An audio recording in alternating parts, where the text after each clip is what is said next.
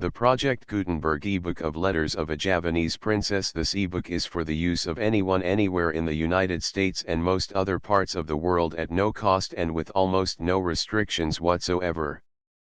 You may copy it, give it away or reuse it under the terms of the Project Gutenberg license included with this ebook or online at www.gutenberg.org. If you are not located in the United States, you will have to check the laws of the country where you are located before using this ebook. Title: Letters of a Javanese Princess. Author: Raden Adjeng Kartini. Commentator: Louis Couperus. Translator: Agnes Louise Simmers. Release date: December 13, 2010. Ebook number 34647. Most recently updated, March 19, 2024. Language: English. Credits: produced by Mark D. Hoog. Start of the Project Gutenberg ebook Letters of a Javanese Princess. Letters of a Javanese Princess by Raden Adjeng Kartini. Translated from the original Dutch by Agnes Louise Simmers with a foreword by Louis Couperus. London: Duckworth & Co. First published in 1921. Contents: when you sail from Chambord 15,000 miles on a course between south and southeast, you come to a great island called Java. And experienced mariners of those islands who know the matter well say that it is the greatest island in the world and has a compass of 3,000 miles. It is subject to a great king and tributary to no one else in the world. The people are idolaters. The island is of surpassing wealth, producing black pepper, nutmegs, spikenard, galangale, cubebs, cloves, and all other kinds of spices. This island is also frequented by a vast amount of shipping, and by merchants who buy and sell costly goods from which they reap great profit. Indeed, the treasure of this island is so great as to be past telling. Marco Polo. Note: the letters of Raden Adjeng Kartini were first published at The Hague in 1911 under the title, Door duis Tiernis tot licht, From Darkness into Light. They were collected and edited by Dr. J. H. Abendonaan, former Minister of Education and Industry for Netherlands, India. Many of the letters were written to him and to his wife Moedertje. Dr. Abendonaan has given me permission to publish this English version, which is a selection comprising about 2/3 of the original book. I also wish to acknowledge my debt to Dr. Leonard van Noppen, who, when Queen Wilhelmina Professor of Dutch Literature at Columbia University, first called my attention to the book and told me something of Kartini's story. ALS forward: when the letters of Raden Adjeng Kartini were published in Holland, they aroused much interest and awakened a warm sympathy for the writer. She was the young daughter of a Javanese regent, one of the princesses who grow up and blossom in somber obscurity and seclusion, leading their monotonous and often melancholy lives within the confines of the Kaboepaten, as the high-walled regents' palaces are called. The thought of India, or as we now say, perhaps more happily, Java, had a strange fascination for me even as a child. I was charmed by the weird mystery of its stories, which frightened even while they charmed me. Although I was born in Holland, our family traditions had been rooted in Java. My father began his official career there as a judge, and my mother was the daughter of a governor-general, while my older brothers had followed their father's example and were officials under the colonial government. At 9 years of age I was taken to the inscrutable and far-off land round which my early fancy had played, and I passed 5 of my school years in Batavia. At the end of those 5 years, I felt the same charm and the same mystery. The thought of Java became almost an obsession. I felt that while we Netherlanders might rule and exploit the country, we should never be able to penetrate its mystery. It seemed to me that it would always be covered by a thick veil, which guarded its eastern soul from the strange eyes of the western conqueror. There was a quiet strength, e'en still cracked one unperceived by our cold, business-like gaze. It was something intangible, and almost hostile, with a silent, secret hostility that lurked in the atmosphere, in nature, and above all, in the soul of the natives. It menaced from the slumbering volcanoes, and lay hidden in the mysterious shadows of the rustling bamboos. It was in the bright, silver moonlight when the drooping palm trees trembled in the wind until they seemed to play a symphony so gentle and so complaining that it moved me to my soul.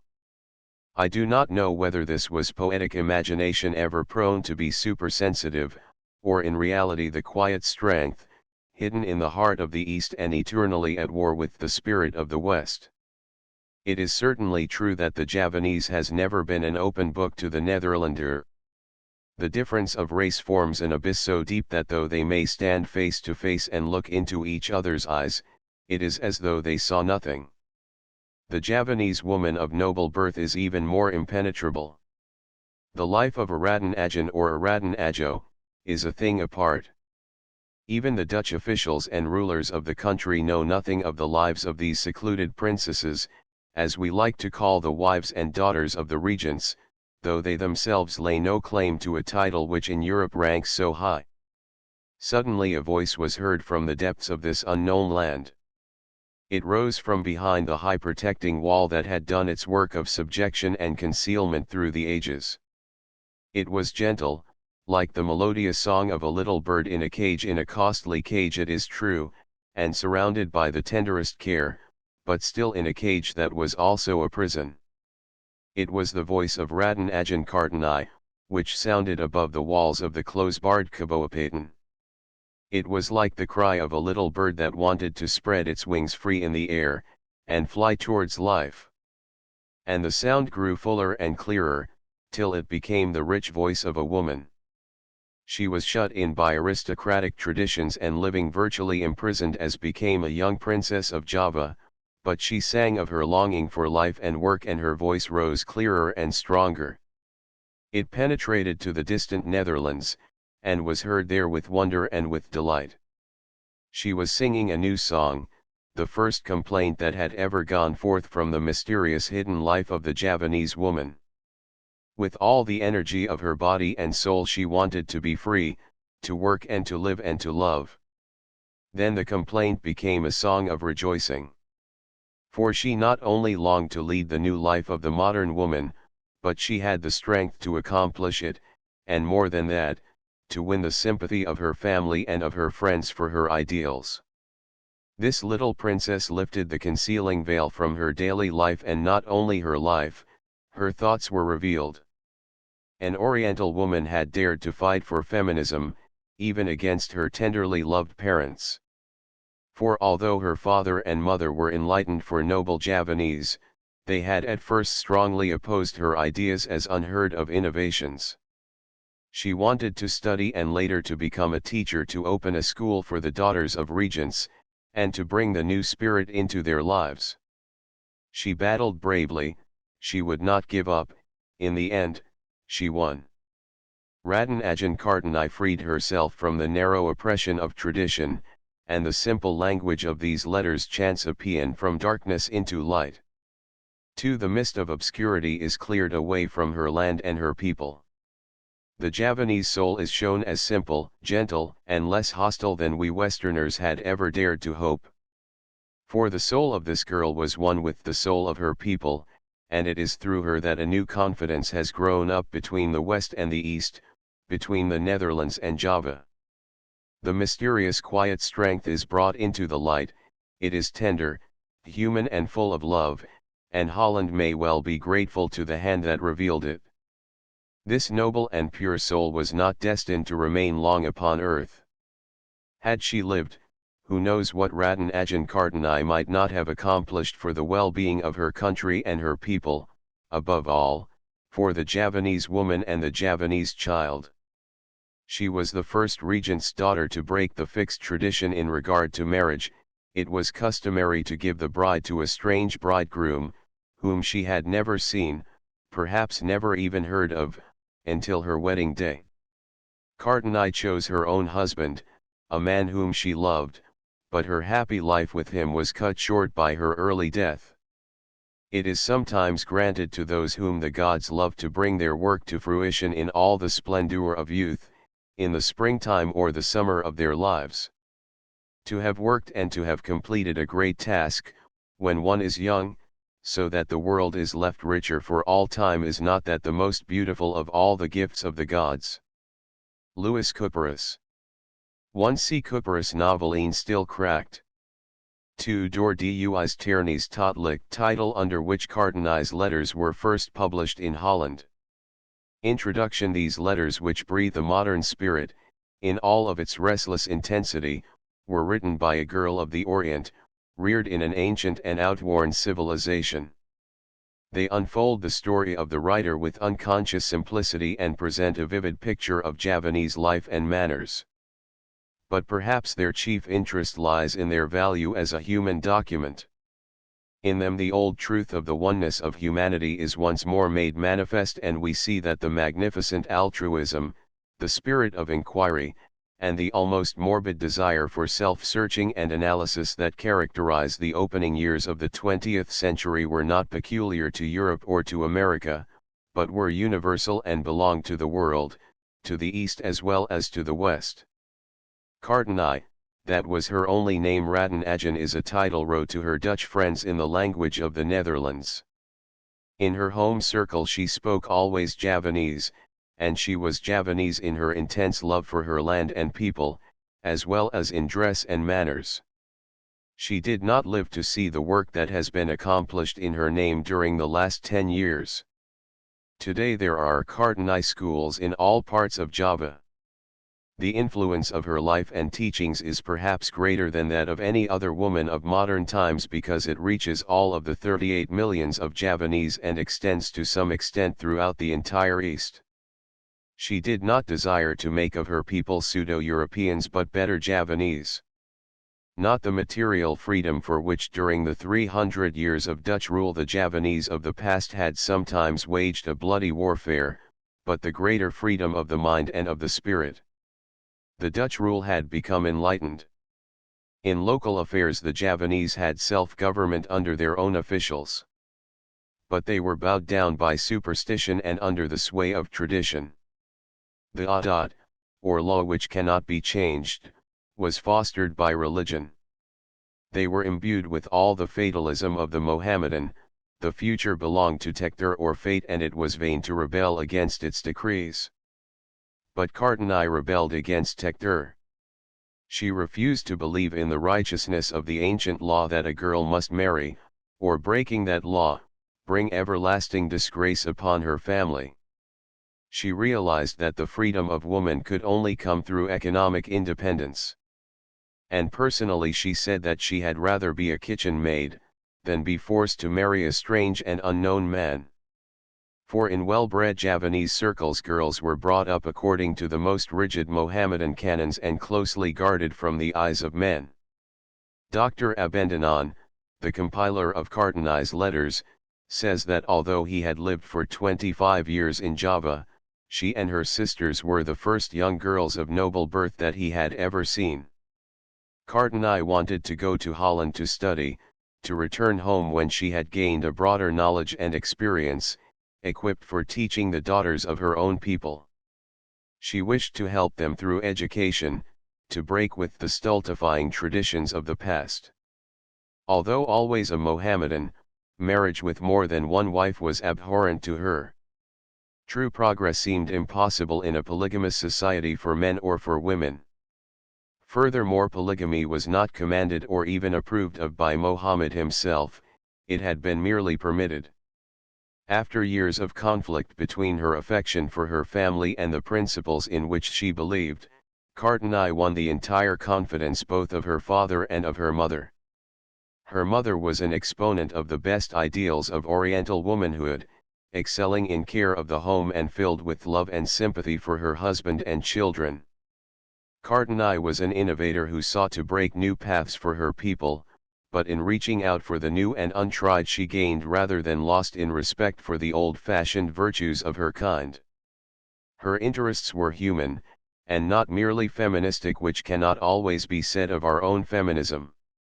Kartini's biography is brief, and her life almost uneventful so far as outward happenings go. She was born on the 21st of April, 1879, the daughter of Raden Mas Adipati Sosraningrat, regent of Japara.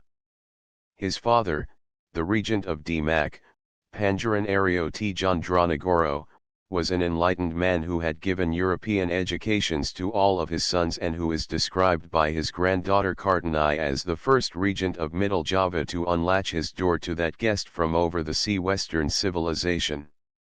The regent of Japara went still further as became the next generation.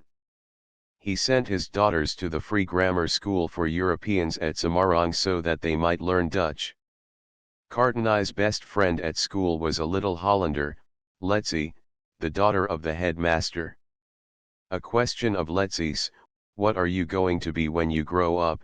both puzzled and interested her.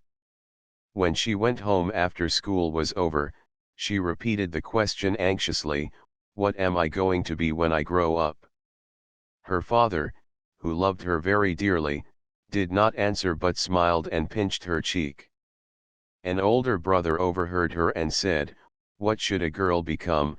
Why, Raden Adjeng, of course."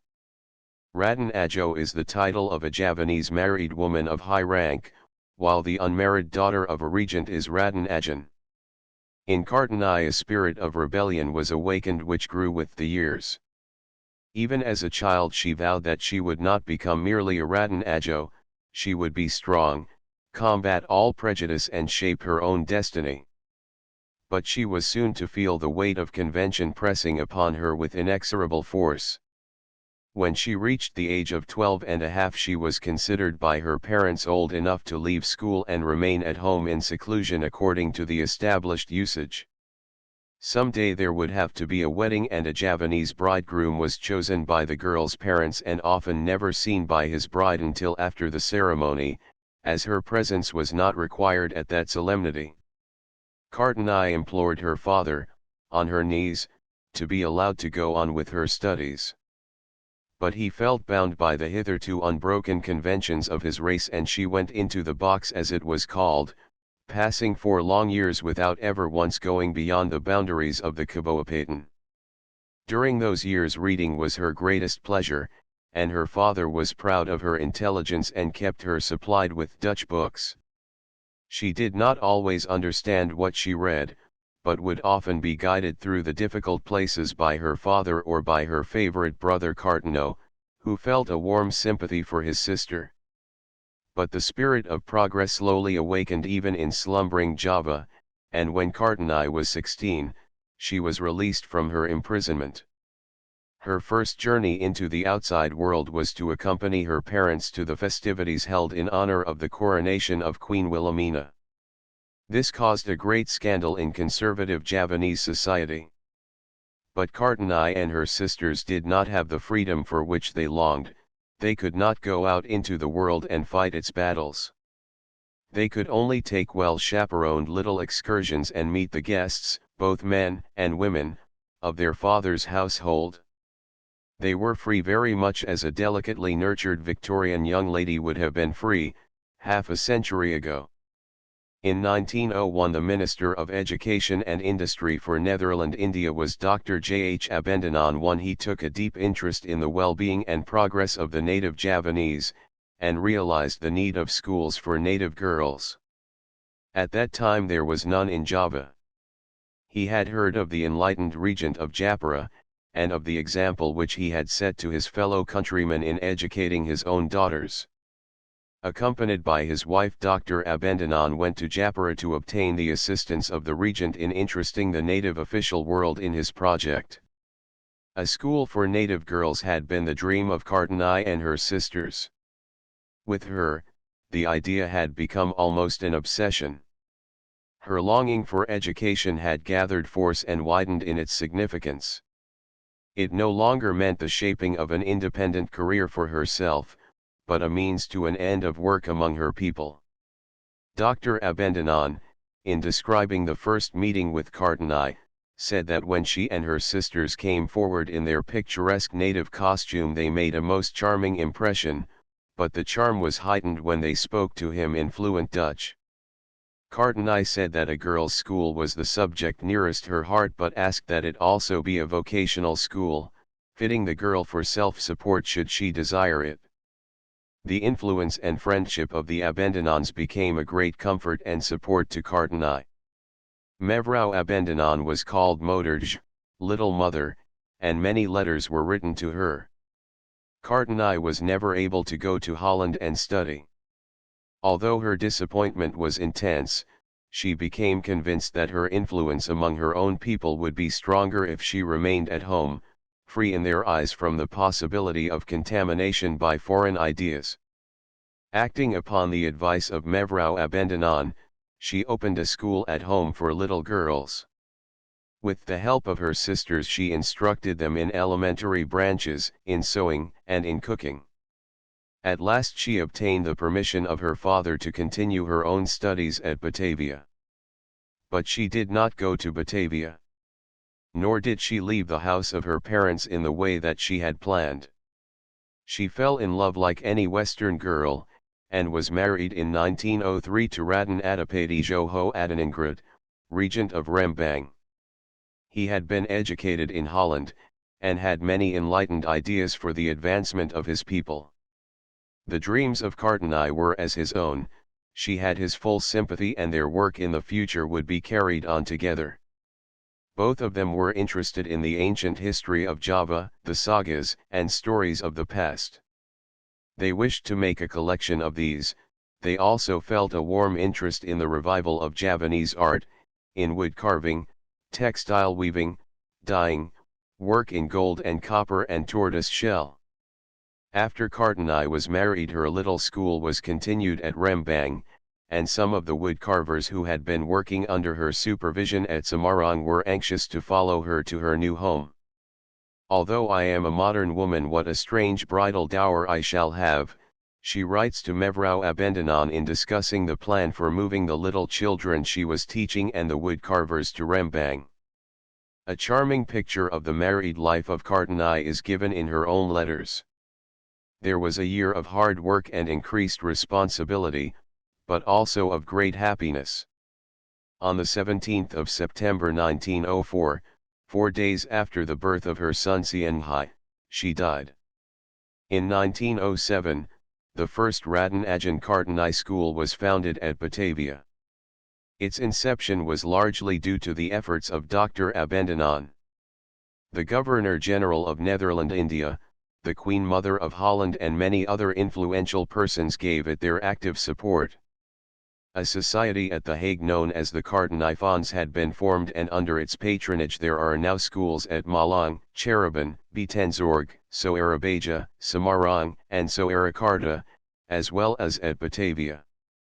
There is also a large number of native Kartini schools under the direct management of native Javanese. The long slumber of Java has ended. The principles for which Kartini suffered and struggled are now almost universally accepted by her fellow countrymen. A Javanese girl, even though of noble birth, may now earn her living without bringing disgrace upon her family. Women choose their own husbands, and plural marriages are much less frequent among the younger generation. The time was ripe. It has been said that great men are the products of great movements. There must always be someone to strike the note of leadership, so firmly convinced of the righteousness of a given cause that he, or she, goes blindly forward, forgetful of personal interest and of all selfish considerations, combating the world if need be, holding its ridicule as of no account, and what is perhaps hardest of all, bringing sorrow and disappointment to those that love them. The prophet burned at the stake amid execrations, and the conqueror who receives the plaudits of the multitude, alike await the judgment of posterity. Only in after years can we weigh the thing that they have wrought and gauge its true value. Kartini has stood the test of time. To the modern progressive Javanese she is a national heroine, almost a patron saint. Her influence and her work live, and are a vital factor in the prosperity and happiness of her country. Agnes Louise Simmers. Rye, New York, April, 1920. 1. Dr. Abendanan was the head of the Department of Onderwijs, Eredienst, and Nijverheid. Eredienst is religious administration and observance, as in Holland the church is a state institution. Letters of a Javanese Princess I Japara, May 25, 1899. 1. I have longed to make the acquaintance of a modern girl, that proud, independent girl who has all my sympathy. She who, happy and self-reliant, lightly and alertly steps on her way through life, full of enthusiasm and warm feeling, working not only for her own well-being and happiness, but for the greater good of humanity as a whole. I glow with enthusiasm toward the new time which has come, and can truly say that in my thoughts and sympathies I do not belong to the Indian world, but to that of my pale sisters who are struggling forward in the distant West. If the laws of my land permitted it, there is nothing that I had rather do than give myself wholly to the working and striving of the new woman in Europe, but age-long traditions that cannot be broken hold us fast cloistered in their unyielding arms. Some day those arms will loosen and let us go, but that time lies as yet far from us, infinitely far. It will come, that I know, it may be 3, 4 generations after us. Oh, you do not know what it is to love this young, this new age with heart and soul, and yet to be bound hand and foot, chained by all the laws, customs, and conventions of one's land. All our institutions are directly opposed to the progress for which I so long for the sake of our people. Day and night I wonder by what means our ancient traditions could be overcome.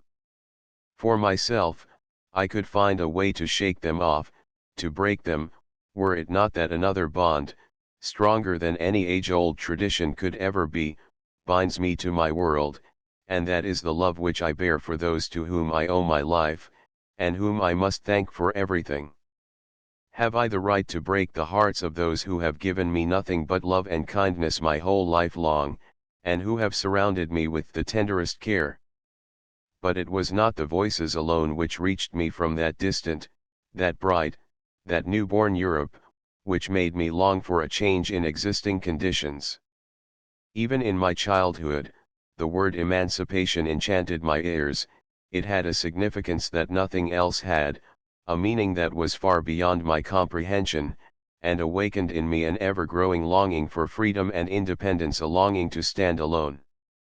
Conditions both in my own surroundings and in those of others around me broke my heart, and made me long with a nameless sorrow for the awakening of my country. Then the voices which penetrated from distant lands grew clearer and clearer, till they reached me, and to the satisfaction of some who loved me, but to the deep grief of others, brought seed which entered my heart, took root, and grew strong and vigorous. And now I must tell you something of myself so that you can make my acquaintance. I am the eldest of the 3 unmarried daughters of the Regent of Japara, and have 6 brothers and sisters. What a world, eh? My grandfather, Pangeran Aryo Tjandranagoro of Demak, was a great leader in the progressive movement of his day, and the first regent of Middle Java to unlatch his door to that guest from over the sea Western civilization. All of his children had European educations, all of them have, or had, several of them are now dead, a love of progress inherited from their father, and these gave to their children the same upbringing which they themselves had received. Many of my cousins and all my older brothers have gone through the Hujari Burger School, the highest institution of learning that we have here in India, and the youngest of my 3 older brothers has been studying for 3 years in the Netherlands, and 2 others are in the service of that country. We girls, so far as education goes, fettered by our ancient traditions and conventions, have profited but little by these advantages. It was a great crime against the customs of our land that we should be taught at all, and especially that we should leave the house every day to go to school. For the custom of our country forbade girls in the strongest manner ever to go outside of the house. We were never allowed to go anywhere, however, save to the school, and the only place of instruction of which our city could boast, which was open to us, was a free grammar school for Europeans. When I reached the age of 12, I was kept at home. I must go into the box. I was locked up, and cut off from all communication with the outside world, toward which I might never turn again save at the side of a bridegroom, a stranger, an unknown man whom my parents would choose for me, and to whom I should be betrothed without my own knowledge. European friends, this I heard later, had tried in every possible way to dissuade my parents from this cruel course toward me, a young and life-loving child, but they were able to do nothing. My parents were inexorable. I went into my prison. 4 long years I spent between thick walls, without once seeing the outside world. How I passed through that time, I do not know. I only know that it was terrible. But there was one great happiness left me: the reading of Dutch books and correspondence with Dutch friends was not forbidden. This, the only gleam of light in that empty, somber time, was my all, without which, I should have fallen, perhaps, into a still more pitiable state. My life, my soul even, would have been starved. But then came my friend and my deliverer, the spirit of the age. His footsteps echoed everywhere. Proud, solid ancient structures tottered to their foundation at his approach. Strongly barricaded doors sprang open, some as of themselves, others only painfully halfway, but nevertheless they opened, and let in the unwelcome guest. At last, in my 16th year, I saw the outside world again. Thank God! Thank God! I could leave my prison as a free human being and not chained to an unwelcome bridegroom.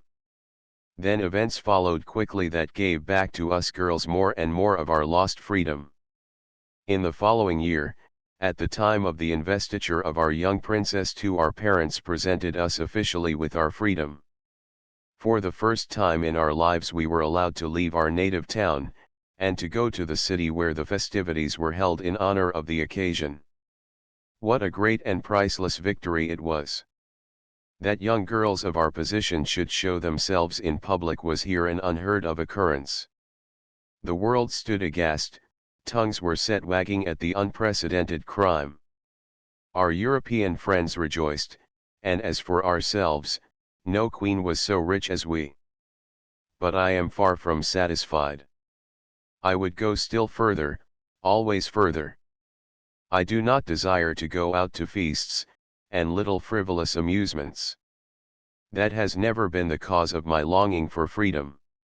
I long to be free, to be able to stand alone, to study, not to be subject to any one, and, above all, never, never to be obliged to marry.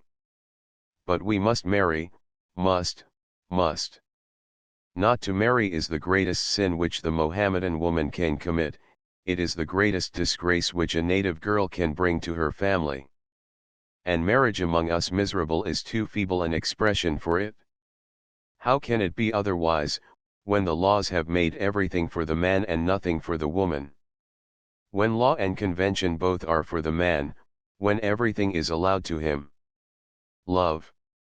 What do we know here of love? How can we love a man whom we have never known? And how could he love us? That in itself would not be possible. Young girls and men must be kept rigidly apart, and are never allowed to meet. I am anxious to know of your occupations. It is all very interesting to me. I wish to know about your studies. I would know something of your Toynbee evenings, and of the Society for Total Abstinence of which you are so zealous a member. Among our Indian people, we have not the drink demon to fight, thank God, but I fear that when once, forgive me, your Western civilization shall have obtained a foothold among us, we shall have that evil to contend with too. Civilization is a blessing, but it has its dark side as well. The tendency to imitate is inborn, I believe. The masses imitate the upper classes, who in turn imitate those of higher rank, and these again follow the Europeans. Among us there is no marriage feast without drinking. And at the festivals of the natives, where they are not of strong religious convictions, and usually they are Mohammedans only because their fathers, grandfathers, and remote ancestors were Mohammedans in reality, they are little better than heathen. Large square bottles are always kept standing, and they are not sparing in the use of these. But an evil greater than alcohol is here, and that is opium. Oh! The misery, the inexpressible horror it has brought to my country. Opium is the pest of Java. Yes, opium is far worse than the pest. The pest does not remain forever, sooner or later, it goes away, but the evil of opium, once established, grows. It spreads more and more, and will never leave us, never grow less, for to speak plainly, it is protected by the government. The more general the use of opium in Java, the fuller the treasury. The opium tax is one of the richest sources of income of the government. What matter if it go well or ill with the people, the government prospers. This curse of the people fills the treasury of the Dutch Indian government with thousands, nay, with millions. Many say that the use of opium is no evil, but those who say that have never known India, or else they are blind. What are our daily murders, incendiary fires, robberies, but the direct result of the use of opium? True, the desire for opium is not so great an evil as long as one can get it when one has money to buy the poison, but when one cannot obtain it, when one has no money with which to buy it, and is a confirmed user of it, then one is dangerous, then one is lost. Hunger will make a man a thief, but the hunger for opium will make him a murderer. There is a saying here: at first you eat opium, but in the end it will devour you.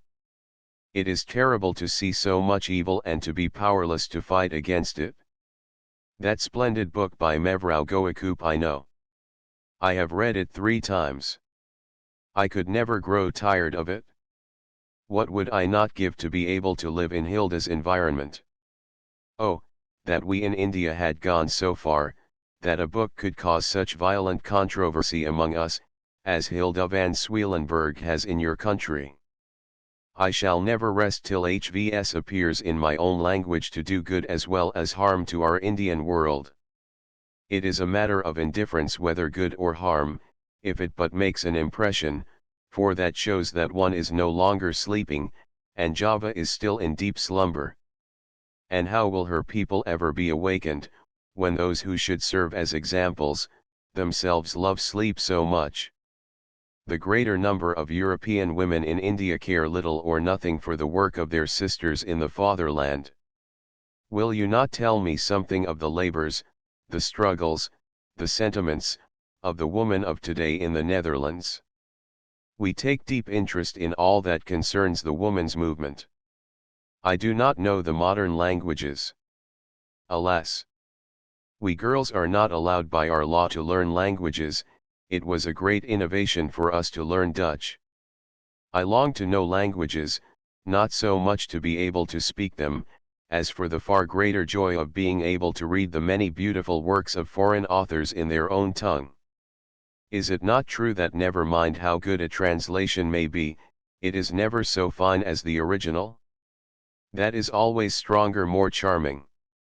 We have much time for reading, and reading is our greatest pleasure. We, that is, the younger sisters and I. We 3 have had the same bringing up, and are much with one another. We differ in age, each from the other, but 1 year. Among us 3 there is the greatest harmony. Naturally we sometimes have little differences of opinion, but that does not weaken the tie that binds us together. Our little quarrels are splendid, I find them so. I love the reconciliations which follow. It is the greatest of all lies, do you not think so too, that any 2 human beings can think alike in everything? That cannot be. People who say that must be hypocrites. I have not yet told you how old I am. I was just 20 last month.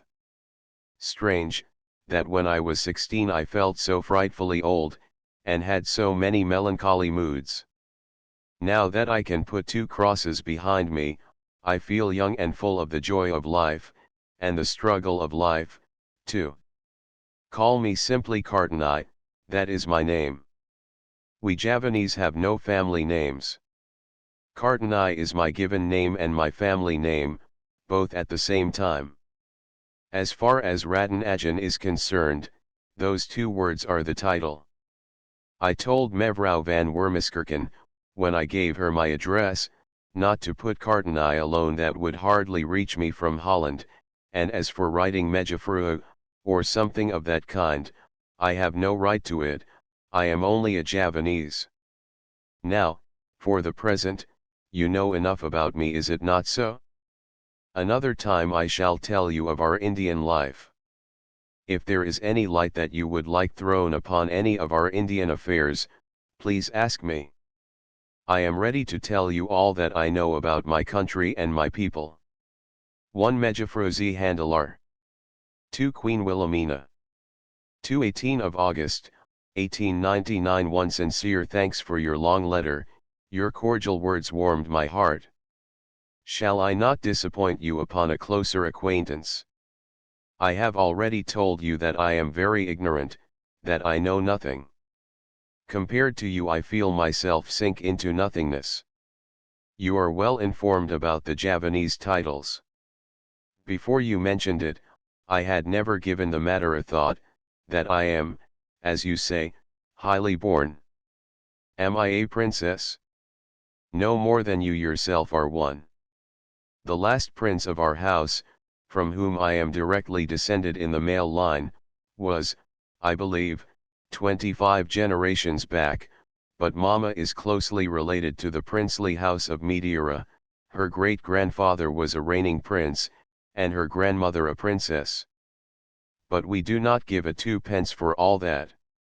To my mind there are only two kinds of aristocracy, the aristocracy of the mind, and the aristocracy of the soul of those who are noble in spirit. I think there is nothing more commonplace than those people who allow themselves to depend upon their so-called high birth. What worth is there in simply being a count or baron? I cannot see it with my little understanding. Adele and Edel, two twin words with almost the same sound and which should have the same meaning. Poor twins! How cruel life has been to you, it has ruthlessly torn you asunder and holds you now so far apart. Once noble, meant what the word signifies. Yes, then indeed it would have been an honor to be highly born. But now, I remember how embarrassed we were last year, when the ladies of the Exposition for Woman's Work called us the Princesses of Java. In Holland they seem to think that everything which comes out of India which is not a babo or a spada must be a prince or a princess. Europeans here in India seldom call us Raden Adjeng, they address us usually as Fruel. 3 I despair of its ever being different. I do not know how many times I have said that we were not Fruels and still less princesses, but they have grown accustomed to the glamour and still obstinately call us Fruel. Not long ago a European who had heard much of us, came here and asked our parents to be allowed the privilege of making the acquaintance of the princesses. We were brought out and shown to him as though we had been dolls. How stupid we felt. Regent, said he to our father, but quite distinctly before us there was much disappointment in his voice at the word princess. I thought of glittering garments, fantastic oriental splendor, and your daughters look so simple. We could hardly suppress a smile when we heard him. Good heavens! In his innocence he had paid us the greatest possible compliment. You do not know what a pleasure it was to us to find that our clothes were simple. We had so often taken pains to put on nothing that would look conspicuous or bizarre. Dear Stella, I am heartily glad that I seem to you like your Dutch friends, and that you find me congenial. I have always been an enemy of formality. I am happy only when I can throw the burden of Javanese etiquette from my shoulders. The ceremonies, the little rules, that are instilled into our people are an abomination to me. You could hardly imagine how heavily the burden of etiquette presses upon a Javanese aristocratic household. But in our household, we do not take all the formalities so literally. We often dispense with ceremony and speak our own sentiments freely. Javanese etiquette is both silly and terrible. Europeans who live years in India, and who come in close contact with our native dignitaries, cannot at all understand it unless they have made a special study of it. In order to give you a faint idea of the oppressiveness of our etiquette, I shall mention a few examples. A younger brother or sister of mine may not pass me without bowing down to the ground and creeping upon hands and knees. If a little sister is sitting on a chair, she must instantly slip to the ground and remain with head bowed until I have passed from her sight. If a younger brother or sister wishes to speak to me, it must only be in high Javanese, for and after each sentence that comes from their lips, they must make a semba, that is, to put both hands together, and bring the thumbs under the nose. If my brothers and sisters speak to other people about me, they must always use high Javanese in every sentence concerning me, my clothes, my seat at the table, my hands and my feet, and everything that is mine. They are forbidden to touch my honorable head without my high permission, and they may not do it even then without first making a semba. If food stands on the table, they must not touch the tiniest morsel till it has pleased me to partake of that which I would, as much as I desire. Should you speak against your superiors, do it softly, so that only those who are near may hear. Oh, yes, one even trembles by rule in a noble Javanese household. When a young lady laughs, she must not open her mouth. For heaven's sake! I hear you exclaim. Yes, dear Stella, you shall hear stranger things than these, if you wish to know everything about us Javanese. If a girl runs, she must do it decorously, with little mincing steps and oh, so slowly, like a snail. To run just a little fast is to be a hoyden. Toward my older brothers and sisters I show every respect, and observe all forms scrupulously. I do not wish to deny the good right of any one, but the younger ones, beginning with me, are doing away with all ceremony, freedom, equality, and fraternity. For my little brothers and sisters, toward me, and toward each other, are like free, equal comrades. Between us, there is no stiffness, there is only friendship and hearty affection. The sisters say thee and thou to me, and we speak the same language. At first people smiled in amazement at the free, untrammeled relationship between us brothers and sisters of unequal ages. We were called children without any bringing up, and I was a coedocori 5 because I seldom walked sedately but went skipping along. And they were further horrified because I often laughed aloud, and allowed my teeth to show. But now that they see how affectionate and sweet the relationship is between us, and that only the burdensome etiquette has taken flight before our freedom, they admire the harmonious union which binds us so closely together. Thank you, dear Stella, for your charming compliment. I am as pleased as a child. There is no danger of spoiling me by praise, or I should long ago have been spoiled to death, both at home and by my friends and acquaintances. I thank you so much for the friendly thoughts which you have for us Javanese. From you I did not expect anything else, but knew that you would have the same feeling for all people, white or brown. From those who are truly civilized and enlightened we have never experienced anything but kindness. If a Javanese is ever so stupid, unlettered, uncivilized, the power which governs him should see in him a fellow man, whom God has created too, one who has a heart in his body, and a soul full of sensitive feeling, although his countenance may remain immovable, and not a glance betray his inward emotion. At home, we speak Javanese with one another, Dutch only with Hollanders, although now and then we use a little Dutch expression which has a shade of meaning that cannot be translated. Often it is to express some little humorous point. 1. To Mejafrozi Handelaar. 2. As a noble deed. 3. In Holland honorary title given to the daughter of a nobleman. 4. Javanese is not one language but several, there is one language for the aristocracy and another for the vulgar. A nobleman addresses an inferior in the language of the common people and Goko, second O, with ring above, MD, but he is answered in High Javanese known as Krima. Between the two there is a middle speech, Maja, used in familiar intercourse between friends and equals besides Krima-Ingal or court speech. There is also the classical language Kawi nearly allied to Sanskrit, in which the ancient literature of Java is written. 5 Wild Cold. 3 November 6, 1899 1 Certainly, Stella, I cannot thank my parents enough for the free bringing up which they have given me. I had rather have my whole life one of strife and sorrow than be without the knowledge which I owe to my European education. I know that many difficulties await me, but I am not afraid of the future. I cannot remain content in my old condition, yet to further the new progress I can do nothing, a dozen strong chains bind me fast to my world. What will be the outcome? All my European friends ask themselves this question.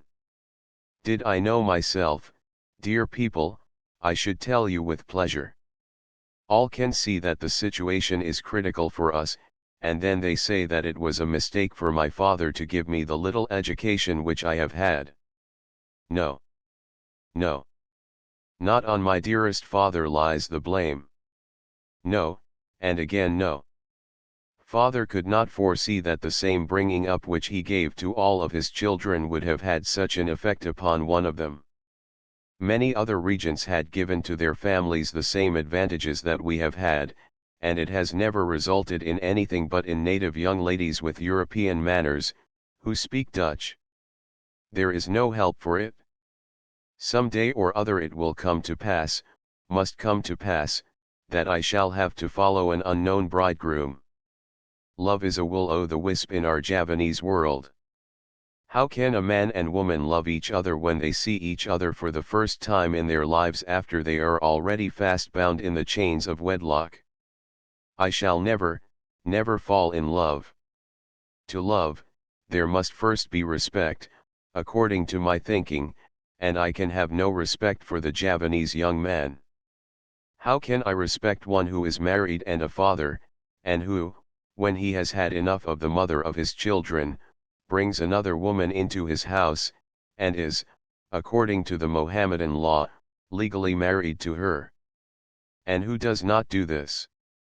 And why not? It is no sin, and still less a scandal. The Mohammedan law allows a man to have 4 wives at the same time. And though it be 1,000 times over no sin according to the Mohammedan law and doctrine, I shall forever call it a sin. I call all things sin which bring misery to a fellow creature. Sin is to cause pain to another, whether man or beast. And can you imagine what hell pain a woman must suffer when her husband comes home with another arrival whom she must recognize as his legal wife? He can torture her to death, mistreat her as he will. If he does not choose to give her back her freedom, then she can whistle to the moon for her rights. Everything for the man, and nothing for the woman, is our law and custom. Do you understand now the deep aversion I have for marriage? I would do the humblest work, thankfully and joyfully, if by it I could be independent. But I can do nothing, less than nothing, on account of father's position among our people. If I choose to work, it would have to be at something fitting. It is only work for pleasure which would not be a disgrace to my noble and highly placed family, a chain of regents from Java's eastern coast to the middle. Why did God give us talents and not the opportunity to make use of them? My 2 sisters have studied drawing and painting, and without any instruction, have made fair progress, according to those who know. They would gladly go on with their studies. But here in Java, there is no opportunity, and we cannot go to Europe. To go there we should have to have the consent of His Excellency, the Minister of Finance, and that we have not. We must depend entirely upon ourselves, if we wish to go forward. Oh Stella, do you know what it is to long for something intensely and yet to feel powerless to obtain it? Could father have done so, I do not doubt he would have sent us without hesitation to your cold and distant land. I draw and paint too, but take much more pleasure in the pen than in the pencil. Do you understand now why I am so anxious to obtain the mastery of your beautiful language? Nay, do not contradict me. I construct it after a fashion, but I understand my limitations all too well. If I could learn the Dutch language thoroughly, my future would be assured. A rich field of labor would then lie open to me, and I should be a true child of humanity. For, you see, I, as a born Javanese, know all about the Indian world. A European, no matter how long he may have lived in Java and studied existing conditions, can still know nothing of the inner native life. Much that is obscure now and a riddle to Europeans, I could make clear with a few words. I feel my powerlessness all too well, Stella. You would burst out laughing if you could look over my shoulder and read this little sheet of paper. What a crazy idea of mine, is it not? That I who know nothing, have learned nothing, should wish to venture upon a literary career? Still, though every one else should laugh at me, I know that you will not. I will not think that for a moment. It is indeed a desperate undertaking, but he who does not dare, does not win, is my motto. Forward! Dare mightily and with strength. 3/4 of the world belongs to the strong. You ask me how I came to be placed between four thick walls. You certainly thought of a cell or something of that kind. No, Stella, my prison was a large house, with grounds around it. But around those grounds there was a high wall, and that held me a prisoner. Never mind how splendid a house and garden may be, if one may never go beyond them, it is stifling.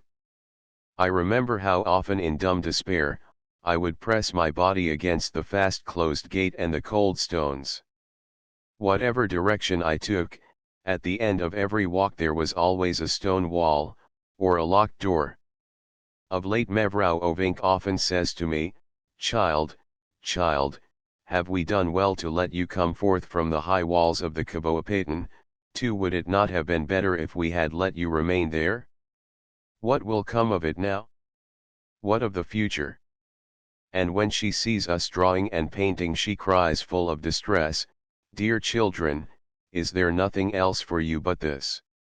No, the only fortunate thing, the best thing that could have happened to us, is that we three were thrust out into the light. Luckily, I am optimistic by nature, and do not quickly let my head hang.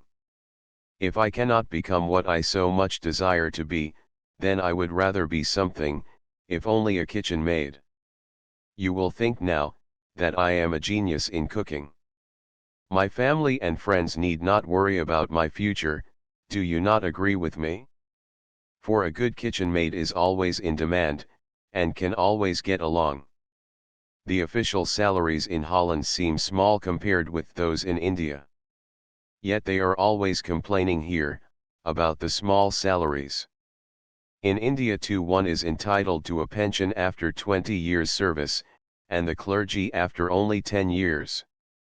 India is an El Dorado for the officials, and yet many Hollanders speak of it as a horrible ape land.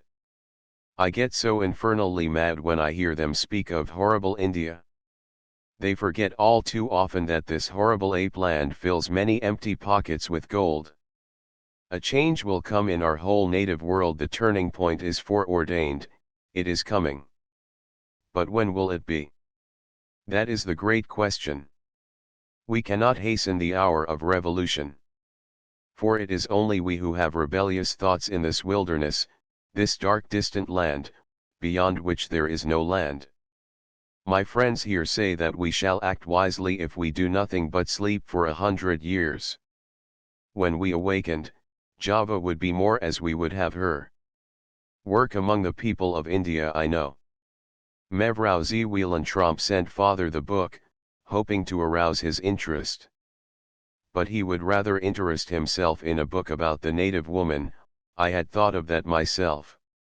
I have much to tell about Javanese women, but I am still too young, and have had so little, so pitifully little, experience with life. The cause for which I would speak is to me too earnest and too sacred to be approached lightly. I cannot write now as I wish, but I know that when I have suffered more it will be different. After a few years I shall have had a more comprehending insight into much that I would know, and many thoughts that now run darkly through my brain will have grown clear. I cannot tell you anything of the Mohammedan law, Stella. Its followers are forbidden to speak of it with those of another faith. And, in truth, I am a Mohammedan only because my ancestors were. How can I love a doctrine which I do not know, may never know? The Quran is too holy to be translated into any language whatever. Here no one speaks Arabic. It is customary to read from the Quran, but what is read no one understands.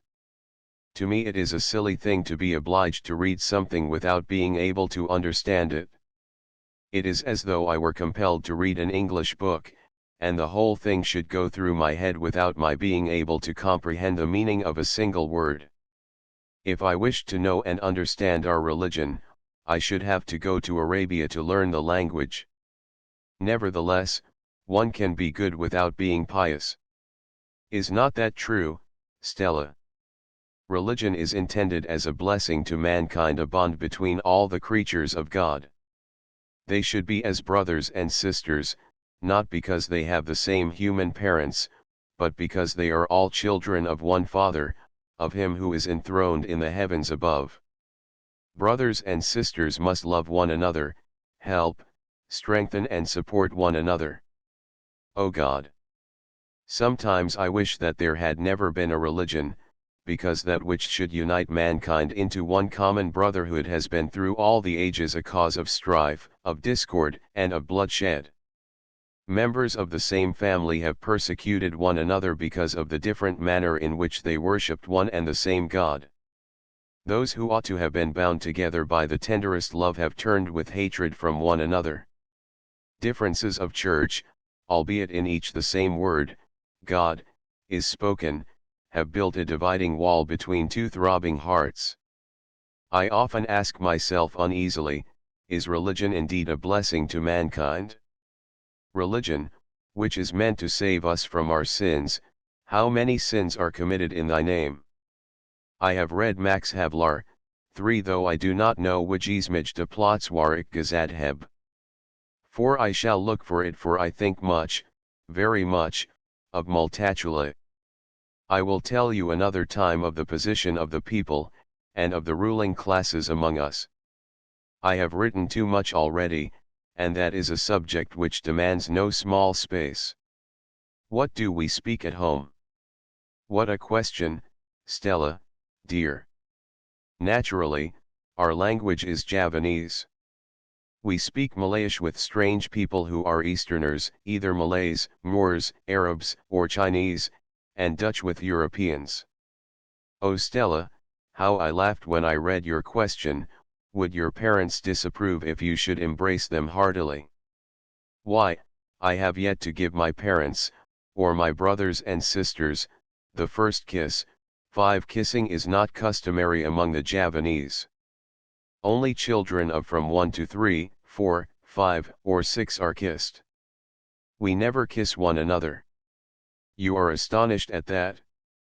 But it is true. Only our young Holland friends kiss us, and we kiss them back.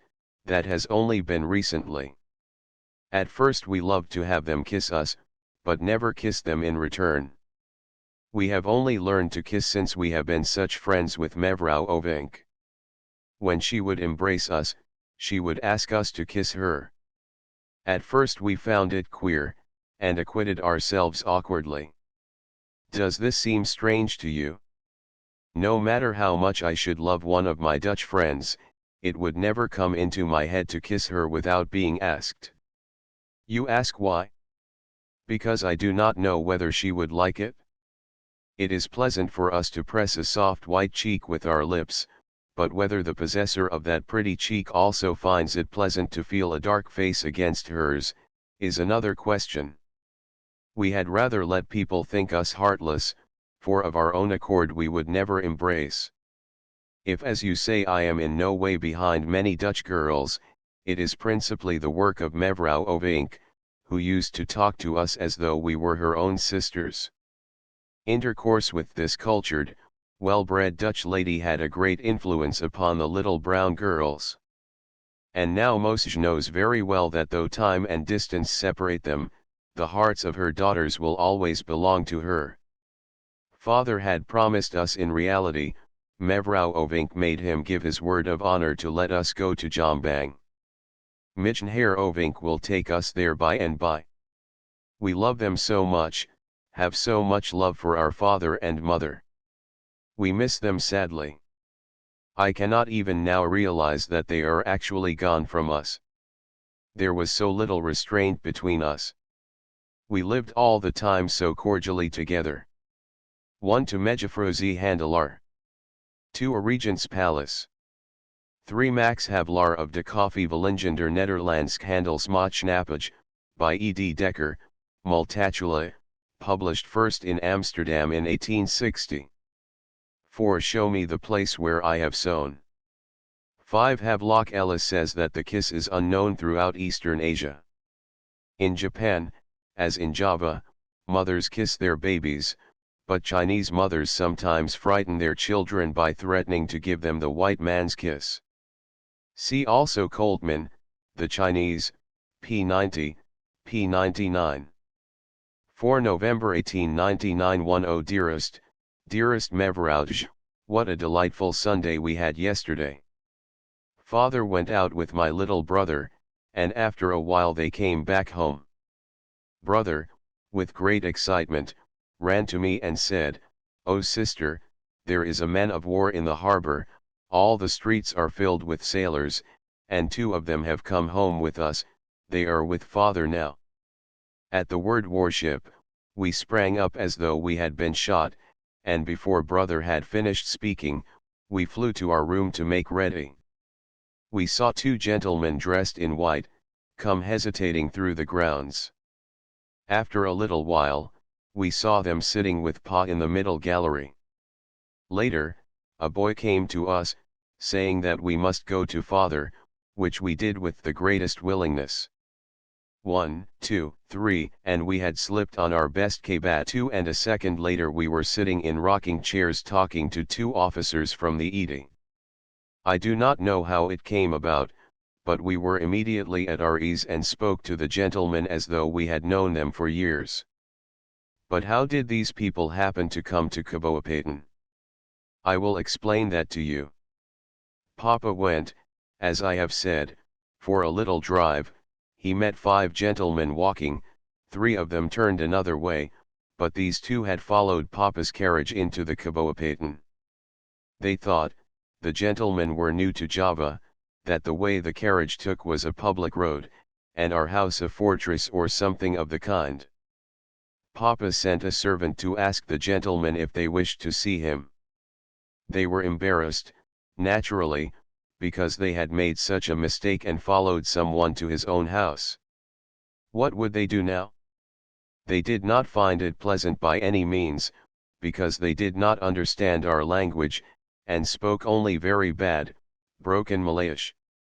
Papa put an end to this awkward situation by going to meet them himself, and addressing them in Dutch. Embarrassment was at an end. They would come with pleasure into the house. It turned out that one of them was a relative of someone whom Papa knew well. I do not remember to have ever felt so much at my ease with an utter stranger. I did not think once of the fact that I had never seen these people before, and had not known of their existence 5 minutes ago. It is strange how with sailors one feels at home right away. Our hearts have always been set upon the sea, everything that concerns it interests us. You know well what a delight it is to us to be taken out even in a little rowboat. We love the sea.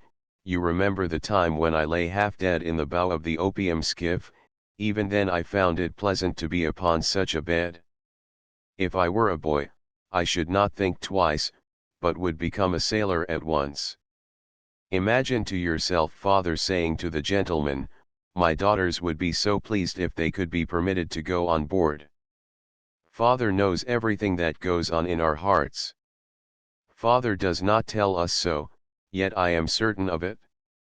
Now and then Papa tells one or the other of us precisely what we have been thinking, something that we had kept to ourselves and never told to anyone. It is without doubt, because Father loves us so much, and we so love him. Every now and then he discovers something, and lays it bare, that had been in the bottom of my heart, and of which I had thought no one except myself had the slightest idea. Does not that show true kinship of soul? If I were more superstitious, I should certainly think that Papa could read thoughts.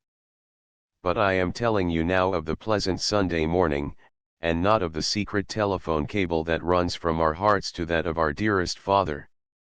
The officers regretted so much that the Edie would not remain longer in our harbor. It would have been such a pleasure to them to have had us on board. The Edie must go to look for reefs on Kari-Moanjawa, though the commander thought Japara interesting. Both gentlemen were going to do everything in their power to persuade the commandant to come back, for if the Edie set out from Soarabaja on Monday, either Saturday or Sunday she could be back at Japara. If fortune should bring the Edie here on Saturday, then they will let us know of their presence by letting loose their fire mouths, cannon. I have no idea that they will, but still it would be above all things pleasant if the boat should come again. I told the gentlemen that if they passed Japara again, they must break a screw or something, near our coast, so that the ship would be obliged to lay up in our harbor for repairs. When the officers had gone, and we were back in our room, we thought it had been a dream. And truly it was as though we had dreamed. So suddenly, so unexpectedly, had they appeared to us, and again as suddenly had they vanished. A very pleasant happening, do you not think so too? I still have to laugh whenever I think of that funny adventure. Oh little mother, dearest Mevrauj, I wish that you were back with us. Your daughters miss you so much. We long for the pleasant days that we spent with you to come again, the splendid times that we used to have in your dear little sitting room, where you would read to us from great books, and where we spoke of so much, the memory of which shall always remain with us. I miss the intimate talks with you, when I used to tell my dear little mother all the rebellious thoughts that came into my head, and laid bare the feelings of my restless heart. When I was in a rebellious mood, I had but to see the love light in your face, and I was again the happy, careless child, that, in overflowing good spirits, could sing, "Whatever heaven to me shall send, I'll set my shoulders bravely under." Mevrauj, you gave us too much care, spoiled us too much. Now we do nothing but wish for those happy days to come back. And although we long for you, yet we hope that the journey to Jombang will be put off as long as possible. Why? We know, we feel, that at Jombang, we shall see each other for the last time. Seeing you again will mean farewell for good. You will not come to Japara again, and we shall never be able to go to you. For that reason, let the journey be put off as long as possible. It is splendid to have a pleasure to look forward to, so we should like to prolong the feeling of anticipation. Once more the joy of meeting again, and then all the prettiness will be over. No, it will not be over even then, the memory will be with us.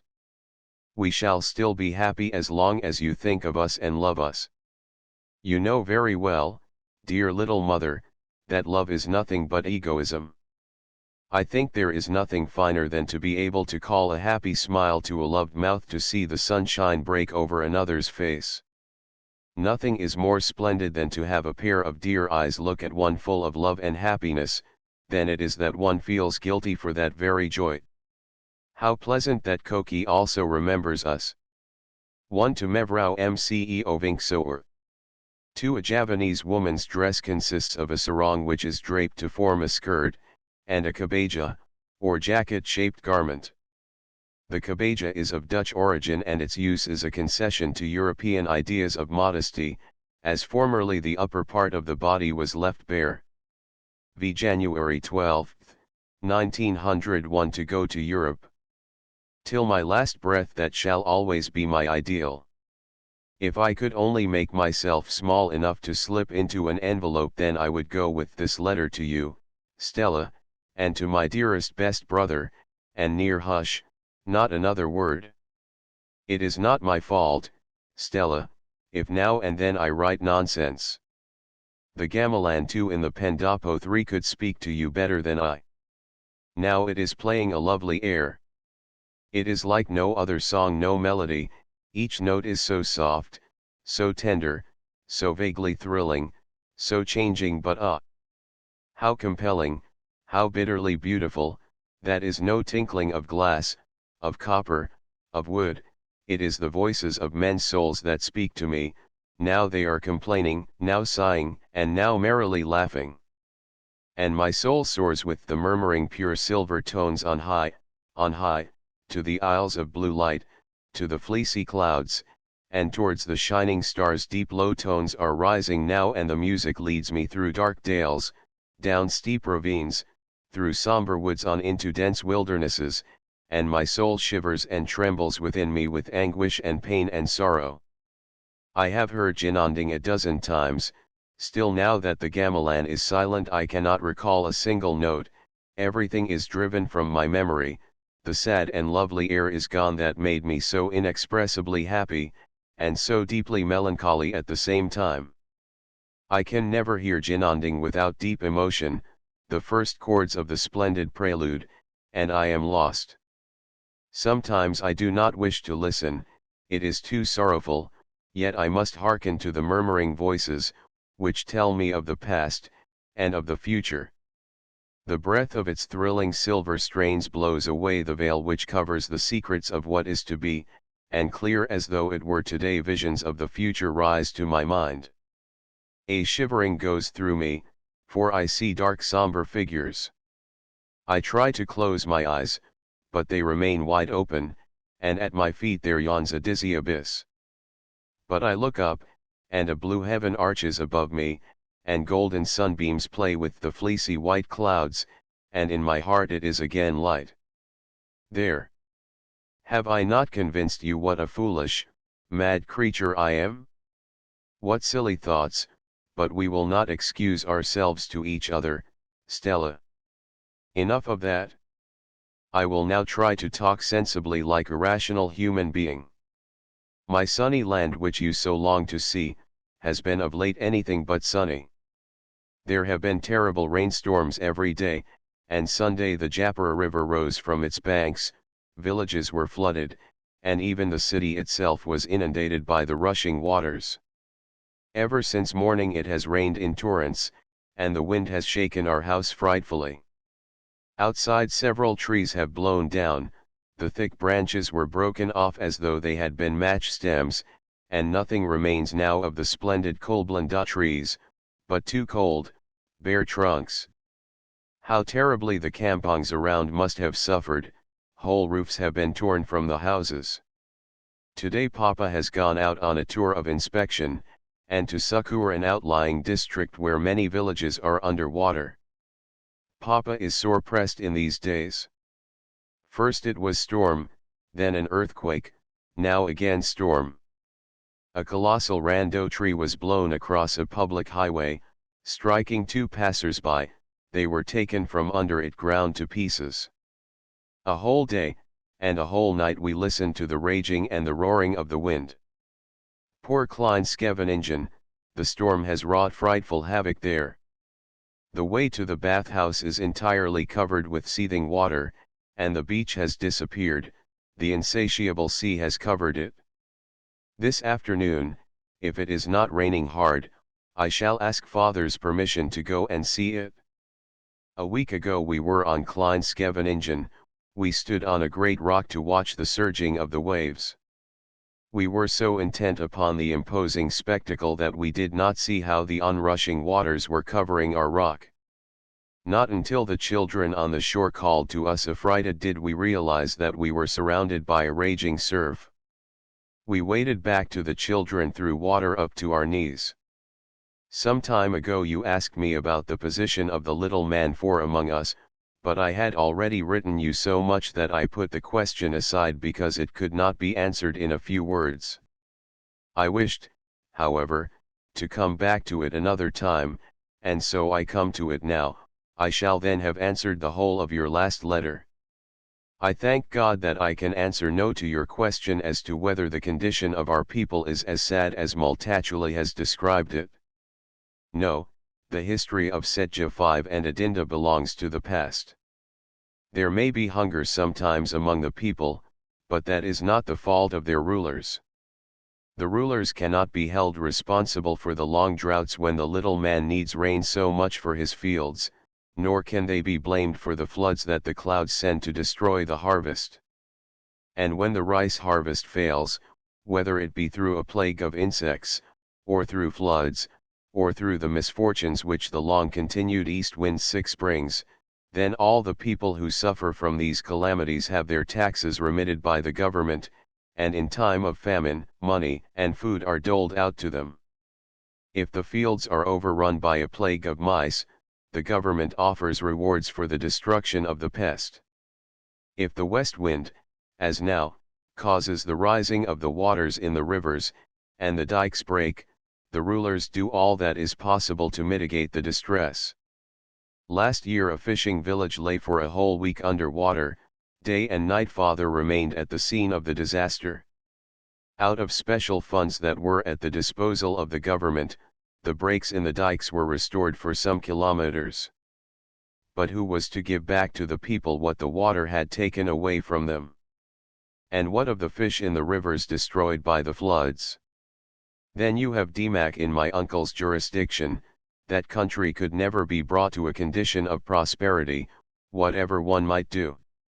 From one remote valley to the other the east wind dries up the rivers, and then the west wind drowns the land with water. The government has spent tons of gold to give water to the land in the dry season, and also in building heavy barriers against floods in the wet season, but so far without result. Splendid canals have been dug, which have provided work for thousands, it is true, but they appear to be of little practical value. During the east winds the land perishes with thirst, and during the west winds everything floats upon the water. The government cares much for the well-being of the people of Java, but alas it allows them to be burdened by heavy taxes, under the load of which they can move but slowly. No, Stella, the people are no longer willfully plundered by their rulers. And if this should happen but a single time, the guilty one would be deprived of his office, be degraded. But an evil that does exist, is the taking of presents, that even I think as wrong and shameful as the forcible taking of goods belonging to the little man as in Max Havelaar. But perhaps I would not judge this so harshly, if I considered the circumstances. At first the natives thought that the offering of gifts to their superiors was a mark of respect, a declaration of homage.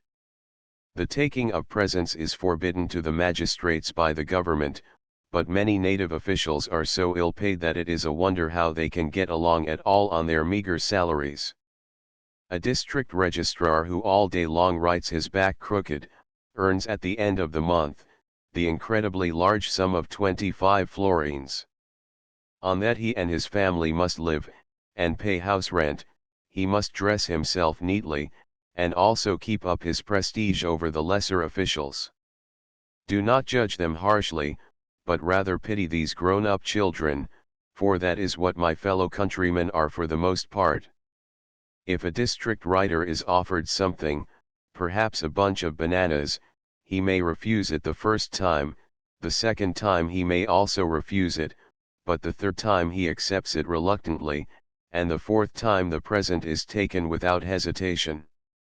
What I am doing is no harm, he thinks, I have never asked for it, and yet it was given me.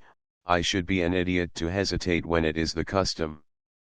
The giving of presents is not only a token of respect, but also a safeguard against some possible misfortune, when the little man might need the protection of the one in authority. If he should be called to account by the Wheaton 07 for some little fault or other, then he can count upon the support of his friend, the district writer. The magistrates are poorly paid. An assistant Wheaton of the second class earns 85 florins. Out of this he must pay a secretary. Assistant Wheaton are furnished no secretaries by the government, although they have as much need of written work as Wheaton Jax's 8 and others. They must keep a little carriage and a horse, and even a riding horse for journeys into the country. They must buy a house, furniture, etc.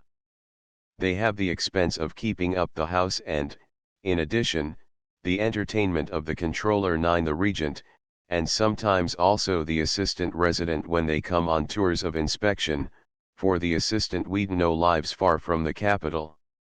On these occasions the gentlemen lodge in the Passangrahan 10, and to the assistant Wheaton falls the high honor of setting the food before their noble mouths. There must be cigars, a gerblanda 11 wines, delicacies for the table, and these, I assure you, are for an under-district chief no inconsiderable expense. It would not be meet to set before his honorable guests only the things which he has at hand, so all these table luxuries must be sent for to the city. It is not a law, but the host considers it his duty to set before the grand gentleman the best of what he has, and has not. In father's jurisdiction this does not occur, thank God. When father goes upon a tour of inspection and must stay several days, he always takes his own provisions with him. The controller too does this, and also the assistant resident, and no native official is ruined by the single cup of tea which he offers them. If there is a murder or a robbery in the under-district, the assistant Wheaton must naturally clear up the matter, it is his duty. And to trace out the guilty one he must go deep, very deep into his own purse. It has happened many times that the native chiefs have pawned the ornaments of their wives and children to obtain the money which was necessary before some dark deed could be brought into the light. But will that money which is paid out in the service of the government be paid back by the government? I wish indeed that it were so. Several magistrates have been reduced to beggary in this way. What, in heaven's name, can the magistrates do, who cannot make their salaries suffice, and have no parents or other relatives upon whom they can fall back for support? And if the people come forward with gifts when they see their wives and children running around in ragged clothes, judge them not harshly, Stella. I know the trials of the native chiefs. I know the misery of the people, and what is the government going to do now? It is going to reorganize the inland administration. The native personnel will be reduced to the advantage of the European magistrates. From this reduction there will be saved annually an expenditure of 464,800 florins, and the European magistrates will reap the benefit of this. It is true that there are some ill-paid officials who will be bettered financially, and will become assistant Wheatoners instead of government clerks, but what does that signify in comparison with the many important posts? It has not yet been demonstrated that they are superfluous, that will be abolished. There are all kinds of rumors about the government regulations. The bill for this reorganization has passed both chambers of the Volksvertegenwoordigers, and on July 1 of next year it will go into effect. Nearly all of the residents have protested, but His Excellency the Governor-General wishes it, so in spite of all protests, the reorganization will proceed. I hope that the government will eat no bitter fruit as a result. And now about the people, about the inhabitants of Java in general. The Javanese are grown-up children. What has the government done to further their development? For the noble sons of the country, there are, so-called, high schools, normal schools, and the Dr. Jawa 12 school, and for the people, there are various common schools, one in each district, though the government has divided these latter institutions into two classes. The first class, composed of schools which are situated in the provincial capitals, are conducted just as they were before the division, but in the schools of the second class, the children learn only Javanese, reading, writing and a little reckoning. No Malay is taught as formerly. Why, it is not made clear. The government believes, to my thinking, that if the people were educated, they would no longer be willing to work the land. Father sent a note to the government on the subject of education. Oh Stella, I wish that you could read it. You must know that many of the native rulers rejoice at the action of the government. The Javanese nobles are in favor with the government here and in the motherland, and everything possible is done to help them, and to make them blossom to perfection.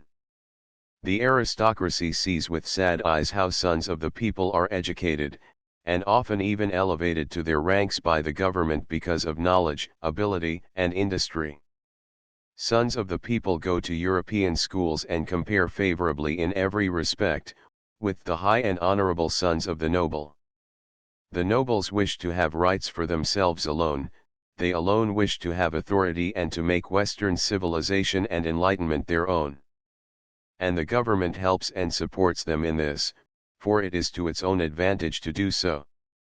As early as 1895 there was a decree, that without the special permission of His Excellency the Governor-General no native child, from 6 to 7 years old, would be admitted to the free grammar school for Europeans, that could not speak Dutch. How can a native child of 6 or 7 years learn Dutch? He would have had to have a Dutch governess, and then before he is able to learn the Netherland language, the child must first know his own language, and necessarily know how to read and write. It is only regents who do not have to ask permission for their families to go to the European schools. Most of the native chiefs are afraid of receiving a no in answer to their request and therefore do nothing. Is it presumptuous of Father to call attention to the fact that African and Ambonese children may go directly to the European schools, without understanding a word of Dutch? Stella, I remember well from my own school days that many European children went to school who knew as little Dutch as I, and I hardly knew any. Father says in his note, that the government cannot set the rice 13 upon the table for every Javanese, and see that he partakes of it.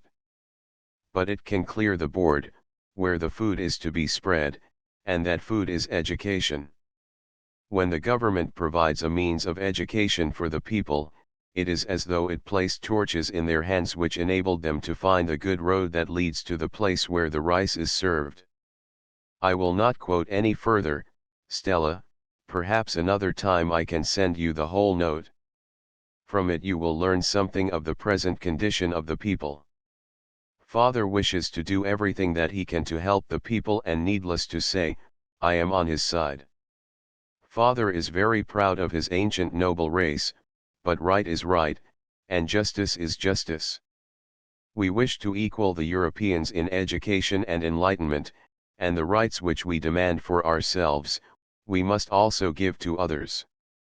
This putting of stumbling blocks in the way of the education of the people, may well be compared to the acts of the Tsar, who while he is preaching peace to the world, tramples underfoot the good right of his own subjects. Measure with 2 measures, no. The Europeans are troubled by many traits in the Javanese, by their indifference and lack of initiative. Very well, Netherlander, if you are troubled so much by these things, why do you not do something to remedy the cause? Why is it that you do not stretch forth a single finger to help your brown brother? Draw back the thick veil from his understanding, open his eyes, you will see that there is in him something else besides an inclination for mischief, which springs principally from stupidity and ignorance. I should not have to seek far for examples of this, nor would you, Stella. Here before you lie the innermost thoughts of one who belongs to that despised brown race. They are not able to judge us, and the things that we do, and leave undone. Do they know us? No, even as little as we know them. If you are interested in this subject, Get the October number of Neerlandia. It contains an address delivered by my brother in the Dutch language at the Literary Congress at Ghent. Professor Kern took him there and asked him to speak. The sentiments to which he gives utterance are also mine, they are ours. Has your father much power? 14 You ask. What is power? Father has great influence, but the governor alone has power. My brother pleaded for the use of the Dutch language officially. Read what he says, Stella, if not for your own satisfaction, then because I wish it. The Hollanders laugh and make fun of our stupidity, but if we strive for enlightenment, then they assume a defiant attitude toward us. What have I not suffered as a child at school through the ill will of the teachers and of many of my fellow pupils?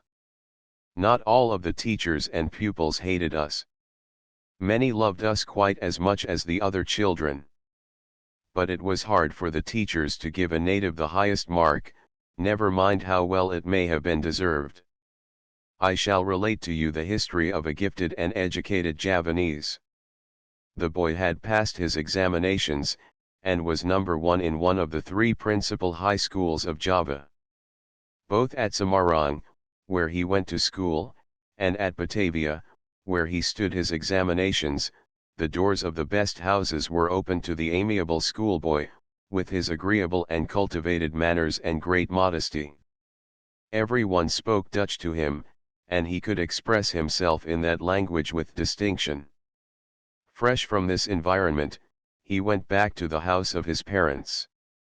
He thought it would be proper to pay his respects to the authorities of the place, and he found himself in the presence of the resident who had heard of him, and here it was that my friend made a mistake. He dared to address the great man in Dutch.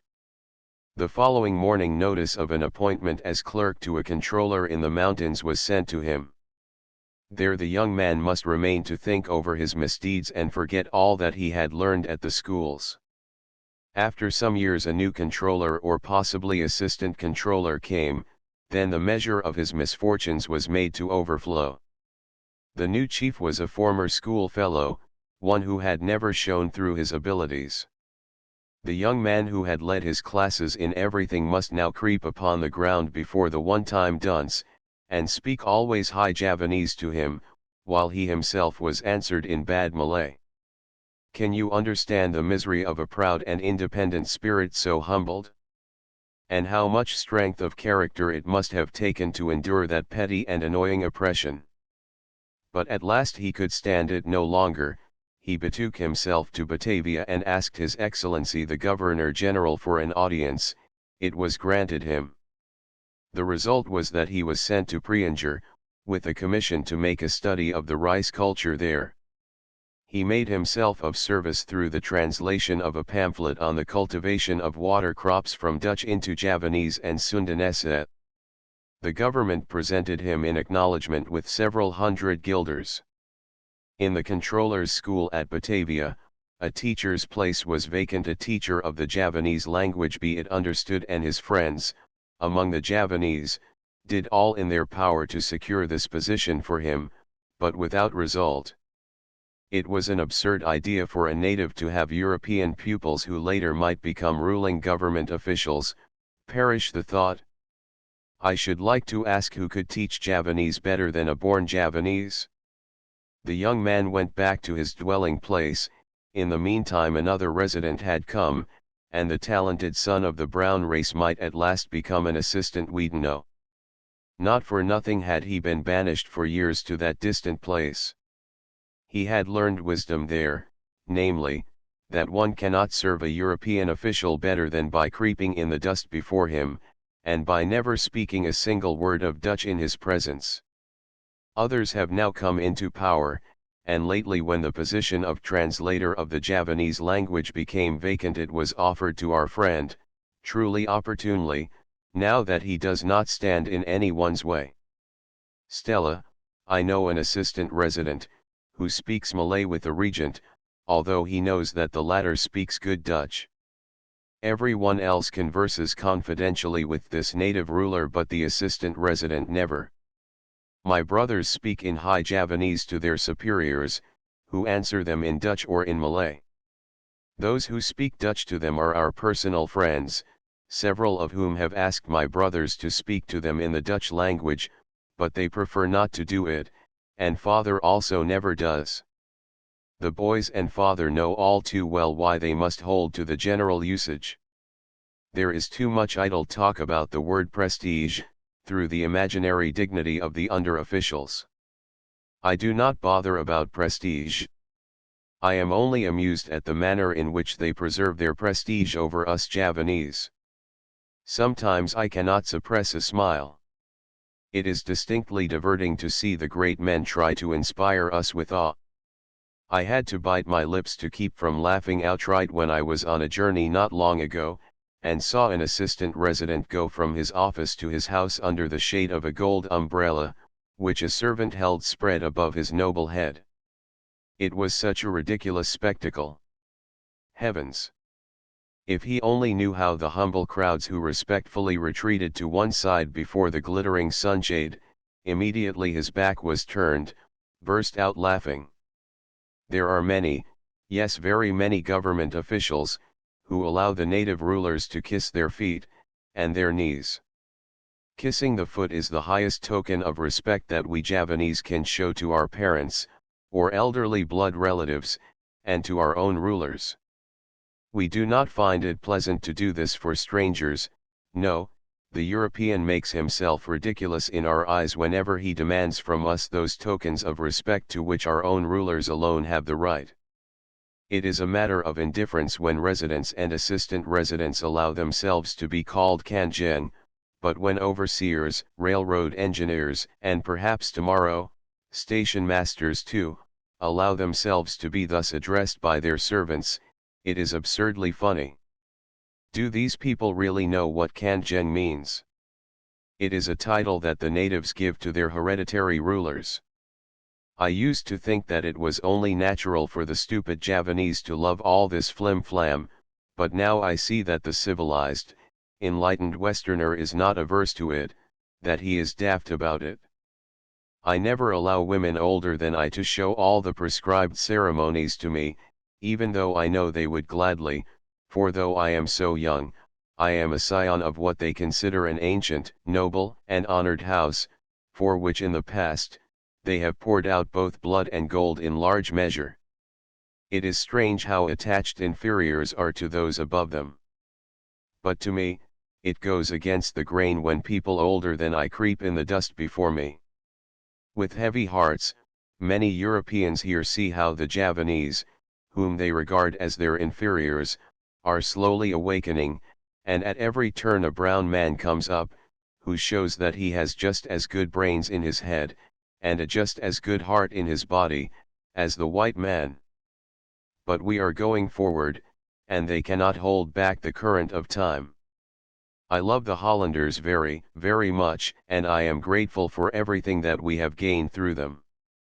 Many of them are among our best friends, but there are also others who dislike us, for no other reason than we are bold enough to emulate them in education and culture. In many subtle ways they make us feel their dislike. I am a European, you are a Javanese, they seem to say, or I am the master, you the governed. Not once, but many times, they speak to us in broken Malay, although they know very well that we understand the Dutch language. It would be a matter of indifference to me in what language they addressed us, if the tone were only polite. Not long ago, a Raden Adjeng was talking to a gentleman, and impulsively she said, "Sir, excuse me, but may I make a friendly request, please, speak to me in your own language. I understand and speak Malay very well, but alas, only High Malay. I do not understand this Passer Malay." How our gentleman hung his head. Why do many Hollanders find it unpleasant to converse with us in their own language? Oh yes, now I understand, Dutch is too beautiful to be spoken by a brown mouth. A few days ago we paid a visit to Totakers 15. Their domestics were old servants of ours, and we knew that they could speak and understand Dutch very well. I told the host this, and what answer did I receive from my gentleman? No, they must not speak Dutch. No, why? I asked. Because natives ought not to know Dutch. I looked at him in amazement, and a satirical smile quivered at the corners of my mouth. The gentleman grew fiery red, mumbled something into his beard, and discovered something interesting in his boots. At least he devoted all of his attention to them. Still another little story. It happened in the Preanger. It was in the early evening and the Regent of X was receiving visitors in his Kaboapaten. There was an intimate friend of the resident of the department. Afterwards a little assistant controller came in and joined the company. The son of the house, a schoolboy at home on his vacation, ran into the pendapo.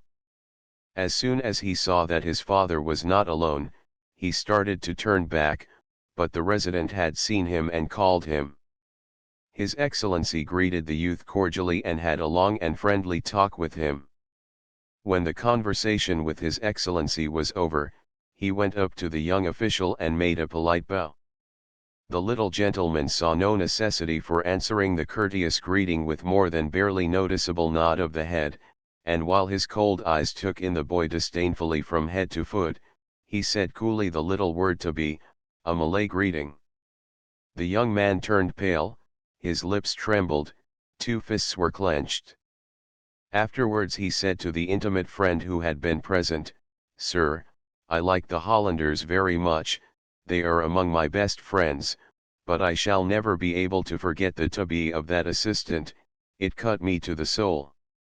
Oh, Stella, I have had glimpses into all sorts and conditions of Indian society, involuntarily I see behind the curtain of the official world. There are abysses so deep, that the very thought of them makes me dizzy. Oh God, why is the world still so full of evil deeds of horror and of sadness?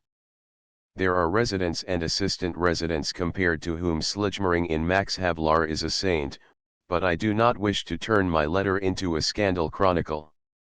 Oh, now I understand why they are opposed to the education of the Javanese. When the Javanese becomes educated, then he will no longer say amen to everything that is suggested to him by his superiors.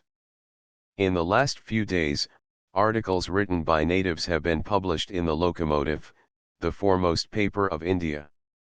In these articles they lay bare the opinions, which have secretly been held for years about, not all, but by far the greater number of Indian officials. Not only the highest in the land, but also the most humble are allowing their voices to be heard.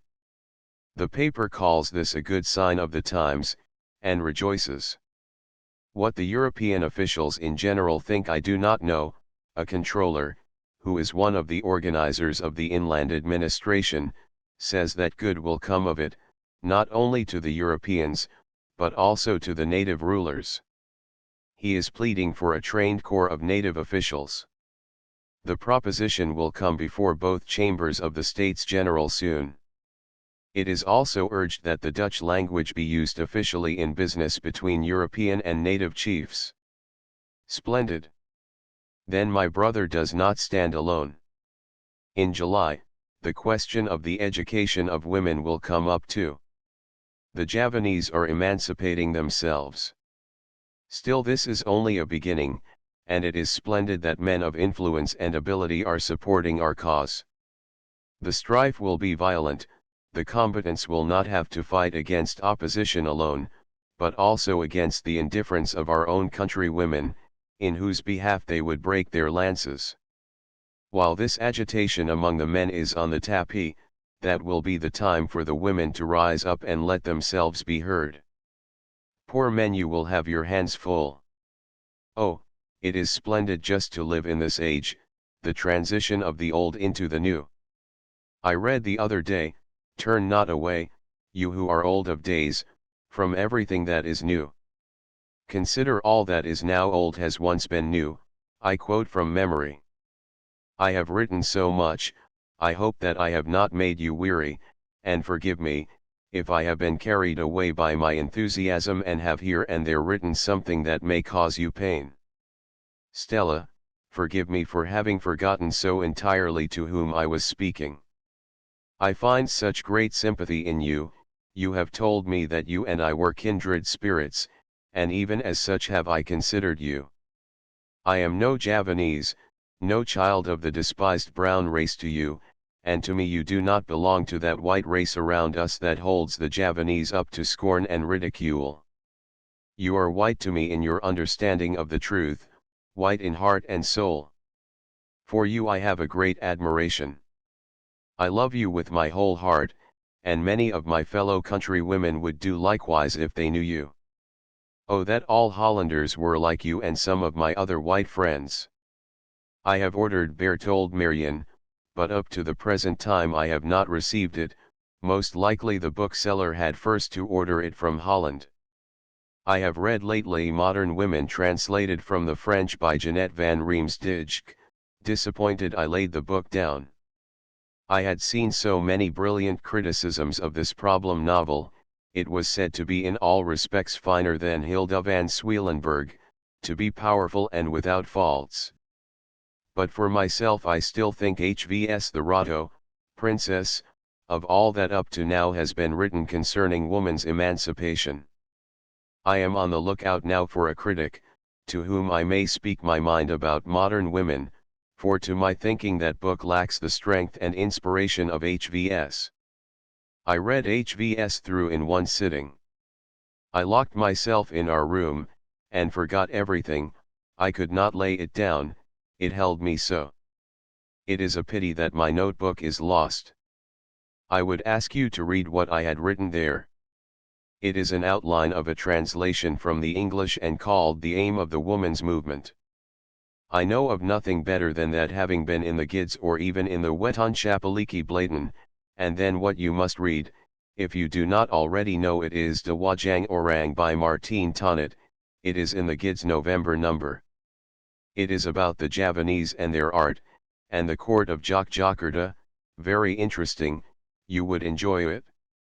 I have just read for the second time Minnebrieven by Multatula. What a brilliant man he is!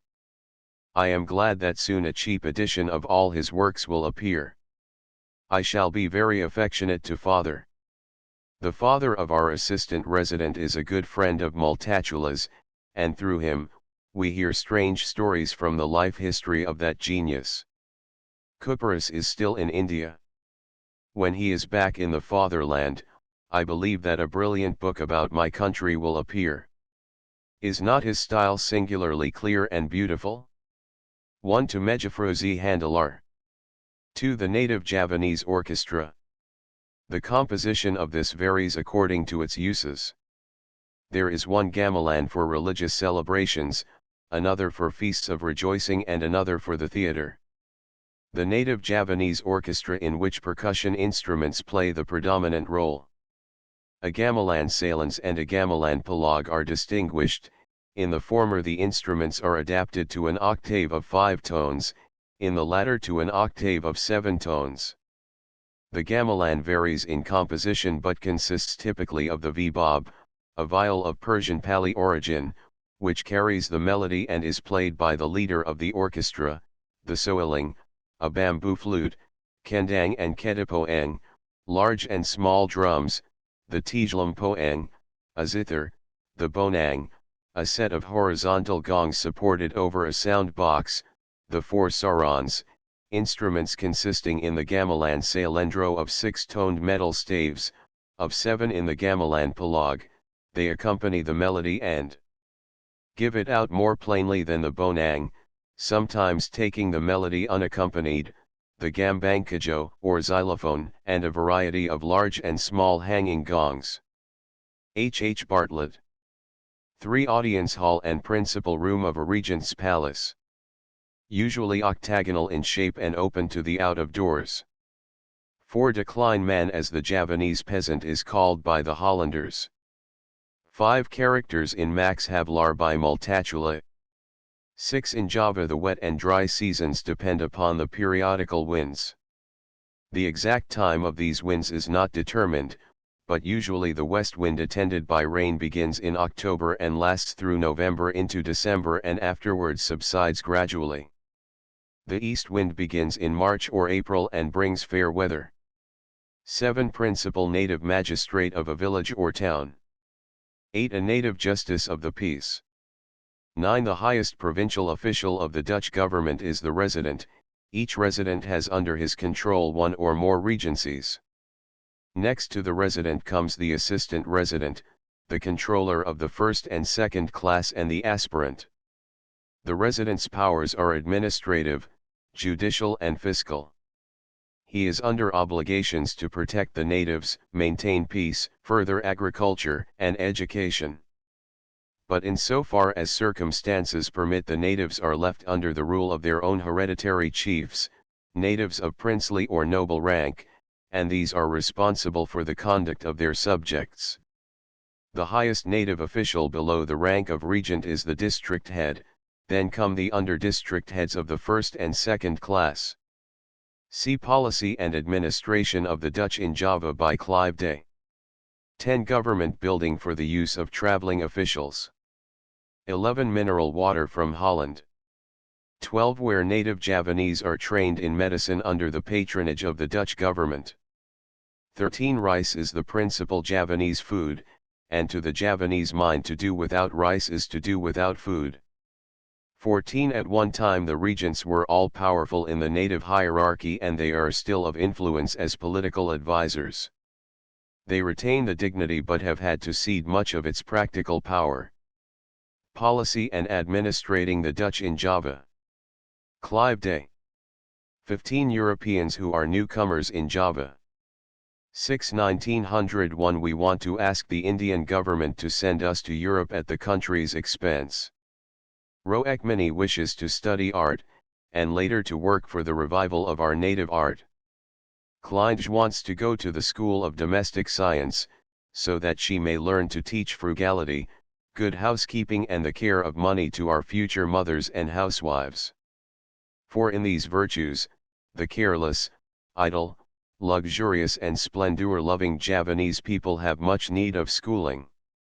And I, as a teacher, am to instruct the future mothers in practical knowledge to teach them to understand love and justice and right conduct, as we have learned them from the Europeans. The government wishes to bring prosperity to Java and to teach the people frugality.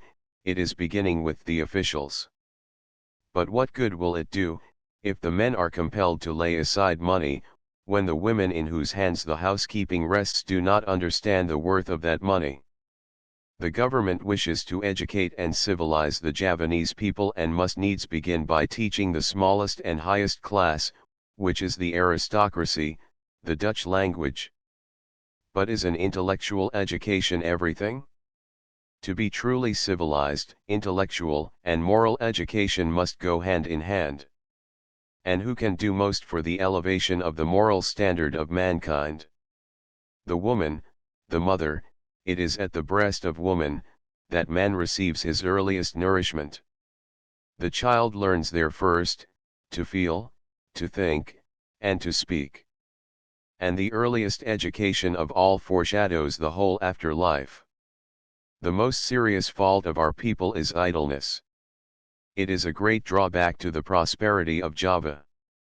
So many latent powers lie undeveloped through indolence. The high-born Javanese would rather suffer bitter want and misery than have plenty if he must work. Nothing less than a gold-colored Pajoang too, thinks the high-born head. The noble makes light of everything except that most desirable article, a golden parasol. Our people are not rich in ideals, but an example which speaks, would impress them. They would be impelled to follow it. My sisters and I wish to go before and lighten the way. For that reason we want more than anything else to go to Holland to study. It will be well with us if we can go. Little mother, help us. When we come back to Java, we shall open a school for girls of the nobility. If we cannot get the means through our government, then we will work for it in some other way, ask our friends to subscribe, start a lottery or something. The means will be found when we are ready to do the work, but I am running ahead, because we have the hardest struggle here at home. With father's consent we should be richer than queens. If we could only have that.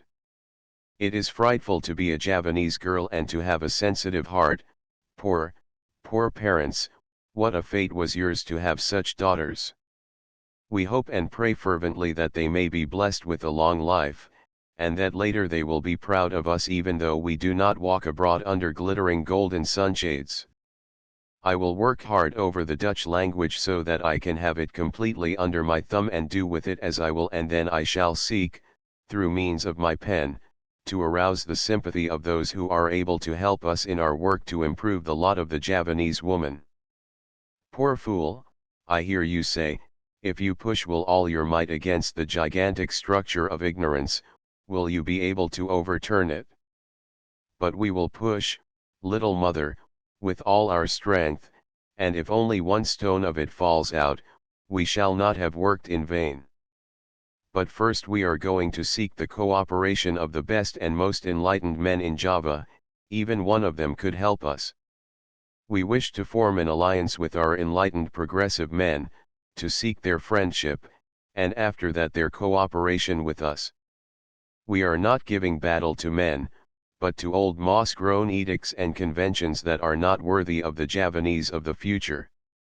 That future, of which we, and a few others, are the forerunners. Throughout all ages the pioneers in the struggle against tradition, have suffered, we know that. Call us mad, foolish, what you will, we cannot help it, it is in our blood. Grandfather was a pioneer half a century ago, he gave his sons and daughters a European education. We have no right to be passive, to do nothing. Aduldum verplicht 3 Excelsior. We wish that we could make common cause now with the men of the younger generation, but if we did we should be distrusted at once. Friendship between unmarried women and men, whether married or not, would not be understood. Later, when we shall have gained our independence, it will be different. My brother knows many progressive young men personally and through correspondence. We know that there are men who appreciate a thinking, educated woman. I heard a man say once, he was a highly placed native official, that the companionship of a woman who was educated and enlightened was a great comfort and support to a man. 1 Mevrou Mce Ovinksoor. 2 A pajoeng or parasol is the symbol of rank in Java. They are of many colors and variations of stripes denoting the degree of the personage above whom they are held. The pajoeng of a sultan is gold with an orange stripe, that of a regent gold, of a sultana and her children white. Below those are various combinations of red, blue, black, and yellow, the use of which is strictly prescribed by the laws of heraldry. A pajoeng is borne above the head of a Javanese dignitary whenever he goes abroad. 3 Nobility involves obligation. 8 August 1901 What language, however powerful, can express every emotion of the soul? It cannot be done, it is impossible. I believe with you that it is impossible, at least as far as writing and speaking go, but there is a silent secret language which never expresses itself in words, or written signs, and yet is understood and comprehended by every one who has faith, because in its whole vocabulary the little word lie is unknown. It is the pure chaste language of the eyes, the clear mirrors of the soul, and if you could have seen me this morning as 5 delicate, scented leaves quivered in my trembling hands, and warm tears coursed down my cheeks, you could, without hearing a single sound from my lips, have understood what I felt. Neither the mouth nor the pen can express it, but the eyes, drowned in a flood of tears, were raised on high as though to seek among the angels of God the ones who with tender wings came down to us, who were sad and wept bitterly upon earth, to comfort, and fill us with heavenly joy. Every heartbeat, every pulse beat, and each indra wing of the breath was a prayer of thanksgiving. We are only ordinary human beings, a mixture of evil and of good like millions of others. Can it be that at first glance there is more of good than evil in us? One doesn't have to seek far for the cause of this. When one lives among innocent surroundings, it is not hard to be good, one does that of oneself. And, it is certainly no credit to do no evil when one has had no opportunity. Later, when we have flown from the warm parental nest and are in the midst of ordinary human life, where no faithful parent's arm is thrown protectingly around us, when the storms of life rage and rave above our heads, and no loving hands support us, and hold us fast as our feet waver, then for the first time, you will see what we are. Oh! I pray so fervently that we may never add to the mountain of disappointment which life has already brought to you. Another just as fervent prayer: do not think us beautiful, it cannot be otherwise, some day you will be disappointed, and that would cause us bitter grief. Now slowly by bits and pieces I shall tell you truthfully nearly all that I can about ourselves, so that you can have some insight into our true characters, and will not in your great goodness endow us with fine attributes, which we have not. Still a whole lifetime lies before us, let us see what can be made of it. I feel so much for the cause of woman, I am touched by her fate, she is still unappreciated and misunderstood in many lands even in this our age of light. I would help her so earnestly, and so willingly. Thank you for these splendid sympathetic words.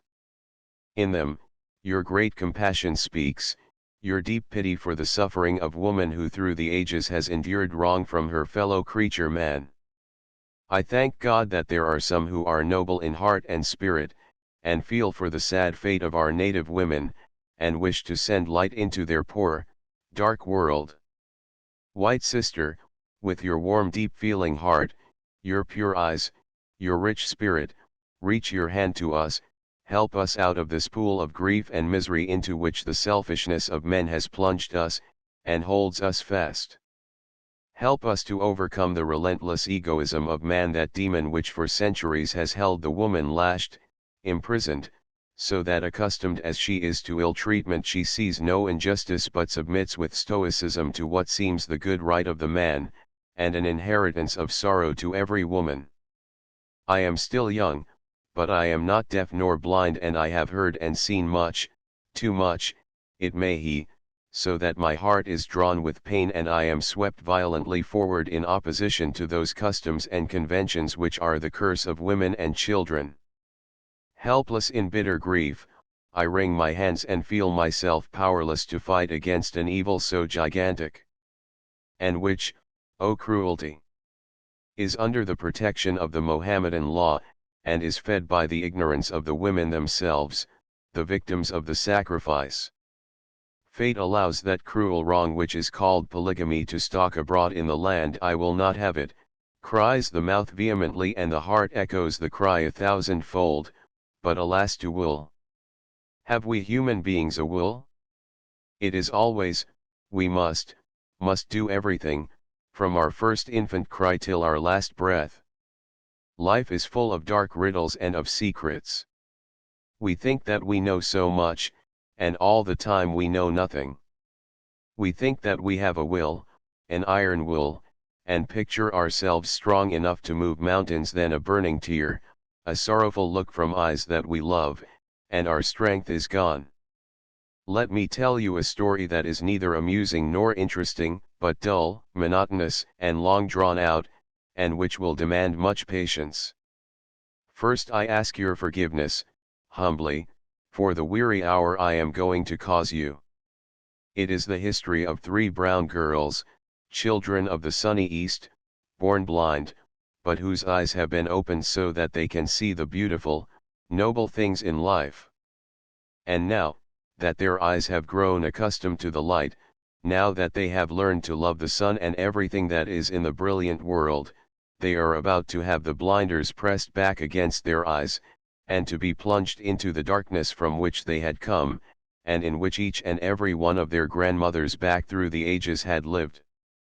It is said that books full of nonsense came from the distant west and penetrated the heart of the Binnenland, that quiet peaceful place on Java's evergreen coast, where the sisters dwelt, that these rebellious ones were unwilling to bear the yoke which had been borne meekly and patiently by all women before them, and which now hangs suspended above them, so that any second it may be dropped upon their unwilling shoulders. People are wrong. It is not only the books that have made them rebellious, conditions have done that, conditions that have existed from time immemorial, and which are a curse to everyone who happens to be born a woman or a girl. Already in her earliest youth, when emancipation was for her an unknown word, and when books and other writings which spoke of it, were far beyond her reach, in one of the three sisters was born the desire to open the door of life. It was recreation hour at the European school at Japara. Under the yellow blossoming wero trees in the schoolyard, big and little girls were grouped in happy disorder. It was so warm that no one cared to play. "Shut your book, Letsie, I have something to tell you," pleaded a brown girl, whose costume and headdress betrayed the Javanese. A great blonde girl, who leaned against the trunk of a tree reading eagerly in a book, turned around and said, "No, I have to study my French lesson."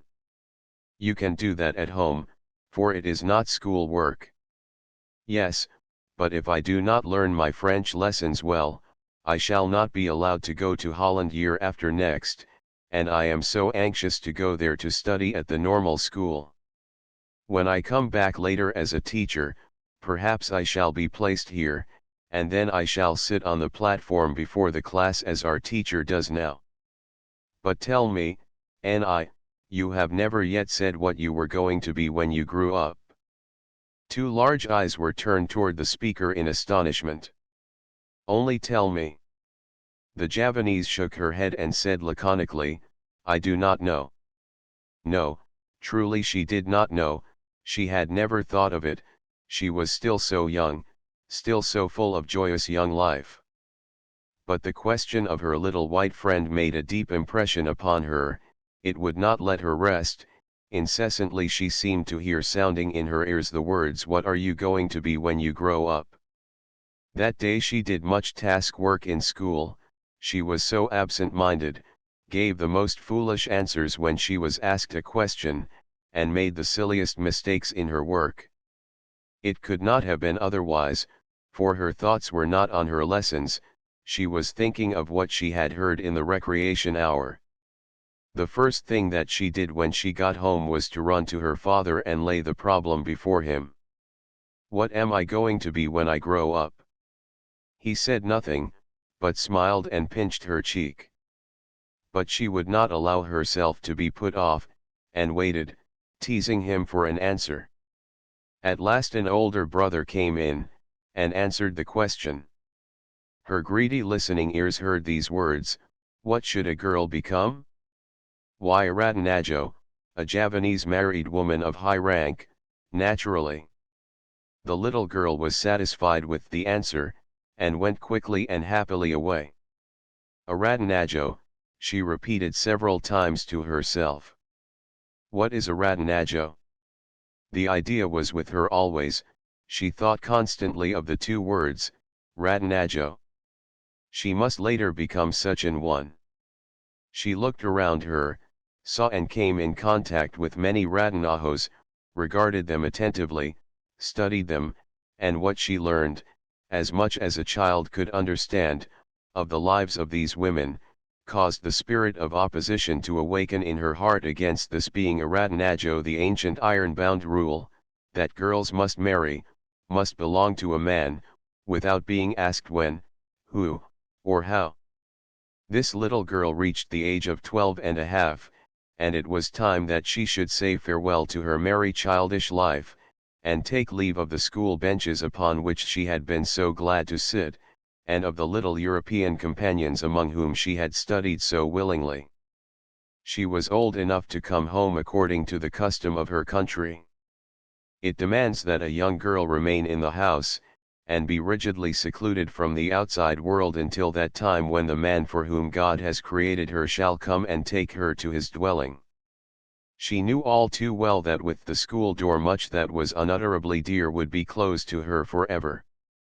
The parting from the dear teacher, who bade her farewell with such sympathetic, cordial words, counseling resignation, and from little companions, who with tears in their eyes pressed her hand. It was hard, but it was as nothing in comparison with the giving up of her lessons, the ending of her studies. She was so bent upon learning, and she knew that there was much more yet to be studied before one can even go through the lower school. She was ambitious, and she did not wish to stand below her little white friends, most of whom were going to Europe later, or her brothers who went to the high school. She implored her father to allow her to go to the high school at Semarang with the boys. She would do her best, her parents would never have to complain of her. She crouched on her knees before him, her pleading hands resting upon his lap, her great child's eyes were raised up to him full of longing, and in breathless suspense and anguish she waited for his answer. Caressingly he stroked the dark little head, his fingers pushed back tenderly the rebellious locks from her forehead, and softly and yet firmly, the word no came from his lips. She sprang up, she knew what no from him meant. She went away and crept under the bed to hide herself, she wished to be alone with her grief. Once her teacher had asked her if she could not go to Holland to study with Letsie, his daughter, who was her friend. She listened eagerly and with shining eyes. "Would you not like to go? Do not ask me if I would like to go, ask me if I may," came hoarsely from her trembling lips. Good man, he had meant to be so kind to her. Stranger that he was to native customs, he did not know how cruel his question was. It was putting dainties before the eyes of one starving for bread. Foolish girl, it was never the intention of your good parents to send you to school to raise rebellious thoughts in your heart. You were to learn Dutch, and Dutch manners, nothing more. Stupid little thing, if that had been all you had learned, so much misery in the future would have been spared you. But the stupid little thing had not made herself, she couldn't help it if God had given her a sensitive soul, and a heart which readily absorbed all that the Dutch language had helped her to think beautiful. Poor little one! In her heart, Western thoughts found a joyous entrance, yet she saw herself fettered hand and foot by Eastern tradition.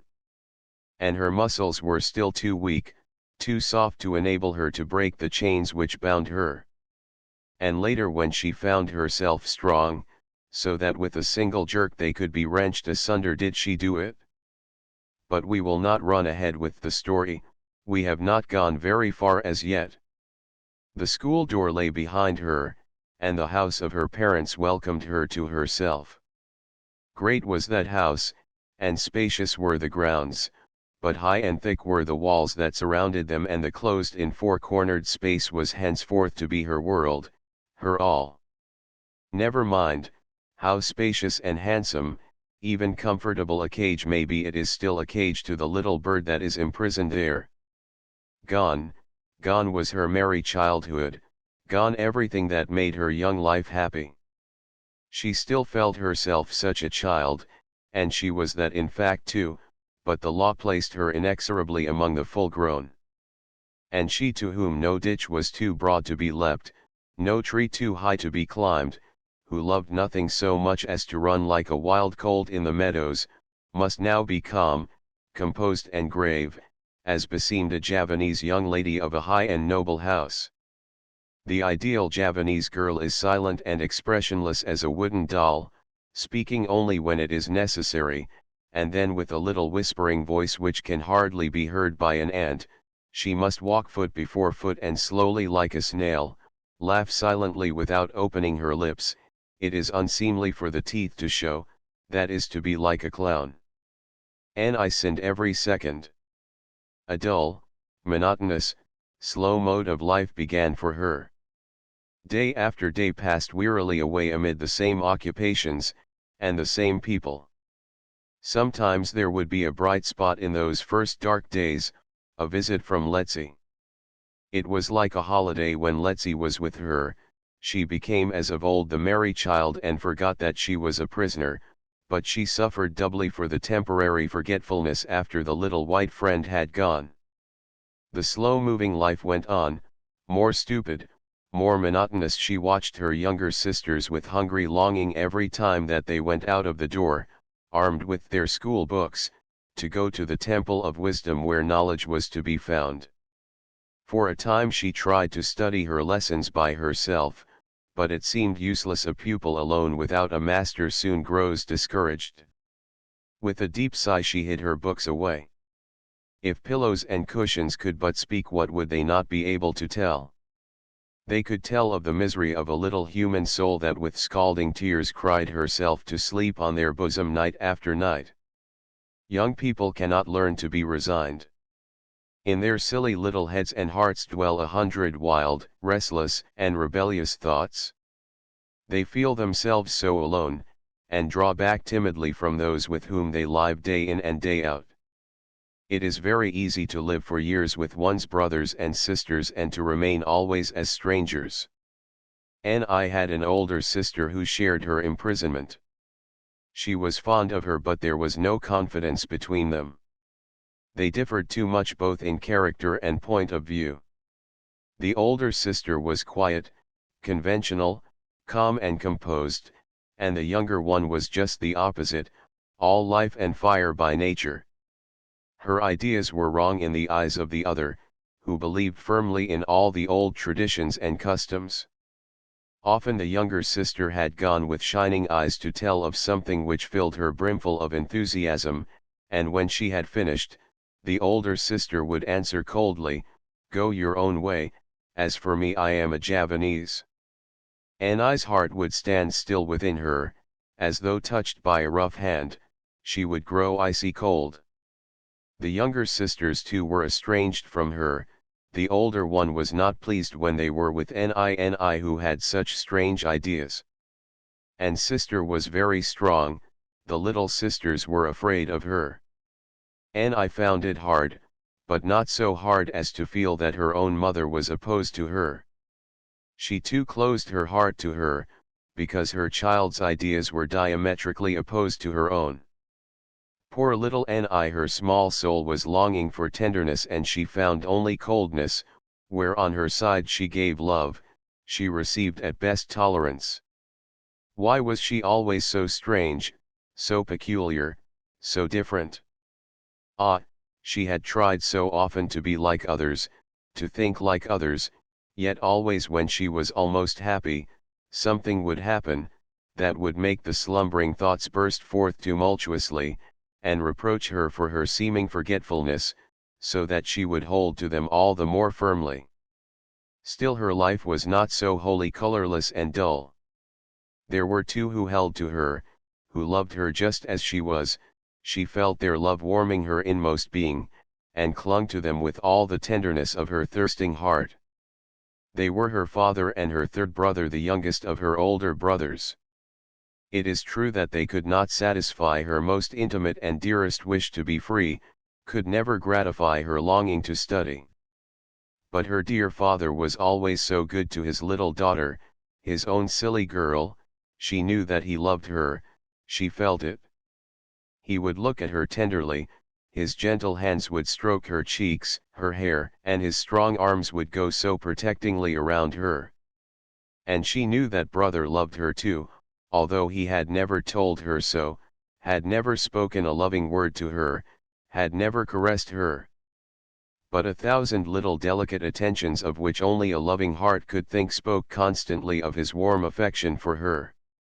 He never laughed at her when she told him her thoughts, never made her shiver with a cold, "Go your own way, as for me I am a Javanese." And although he never told her that he sympathized with her ideals, she knew in her heart that he was as one with her. She knew that he was only silent because he did not wish to make her more rebellious. The books which he placed in her hands showed her that. Annie felt so rich with the love of her two dear ones, and with the sympathy of her brother. But her father was not always with her, he had his work to do, and where he worked she might not go. She must never go out of the fast-closed place which was her dwelling. and her brother was at home only once in the year, for he went to school in Semarang. Her oldest brother came home. He had obtained an appointment in the neighborhood and lived with his parents. If Ni had suffered before his coming, from the coolness of nearly all those who lived in the house with her, from their indifference to all that interested her, from her imprisonment, there now began a series of teasings and tormentings which added 1,000 times to her distress. Ni was wild, she could not dance to the piping of her brother. Young people should be submissive and obey their elders, was constantly preached to her, and above all, girls must be submissive to their older brothers. But headstrong Ni could not see why this should be. She could not help it, that she should have been born later than her brother, that was no reason why she should be submissive to him. She was not answerable to anyone, only to her own conscience and her own heart. She would never give in to her brother except when she was convinced that he was right. At first he was astonished, and later he grew angry, when he saw that a little girl who was half a dozen years younger than he dared to defy his will. She must be forcibly suppressed. Everything was wrong that Ni did. She was severely reprimanded for each little fault. No day passed that brother and sister did not stand facing each other in anger. He with a dark countenance and stern words that made her heart bleed, and she with quivering lips tremblingly defending her good right to do something which he wished to forbid. She was entirely alone in her fight against the despotism of her brother, her future protector, whenever she should have the misfortune to lose her parents, until she should leave his roof under the protection of the man for whom God had created her. He took very good care not to torment her when her father was there. Father would never have allowed it, and he knew well that she was too proud to tell. But the others who lived in the house were silent too, although they knew that she was within her rights. It would not do to allow impertinence, and the girl was impertinent. Young as she was, she dared to say no to the yes of her so much older brother. A girl had no right to do anything which would even partially detract from the importance of a man. It was not right for this girl to oppose her ideas to those of her self-willed brother. In later years, when Ni remembered all this, she could understand very well why the man was so egotistical. Always, by everyone in the house, he was taught as a child to be selfish, by his mother most of all. From childhood he was taught to regard the girl, the woman, as a creature of a lower order than himself. Had she not often heard his mother, his aunts, and all the women of his acquaintance say to him in scornful, disdainful tones, "A girl is only a girl." It is through woman herself that man first learns to scorn woman. Annie's blood boiled whenever she heard deprecating words about girls spoken by a woman. Women are nothing, women are created for men, for their pleasure, they can do with them as they will, sounded brutally in her ears, and irritating as the laugh of Satan. Her eyes shot fire, her fists clenched, and she pressed her lips tightly together in impotent distress. "No, no," cried her fast-beating little heart, "we are human just as much as men. Oh, let me learn. Loose my bonds. Only give me the chance, and I will show that I am a human being, a woman just as good as a man." She writhed and twisted, but the chains were strong and locked tightly around her tender wrists and ankles. She wounded herself, but she did not break them. Too early ripened child, at an age when a young head should only be filled with dreams of merry play, she was busy with somber dark thoughts about the sad things in life. It could not have been otherwise. She was not deaf nor blind and lived in the midst of a civilization which took no account of youth and sensitive feelings. Roughly the young tender eyes were open to the realities of life, in all their coarseness, ugliness, and cruelty. From her parents themselves she never heard a harsh word that would have shocked her pure mind or wounded her sensitive heart, but she did not live only with her parents. O death! Why are you called terrible, you who release mankind from this cruel life. And I would have followed you thankfully and with joy. She had no one to show her what was lofty and beautiful in life, and that everything was not low and vile. And I loved her father with her whole soul, and although she lived constantly with her parents, she could never lay her inmost thoughts before them. Coldly the strong Javanese etiquette stood between them. And I avoided, as much as she could, those people who with their cynicism had withered her, and while the manners and customs of her country did not allow her stricken little soul to seek refuge in her parents' arms and on her parents' hearts, she found comfort in those quiet, silent friends' books. She had always been fond of reading, but now her love for reading became a passion. As soon as she had time, when all her little duties were done, she would seize a book or a paper. She read everything that came into her hands. She greedily devoured both the green and the ripe. Once she threw a book away which was full of horrors. She did not have to look into books when she wished to know of loathsome, nauseating things. Real life was full of them. It was to escape from them that she buried her soul in realms which the genius of man has fashioned out of the spirit of fantasy.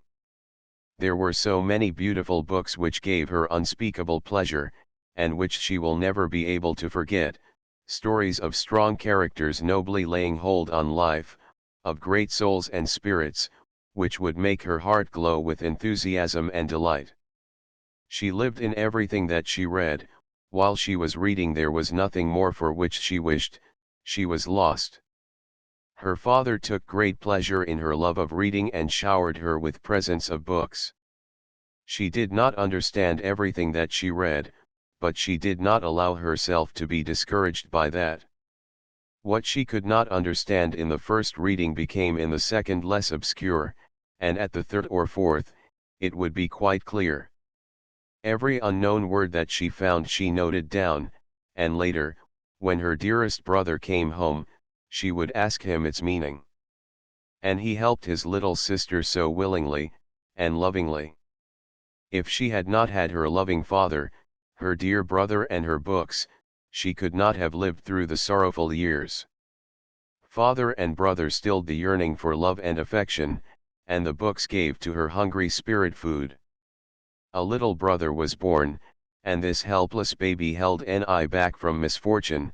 He brought her again into the good path from which she had begun to wander. She was fast becoming a bad child toward her mother. She had closed her heart more and more toward her, and the little brother made the doors of that heart spring wide open again.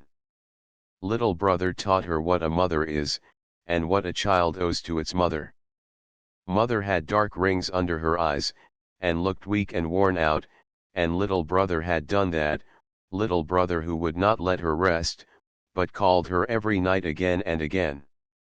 Never mind how wearisome the heavy burden might be, there was never a single expression of impatience on mother's face. Whenever little brother cried for her, in a second she was by him. She would take him up and never lay him out of her arms till he was in a sweet sleep. Had mother held her, too, and never put her down, till she was sound asleep? The ice crust around Ni's heart melted, and it beat warmly once more toward the woman who had given her life. Brother was a healthy child during his first year, but when he was weaned, and for 3 years after that the little one was sick, as though he kept wrestling with death. And by his sick bed, Ni the young child, learned to understand her mother. She saw her own shortcomings. She was too selfish, she was always thinking of her own troubles, and never thought that others could have troubles and that she could have a share in causing them. She had once been always with mother as little brother was now. She could do nothing without mother. Mother must have suffered and perhaps did even now. Well, she could not help it if she thought differently from her mother, but she could be very careful to do nothing that would cause her pain. Little brother taught her consideration, how to see the other side of things. He taught her submission and gratitude and to give without asking anything in return. 4 years went by, calm and quiet on the surface, but to those who could see below it, full of strife for Ni. She learned much in those years, self-mastery, submission, not always to think first of herself, but peace and acquiescence she had not learned, could never learn. Her head was haunted by turbulent thoughts. Voices too still came to her from the distant West in books, newspapers, and magazines, and in letters from Dutch friends. For a year her sisters and she had every day an hour's lesson in handiwork from a Dutch lady. These were pleasant hours for Ni because then she could speak Dutch, the language which she loved so much. Her oldest brother, meanwhile, was given a position at a distance, and Ni was ashamed that she should be so very glad. He was still her brother, although he had not loved her. Time and separation work wonders. They took away all resentment from Ni's heart, and she grew to love her brother. She felt sorry for the great boy who had allowed himself to be deceived by the silly flattery of fawning, favor-seeking men. It comforted her to think that toward the last she had noticed a change in his conduct toward her.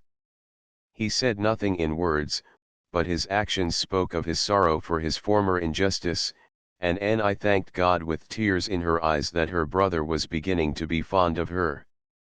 She who had been formerly disliked and hated was now first. She was always with him, and he would do more for her than for anyone else. A half-year before a younger sister had come to share the imprisonment. Bimai was fortunate, at an age when Ni had already been for a long time safely immured behind high thick walls, she could run freely around, go on little journeys and do many other things that were forbidden to Ni. Bimai was 14.5 years of age when she came home to stay. Ni was now 16. The oldest sister married, and with the wedding celebration changes came into her own life. Ni learned to know her sisters, who up to this time had lived near her, but as strangers. There could never have been very much confidence between her older sister and herself. She was only an older sister. And Ni did not wish to be so regarded by the younger ones. She wished to be loved, and not feared. Freedom and equality were what she asked for herself. Ought she not to begin by giving them to others? The intercourse between the younger sisters and herself must be free and unrestrained. Away with everything that would hinder it. With Bimai and Wi, a little sister who had meanwhile come to the house, Ni took sister's room. And the three lives that had hitherto been strange to one another met, flowed together and became as one. 1 to Mevrou Abendanon Mandri. August, 1900. Oh, the inward pain of caring for nothing. We must have something, work, that will take entire possession of us, and leave no time for torturing thoughts. That is the only thing that can awaken our slumbering souls, and give us back our strength of spirit. Work, that is just it. The longing for work that we will love is what presses upon us so heavily. It is frightful to feel the power to work, and the will to work, and yet be condemned to idleness. We will not believe that our whole lives to the very end will be monotonous, dull, and commonplace. And yet we see no chance for a single one of all our beautiful dreams to ever become a reality. We do not know clearly what we shall do, but we are determined to follow only the voices of our own hearts. If we had been boys, our father could have brought us up to be fine fellows. We hear till we are weary. When it is certainly true that if the same material is in us out of which fine boys could be made, the same trouble could just as easily make fine women of us. Is it only fine men that have been of use hitherto? And are fine women of no value to civilization? But we Javanese women must first of all be gentle and submissive. We must be as clay which one can mold into any form that he wishes. But why speak of this now? It is as though men on a sinking ship complained because they had not remained at home, investigated the cause of the misfortune, and punished those responsible for it. That would not prevent the ship from going down. they would be drowned just the same, and only the courage of the hand at the rudder, and pumping at the leak, could have saved them from destruction. August 23, 1901. Your encouragement is a support, it strengthens me. I shall obtain my freedom. I will, Stella, I will. Do you understand that? But how shall I be able to win it, if I do not strive? How shall I be able to find it, if I do not seek? Without strife there can be no victory. I shall strive, and I shall win. I am not afraid of the burdens and difficulties, I feel strong enough to overcome them, but there is one thing I am afraid to face squarely. Stella, I have often told you that I love Father dearly. I do not know whether I shall have the courage to carry my will through, if it would break his heart, which is full of love for us. I love him unspeakably, my old grey father, old and grey through care for me. And if one of us should be condemned to unhappiness, let me be the one. Here lurks egoism, for I could never be happy, even if I had freedom, even if I gained my independence, if in attaining them, I had made Father miserable. In thinking over Javanese and European conditions and comparing them with one another, one can easily see that it is hardly better there than here in so far as the morality of the men is concerned, and that women are unfortunate there as here, with this difference, however, that the great majority there, of their own free will follow the man in the marriage bond, while here the women have no say at all in the matter, but are simply married out of hand, according to the will of their parents, to whomsoever those powerful ones shall find good. In the Mohammedan world the approval, yes, even the presence of the woman is not necessary at a marriage. Father can come home any day at all and say to me, "You are married to so and so." I must then follow my husband. It is true I can refuse, but that gives the man the right to chain me to him for my whole life, without ever having come near me. I am his wife although I will not follow him, and if he will not allow me to be divorced, then I am bound to him all my life, while he is free to do as he pleases. He may marry as many women as he chooses without being concerned in the least about me. If Father should marry me off in this manner, then I should find a way out at the beginning, one way or another. But then Father would never do that. God has created woman as the companion of man, and the calling of woman is marriage. Good. It is not to be denied, and I gladly acknowledge that the highest happiness for a woman is, and shall be centuries after us, a harmonious union with the man of her choice. But how can one speak of a harmonious union as our marriage laws are now? I have tried to picture them to you. Must I not for myself, hate the idea of marriage, scorn it, when by it the woman is so cruelly wronged? No, fortunately every Mohammedan has not 4 wives or more, but every married woman in our world knows that she is not the only one, and that any day the man's fancy can bring a companion home, who will have just as much right to him as she. According to the Mohammedan law she is also his wife. In the government 2 countries, the women have not such a hard time as their sisters in those ruled by the princes, as in Surakarta and Jogjakarta. Here the women are fortunate with only 1, 2, 3, or 4 co-wives. There, in the princes' countries, the women would call that child's play. One finds there hardly a single man with but 1 wife. Among the nobility, especially in the circle surrounding the emperor, the men have usually 26 women. Shall these conditions endure, Stella? Our people have grown so accustomed to them, and moreover they see no other way in which every woman would be provided for. But in her heart almost every woman that I know curses this right of the man. But curses never help, something must be done. Come, women, girls, stand up, let us reach our hands to one another, and let us work together to change this unbearable situation. Yes, Stella, I know it, In Europe, too, the state of morality among men is tragic. I say with you, teach the young men to turn their backs upon temptation and deplorable, half-acknowledged customs, and to feel disgraced at the existence of those short-sighted girls who follow men not ignorantly into the places where life is sordid. Yes, certainly the young mothers could do most there. I have already maintained that to my sisters. I should so love to have children, boys and girls to nourish and to form after my own heart.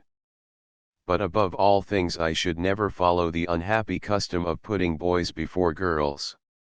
We have no right to be surprised at the egoism of men when we consider how as children they are placed above the girls, their sisters.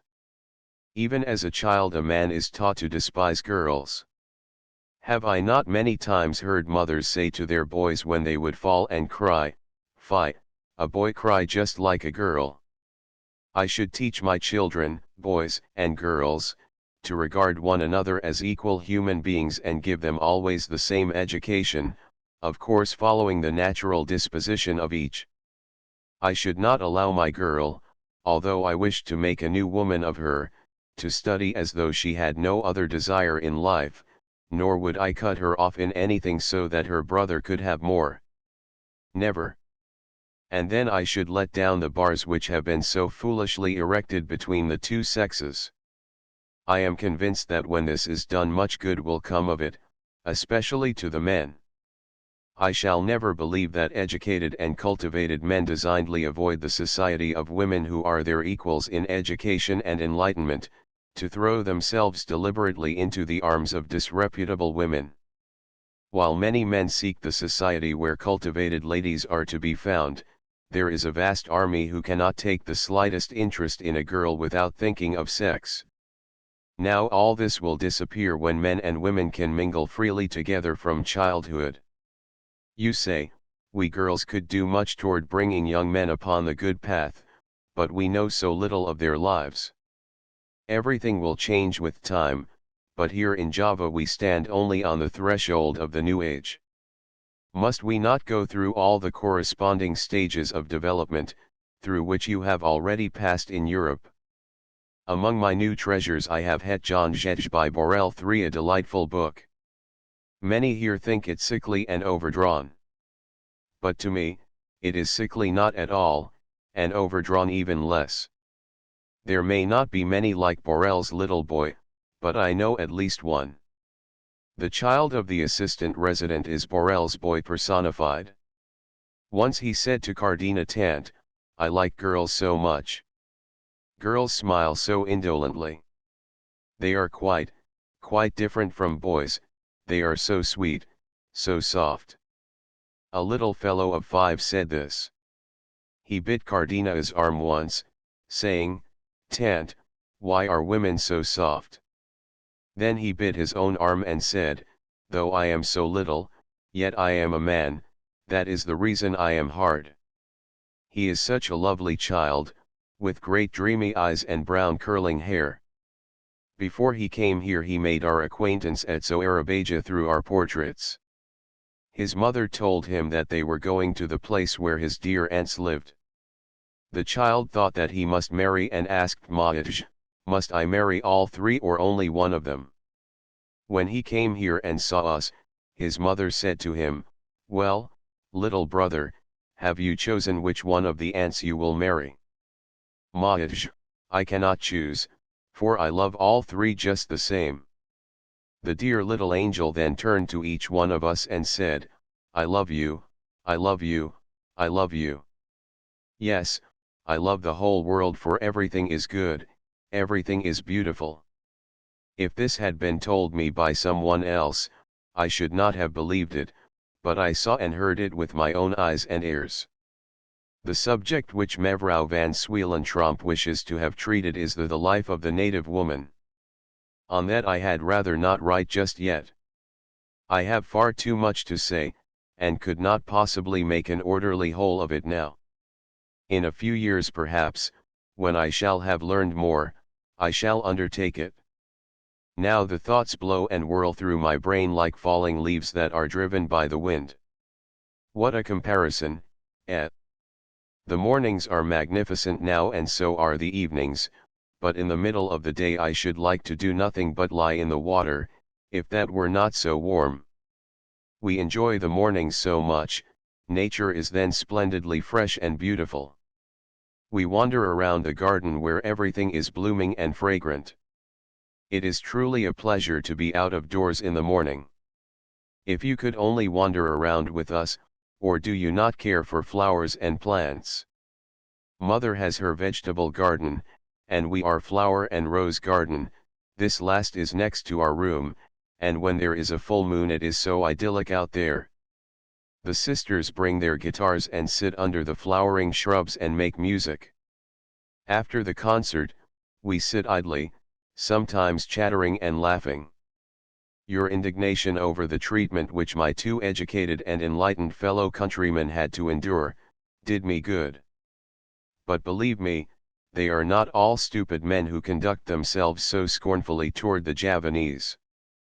I have met persons who are far from stupid, who even belong to the aristocracy of the mind, but are so haughty and overbearing that they do not like to be in the same house with me. Too often we are made to feel that we Javanese are not really human beings at all. How do the Netherlanders expect to be loved by us when they treat us so? Love begets love, but scorn never yet aroused affection. We have many friends among the Hollanders whom we love dearly, even more than we do friends of our own race. They have taken the trouble to try and understand us, and they have won our love. We shall never forget that we have to thank the Hollanders for the awakening of our minds, for our civilization. They may wrong us, but we will like them because we owe them so much. People may say of the Javanese what they will, but they can never say with truth that they have not hearts. They have them manifestly, and they know how to be grateful for benefits, whether they are of a material or of an intellectual kind, although their immovable countenances change not one jot to betray their inward emotion. But I shall never have to tell you, I am sure, that all creatures of whatever color, are human beings, just as much as you yourself. I am happy because I have been able to know you. I shall not let you go, Stella. I love you so much that I do not know what would become of my life, if, as God forbid, we should ever become separated. As though the wide ocean were not already between us. But spirits among whom there is great sympathy know no distance, they bridge the widest seas and most far-away lands to commune with one another. Letters too are splendid. Blessed be he who first invented them. A week ago we had a visit from the Director of Education, Service, and Industry, and his wife from Batavia, and Stella, rejoice with me, the Director came here especially to see Father and to ask his advice personally about the erection of the native school for girls which the government is planning. I was sick and miserable, not only from bodily pain, but misery of soul. But Stella, I believed that my dream of freedom was on the point of realization when Father gave me the Director's letter. That letter cured me entirely. It did me such infinite good to know that in Batavia one of the highest officials of the government had a heart for the Javanese, and for the Javanese woman. Soon afterwards Mama came to look for me, and she found her daughter in tears. I was so happy, so thankful. Before he came I had the greatest desire to see him alone, if only for a moment, just to express something of what I felt. And he came, but not alone, his wife was with him. Oh Stella, never in our lives have we made such a charming acquaintance. I had already great sympathy for him, because I knew why he was coming, and the sympathy grew, when I saw him ride into our grounds on the front seat of the carriage with his wife on the back seat, and next to her father who had met them at the station. I knew that Father would never have sat there without being pressed. You would have seen nothing remarkable in this, and you will laugh at me when I say that it impressed me very much, because it spoke of the modesty of the Director, and told me that he was a stranger to all the self-important airs and painful respect which so many officials here demand. I was accustomed to seeing father on the left side of resident or assistant resident, never mind how much younger the latter might be. But not only I, Europeans even are seriously annoyed by the silly regulations of rank here. The newly arrived European officials and the regents take their places upon chairs while the cold ground covered, and sometimes uncovered, with a bamboo mat, is good enough for a native Wedano, who has grown grey in the service. The most petty European sits upon a chair, while native officials of any age, who are below the rank of regent, though they are often of distinguished ancestry, must sit upon the floor in their presence. It certainly does not please the heart to see a grey Wedano creep upon the ground before a young aspirant for a youth who may have just left the school benches. But enough of that, it was only to explain why the courtesy of the director, a man of such high authority, struck me so forcibly. We heard the director say to father, "I have been all over Java and have talked with many chiefs, Regent. You have set the example by sending your girls to school. I have asked girls who were going to the grammar schools if they would like to go on with their studies, and they have all answered enthusiastically yes." He asked father where he thought the girls' school ought to be erected, whether in West, Middle, or East Java. Oh Stella, how my ears and eyes tingled and my heart beat with joy to hear that. At last we are to have light in our poor dark woman's world. While Mijnheer talked to father, Mevrouw talked to us. We drew near to her with such pleasure. She told me of the plan of her husband, and asked what I thought of it. A splendid idea, Mevrouw, which will be a blessing to the native women, but it would be a still greater blessing, if the girls were also given an opportunity to learn a vocation, that would place them in a position to make their own way in life, if after receiving an education, they should feel reluctant to go back into their old environment. And the woman whose spirit has been awakened, whose outlook has been broadened might not be able to live again in the world of her ancestors. She will have been taught what freedom means, and then shut up in a dungeon, taught to fly and then imprisoned in a cage. No, no, the truly enlightened woman could not possibly feel happy in our native environment, not as long as it remains as it is. There is only one road in life open for the native girl, and that is marriage.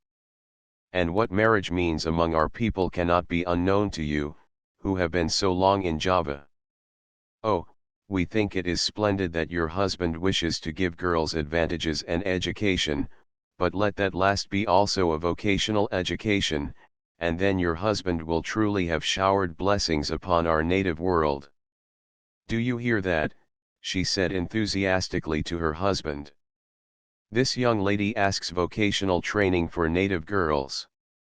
Astonished, he turned to me and said, "Really, do you ask vocational training for girls? How would you arrange it? But tell us what you would like to be yourself." I felt all eyes fastened upon me, those of my parents burned into my face. I cast down my own eyes. There was a buzzing and roaring in my ears, but above it I seemed to hear the words, "Kartini, be brave, do not waver. But tell me, what do you wish to be? I know you wish to become a writer, but you do not have to be educated especially for that, you can become that by yourself." Alas, for study I am too late, but at least I may raise my eyes on high and go humbly and quietly forward. Mevrouw spoke to me for a long time about what you and I have discussed so often, woman. When we bade each other good night, and were going to bed, she took my hands in both of hers, pressed them warmly and said, "Little friend, we shall discuss this again some time, meanwhile I shall write to you often, will you do the same to me?" The following morning we went with her part of the way, and during the 3 hours that we sat with her in the carriage she and I told each other so much. Although it was 12 o'clock when we separated the evening before, she had told her husband everything that she had learned from us. "Oh Regent," she cried again and again, "give me one of your daughters, let her come to Batavia with me." Do let this young lady come to visit me, I shall come and fetch her myself. Father told her that he thought of going to Batavia this year, but they must remain at home with Mama, Mevrou. With that she appeared overcome with distress. Was it earnest or a jest? They wish us to come to Batavia to plead our cause, and the cause of the native woman, in person before the high authorities. Oh, Stella, pray that if it should come to pass I shall be able to plead well. At parting she said to me, be brave, have faith and courage, this cannot last forever, some way will be found, be brave. Stella, am I dreaming or waking?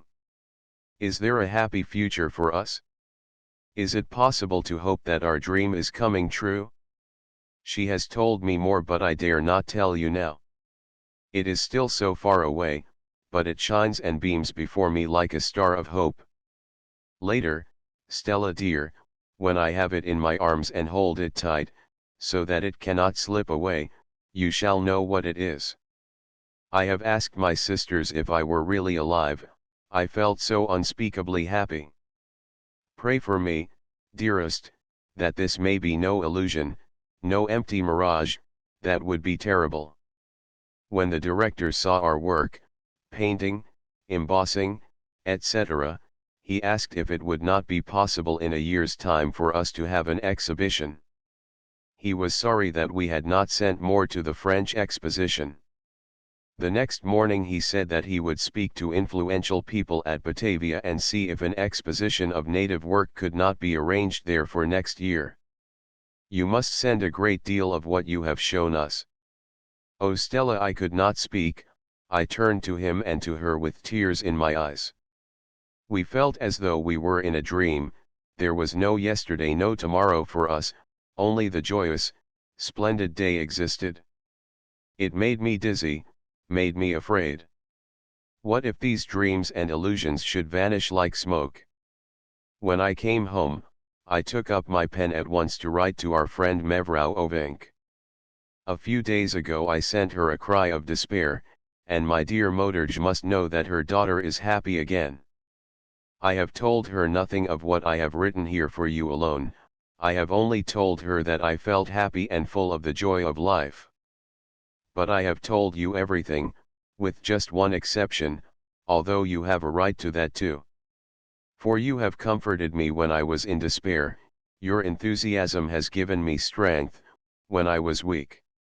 Stella, if I can ever do anything for my sisters in Java, it will be solely and only because of you. I told you that Mevrou Terhorst invited me to write for her paper on the condition of the native woman. She believed that I was too reserved and suggested a form herself under which I could treat the subject, a talk between two regents' daughters. She on her part will do everything to further the good cause. I have father's permission, Stella. So much lies under my hand, God grant that I can bring it to maturity. All too often I write sketchy, commonplace things taken from our own lives. One of them appeared in the Echo. As pseudonym I chose Tiga Soedera, the three sisters, although we three are one. Soon the identity of Tiga Soedera was discovered, and there was a notice about my work in the Locomotive, a daily paper here in India. I found it tiresome, I should gladly have kept my writing secret, I do not like to be discussed. It may sound ungracious, but truly I did not deserve so many compliments. Still that notice in the paper had its good side too, and a very good one at that, for the next month 2 numbers of a new newspaper for natives were sent to father, with the request that they be given to us, and also a letter came asking for the cooperation of Tiga Soedera. This is the first Netherland newspaper that has been founded for natives, and I expect many blessings for my people through the Dutch language. It is like our lilies. Dutch flowers which bloom in added fragrance and beauty when they are transplanted to distant India. The Echo is now the Nederlandse taal. You can easily imagine that I wrote an enthusiastic letter to its editor and founder, director of the high school at Probolinggo, placing my services at his disposal. And soon a letter came from him with a list of subjects which he would like to have treated by me. The first was native education for girls, after that a native institute and Javanese art. Kartini, never say I cannot, but I will. I will, Stella, I will. I hope fervently that you have not overestimated my strength. I shall do my best. Now I shall tell you something else. We three have begun to study French out of the little books of Servaz de Bruijn. We have wrestled through most of the 4 volumes, and we now want you to recommend to us some simple, easy French books, not school books. Father has also given us a German grammar. When we get through with our French studies, and have German under our thumbs, we hope to begin English, if we live long enough. We try now to read French illustrated papers, but reading and understanding are 2 different things, is it not true? In the beginning we made the stupidest mistakes, but we have improved slowly and we feel in fine good humor. Roachmini declared once that she had dreamed in French. She was with Chateaubriand and in Louisiana, the beautiful country of which he wrote. The French language has many resemblances to ours, and the H is exactly like ours. Our new friend said to her husband, "They are anxious to learn languages, how glad I should be to teach them myself." Yesterday I received a letter from her, it was 20 pages long. She wrote so affectionately and said that she felt that she would see us again. "Trust to the future," she wrote. And I will trust, so long as I know that I have you and her on my side.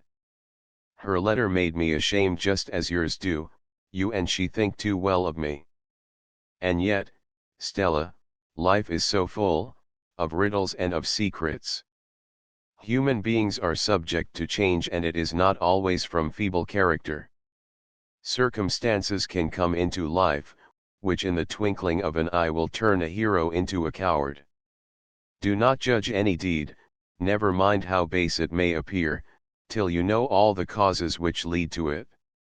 I have experienced much in these last days, many different emotions. First I was almost in despair because my dream of freedom seemed to lie deeply buried in the ground. Then the friends from Batavia came, and such happiness came over me that it overwhelmed me, I was as though intoxicated. And then I was frightened and awakened by a pain so heavy that I thought I should not be able to breathe. That was not on account of myself, but of another whom I love with my whole soul. Why must happiness and misery follow one another so quickly?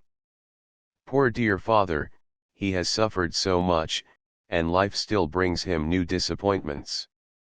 Stella, my father has no one but his children.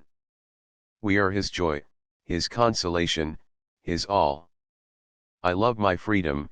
The idea is always with me, and the fate of my sisters goes to my heart. I would be ready for any sacrifice by which good could come to them. I should only look on it as happiness, the greatest happiness that could ever come to me in life. But my father is dearer to me than all these put together. Stella, call me a coward, call me weak, for I cannot be anything else. If father is set against this dedication of myself, never mind how my heart may cry out, I shall hold it still. I have not the courage to wound that true heart that beats so warmly for me, and to make it bleed again, for it has bled all too much already, and I myself have not been altogether without guilt. You say that you cannot understand why everyone must marry. You say to oppose that must with will. As for me, I should certainly say it in so far as others are concerned, but never in opposition to father, especially now, that I know what heavy grief oppresses him. Whatever I shall have to do will not be looked upon as compulsory because of a must, but as something which I freely take upon myself for his sake. I write, paint, and do everything because father takes pleasure in it. I shall work hard and try my best to do something good so that he may be proud of me. You may call me foolish, morbid, but I cannot help it. I should be miserable if father should set himself against my plan of freedom, but I should be still more miserable if my dearest wishes should be fulfilled and at the same time, I should lose father's love. But I shall never lose that, I will not believe it possible, though I could break his heart. From anyone he could endure disappointment better than from me. Because perhaps he loves me a little more than the others, and I love him so dearly. 1 to Mejafrozi Handelaar. 2 Government countries under the direct administration of the Dutch Indian government. 3 Henry Borel, novelist and journalist born in 1869. Also noted as an authority on Chinese art and literature. The author of Kuan Yin, De Lot Saint Incarnati, Het John Jaj, etc. For an aspirant is the lowest in rank among the Dutch officials in Java. 11 August, 1901 If we do not go to Holland, may I not go to Batavia and study medicine? Father's answer to this was easy enough to comprehend. I must never forget that I am a Javanese, that it would not be possible for me to take such a step now. After 20 years it will be different now, it would never do. There would be too many trials and difficulties to be overcome because I should be the first. Father could not contain himself any longer, but sprang up and put an end to the conversation. Father said that he must first think about this earnestly and speak with others and ask their advice. At least father did not wholly reject my idea, for father knows that I wish to become at any price, free, independent and unshackled, and that I could never be happy in a married life as marriages are now, and have always been. Then I asked, if the native girls' school of Dr. Abendanon should materialize, may I not become a teacher, and I told him what Mevrou Abendanon had proposed to me. Moderj, it was as though the doors of heaven had sprung open and an eternal splendor blazed before my eyes when I heard father say, that is good, that is a splendid idea, you could do that very well. But first I should have to be trained for the position, I should have to go to school for a year or so and study, to be able to pass the examination, because I would not undertake the work unless I were fitted for it. And father thought I was right and agreed with me. I was unspeakably happy, I had never thought that it would be so easy, not a single bitter sharp word had been spoken, I felt as though a great weight had been lifted from my heart. Father had been so tender, so loving. Then I had not been mistaken in my faith in his love for me, in my belief in his sympathy for his child.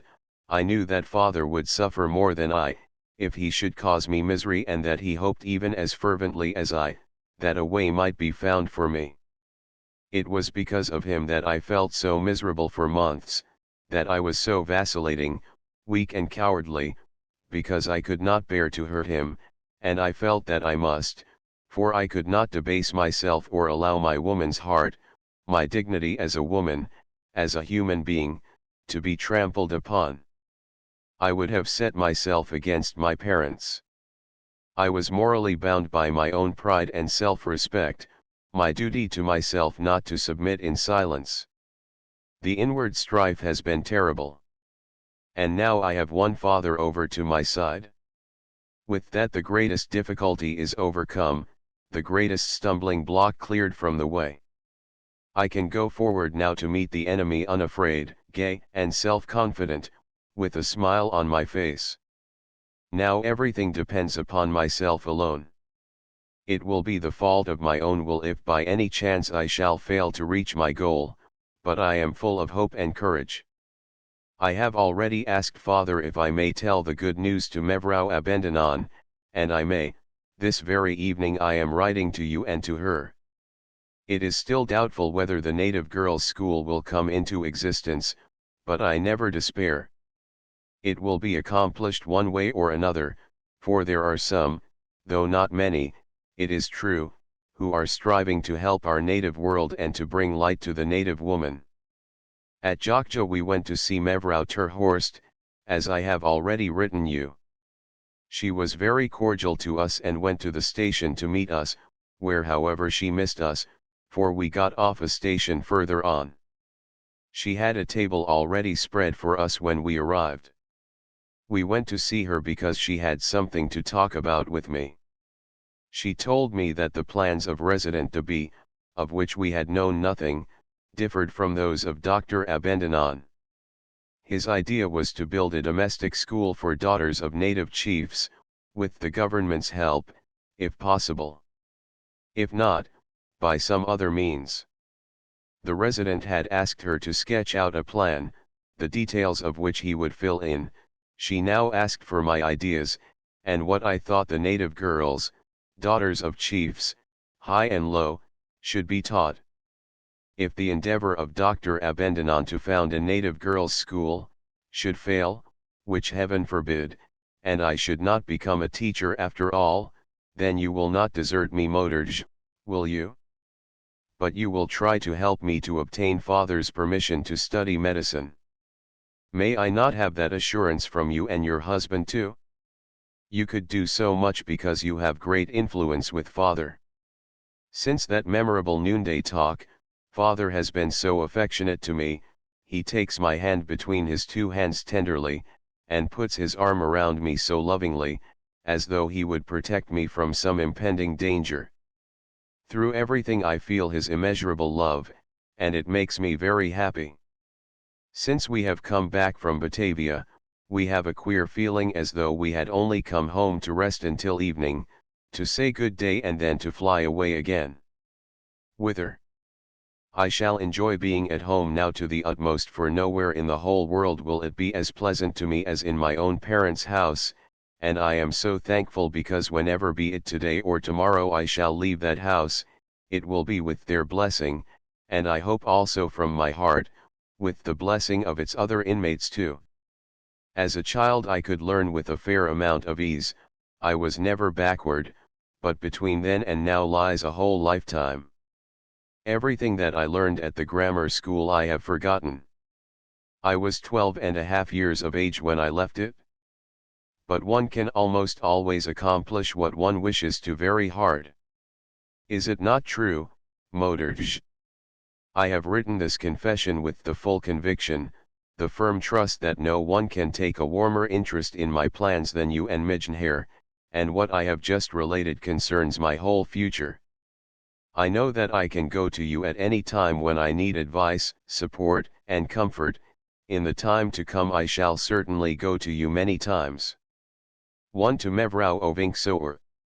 12 October 7, 1901. I calmly bide my time. When it comes, then men shall see that I am no soulless creature, but a human being with a head and a heart, who can think and feel. It is frightfully egotistical of me to make you a sharer in everything that concerns me. It brings light to me, but to you, it must be vexation. Everything for myself, nothing for you. I long to tell you everything simply because I love you so much. Draw back from me, thrust me from your thoughts, from your heart, forget me, let me struggle alone, for O God, you do not know into what a wasp's nest you stick your hand, when you reach it out to me. Let me alone. I shall only be thankful for your sympathy and because you have crossed the path of my life and caused sunshine and flowers to fall across it. Let our meeting be as that of ships on the wide ocean that pass in the dark night. A meeting, a blithe greeting, a foamy track through the smooth water, and then no more. But I fear I know that you could never go by like that even though you might wish it. Let us never speak of it again. A little while ago, in talking to Mamma, about something of interest to women, I told her what I had said so many times before, that nothing attracted me more, that nothing was more longed for by me than to be able to fly alone upon my own wings. Mamma said, but there is no one now, not among us, who does that. Then it is time that someone should do it. But you know very well that every beginning is difficult. That the fate of every innovator is hard. That misunderstanding, disappointment on top of disappointment, ridicule, all await you. Do you realize that? I know it. But it is not today nor yesterday that these ideas have come to me, they have lived in me for years. But what will come of it for yourself? Will it bring you contentment, make you happy? I know that the way I wish to go is difficult, full of thorns, thistles, pitfalls, it is stormy, rough, slippery, and it is free. And even though I shall not be happy after I have reached my goal, though I may give way before it is half reached, I shall die gladly, for the path will then have been broken, and I shall have helped to clear the way which leads to freedom and independence for the native woman. I shall feel a great content because the parents of other girls who wish to become independent would never be able to say there is no one, not among us, who does that. Strange, but I am not uneasy or disturbed, I am calm and full of courage, only my stupid, foolish heart feels sick. 1 to Mevrou Abandonan. 13 October, 1901 I wish to prepare myself to teach the two grades, lower and higher, and also to take courses in hygiene, bandaging and the care of the sick. Later I should like to take a language course. First to learn thoroughly my own mother tongue. I want to go on with my studies in Holland, because Holland seems to me in all respects a more suitable place of preparation for the great task which I would undertake. How shall we greet each other when we meet at last? I know exactly what you will say to me at first, but child, how stout you have grown. And I shall whisper between two hugs, I have grown old, both outwardly and inwardly, but that little spot in my heart where love is written in golden letters remains the same, forever young. 1 to Mevrou Ovinksoer. 14 January 9, 1901 New conditions will come into the Javanese world, if not through us, through others who will come after us. Emancipation is in the air, it has been foreordained. And she whose destiny it is to be the spiritual mother of the new age must suffer. It is the eternal law of nature, those who bear, must feel the pain of bearing, but the child has all our love, though its very existence, above that of all others living, has harassed us. Though it has been received through suffering, it is eternally precious to us. Nothing is more miserable than to feel the power to work within one, and yet to be condemned to idleness. Thank God, this curse has been taken from me.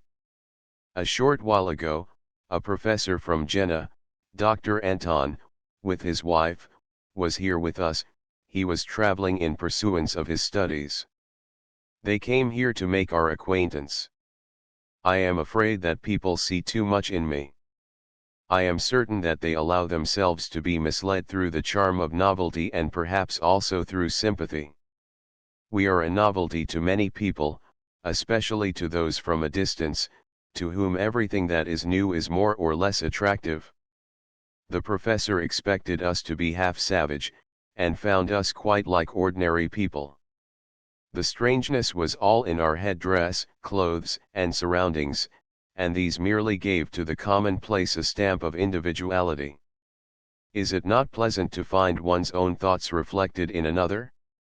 And when the other is a stranger, someone of another race, from another part of the world, of different blood, manners, and customs, it but adds to the charm of kinship of soul.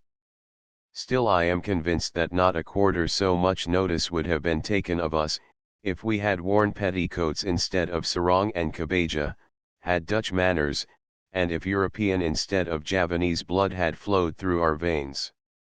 Our friends made us a present of several books, among them that splendid work by Baroness von Suttner, De Wapens neer Gelegoed, Lay Down Your Arms. I have read several other books, among which Modern Maajden II impressed me most, because I had found in it much that I myself had thought and experienced. Marcel Prévost has spoken the truth, and knows how to express his ideas. I think his book very beautiful. Nowhere have I seen the aim of the woman's movement expressed with so much truth and power. Still I am just as far from the solution of that great problem as I was before making the acquaintance of I do not take it amiss that the writer, and this not in a spirit of childish mockery, represents all opponents of the woman's movement with the exception of Fetty and Lee, as absolutely base and detestable.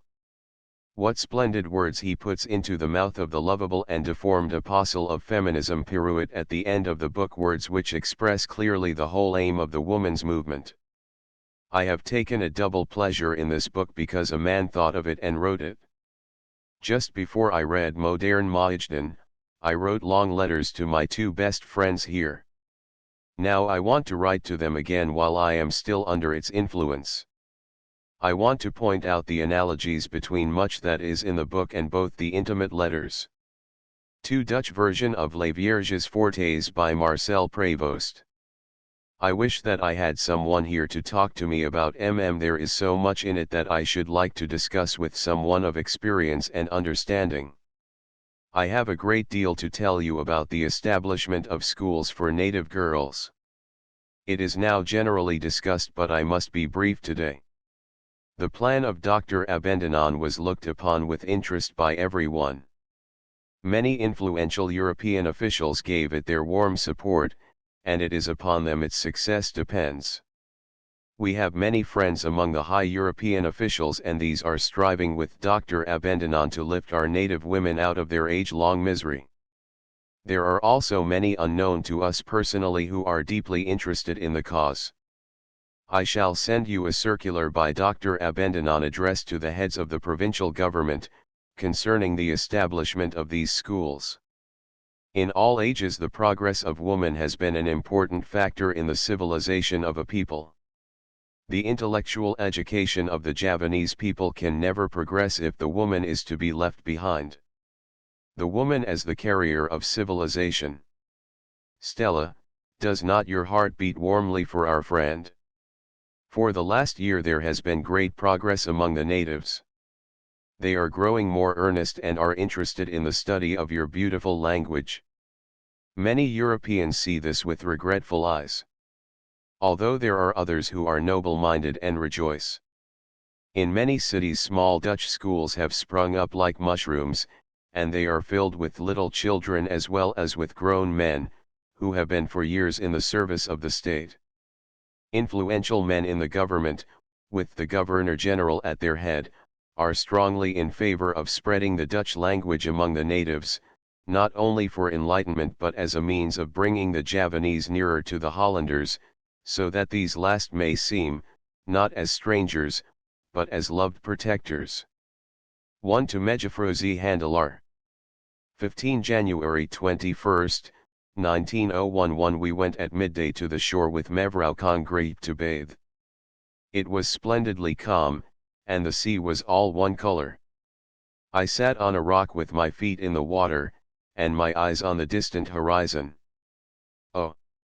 The world is so beautiful. Thanksgiving and peace were in my heart. If we go to Mother Nature for consolation, she will not allow us to go away uncomforted. I have thought so long and so much about education, especially of late, and I think it such a high, holy task that I feel that it would be a sin to dedicate myself to it, and not be able to fill in my account to the utmost. If I thought otherwise, I should be a teacher without worth.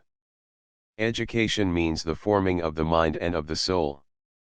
I feel that with the education of the mind the task of the teacher is not complete.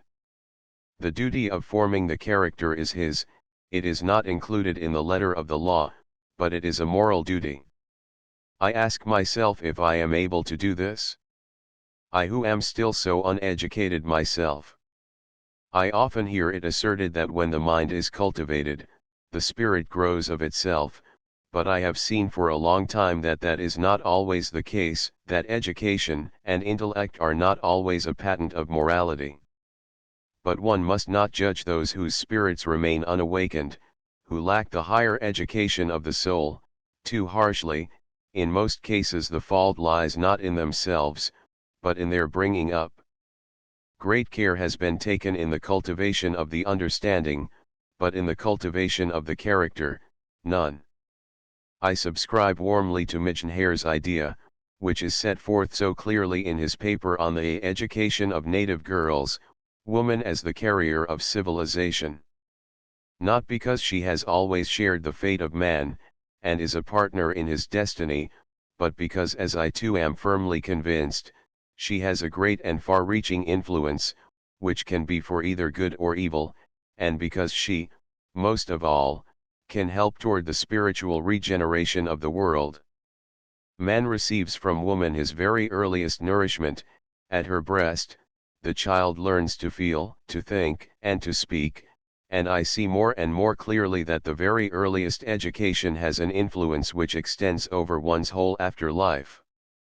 But how can the native women teach their children when they themselves are so ignorant? There is great interest in education in the whole world of native women, so far as we know it. Many wish that they might be children again, so that they might profit by this opportunity. And splendid! The number of native scholars at Parti, Kodos, Japara and the other districts are the first visible foreshadowings of success. Already there are some girls' schools among the people and their number is increasing. Tomorrow my mother will send a little girl, half orphan and child of her Anek Mas to school, and last month our parents sent a good studious boy to learn to read in Dutch. 1 to Mevrouw Abendenon. 2 Foster Nurse. 16 January 31st, 1901. I turn my face pensively to the far away, staring into the blue light, as though I expected to find there an answer to the tumultuous questions of my soul. My eyes follow the clouds as they journey through the vast heavens till they disappear behind the waving green leaves of the coconut trees. I see the glistening leaves painted with the gold of the sun, and suddenly the thought comes, ask them, why does the sun shine? What sends his rays? O my sun, my golden sun! I shall strive to live so that I may be worthy to be shone upon, and tended and warmed by your light. Do not be distressed, dear, if things do not go as I would have them. My life shall not have been in vain, there is always something to be done. I will have it so. Those who seek God do not live in vain, and whosoever seeketh after God will find happiness, truth, and peace of soul, and these are to be found at Javanese too as well. Who knows? Perhaps there sooner than somewhere else. Never be discouraged, never be dismayed. We are only thankful that in any event a beginning has been made, that the foundations of our freedom and independence are being built. 1 to Mevrouw Abendenon. 2 in the residency of Soerabaja. The most important as well as the oldest mission station in Java. It includes schools and hospitals. A medical missionary at Javanese had offered to train Kartini as a midwife, if her plan of going to Holland should fail. 17 March 19, 1901. Highly honored Dr. Adriani, for a long time I have wanted to write to you, but several things, among them the indisposition of almost all of my family, have prevented me. Now that the whole Kaboapatan, great and small, is again rejoicing in excellent health, I shall not allow this letter to remain any longer unwritten. It has been in my thoughts so long, and doubtless you have expected it as well. Forgive me for the delay. First of all I want to send my hearty thanks for your amiable letter to my sister Roekmani, and for your kindness in sending the books. The three of us were made so happy by them, and are still for that matter. We think it is splendid that you should think of us. We also think and speak of you and of your tourages, one of your work, and of everything that we discussed that evening at the Abendenons. The hours that we spent in your company are among the most delightful memories of our visit to Batavia. We hope with our whole hearts that will not be our only meeting, but that we may see you often again. What a pleasure it would be to us, if some day we might bid you welcome to Japara. We have much sympathy for the work of the Christian missionaries in Dutch India, and we admire the nobility of heart of those who have established themselves in the most remote stretches of wilderness, far from their own country and kindred, and from all congenial companions, and cut themselves off from the world in which by virtue of birth, ability, and education they would have an honorable position, to bring light into the lives of fellow men called by the cultivated world savages. We read both your letters with deep interest, and I am grateful to you for telling us so much that was interesting, and of which we were ignorant. In 1896 we had the privilege and pleasure of witnessing a solemnity the memory of which will probably remain with us all of our lives. That was the dedication of the new church at Kadoeng Penjalan. It was the first time that we had ever been in a Christian church, and at a Christian service, and what we saw and heard there made a deep impression upon us. It was long ago, but it is still fresh in my memory. The spacious building was decorated with green foliage, and the singing which echoed under the high roof was beautiful. With the reverent attentive multitude we followed the words which came forth from the chancel in pure Javanese. Besides the Heer Hubert, there were 3 missionary students, who preached upon the occasion, and it was certainly not the least solemn moment of the whole solemn service, when an old decrepit Javanese stood up to speak of his faith to his fellow countrymen. Everything was so impressive that the occasion has always been a memorable one to me. It was on that morning that I had seen the outside world again for the first time since my school days. We read in the paper under the sailing news that Mevrou was back again in India, so she will be with you very soon. We were right glad for your sake, when we read it. This letter is as though we made you and Mevrou a visit of felicitation upon her return, to wish her, although we are still unknown to her, a hearty welcome to Mapanet. Are not the Tourages very happy to have their mother among them again? One a race in middle celebs among whom Dr. Adriani worked. 18 May 20th, 1901. I have been through so much in my young life, but it is all as nothing in comparison with what I have suffered in these last dreadful days of father's illness. There were hours when I was without will, but trembled with inward pain, and the lips that had defiantly proclaimed "Come what may," now stammered "God pity me." My birthday was a double feast, a celebration also of father's restoration to health. I let father see your present, and told him how pleased you were with his portrait. Father lay upon a lounging chair, I sat next to him on the floor, his hand resting upon my head. It was thus that I spoke to him of you. Father smiled when I told him of your enthusiastic expression of sympathy for him, and with that smile on his face, and certainly with the thought for the distant and loved friend of his child, my sick one slept. See how near you are to me, Stella, to us. Do you believe now that it was not lack of affection which kept me silent for so long, and can you forgive that silence now?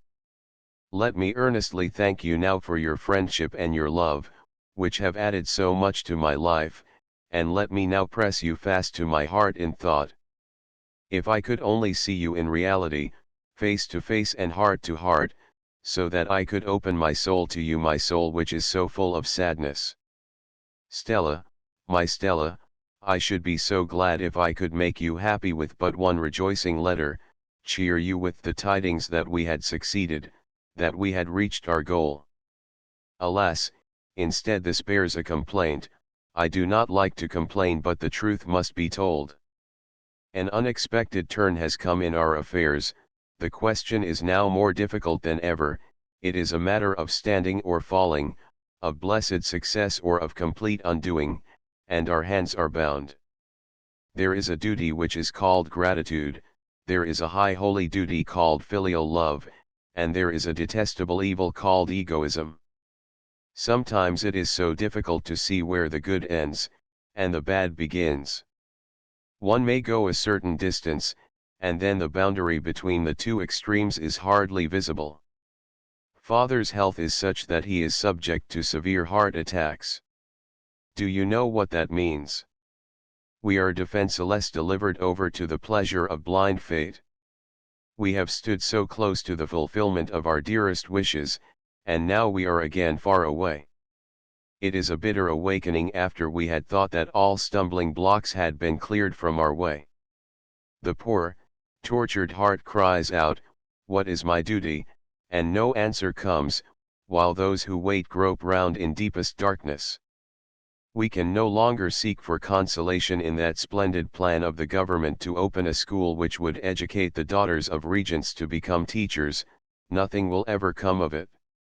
For many regents whose consent had to be obtained, declared themselves against any innovation that would interfere with the custom of secluding young girls, and releasing them from their imprisonment by allowing them to go away from home to school. It has been a hard blow for us, for we had built all our hopes upon it. Adieu illusions, adieu golden dreams of the future. You were too beautiful to be true. I used to sit idly and take pleasure in the thought of how your eyes would shine when you heard the splendid news. And now the whole proposal has evaporated like smoke has gone to the moon. I do not know exactly how the matter stands. Our friends at Batavia are away on a journey, but it goes very, very badly. Now if the plan for the domestic school for native girls should be in the same case, put down through the unwillingness of the parents themselves, there will be nothing left. My fingers burn to write about the splendid plans of the Director of Education, and about the proposed education of regents' daughters to be teachers, but I remain idle. I must not express my opinions on important subjects, least of all through means of the press. Many persons in our immediate surroundings know nothing of what is brooding and raging within us, they know nothing of our plans.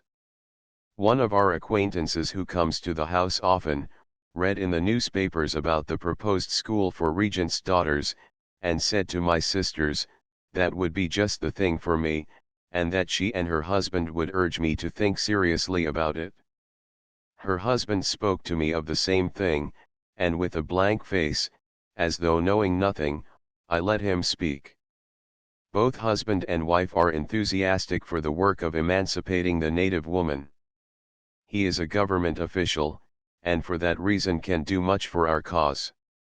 He will soon be promoted, and then they will both be able to do much more for our people. We have devised a plan for her, and she and her husband have listened to it with interest. When he becomes assistant resident, she is to invite the little daughters of the native officials serving under him to come to her house on certain fixed days, and give them instruction in handiwork and cooking, perhaps also in reading and writing. That would be a useful and beneficent work. The lady is delighted with the idea. I have naturally told her much about you.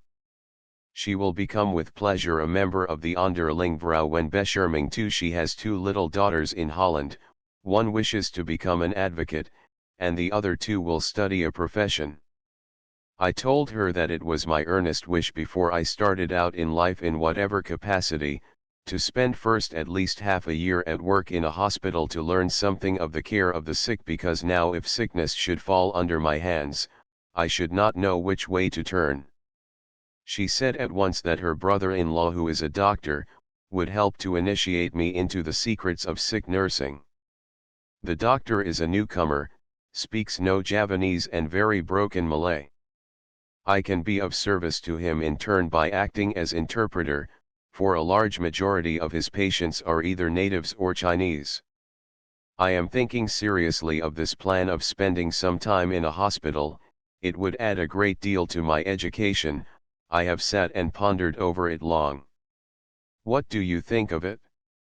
Oh, it is misery on top of misery to see someone suffer frightful pain, and not to know how to alleviate that pain. Those who watch suffer even more than the patient himself. I have sat by many sick beds, even as a child, and speak from experience. The idea of studying nursing came to me at the bedside of a dear one. Later I shall speak out and say frankly what I have in my heart in regard to the education of girls. I shall plead for the importance of a knowledge of hygiene and of the structure of the human body to women. I want to see hygiene and physiology placed on the curriculum of the school, which is to be erected.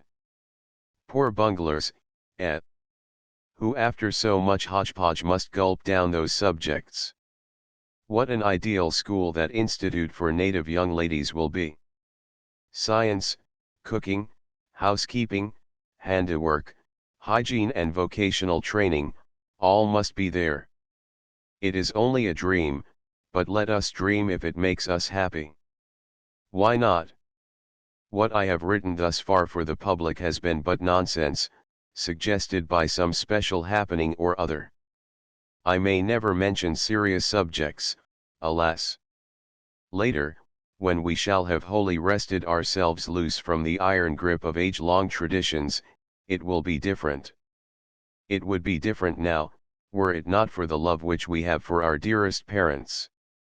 Father would not be pleased if the name of his daughter should be rolled under the tongues of men.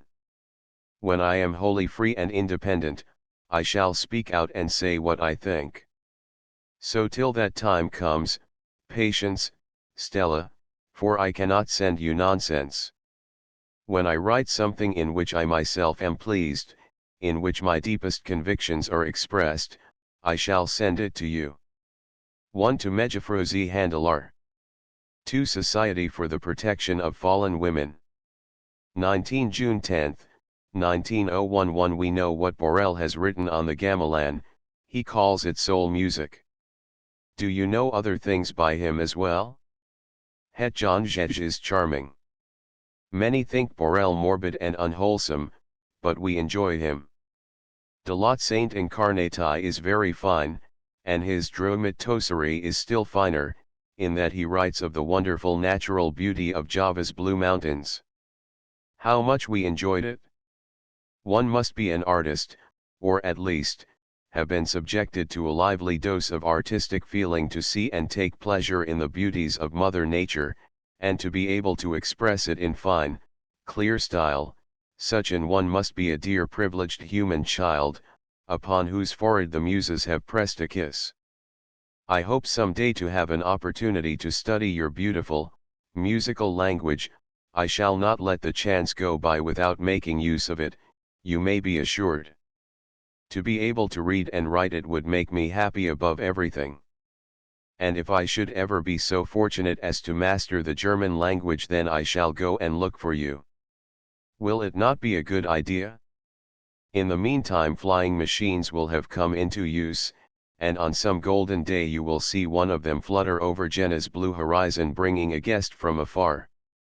I should indeed have been born a boy, then, perhaps, I should be able to carry out some of my high-flying plans. Now, as a girl, in our present native civilization, it is almost impossible to take a little walk down a turnpike. How can anything else be expected, when in Europe, the center of civilization, and of enlightenment, the strife should have been so long and so bitter for the good right of the woman? Could one in earnest expect that India, uncivilized, unenlightened, slumbering India, should take it well that her daughters, women who through centuries had been looked upon as beings of a lower order, yes, why should I not say it, as soulless creatures, should suddenly be regarded as human beings, who have a right to independent ideas, to freedom of thought, of feeling, and of conduct? Alas! Nothing will come of that splendid plan of the government, from which we expected so much. Nothing will come of it because the majority of native chiefs opposed it. Adieu illusions. Ah! I have often thought and repeated aloud, that dreams and ideals were useless ballast in our native civilization, a superfluous and dangerous luxury. But that says the mouth alone, at the instigation of the cold understanding. It makes no impression upon that stupid crazy thing, the heart. For dreams of freedom have taken such deep root in our hearts, that they are never more to be uprooted without making desolate the soil from which they have sprung. I think it is very good of you to give yourself such concern in regard to my future. I am deeply grateful. But oh, do you know nothing but sadness concerning me? We know what awaits us.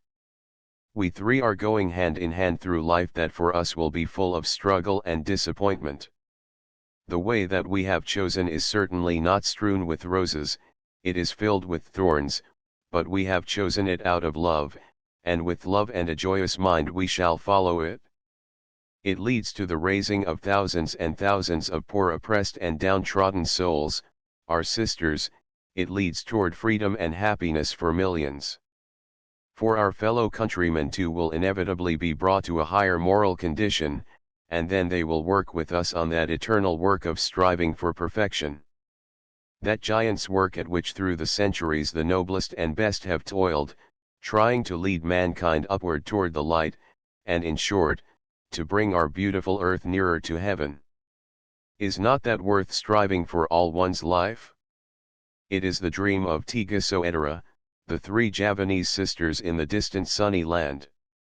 Oh, could we but go to the land of changing seasons, the land of warmth and cold, the fatherland of learning, to prepare ourselves there for the good fight that we wish to make for the future happiness and well-being of our people. Above all, the mind should be cultivated, before one can do good. Although people assert that to do good and to be intellectual are 2 different things, but I think that it takes the greatest wisdom to overcome the opposing forces that we human beings all feel in us, to temper them, and to regulate them so that they may work harmoniously together. I have seen so often that to try to do good ignorantly, does more harm than good. Europe. Must you then remain always unattainable for us? We, who long for you with heart and soul. But I do not believe in repining. Life is too beautiful, too splendid to be wasted in complaints about things which can never be changed. Let us be thankful for the many blessings that the good God has bestowed upon us. Are we not fortunate above thousands and thousands of others, in the possession of our dear parents, good health, and in a number of little blessings, which make up the sum of our daily lives? When we have enjoyed the music of singing birds, then we are thankful that God has not created us deaf. When we are at Scheveningen, that idyllic spot by the sea, where everything breathes quiet and peace, and watch the sun go down, then we know that we cannot be grateful enough that we have good eyes to enjoy the beautiful light which plays upon the golden water, and in the heaven above it.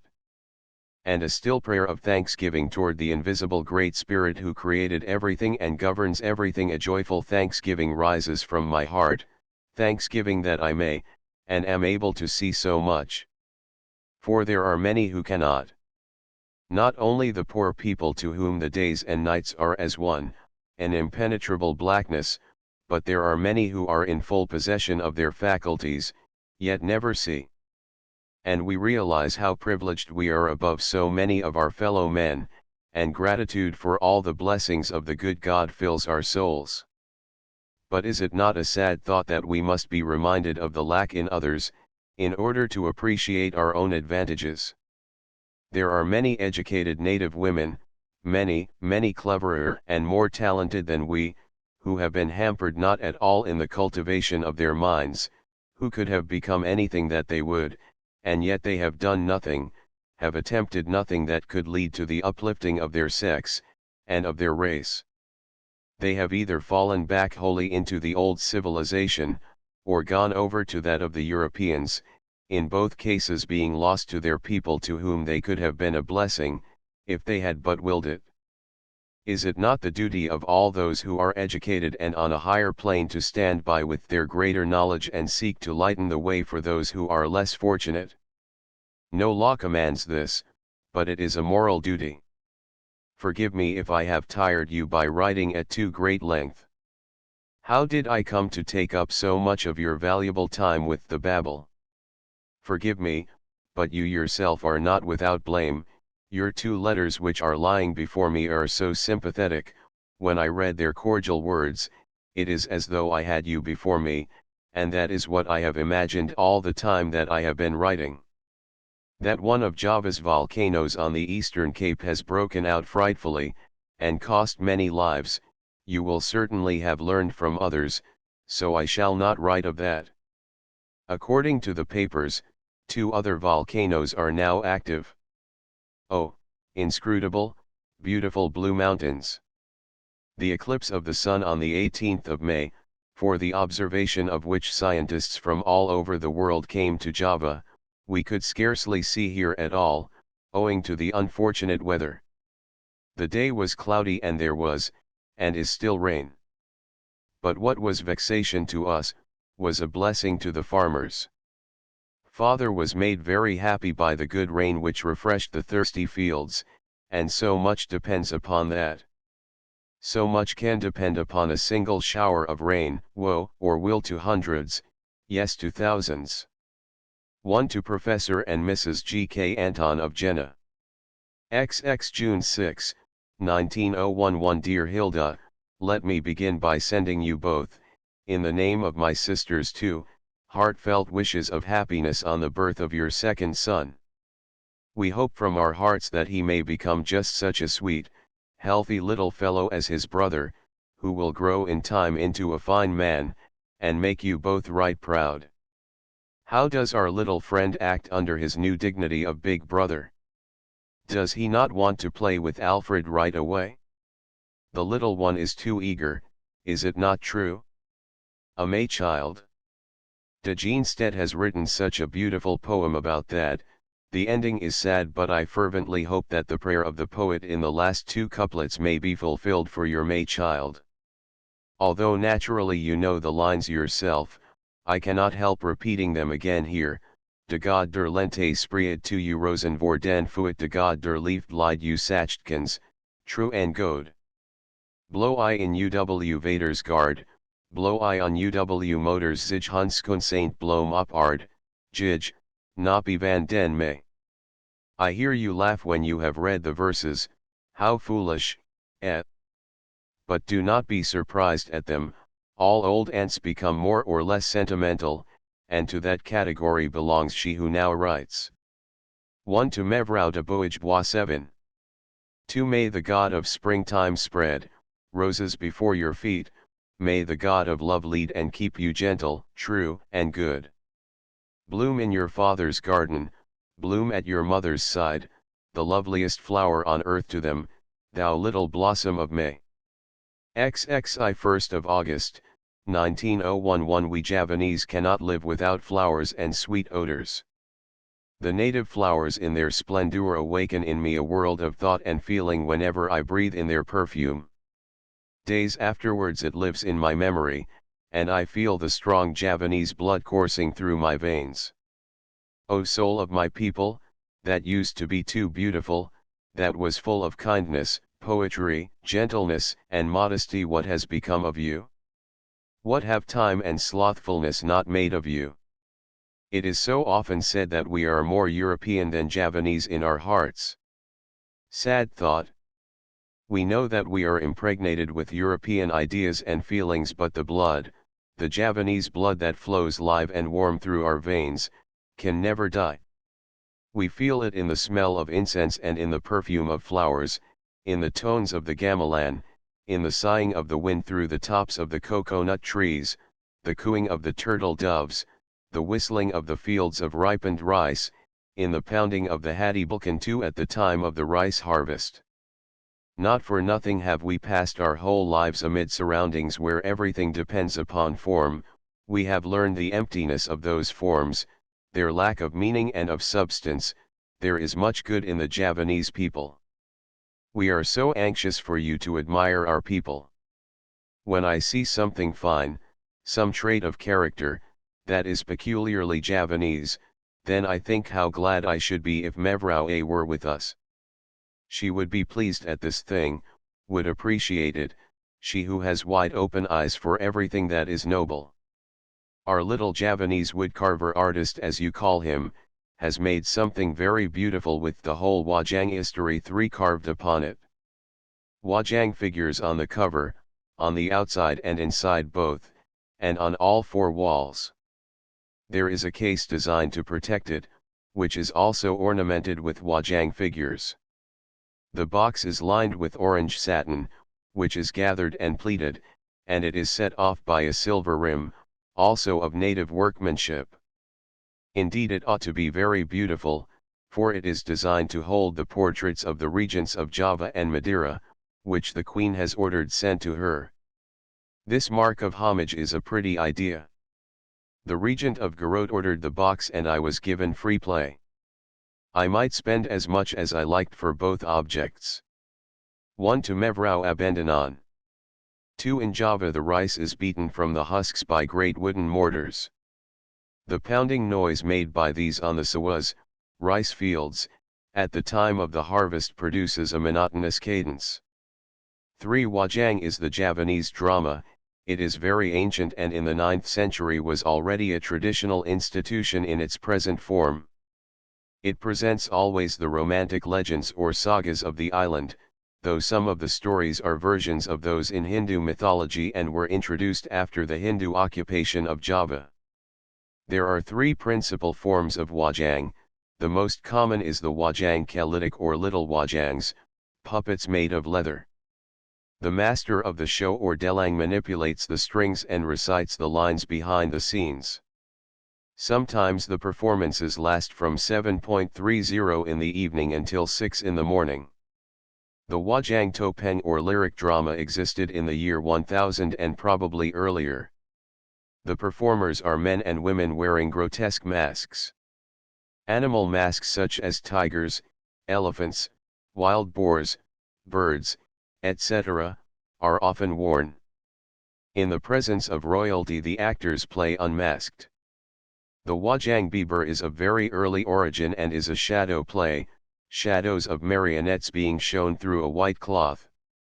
At the time of the Mohammedan conquest in the 15th century and after the forcible conversion of the Javanese to Mohammedanism, an effort was made to change the Wajangs to conform with the Mohammedan law which forbade the representation of human beings, hence the introduction of the grotesque contorted mask still in use. Wajang performances are always accompanied by gamelan music, explanatory verse and a chorus with chants. XXII August 19, 19011 You must have thought it ungracious of me to remain silent for so long after your charming letter and your goodness in sending the dear Kikya, which I have enjoyed so much. The silence has not been from lack of appreciation, but because the one holy sound Kartini had all of her time taken up with the little sick sisters. It was so warm, it was not hard to exaggerate a little indisposition, so that we could not help spoiling our invalids. Just now one of the pairs of eyes which I have seen so troubled, peeped over my shoulder and read this. Child, child, what do you gain by it? The children will never hear any praise from me, I assure you. But what am I doing now speaking ill of my dear little sisters? Nothing is impossible in this world. What we look upon today as an impossibility, tomorrow may be an accomplished fact. There is a restlessness in our native civilization, the spirit of progress is moving among us. It is strongly combated by the inherent love which the Javanese has for the ancient laws. There will be a hard fight before these hoary ideas and customs shall be deeply buried in the ground, never again to rise. 1 to Mevrou Hg de Bois 7. XXII August, 19011 I should be so glad, so happy, if I could be in a position to lead children's hearts, to form little characters, to awaken young minds, to help to mold the women of the future who will be able to carry forward enlightenment like a torch. There is much misery in our Javanese woman's world, there has always been so much suffering, so much bitterness. The only road which lies open to a Javanese girl, and above all to one of noble birth, is marriage. From far and near we know of the horrible misery of the woman caused by certain Mohammedan institutions that are so easy for the man, but oh, so bitterly hard and miserable for her. She soon grows accustomed to it, she finds that it is nothing, say the wise men, and then we should have no more peace if we put such ideas into her head. Let me, a child of Java, nourished at her breast, who has lived here all her life, assure you that the native women have honest, simple hearts that can feel and suffer as well as the most delicate, sensitive woman's heart in your country. but here there is a suppressed suffering which consumes itself. For she feels herself powerless and defenseless through her ignorance and inexperience. The old traditions speak. Fatima's bridegroom takes a new wife and she is asked by the prophet what she feels. Nothing, father, nothing, she declared. And while saying this she leaned against a banana tree, the leaves, formerly fresh and green, withered, and the trunk against which her body rested shriveled into ashes. Again the father asked her what she felt and she said, "Nothing, father, nothing." The father gave her a raw egg and bade her hold it against her heart. He asked her to give it back to him. He broke it open and the egg was cooked. The Eastern woman's heart has not changed. Many think it an honor to tolerate with unmoved countenances the one or more women their husbands have brought home, but do not ask what is hidden behind that iron mask, or what the walls of their dwellings could tell when the eyes of the world are removed. There are so many burning women's hearts, with poor, innocent, suffering, childlike souls. And it was the misery that I saw, even in my childish years, that first awakened in me the desire to fight against these time-honored customs, and substitute justice for old tradition. Our work will have a twofold aim, first to help to enlighten all our people, and secondly to raise up our sisters, so that they may live and be treated as human beings. To all of you who have sympathy for Java, and the Javanese, we send an urgent prayer. Help us to realize our ideals, they mean so much to our people and to our sex. Raise the Javanese woman, educate her heart and her understanding, and you will have splendid workers to cooperate with you in your noble work, your giant's work, the work of civilizing and enlightening a whole nation. Teach her a trade, so that she will no longer be powerless when her guardians command her to contract a marriage which will inevitably plunge her and whatever children she may have into misery. The only escape from such conditions is for the girl herself to learn to be independent. There is no one yet who does it, who dares do it. It is a disgrace for a girl not to marry, to remain an unprotected woman. Our idea is to open, as soon as we have the means, an institute for the daughters of native chiefs, where they will be fitted for practical life and will be taught as well the things which elevate the spirit, and ennoble the mind. Would such a school succeed? We are bold enough to answer yes. Many of the native chiefs send their daughters to school now, but it is only for the accomplishments, and not because they expect it to be of any practical use, or of real benefit to the woman herself. Still, that does not minimize the importance of the fact that more and more, they are educating their daughters. The many government and private schools can testify to the truth of this. Even the Emperor of Solo sends his daughters to school. In progressive Prianger, where the education of girls is no new thing, a special school for daughters of the nobles, subsidized by the government, has been opened. There are even regents' daughters who go to a domestic school in a strange place. Then there are many parents who would like to send their daughters to school, yet refuse to send them where they would have to study with boys. The expense of having a governess is far beyond the means of an ordinary native magistrate, only a few are able to afford it. No Wheatona who has not an independent fortune can keep a governess for his little daughter. There was a young mother who asked her husband on the last day of her life as a dying request, to carry out one of her dreams, which was, as soon as he should be in better circumstances, to send her little daughter to the European school. We have talked over this question, and also the idea of an independent self-supporting woman, many times with the wives of native chiefs, and all of them have strengthened us in our belief that someone is only needed to take the first step, to set the example, and then the path will have been opened and others will follow it. There are many girls who think and feel as we and who would be glad to break the bonds in which the Mohammedan law holds them cloistered. But they remain quiescent before that. There is no one now who does it. There must be someone to be first. there is a native chief who sought permission from the Director of Education for his daughter to enter the medical school.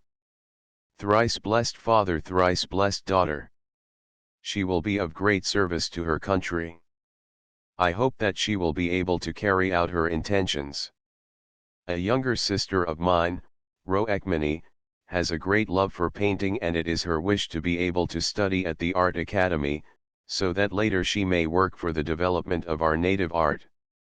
Does not a people's art go hand in hand with a people's civilization?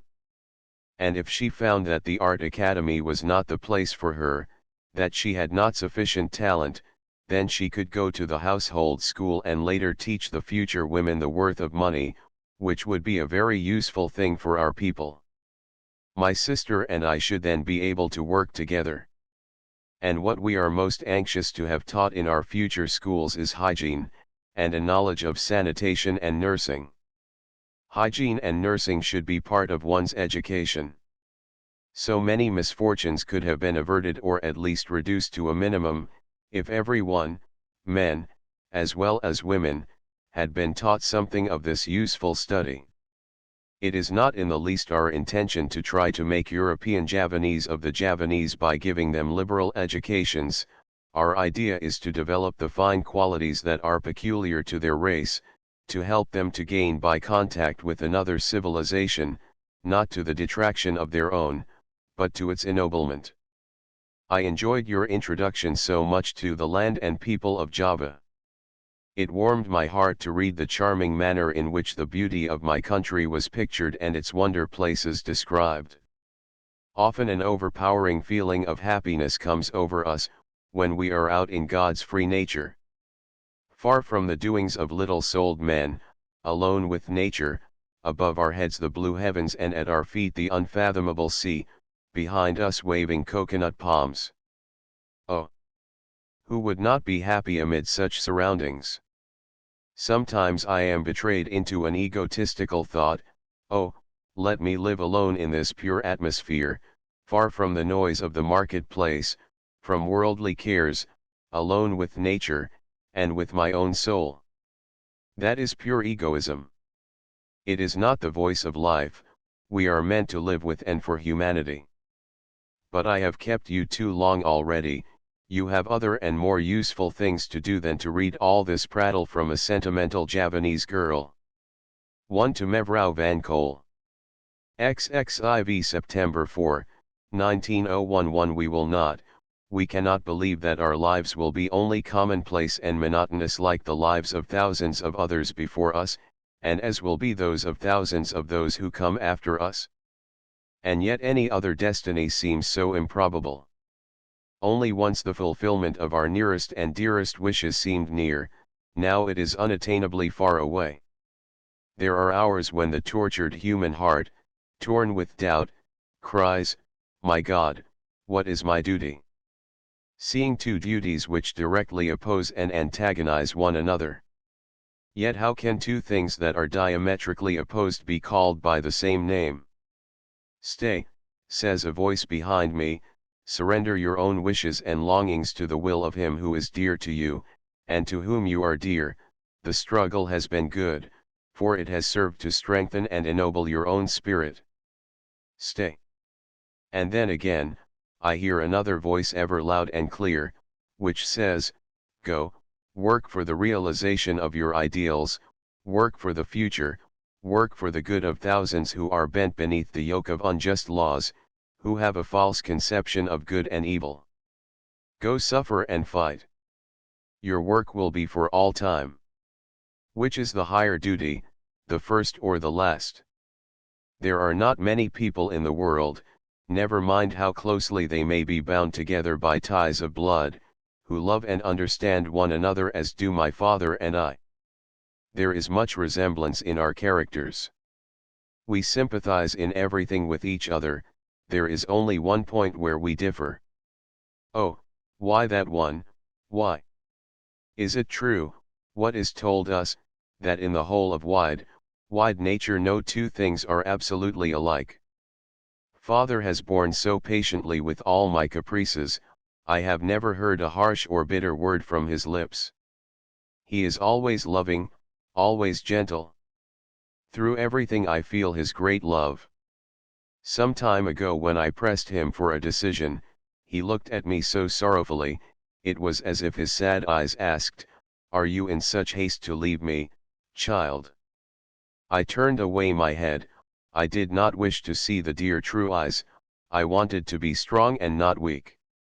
My heart almost broke once, when, as we two stood opposed to each other, father clasped me in his arms, and in a voice trembling with emotion said, "Must it be so, child? Is there no other way? Must it be?" And we stayed there, heart pressed to heart, looking into each other's eyes. That was a heavy time, as heavy as a time can well be on this earth.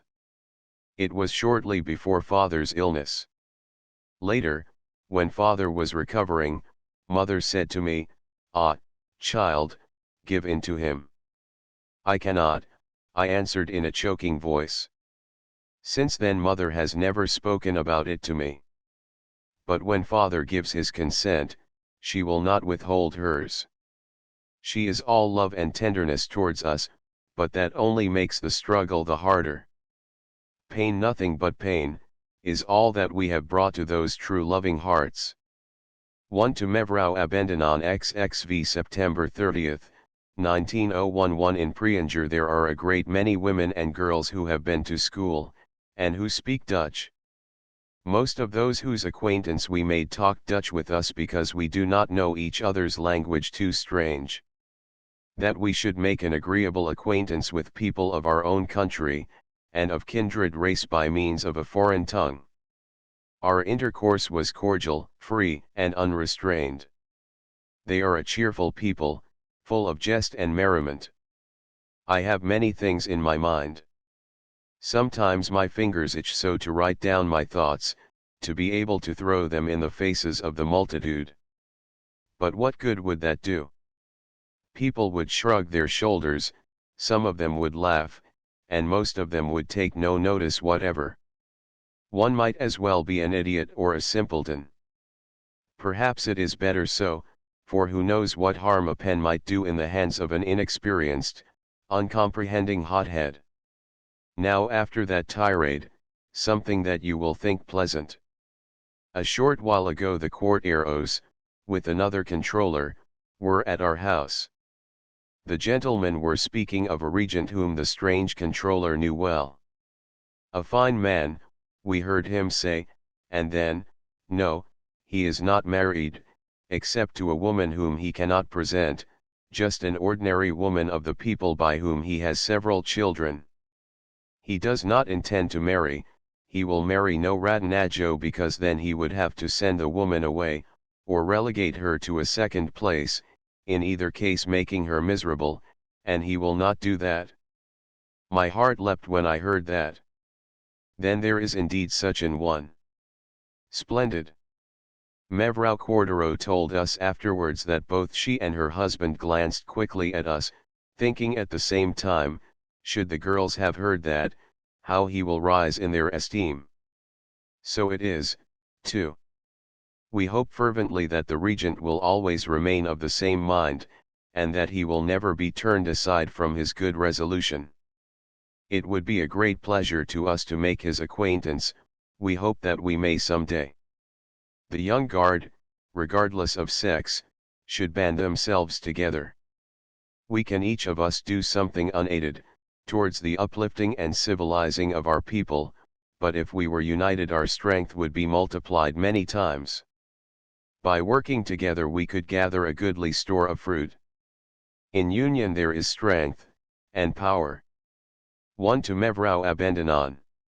2 In the Prianger Regency Sundanese is spoken, it bears the same relation to Javanese that Scotch did to English in the 17th century. XXVI October 11, 19011. And now, dear friend, I am going to speak of myself and give you in strictest confidence some idea of our plans. As doctors, accoucheuses, writers, teachers, or artists, we could gain our own independence and at the same time work for the good of our fellow countrymen.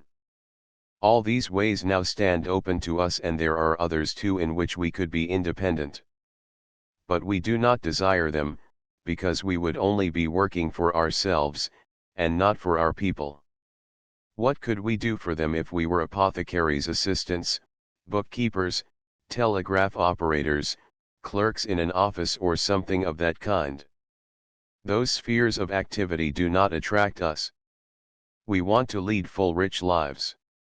You know, the government, through the Director of Education, is planning to erect schools for native girls, and by way of example a domestic school for the daughters of the nobles. When we heard of this plan last year from the director himself, his wife asked me if I would teach in this last school. I answered that I took much interest in the plan, but that the undertaking would be too great for me, because I had no training and would not be capable of filling such a position. Mevrou said that her husband wanted me just as I was, to help to lead the young hearts and to form the young characters. I must go among the children as an elder sister, and be an example to them. I felt highly honored at the suggestion, but unfit for the task as I was, I had no right to undertake it. Mevrou said that if I really must have some preparation, then I could go for a little while to the normal school at Batavia. There would be no difficulty about that, it was only a question of my own wishes. That my father approved of this suggestion, you know already. When I went to Batavia I saw the directress of the girls' high school, and she said that she would do everything in her power to help me. This cordiality from one who was almost a stranger, was very encouraging. Unsought and unexpected, this offer of assistance was simply thrown into my lap. I was in the clouds and thought that my departure for Batavia was only a question of weeks, or at most, of months. I have already told you that we are not rich, though father has a large income. At the same time, his expenditures are great, so that we have only enough to live quietly and to give our boys must be helped before everything, to give the boys good educations. I had also thought of the financial difficulties, and had made a plan so that the expense of my studies would not be too great a burden. It would cost my father 1,200 florins for 1 year, a whole month's income, and no small sum for a household as large as ours, so my thoughts turned towards the medical school at Batavia. Tuition in medicine is free, at least for boys. There have never been any women medical students. One can study medicine at the expense of the country.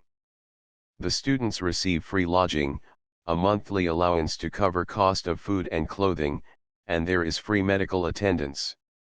When I was in Batavia I asked the Director of Education to which department the School of Medicine belonged, and if girls would be admitted to it. Dr. A had nothing against that, but naturally girls would be special students. My idea was to ask the government to admit me upon the same footing as the men students. For everyone with any brains at all can see how useful a woman doctor would be, especially among the women of the people, who usually would rather die than be touched by a strange man. If the chief of the Department of Education would support my petition, there is no doubt but that the government would receive it favorably. I have already thought much about the medical profession. The length of time required for study alone disconcerts me. For one who is not yet 20, 7 years of study does not seem so long, but for one who has already passed that age, it is very long. And then as a full-grown girl to have to sit in the beginning day after day, between boys of from 13 to 18, and to be the only woman in a circle of men is not pleasant. But these are minor difficulties, which I could force myself to overcome. There is still something else. Father and my friends are against it, though fortunately not unconditionally. Father objects because I should be the only girl among all those men and boys. Such a thing would be unheard of here, and my friends object because they are afraid that I would not have the necessary nerve to go through with the studies. Medicine is certainly a splendid calling, but not a profession for everyone. A strong will and perseverance are not enough. nerves of steel are also a necessity. That is what worries my friends, so that they give me no peace. Father thinks that teaching would be the best profession for me, as do also my friends in Batavia. They think that would be a suitable, fine work for me, where I could spread my ideas broadcast among the younger generation, the women and mothers of the future. As a teacher, even of a little circle, there would be a direct influence exerted upon that little circle, which would in time, widen and spread out so that many would follow my example. You know my love for literature, it is one of my dreams to be able to accomplish something there. It is true one cannot serve two masters at the same time, but I see no reason why if I were a teacher, after being busy with the children all day, I could not work at literature at night. I want to do only one thing at a time and do that well. Entre ces deux mon cœur balance. As a doctor or something else, perhaps I should not have the opportunity to do that other work of which I am so fond, scribbling with my pen. But teaching, the bringing up of children, is something so earnest and sacred in itself, that I should never be at peace if I attempted it, and felt myself unable to do it well. As a teacher of the domestic school, I should be with the children the whole day, even in the evening, and at night I should not be wholly free, because the children would be under my care. Such a post would bring with it heavy responsibilities and duties. Perhaps you think I am exaggerating the difficulties and responsibilities, but I cannot look upon it in any other way. To me it would be a crime to devote myself to the bringing up of children, future carriers of civilization to the race, and not to be fitted for that great task, which is so high and holy in my eyes. What do you desire for me, Stella? Which road would you most gladly see me started upon? Tell me honestly and frankly what you really think. You have already shown yourself a good true friend, here is another opportunity. There is still another profession open to us. A missionary doctor, personally unknown to us, but of good name and established reputation, has heard much of us from our friends and has offered of his own accord, to train us, free of cost, to be accoucheuses. You will certainly have heard of the great native assembly in Mojjawarno II in the residency of Soerabaja. The name of this missionary doctor is known in connection with work of civilization in India, and with the exhibition of women's work. You must know too that there is a crying need for midwives here in India. Every year in Java and the whole of Netherland India, about 20,000 women die in childbirth, and there are on an average 30,000 stillborn children, all from lack of intelligent care. In that direction there certainly stretches out before us a broad field of usefulness where we could be a blessing to our sisters. We take a great interest in this cause, but it would be an untruth if we said that it was one of our dreams to be accoucheuses. But it would be 1,000 times better to be midwives than to be dependent, held to narrow household cares through a compulsory marriage. We have father's permission to go to Mojjawarno and study to be accoucheuses when all other doors to independence shall have been closed to us. He is strongly opposed to a work of personal service. He thinks that kind of work would be degrading to our aristocratic hands. Our friends, at first, deplored the idea too, but they put their objections on such a noble, such a high plane. They thought that it would be hard for us because we had other dreams and ambitions. But would our desire to lighten the way and to be examples to others be reached in this manner? Even in civilized Europe, the calling of midwife is looked down upon, more or less. Would India with all its ceremony and form be able to appreciate the beauty of the work? People here would only see its humbleness, for everything that does not shine, is looked upon as of no worth by my poor countrymen. You understand very well that we personally would be indifferent to the lowliness of our calling, but the effect which that would have, should not be a matter of indifference to us. If we want to break the path to freedom and independence for the Javanese woman, we must set a practical example. And a calling that is looked down upon and considered degrading would not find a following, and we want others to follow in our footsteps. Our example then must be something that compels respect and inspires emulation. We have not only our own wishes to consider, we must reckon with the prejudices and the character of the people whom we wish to enlighten. Lately in Holland, and especially at The Hague, there has been a growing movement of interest in Indian art. The Association of the East and West, an offspring of the Exposition of Woman's work of which you must know, has as one of its chief purposes, the encouragement of things Indian. There is a special division for art, composed entirely of artists of reputation. They are planning to send an artist to India to help the cause of Indian art in general, but especially in its practical application, and to protect it from the strange influences, above all those imported from Europe, which would contaminate its true character. I have already told you that Roekmani has a great love for painting, and certainly some talent in that direction, and it is her desire to become a painter. Of course study in Europe would be necessary, and that, alas, is unattainable for her. Perhaps through our own efforts, we may be able to help little sister to realize her dream. Could we not get into communication with East and West, and might not my sister by the help of that association be enabled to study drawing and painting at the Art Academy at The Hague? Later she could return to Java and dedicate herself wholly to the art of her own country. If all our plans should suffer shipwreck, then Roekmani will fit herself to be an accoucheuse. She will become either an accoucheuse or a painter, but whichever she does she will do well. In either case she should study in Europe. In Holland she could take a full course in obstetrics and could be of great service then to the future mothers of her land. The doctors here could only train her to be a midwife, who works under the direction of a doctor. To our indolent people with their exalted ideas, it would make a great difference whether an accoucheuse had been trained here or in Europe.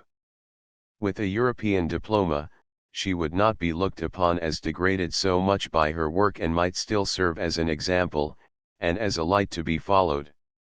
We are going to apply for an appropriation from the government to pay for her education in Holland. We hope for the assistance of Professor Hector Trib in Amsterdam, and of Dr. Strats in The Hague, men who have already broken their lances many times for the cause of obstetrics in India. Through ignorance of this science, thousands of lives are needlessly sacrificed every year. In the General Assembly also, attention was called to this cause by Van Cole.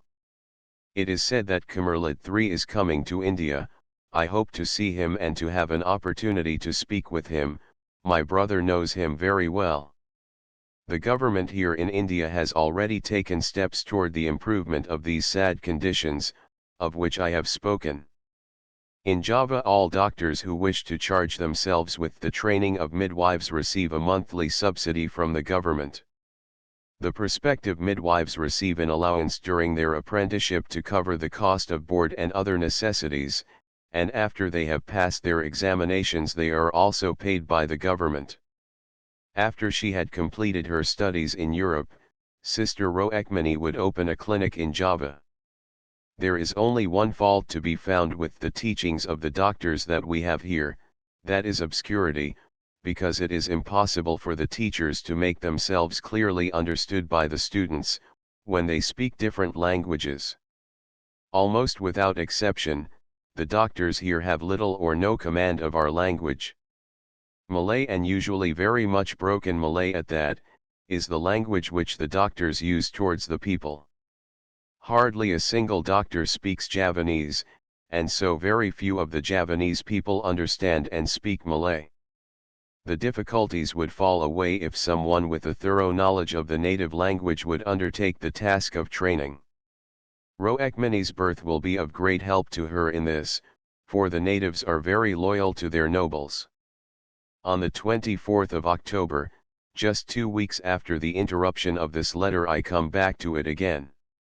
My card, sent meanwhile, will have told you of the sad state in which we have been, happily that is now past. As you know already, Roekmani has been dangerously ill, twice her life seemed to hang upon a single thread. Now thank God, she is on the road to recovery and grows each day a little stronger. Today she has been out of doors. I cannot tell you how happy and thankful we are that everything has gone so well with her. Sister Cardina, too, is on her feet again. She can now take little walks and her poor thin cheeks are beginning to fill out. We have certainly had our share of suffering. It is now so unhealthy everywhere on account of the drought. Poor country, so much hangs over you besides sickness. Many sawas over the whole country have been destroyed by the great drought. The suffering is worse in the neighboring town of Grabogan, and we look toward Demak with fear and anguish. There, 26,000 sawas have already been destroyed and cholera is raging. The west winds will soon come that drown the land every year. Poor country! That after the east winds, dries up and perishes from drought, and after the west winds, is drowned with floods. But I shall write no more about this misery, but only tell you what has happened during the last 14 days. Sister Cardina also wishes to become a teacher, and has chosen as her specialty domestic science and cooking. Our plan is to remain together always and to work side by side for our common goal, the education of our people. If fate is propitious, we shall open a school, in which instruction will be given along broader lines than mere book education. It will include lessons in handiwork, household arts, and kindred subjects, and there will also be classes in wood carving and painting, and in midwifery. But a course in domestic science can only be taken in Holland, there is no opportunity here.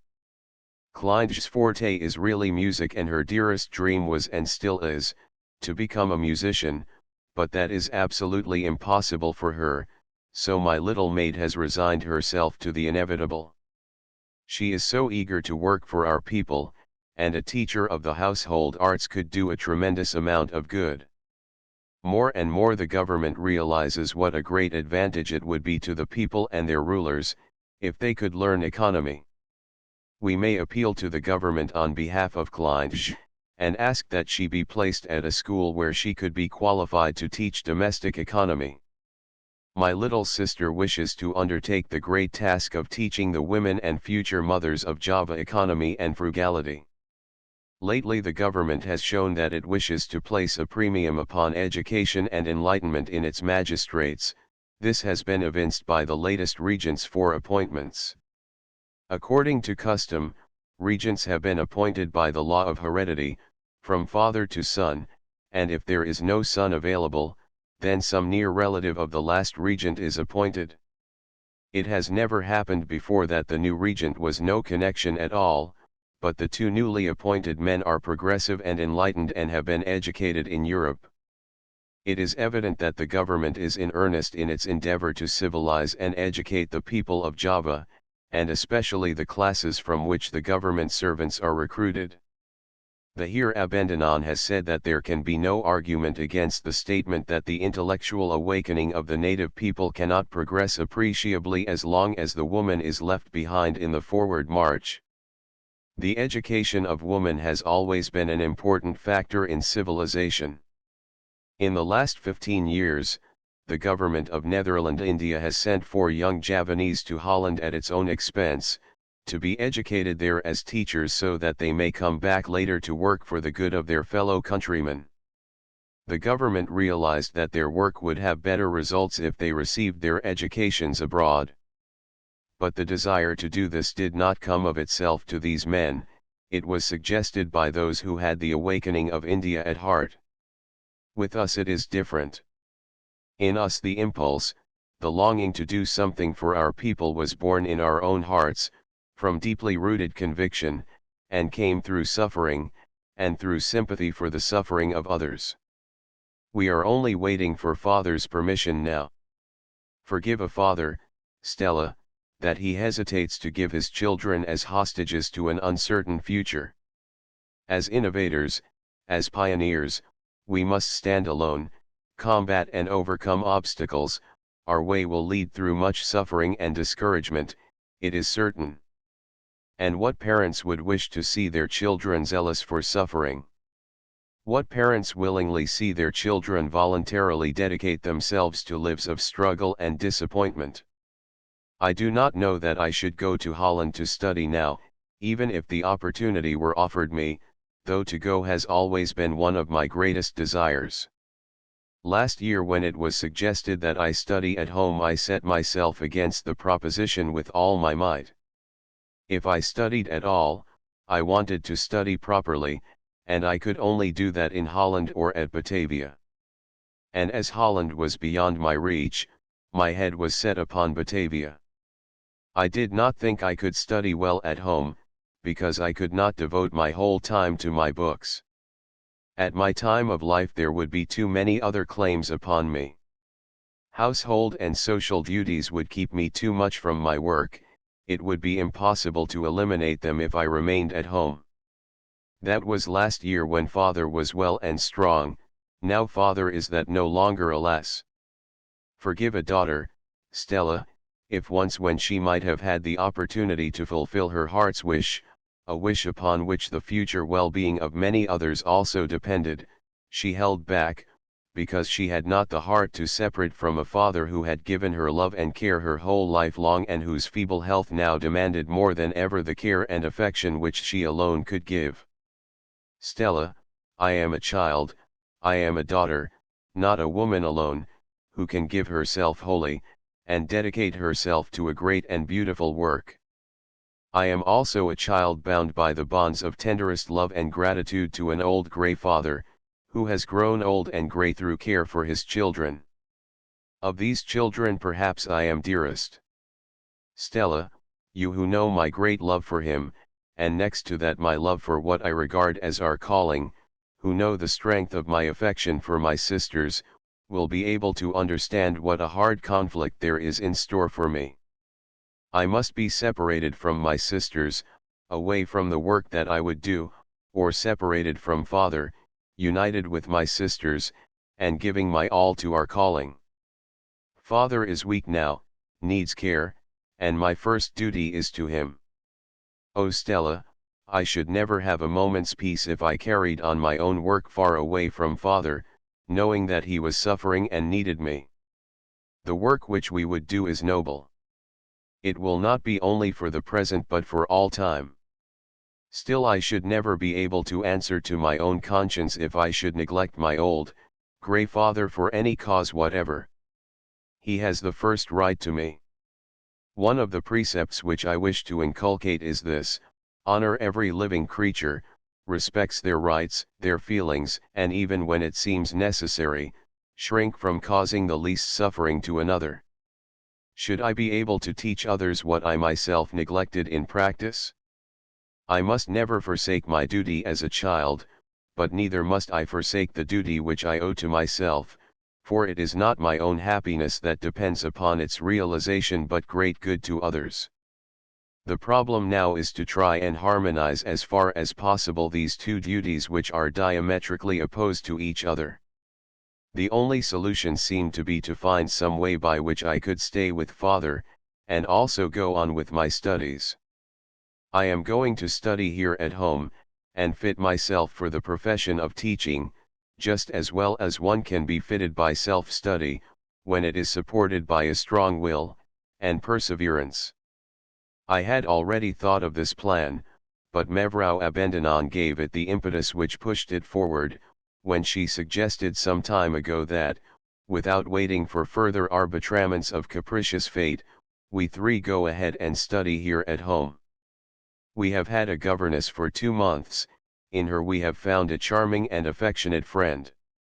She is still very young, a girl of strong character who has left her family in the fatherland and come here to earn her daily bread. It is only unfortunate that this miserable sickness has come, otherwise we should be getting along famously.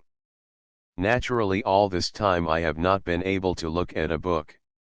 Annie Glazer, that is our teacher's name, has engagements which take her on some days, to another family here. But as soon as she can arrange it, she will give her entire time to us or to me alone most probably, for my poor sisters must not have anything in their hands, and above all in their heads, just now. They feel very miserable under the enforced idleness, but hands and heads are still weak. What do you think about all of these high-flying plans? If only you do not say, "Poor thing, you are trying to fly too high," I shall be satisfied. Do you know what I have noticed among our friends? That they have too high an opinion of us. They ascribe to us qualities and abilities which we do not possess. Sometimes we have to laugh at their enthusiasm. The saying that love is blind is here applicable. You should only hear some of the things of which they think us capable. We feel our own limitations deeply, whenever our friends set us so in the sun. We feel small, but we feel grateful too for the love of which it speaks. One friend would be glad to see me work with my pen, for our people. I must found a journal devoted to their needs, and must be its editor, or I must become a writer on the foremost daily newspaper of India and write articles, by which those who are now fast sleeping will be frightened wide awake. Had I no reason for my assertion that love is blind? And, now I must think of parting from my sisters, the idea is frightful to them, and it is no less so to me. If they are successful in getting that for which they are asking, they will be far from us in a strange land. It is fortunate that they have a brother there, who even as I, loves the sisters from his soul. This brother is full of enthusiasm and sympathy for our ideals, for in them he finds an echo of his own. We have made a compact with him, that when he has completed his studies, he will come back to us and we will work together.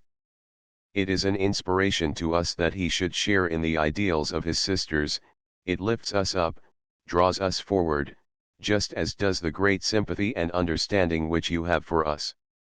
There is still another young man, European, who only knows us through his mother, but who sympathizes with our cause and takes a lively interest in it.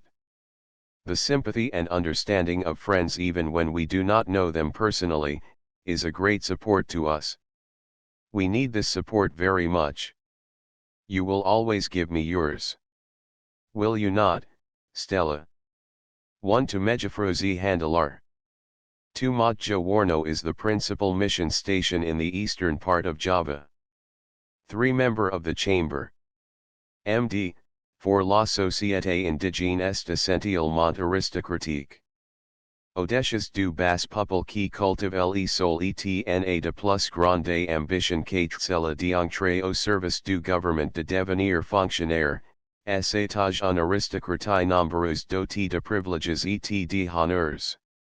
Cette aristocratie de naissance engourdie par sa situation privilégiée n'a pas su la conserver intacte, et les Hollandais qui se sont appuyés sur elle pour gouverner, ont élève à côté d'elle un aristocratie de mérite donnant à de simples parvenus plus capable et plus instruits les postes d'initiative sinon d'apparent. Java ETSES Habitants, by A. Fabert, Annales de Sciences Politiques, Paris, 1900. XXVII November 20, 1901. One should never promise anything, even when it depends entirely upon oneself, because one can never tell beforehand what will happen. Never mind how honestly the promise is made, and how earnestly one desires to keep it, unforeseen circumstances may arise, which make its fulfillment impossible. There is a belief among us Javanese, that those who break a promise will be visited by a poisonous serpent. The serpent comes to remind them of their promise.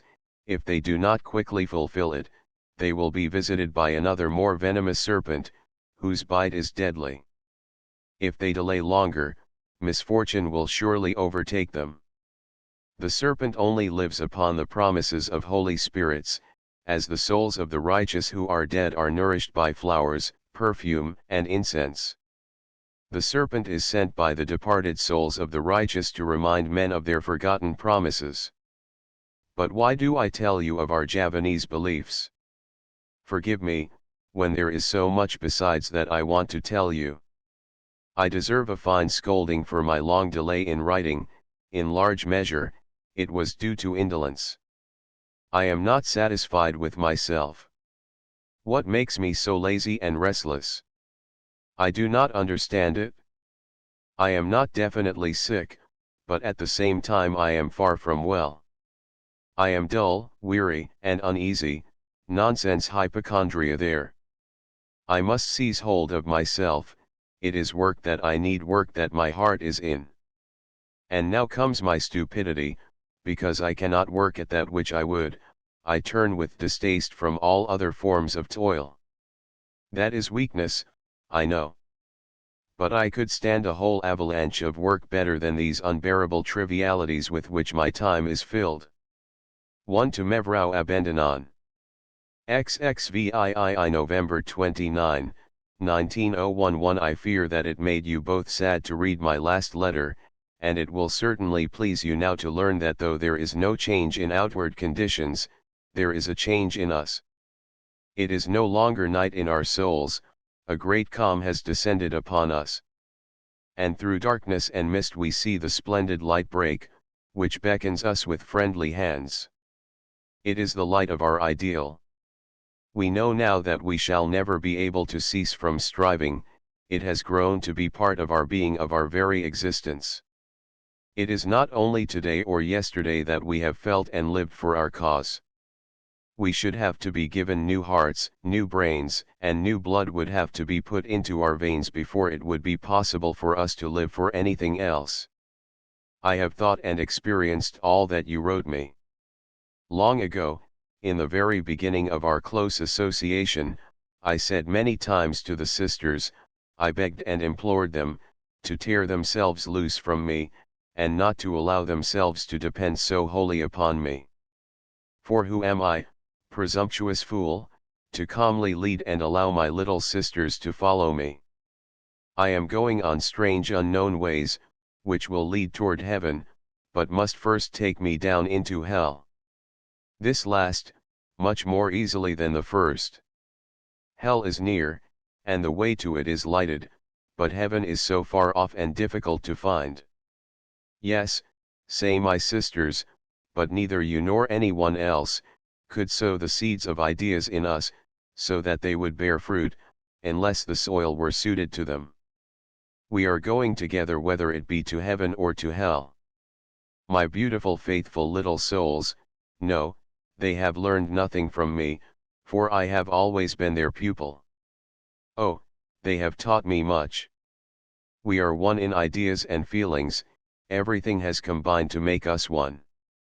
We have been together all our lives, though you can take away the long years that we lived together but outwardly and count only these last intimate years.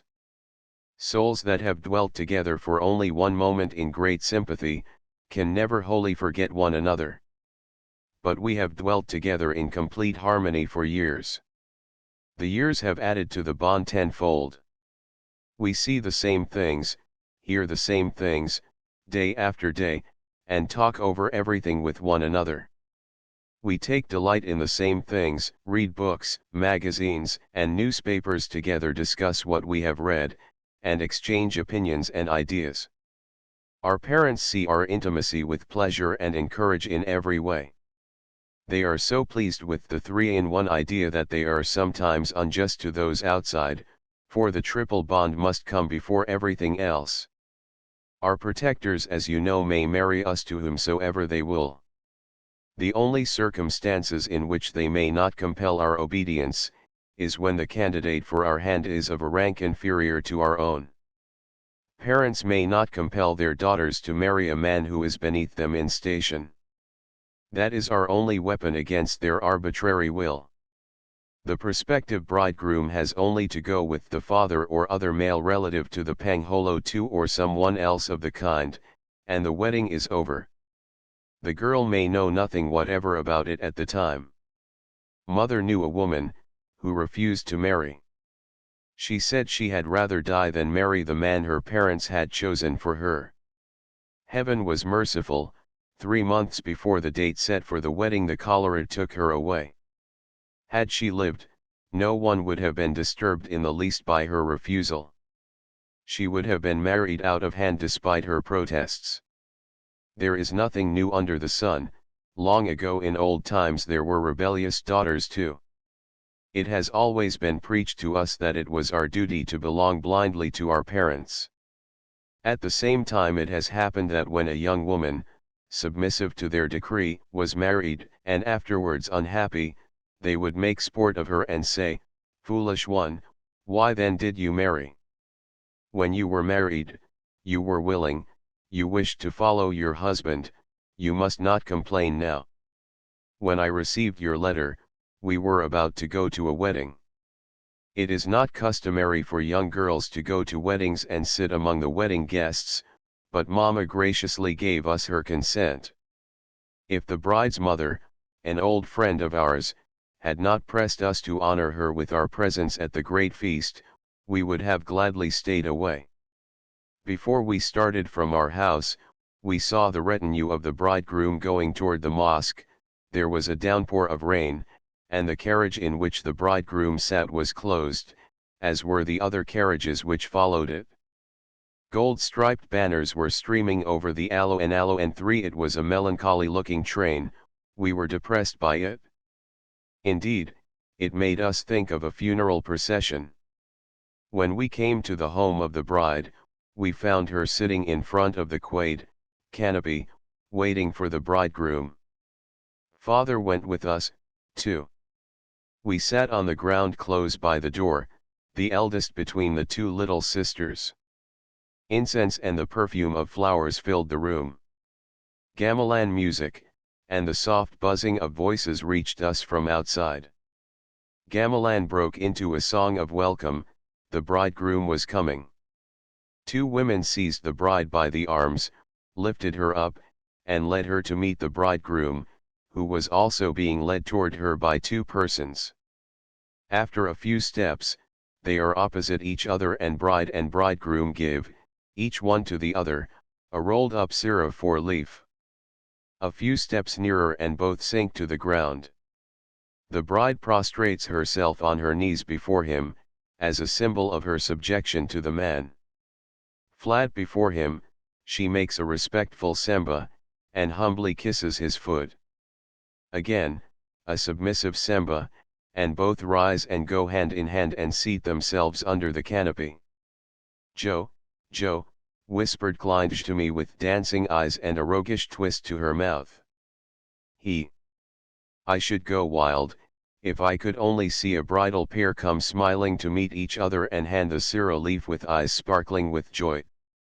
Of course, that would have to be among the younger generation, a bridal pair who had known each other beforehand. Would not that be fine, Joe? Will it ever happen? I should go crazy with delight, if I could ever see it.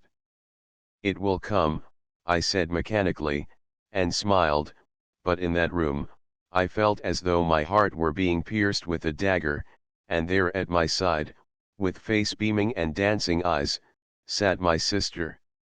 A few days ago I opened a book by chance. It happened to be Multatula, and the first thing I read was Thugator. I still seem to see the words before my eyes. Father said to her, that to know, and to understand, and to desire, was a sin for a girl. Certainly the great, genial writer had little idea when he wrote that, what a deep impression it would make some day upon one of the daughters of the people whom he loved, and for whose welfare he sacrificed so much. There was a woman of the people who became wife number 2 of a native official. The first wife, who was not quite right in her head, after a little went away from him, leaving behind a whole troop of children. Number 2 became the official wife and was a painstaking, loving mother to her stepchildren. She was very diligent and worked hard to save something from the income of her husband, so that later they would be able to educate his children. And it was thanks to her that the sons turned out so well. Now I come to the thanks. Once when her husband had gone to the city, he came back home late at night, and called his wife outside. A guest had come with him for whom she must care, and make ready a room. The guest was a young woman, and when her husband told her that the guest was his wife and that she, his older wife, must thenceforth share everything with her, at first she was stunned, for she did not understand. She only stood and looked at him. But when the frightful truth penetrated to her brain, she sank without a single word to the ground. When she came to herself again, she rose to her feet, and asked, standing, for a writing of divorcement from her husband. At first he did not wish to understand her, but she persisted till at last he yielded and gave her the requested paper. That very night she went out of the house on foot through fields and forests, to her parents' house in the city. How she got there she did not know. When she could think again, she was with her family and they told her that she had been ill for a long time. Later, after she had recovered, she looked at the letter which she had forced from her husband on that terrible night, and saw that she was really not divorced at all.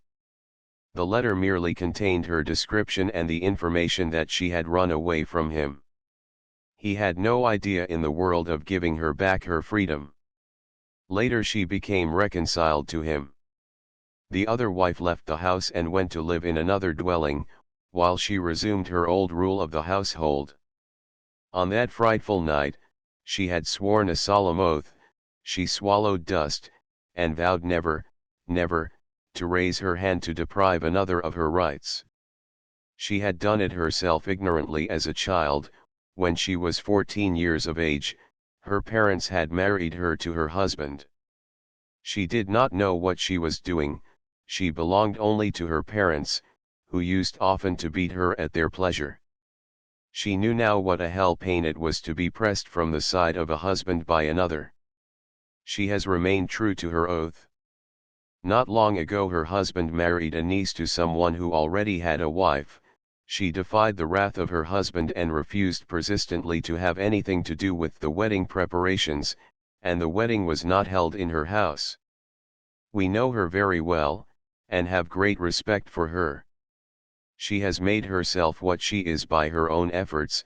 She has worked hard and improved herself, though she has never had an opportunity to study. She has taught herself to read, and has worked her way through several books with profit. We are sometimes astonished at her conversation, the result of deep thinking, and also of a sound understanding. She is truly an unusual woman. It would be well if there were more like her, who has had neither education nor opportunities, but who thinks and feels as we because she has known suffering.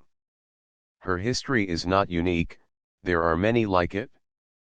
But where shall I end if I once begin to tell you of the misery of the native women? Everyone whose eyes are not blind and whose ears are not deaf, knows what goes on in our world.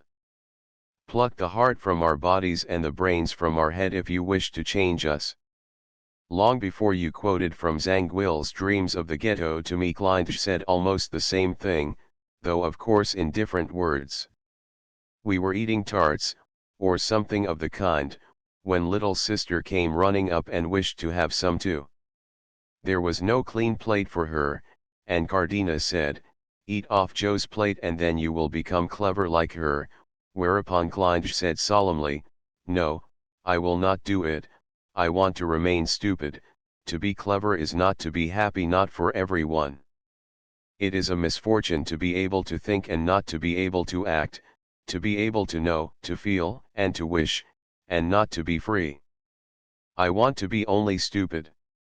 Once when I was distraught with trouble, and leaned against the wall motionless, with wide open eyes that saw nothing, but only stared at the light, a cry of sorrow smote my ears and brought me back to a sense of reality.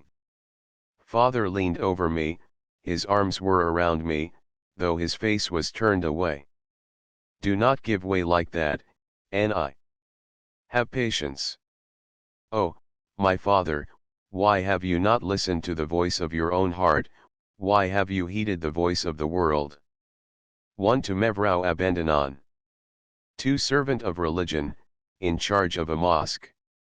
3 Grounds in front of a regent's palace. Usually square in shape and surrounded by trees, sometimes with a group of trees in the center. 4. Sira, the leaf of a vine. A paste composed of lime gum leer and betel nut is spread upon this and eaten by the Javanese women. It is customary for bride and bridegroom to present it to each other at weddings. The custom is of ancient origin. XXIX December 31, 19011. We do not want to sail any longer upon a weak ship, something must be done for this this unhappy cause.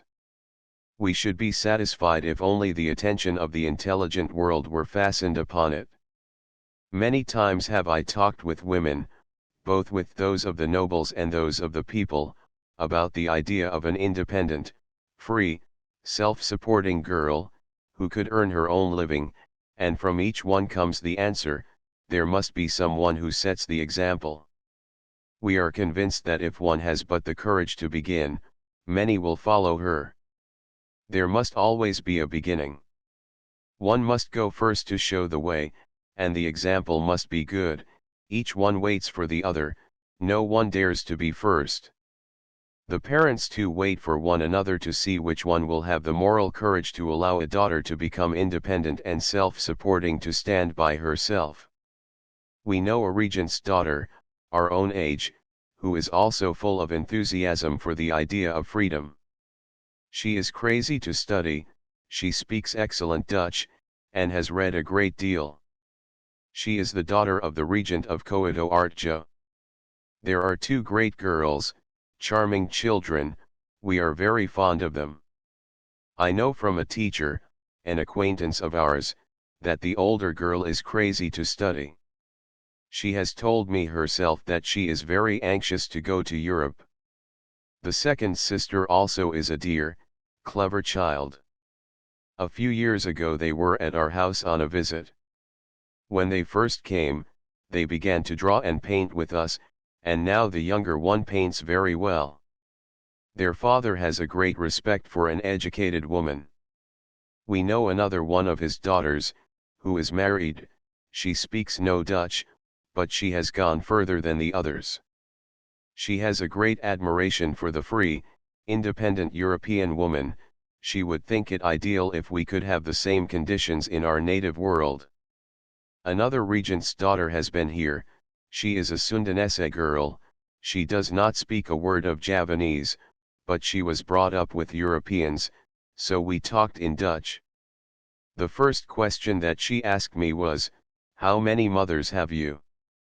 I turned to her in pained astonishment, and she went on, "Do not be shocked, you know that I have 53 mothers and there are 83 of us. I do not know the majority of my brothers and sisters. I am the youngest, and never knew my father, he died before I was born. Is not that deeply, deeply sad? In the Preanger, girls of noble birth are free to choose their own husbands, and many of them even know the man to whom they are betrothed. The young people meet one another, and become engaged after the European manner. Blessed land, and yet there is a girl, a granddaughter of a regent, her parents are dead, who has had a splendid bringing up, and if her teacher is a good judge, must be a wonder of learning. She plays the piano well, etc. She became engaged after the European manner and married someone, who had many wives, and a whole troop of children, some of them full grown. I knew one of her stepdaughters, a charming little woman who speaks Dutch and is the mother of a 2-year-old child. She was 17 years old, a year or two younger than her stepmother. She told me that she chose her husband herself and was very happy. The idea of publishing all that I think and feel about conditions among our Mohammedan women, has been with me for a long time. I thought of putting it into a book, in the form of letters between two regents' daughters, a Sundanese and a Javanese. Already I have written several letters, but I shall not go on with it at present. It will be perhaps some years before I can finish it, but I shall not give up the idea. That too was suggested by Mijnheer The great difficulty is that father would not allow me to publish such a book. It is good for you to be versed in the Dutch language, says father, but you must not make that an excuse for telling your inmost thoughts. We girls must have no ideas, we have but to think that everything is good as we find it, and to say yes and amen to everything. I was asked a few years ago, by a Dutch authoress of reputation, editor of a woman's journal, with whom I correspond, and whom I like very much, for permission to publish a letter in which I had touched upon these questions. The publication of private opinions such as mine, would be good for the cause, she thought. She would have kept my identity a secret, name, dwelling place, everything would have been concealed. Only those places would have been mentioned, wherein I allude to certain peculiar customs of my country. The letter was sent back to Java, so that it could be shown to father. He said that it must not be published, later perhaps. I knew what that later meant. It meant that when I should have become harmless, by having the Raden Adjeng changed to Raden Adjeng. Lately we had the same thing over again. Mevrouw ter Horst, founder and editor of the Indian Woman's Journal, The Echo, sent me her paper. She knows personally much about the life of the native woman, and has great sympathy for the well-born girls in the Vorstenlanden too who are given away like so many presents. She wanted me to begin a series of articles, talks between two regents' daughters. Secrecy, should it be necessary, was absolutely assured with her. She also thinks that it would be a good idea to write sketches of the life around us. I gave the letter to father, hoping for his permission, which was again denied. I must not tell my ideas too early, always it is later. The Heer Boos, of Probolinggo, wrote to father and asked if I might write some articles for his paper, De Nederlandse Taal, a periodical for natives. The Heer Boos asked for a reply, and sent me a list of subjects that he would like to have treated, such as, native education for girls, native art, useful native institutions. At that time we had gone to Batavia. So many things came up after that I could not write, I was in such trouble that my pen refused to go. And I hoped that each day would be better than the one that had gone before. But the next day would be just the same, and I would tear up what I had tried to write, that was stupid. But I was beside myself with waiting and delay. I was in despair. I was to be allowed to write only nonsense, earnest things I must not touch upon. Then I began to think that if I did write upon serious subjects, one should have the whole native world against me. If I became a teacher, the people would not trust their children to me. I should be called crazy. The idea of serving our cause with my pen is so dear to me, and yet picture to yourself a school without children, a teacher without pupils. But we have not gone as far as that. We must have education first. For that, we must first obtain father's permission, and then we have to present our petition to the Governor-General. We must not count too much upon the success of our suit. And if it should fail, oh God, what then? There remains only one thing for us, to become accoucheuses. We should then have to give up our hope of being examples and of lighting the way for others, for then we could be of service only to a few. But we think that would be far better than just to be bookkeepers, apothecaries' apprentices, or something of that kind. Work in which our lives should be so barren, so empty, we should be living only for ourselves, and we want to live for the good of society as a whole. I have information about the government school of obstetrics at Amsterdam, where one can be educated for that profession absolutely free of charge. We should have to have the help of Professor Hector Trub. The course lasts 2 years. How should we be able to get to Europe? We do not know. Some way must be found. We will not go into that, until we have exhausted every means in our power towards the carrying out of our other plans. Alas, if we could but get into communication with our own educated young men, men like Abdullah Rive and others, and win their sympathy for our cause. When will the time come when boys and girls, men and women shall look upon one another as equal human beings, as comrades? As it is now, bah! How we women are degraded at every turn, again and again. 1 to Mevrouw Abendanon. 2 Vorstenlanden, Prince's countries, name given by the Hollanders to the central province of Java comprising the residences of Soerakarta and Jogjakarta. Nominally it is a principality and is divided between two native princes, the Soeshuman of Soerakarta and the Sultan of Jogjakarta, whose power has been so reduced by the concessions which they have been forced to make to the Dutch government that only its shadow remains. This semblance of power is encouraged by the Hollanders for diplomatic reasons, though the Sultan is virtually a prisoner in his own palace. Soerakarta and Jogjakarta form the last remnant of the ancient Hindu kingdom of Mataram, to which originally the name Java was given. XXX January 3, 1902. When we were in Samarang, our eldest sister came over to see us. "Sister, sister," was all that she said, when she had seen me. The arms that were thrown around me trembled, and her eyes were rilled with tears. We were silent, we understood each other. At last we have found our sister. At last, after years, we have gained her understanding and respect. That gives us new courage, because at first, she was very conservative, and was opposed violently to every innovation. Formerly it was not the custom to send children to school. Now it is an everyday occurrence, but when one has a little matter of 25 children, can one educate them all?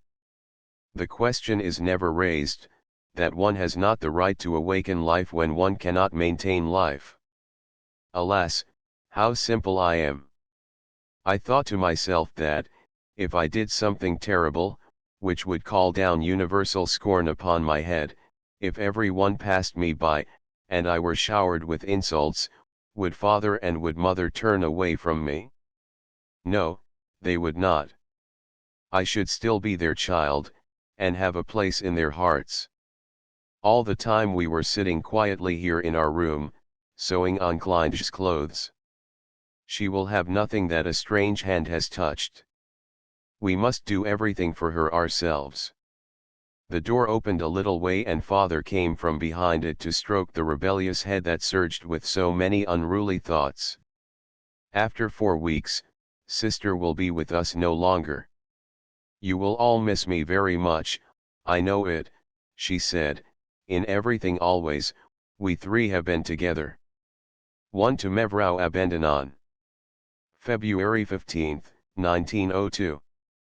When someone does something unkind to me, it makes my blood boil, I grow very angry, but afterwards something like joy comes to me. I am glad that it is the other person who has injured me and not I that have hurt him, for then it is I that should be base, and if I were troubled, it would be because I had been guilty and injured another unjustly. Forgive me for having taken so long to write. After the departure of our darling, our heart and soul sister, I could not write. Sister went from here to her new home on the 31st of January. God grant, that our little girl may be as happy as it is possible for a young, pure, and innocent creature to be in this world. You know how we three have always clung together and that she has been our darling, because she is not strong, and needed our care. Before her marriage, we thought so much about the coming separation, but when the great blow fell, we felt nothing. We were so dismally calm, we were not capable of thought. We saw her go with dry eyes. Annie Glaser, our companion, who came on a visit, reminded us so much of sister. One evening she played on the piano the pieces that sister had loved most. And under the spell of her music the ice crust melted from our hearts. But with the warmth the pain too came back. Thank God, that we could feel again. Thank God, Thank God, we said, in spite of the pain. For those who cannot feel pain are not capable, either, of feeling joy. She has gone far away from us, and we cannot realize that she will be with us no more, our Kleintje, our own little girl. We see her in everything, she is with us always, only we cannot prattle aloud to her as formerly. We can only do that in our thoughts. It is still so strange to us that we must take a pen and paper to tell her something or other. Kleintje, our little one, have you really gone away from us? Ah, dear sister, be happy in your new life and shed happiness around you there, just as you did here, when you bound all our hearts so fast to yours. There is a young man with a very clever head, and at the same time of high position, who does not know us personally, but who has much sympathy for our struggle, and takes as much interest in it as if he were our own brother. We correspond with him and, later, he is coming himself to make the acquaintance of his sisters. He is so different from all the other men that we know. I read once that the greatest thing in the world was a noble man's heart. I understand now, truly a noble man's heart is the most priceless thing in the world, it is so rare. We are happy because we have found such an one. Sister Roekmani thinks of you often and has such a high opinion of you. She is a fine child, so good, so faithful. You would like her, I know, if you could meet her, but you do know her already through me, do you not? When I was sick, I tried to make her write to you, but she would not because it might make you uneasy. When she was with me, and I was so very sick, I thought to myself, it was very discouraging. Here is someone who glows with enthusiasm for a noble cause, who longs to be strong and brave, to overcome mountains, and see, now she lies helpless, powerless.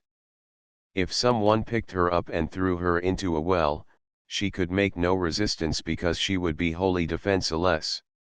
Now for the first time we understand what de Geenstedt one means in his terugblik, what we wish and will and strive for we pray high powers to grant.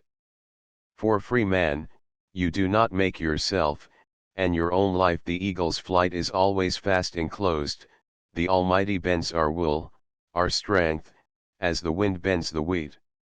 Still lay the ground out, plan your castles, mark the way you wish to travel. The earth is wide and beautiful, choose your fate and seek your way, by your own light. God watches all the while, and guides your footsteps unaware. And the same poet has given us much comfort in dark, difficult days. 1 Peter Augustus de Geenstedt, noted poet. Born at Amsterdam in 1829 and died at the age of 31. XXXI February 18, 1902. We know how to be merry and playful too, just to be young.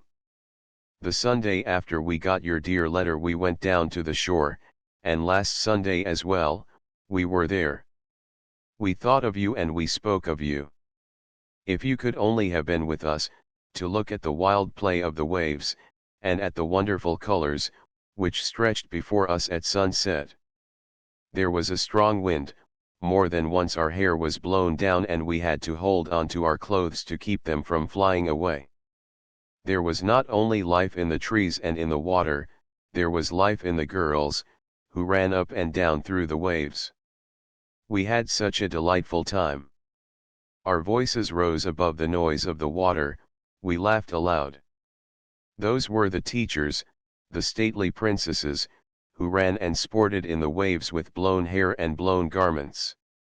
We were so happy, so young, and so gay.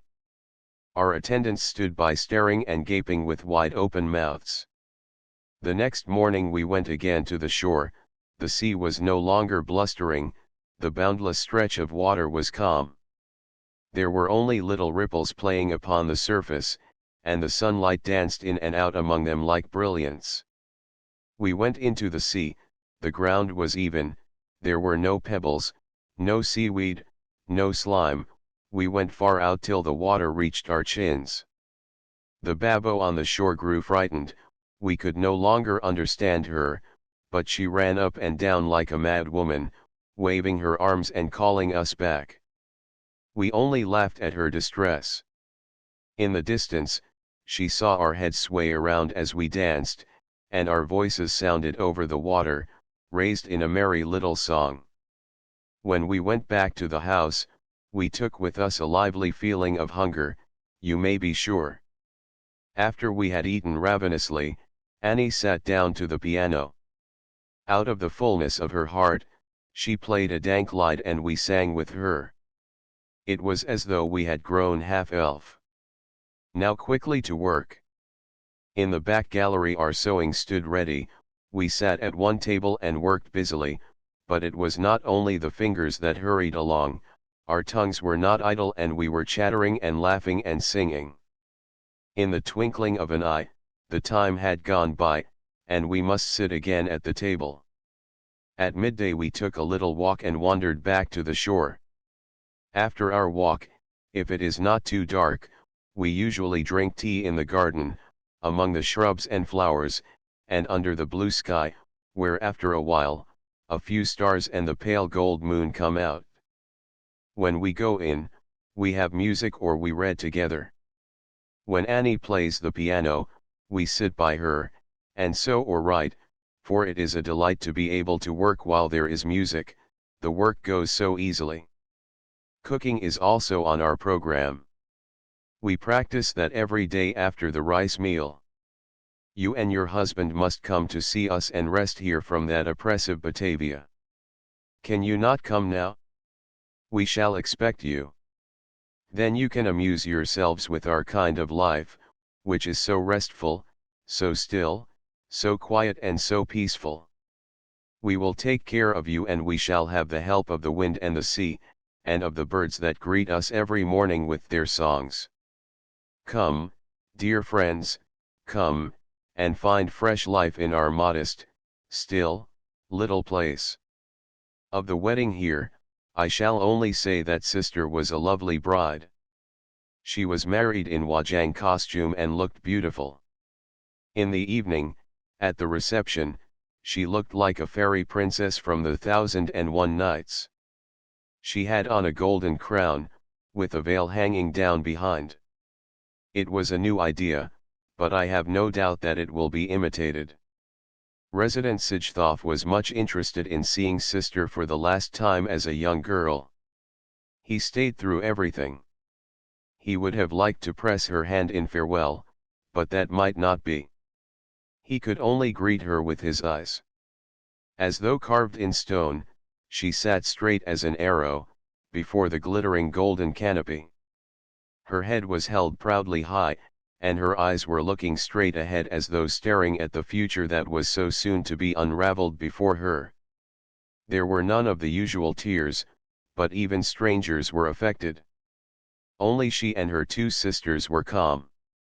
Our emotions had been lulled to sleep by the gamelan music, by incense and the perfume of flowers. We were unmoved, we had looked forward to our parting as to something frightful, so everyone was astonished. We are still stared at very hard, people are anxious to see how we hold up under the strain. We talked to the resident of our plans that very evening. Imagine our speaking at the end of a crowded feast about a cause which is so earnest and so sacred, but it was our only opportunity to talk to him alone, and we had to make the most of it. Alone. All around us there were people, and still more people. Surrounded by evergreens and flowers, with the shimmer of silk, and the glitter of gold and jewels before our eyes, amid the buzzing of 1,000 voices, in a very sea of light, we sat there at midnight, with champagne glasses in our hands, to speak of grave matters. We were afraid that he would laugh at us or at least think us silly. But we did not let him frighten us. He talked first with me, and then with Roekmani, separately, to make sure that our ideas were our own and not borrowed from each other. I have a request to make of you, an important one.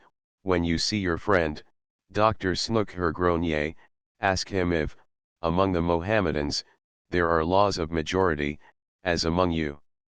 Or should I write myself to His Excellency for enlightenment?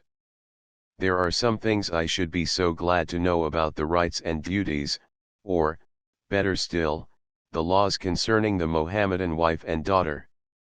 How strange for me to ask! It makes me ashamed that we do not know ourselves. We know so bitterly little. 1 to Mevrou Abendanon.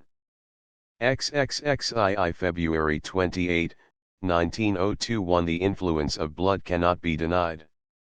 I attach a certain value to the descent of everyone around me, and I have an idea that I shall be blessed by the ancestors of those persons whom I love and honor.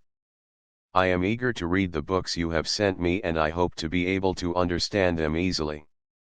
Do you not think me a little stupid? I am only a great child, who longs very much to be loved, and who longs too for knowledge and understanding. Understanding is a very difficult art. Is it not so, dearest? But when one understands, one judges mercifully, and one forgives. It is Friday evening, gamelan evening. Our souls are wafted up to the blue heaven of our fancy by the sweet serene tones that are borne to us on the evening wind from the Pendapo. Let us dream as long as it is possible. If there were no dreams, what would life be? We have taken away all the little trifles and ornaments from our room. It is no longer the joyful girl's room, where we dreamed dreams, where we wept, thought, felt, rejoiced, and struggled. Only our bookcase remains unchanged, and our old friends smile at us still in their friendly, confident, and encouraging way. One of our best friends, who is no longer ornamental because he has grown old-fashioned, shows very plainly whenever the door is opened. Our dear, true, old friend. Many people would turn up their noses at him, but we love him because he has never left us, but has rejoiced with us in happy days, and through dark troubled ones, he has comforted and supported us. He is de Jeanstead. He has been such a consolation to us of late. 1 to Mevrou Abendanon. XXXII March 5, 1902 1 Do you know who has painted so many wajangs for us? It is one of our gamelan players. The art of painting is part of the air in Japara. Little urchins, buffalo boys, draw excellent wajangs, in the sand, on the walls, on bridges, on the supports of bridges. The wall behind our house is always covered with wajang figures. All the bridge supports erected today are covered with them tomorrow, drawn with charcoal or with a little piece of soapstone by naked, dirty little apes. Favored land our Japara. You do not know how proud we are of our dear, quiet place. The grave of the Sultan of Mantanan is half an hour's ride, or somewhat more from here. There is a whole connected narrative about the Sultan's grave, for it is a holy tomb. When the Sultan came back from China, a Chinese followed him and lies buried in the same place. Over his grave there is a paj tree. Miraculous powers are ascribed to this tree. Barren women, who would gladly have a child, go there and take the sultan flowers and incense wafers. When a paj fruit falls upon the grave of the Chinaman, the woman must take it away, make it into a stew, and eat it. Her wish will then be granted. We have been told the names of persons who had obtained their wishes in this way. You see that the Javanese are a superstitious people fond of myths and fairy tales. It is said that the children with which the Sultan of Mantanan blesses the childless, will all be girls. Poor childless ones. We shall have to look for a holy tomb that will bless the world with boys, for there are all too many women in the world. It was uphill work to make our artists carve wajang dolls. They were frightened to death for fear the wajang spirits would be angry with them. Father assured them that he would take all responsibility, that all consequences would be upon his own head, and that the anger and wrath of the spirits would smite him alone, the taskmaster, and not the workman who had merely carried out his will. It was most difficult to take a photograph in the kampung. A superstition says that one shortens one's own life when one allows a photograph to be taken, and that a photographer is a great sinner. All the portraits that he makes will demand their lives of him in the afterlife. 1 to Mevrou Abendanon. Thursib March 14, 1902. I have already written you about my sister in a former letter. It is such a great loss, we miss our heart and soul sister all the time. Happily we have already had encouraging letters from her. She is such a dear, noble child. She is worth more than the other two of us put together. She likes her new home, and has met with much kindness from everyone. Her new family took her by the hand, and wherever she went she found cordiality and sympathy from Europeans, as well as from her own people. You know already, from the marriage announcement that was sent you, that her husband is Pata, that is one of the highest ranks in our native official world. Besides, our brother-in-law is heir to a throne. When his father ceases to reign, he will, of course, succeed him. As the wife of a regent, sister will be able to do a great deal for the education of women, much more than we will ever be able to accomplish. We have great hopes that her husband will support her, at least, he was much in favor of the plans of the Heer Abendanon. He is devoted to his little wife, has a cheerful, energetic disposition and a sympathetic heart. He maintains a whole multitude of poor families, that is pleasant, do you not think so? But many Javanese do that, they have much consideration for their poor neighbors. There is hardly a single native chief who has not one or more poor families living in his house, or on his support outside. It is not for nothing that India is noted for its hospitality. Are you not satisfied now about sister too? She is only discouraged because people expect too much of her. She is like her older sister, who never feels her littleness so much as when a certain person in Holland, Amsterdam, sets her too much in the sun. Truly Stella, you must not do that, I shall be too much of a disappointment to you when the happiest of all happy stars brings me to you. You have much too good an opinion of me, of my character, and of my intellect. They are, if I speak the honest truth, not worth a double sh. But you will never be disappointed in one thing, and that is, in my warm affection for you. Lately, I had a letter from an old gentleman, who had great ideas about my gentle courage and sweet disposition and my skill in the Dutch language. I smiled mournfully when I read it and thought to myself, if you but knew. Yesterday we received letters from Holland, and I said to myself, girl, hold up your head, this will not be the only disappointment that life will bring you, you may as well realize that the future has a whole multitude of them stored in her lap for you. And yet I am in no wise cast down. Life itself teaches one to be cold and unfeeling. And now about the proposition from Mejufvrouw Vandermich. In the first place I thank you heartily, my true comrade, for what you have done for me, and I thank you too for sending me Belang en Recht. I went to father with your letter and asked him to read it. Father will wait for the coming of Van Cole before he decides the question. I have good hopes of his consent.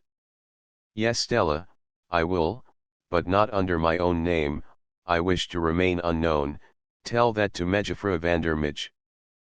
But that will not help very much, when they learn here in India of articles by a Javanese woman, they will know at once upon whom to lay the blame.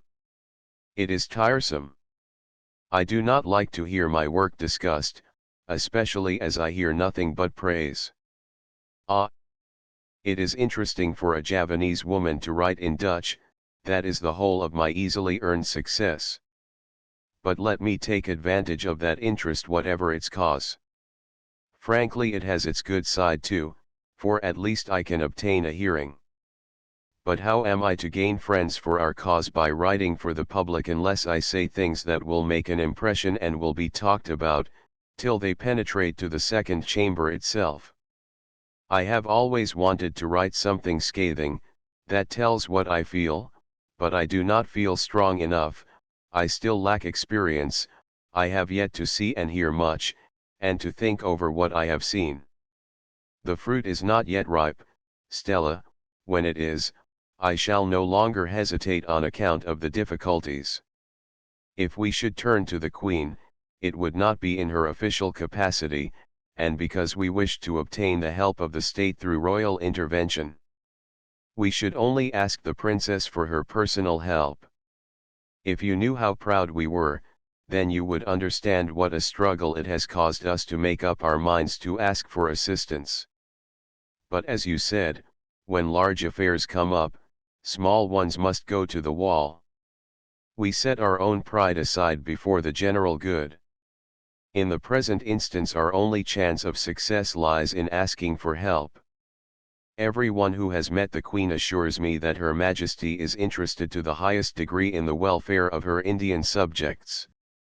And the Queen Mother also takes a warm interest in Indian affairs. We believe it, we are glad to believe it. At the time of the Woman's Exposition, it was the Queen Mother who sent her personal secretary to the President of the Colonial Department to inquire about our work, and Her Majesty asked the President, when he was conducting her around, to read to her some extracts from our letters. I feel confident of support, from the government and from the Queen. If this support does not materialize, there is only Montjowarno left, but that is not what our hearts wish. Do you know whom I long for in despondent, unsettled weather? For our friend who is far away in the wilderness. Deep in the heart of our inland country, living among Coppensnillers too, in that distant place, doing good in many ways, but above all, through his knowledge of medicine. I would fly to him as a bird with wounded wings, and he would stroke my tired head till my sorrow could be stilled, and the peace which he breathes would fall around me. But he too is human, he too must have his despondent moods, his struggles. Stella, Stella, if I could only throw my arms around you, and let my head rest upon your heart. 1 to Mejafrozi Handalar. 2 headhunters, similar to the Dyaks of Borneo. XXXV March 21, 1902. You are right. The separation from sister has been a great grief to us, we have been together so long, and so intimately. People were not wrong when they said that we three had grown to be one in thought and in feeling. We cannot realize that sister has really left us, the idea that she has gone away never to return is unbearable.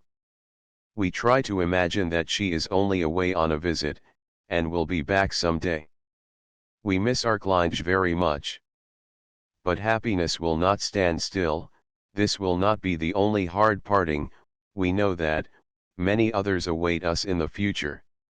It is wise from time to time, when a tender strong bond binds and caresses the poor heart, to tear it asunder with our own hands, says de Geinstedt.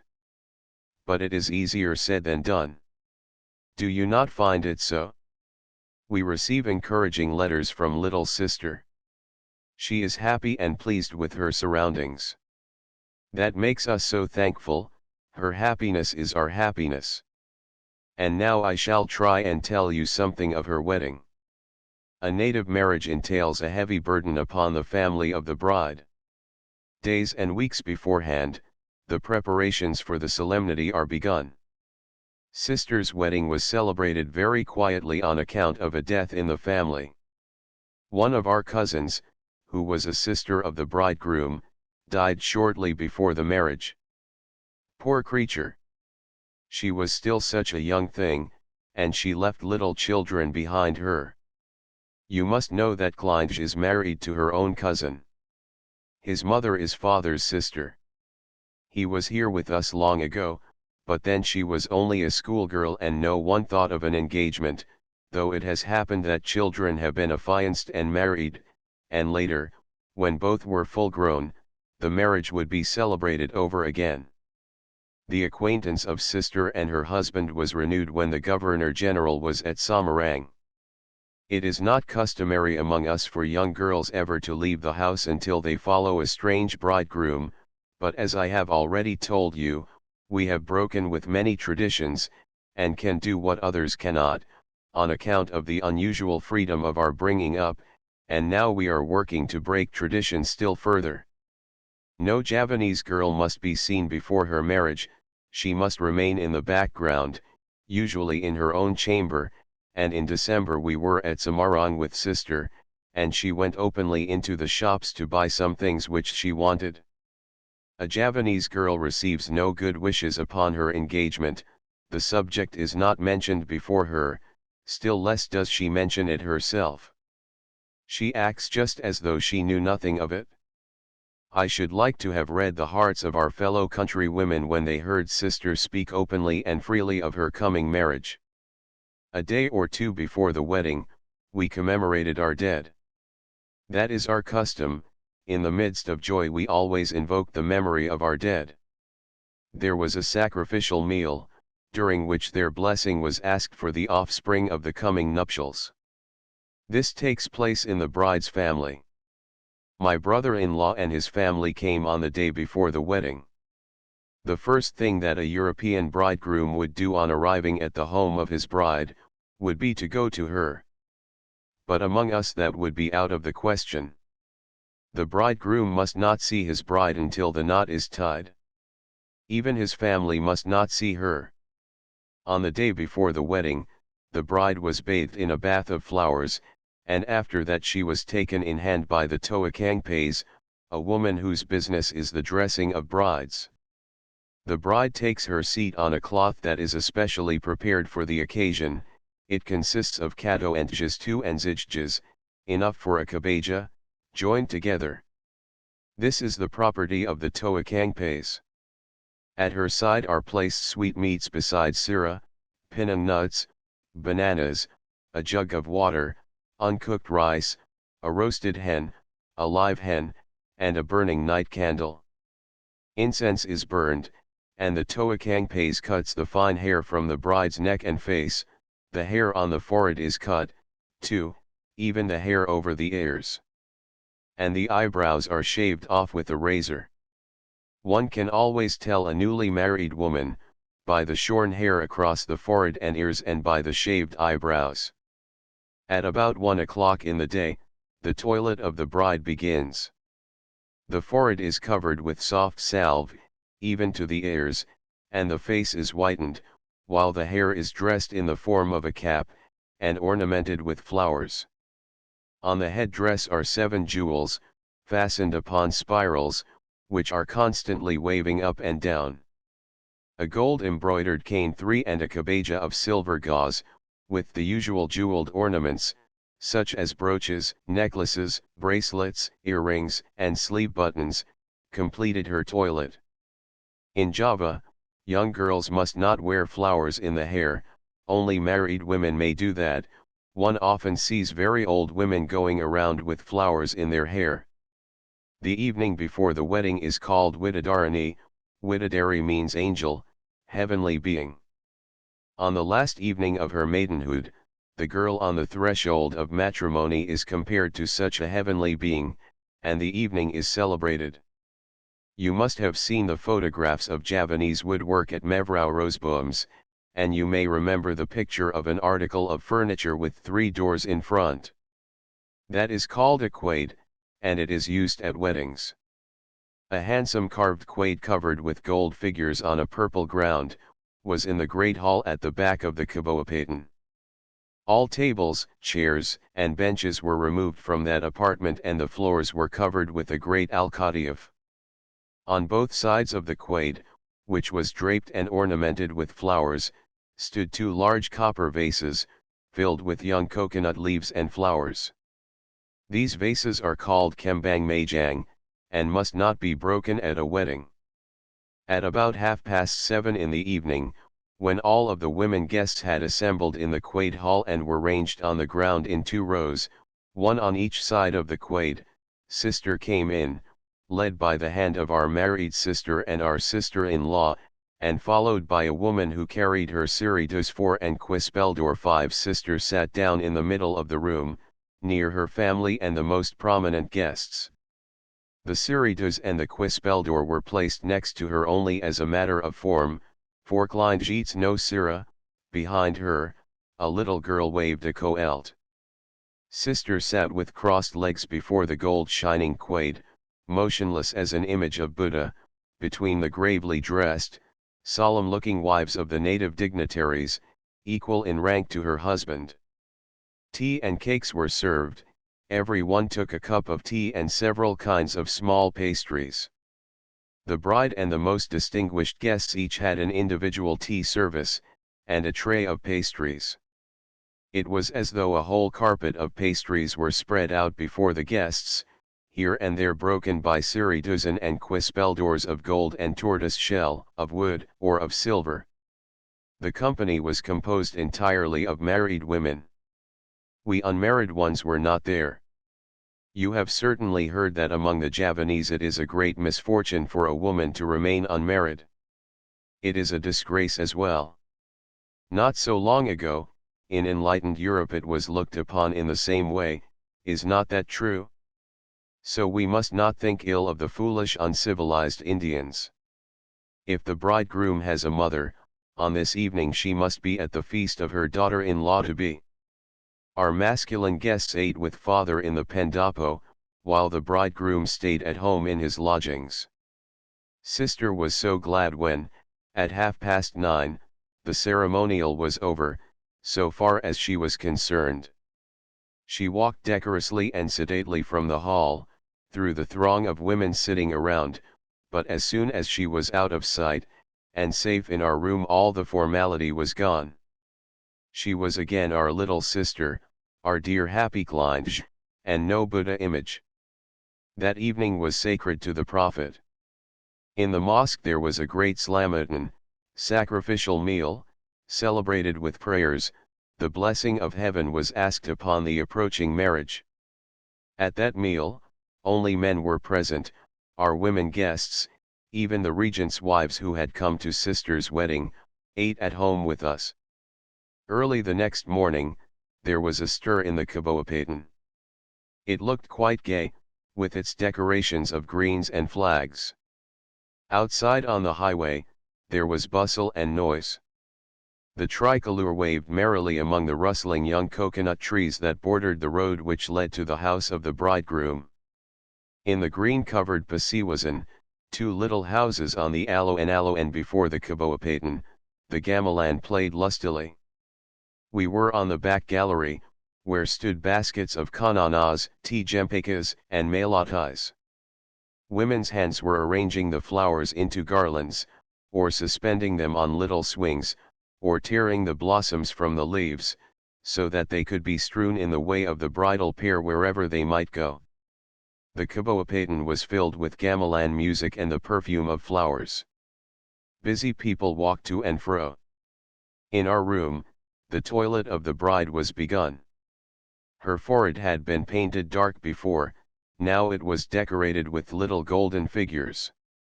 Sister lay down during the operation. Behind the figures there were two borders fastened to the hair, a dark one behind the gold. Into this, jeweled knobs were stuck. With other brides the border work is made of their own hair, but for sister we had a false piece set in, because the elaborate process is painful, and the poor child had just recovered from a fever. Above the border work came a golden diadem, and her hair at the back of the head was dressed like a half-moon and filled with flowers. From that, a veil of melody with a border of flowers fell, and reached to her shoulders. Her head was again surmounted by the 7 jewels glittering on their spirals. Behind these, there was a jeweled flower, from which hung 6 chains of real flowers, suspended behind the ears, over the breast, and down to the waist. These chains, which were about as thick as one's fingers, were made of white flowers linked together with little bands of gold and ending in a round knob which was stuck full of melody flowers. Her wajang costume was décolleté in front, so that neck, face, and arms were entirely uncovered. All that was visible of sister except the face, which was whitened, was covered with a fragrant salve. She wore a gold-embroidered cane, over which there was a drapery of gold-woven silk. The whole was held up by a sash of yellow with long hanging ends of red silk pointed with figures of gold. A dark green sash, growing lighter till it was pale green in the center, was bound around the upper part of her body. Little glints of gold showed delightfully through this. Her arms and shoulders were left entirely free. The yellow girdle around her waist was called mandalagiri. Sister wore one of gold, 3 fingers broad and ornamented with jewels. Garlands of flowers, with hanging ends, were fastened to it, reaching from behind one hip to the other. Around her neck, she wore a collar, with 3 wing-shaped ornaments hanging down over her breast and almost to her waist. There were bracelets on her wrists and on the upper part of her arms, shaped like serpents with upraised tails and heads. Golden chains dangled from these. It was between 3 and 4 o'clock in the afternoon. In the Quaid Hall the wives of the native nobles assembled in gala attire. From the Quaid to the Pendapo there was a carpet of flowers, over which the bridal pair must walk. The bride was led forward by her sisters and took her place before the Quaid. The lights were already lighted in the Pendapo, the regents stood assembled in official costume, and there were a few European acquaintances who were anxious to see sister for the last time as a maiden. In the Aloan, and all outside the Kaboapatan, it was dark with people. Only the road, which was decorated with flags and green leaves, remained free. A streak of yellow could be seen in the distance. It drew nearer, till there appeared a train of open gold-striped parasols, pajoangs, under which the native officials walk on great occasions.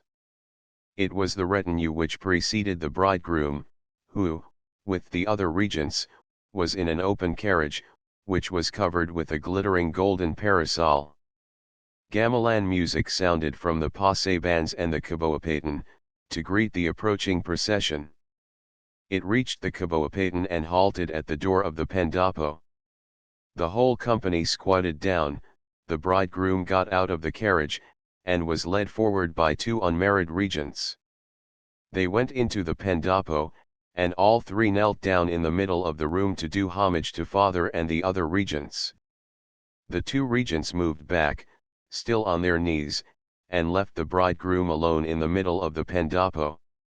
The chiefs formed a circle around him, within which there was a smaller circle of priests. Father sat at the head of the regents, and the high priest who was to perform the ceremony next to the bridegroom.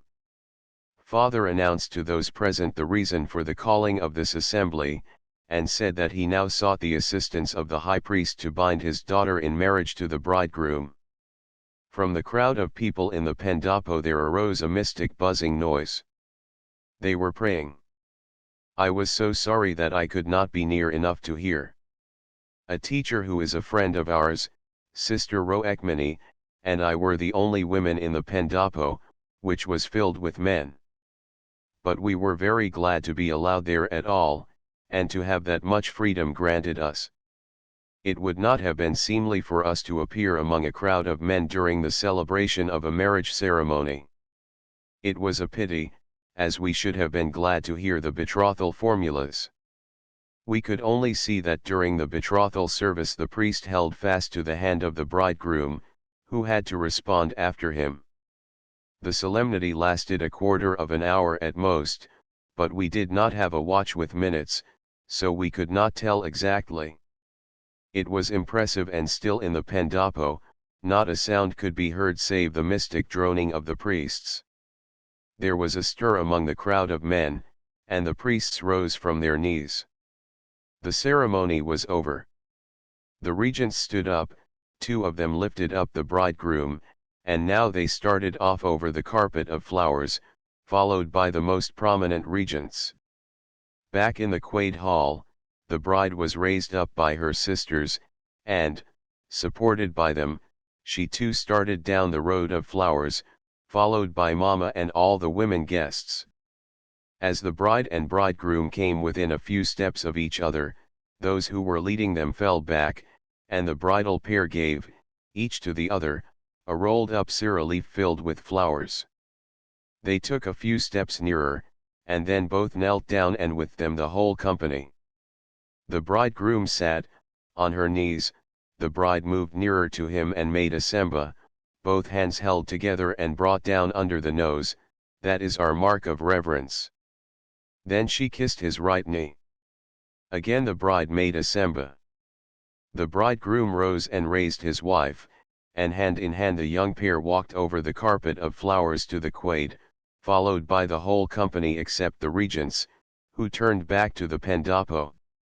Bride and bridegroom sat before the quaid like two images of Buddha, the family and the lady guests thronged around them.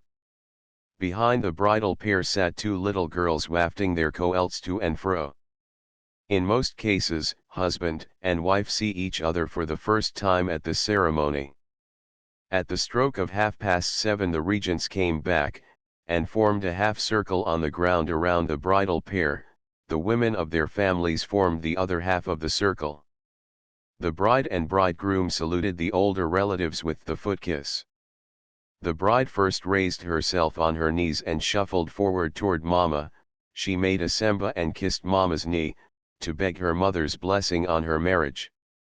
From Mama, sister went to the aunts, sisters, and cousins, to all those who were older than she, and went through with the same ceremony. Then she went to father and kissed his knee, in order to receive his blessing. From him she went to her father-in-law, after that to her uncles and cousins. When she had finished kissing the feet of all and had returned again to her place, the bridegroom began the foot kiss journey. He followed the example of his wife. When he had completed the ceremony, the regents went out, and tea and pastry were served as on the evening before. At 8:30 bride and bridegroom departed. Hand in hand they left the hall. Usually they must go out on their knees, but as both of them had just recovered from illness, they were allowed to walk. In other families the bridegroom must creep up the steps instead of walking, on coming to the house of his parents-in-law, before he pays his respects to the ladies of the family. That is the perfection of good manners. The bridegroom went to the bridal chamber, and sister to our room, where we dressed her for the reception to Europeans. Her bridal toilet, which had been the work of a whole day, was undone in 5 minutes. Only the headdress and the decorations on her forehead were left unchanged.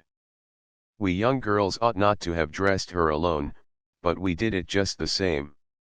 We thought that it was entirely too stupid for us not to be allowed to touch sister in her bridal toilet. Sister now put on a cane of silk interwoven with gold, and a kabaja of ivory-colored satin with silver embroidery. She wore another jeweled collar, the jeweled flowers in her hair and the diadem were taken off. In their stead she wore a golden crown from which hung a veil. On her head jeweled flowers on spirals were fastened. So veiled and crowned, it was as though she had stepped from a page of the 1001 Nights. Sister looked like one of the fairy princesses. The costume was very becoming to her. What a pity that she could not have been photographed in it. The bridegroom appeared in his official dress. Again the bridal pair sat before the quaid. At 8 o'clock, they went arm in arm to the front gallery, where two gilded sets stood ready for them before a background of palms. They received the good wishes of the European ladies and gentlemen, standing. It was called a reception, but at the sound of the music, the dance-crazy feet turned toward the empty pendapo. Bride and bridegroom both took a few turns around the pendapo. It is not customary for young girls to appear at a wedding, but it would have been foolish for us to remain away from sister's feast. It was not yet 12 o'clock, when the resident, who was among the guests, toasted the young pair. His speech was answered by father. Soon after the European guests took their leave, all but the resident and a few others, among them a lady who is an intimate friend of ours. They remained for the native part of the feast. After the departure of the European guests, the native nobles, who had absented themselves from the pendopo during the reception, came in and formed a half-circle, before which the bridegroom must give a proof of his proficiency in dancing. The regents as well as the other chiefs had meanwhile dressed in more informal costume. The gamelan played, a dancing girl entered and began to dance. The Patti of Japara brought, on his knees, a silver waiter to the bridegroom, on which there was a silken cloth. When the bridegroom had taken the cloth, the Patti fell back. Soft gamelan tones again sounded, it was a prelude, an invitation to the hero of the day to open the feast. The bridegroom rose and went to the middle of the pendopo, he fastened the silken cloth around him and named his favorite air to the gamelan players. The gongs chimed, it was immediately struck up. I shall not attempt to describe the dance, my pen is inadequate. I shall only say that it was a joy to the eyes to follow the agile dancer in his graceful movements as he kept time to the beautiful gamelan music. Behind him danced the dancing girl, also singing. The circle of native dignitaries accompanied the music by singing and beating their hands together. Toward the end of the dance the resident went forward with 2 glasses of champagne. The gong sounded, and both dancers fell upon their knees. With a semba the bridegroom accepted a glass from the resident. He drank it and the resident emptied his at the same time amid joyful gamelan tones and sounds of general mirth. A servant took the empty glasses, and the resident fell back. The bridegroom stood up and again began to dance. Now his father-in-law brought him a health six to drink. Dancing, they advanced to meet each other, and at the sound of the gong, the young man knelt down to receive the wine glass from the hand of the older one. After a health had been brought to him by all the regents present, he left them and went back to sit by the side of his wife. Soon after that the bridal pair left the assembly, the European guests went home, but the feast was kept up till early in the morning. The European gentleman had danced too, and our assistant resident acquitted himself excellently. Mama, our friend, Sister Roekmani, and I stayed till the last European guest had gone. The next day there was quiet in the house. In the afternoon the last ceremony took place. That is the first visit of the bridal pair to the parents of the groom. It is called in Javanese Ngo Manto, which, literally translated, means daughter-in-law plucking. The daughter-in-law is compared to a flower which her husband's parents will pluck. For this occasion both bride and groom should again put on their bridal costume, but that would have been much too wearisome, so the groom was dressed as usual and sister wore a cane interwoven with gold, and a silk kabaja. Her hair was dressed in the form of a cap, and on her head was a small sheath in the shape of a cross, which was filled with flowers, and over the whole was a network of melody blossoms, and again the jeweled spirals waved to and fro above her head. The bridal pair went in a procession, followed by the native chiefs on foot, to the house where the father of the bridegroom lodged. Days and weeks after the wedding the newly married pair are still called bride and bridegroom. The bride is a bride until she becomes a mother. There are women, mothers, who all their lives are called Engantan, short for Pengantan, which means bride and also bridegroom. The day after the ceremony was spent in receiving visits from both Europeans and natives. 5 days later there was again a feast in the Kaboapatan. The first return of the holy day which had opened the wedding ceremonies was celebrated. The young couple left a week after the wedding. They were feted everywhere by various family connections with whom they stopped on their journey home. At Tagal the marriage was celebrated all over again. They remained there a week, and finally they reached their own home at Pemalang. There, you have a description of a Javanese wedding in high circles. Sister's marriage was called only a quiet affair, and yet it entailed all that ceremony. What must a wedding be that is celebrated in a gala way? We were dead tired after the wedding.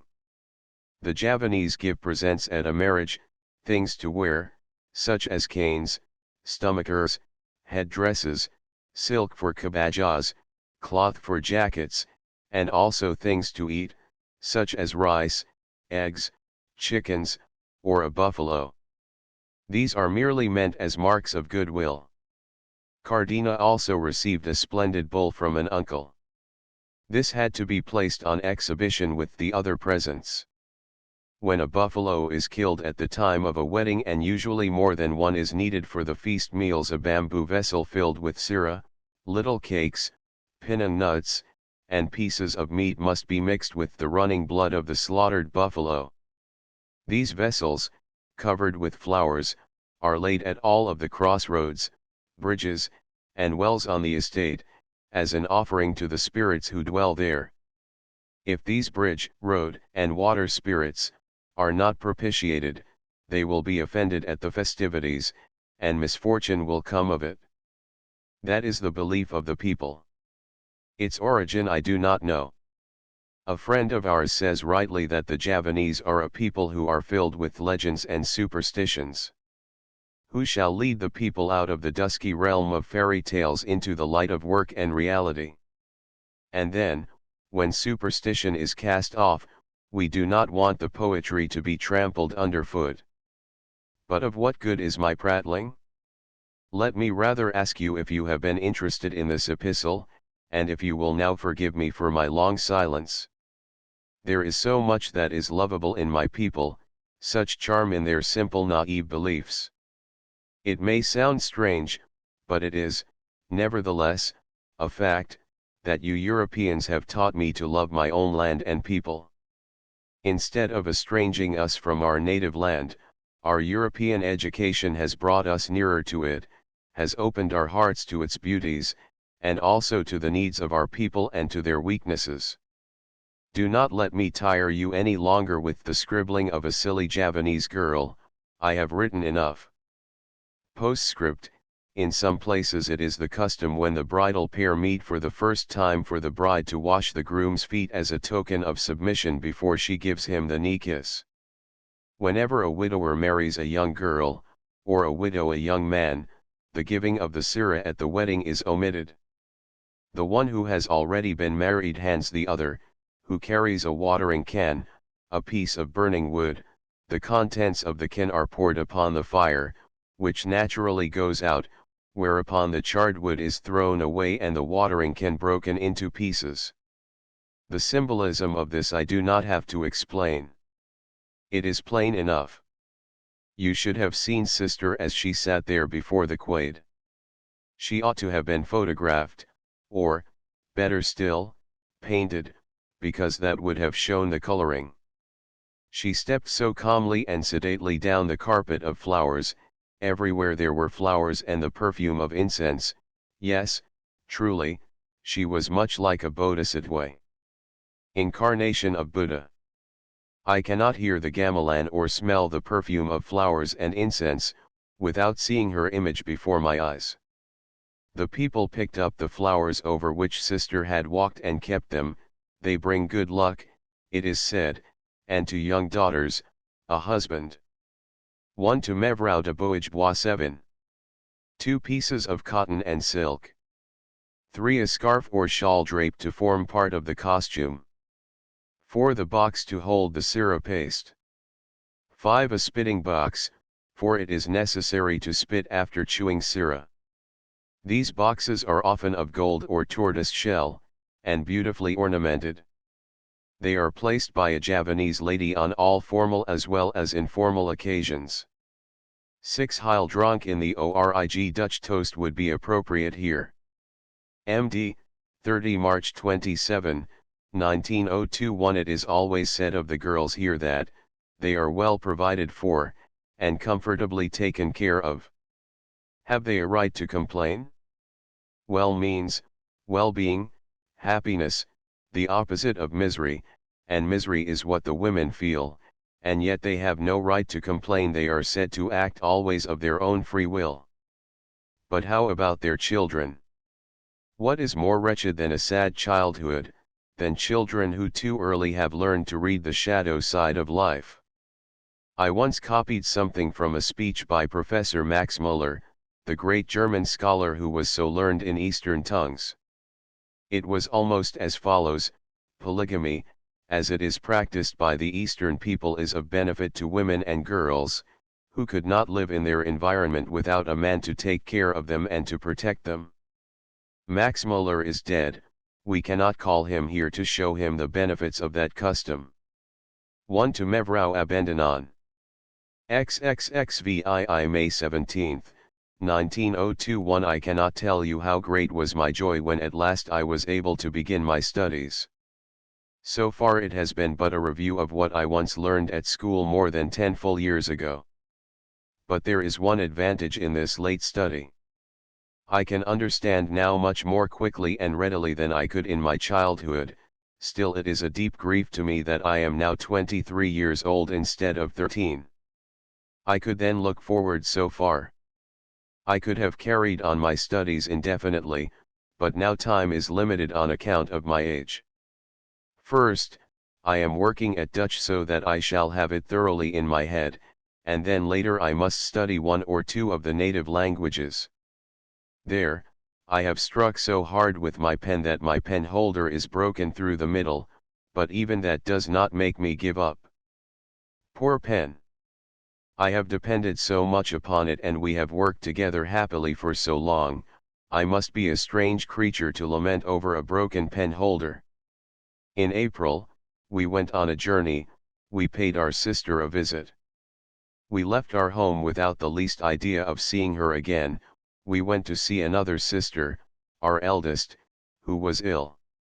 While we were there, we received an urgent letter from little sister, begging us to come to Pemalang, to see her. We set out early the next morning. How can I describe that meeting to you? It was simply blissful. We did nothing the first few moments but look at one another and hold one another tight. And I was so thankful to see her well. She had never looked so fresh and blooming before. She had roses in her cheeks. And beyond everything, it delighted me to see how her husband valued and honored her. It is with great pleasure that I have learned to know my new brother-in-law.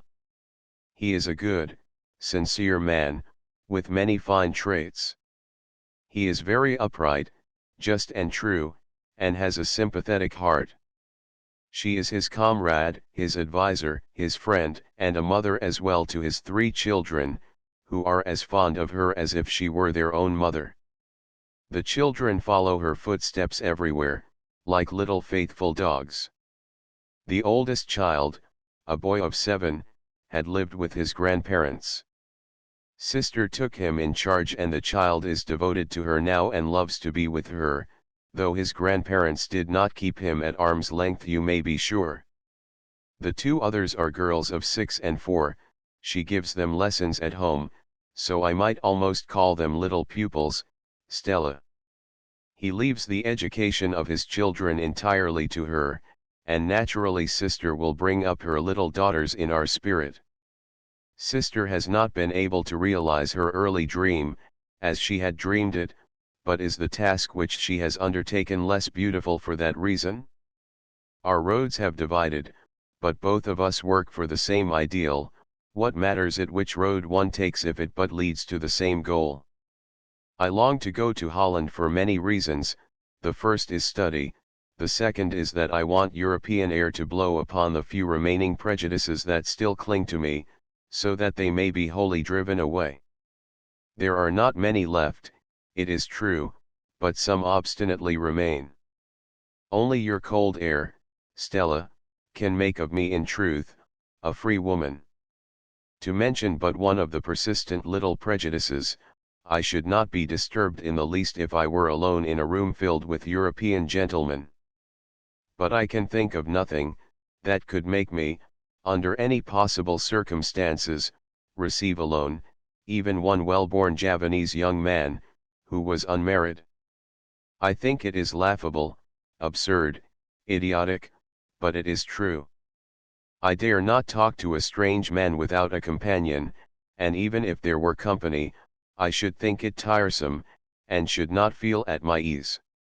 So you see that in spite of my strong ideas of freedom, I cannot get away from the influence of my native environment, which keeps girls strictly secluded. When the idea has been strongly inculcated that it is not modest to show oneself to strange men's eyes, then it is a hard task to break away from it. It must not remain always so, that prejudice must go. How else shall we be able to work together with men? And that is part of our plan. One way in which we hope to accomplish much good. Only the air of Europe will be potent to separate me from the influence of my Javanese education.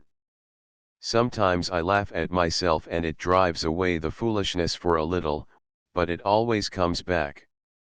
We returned from our journey on the 19th of April.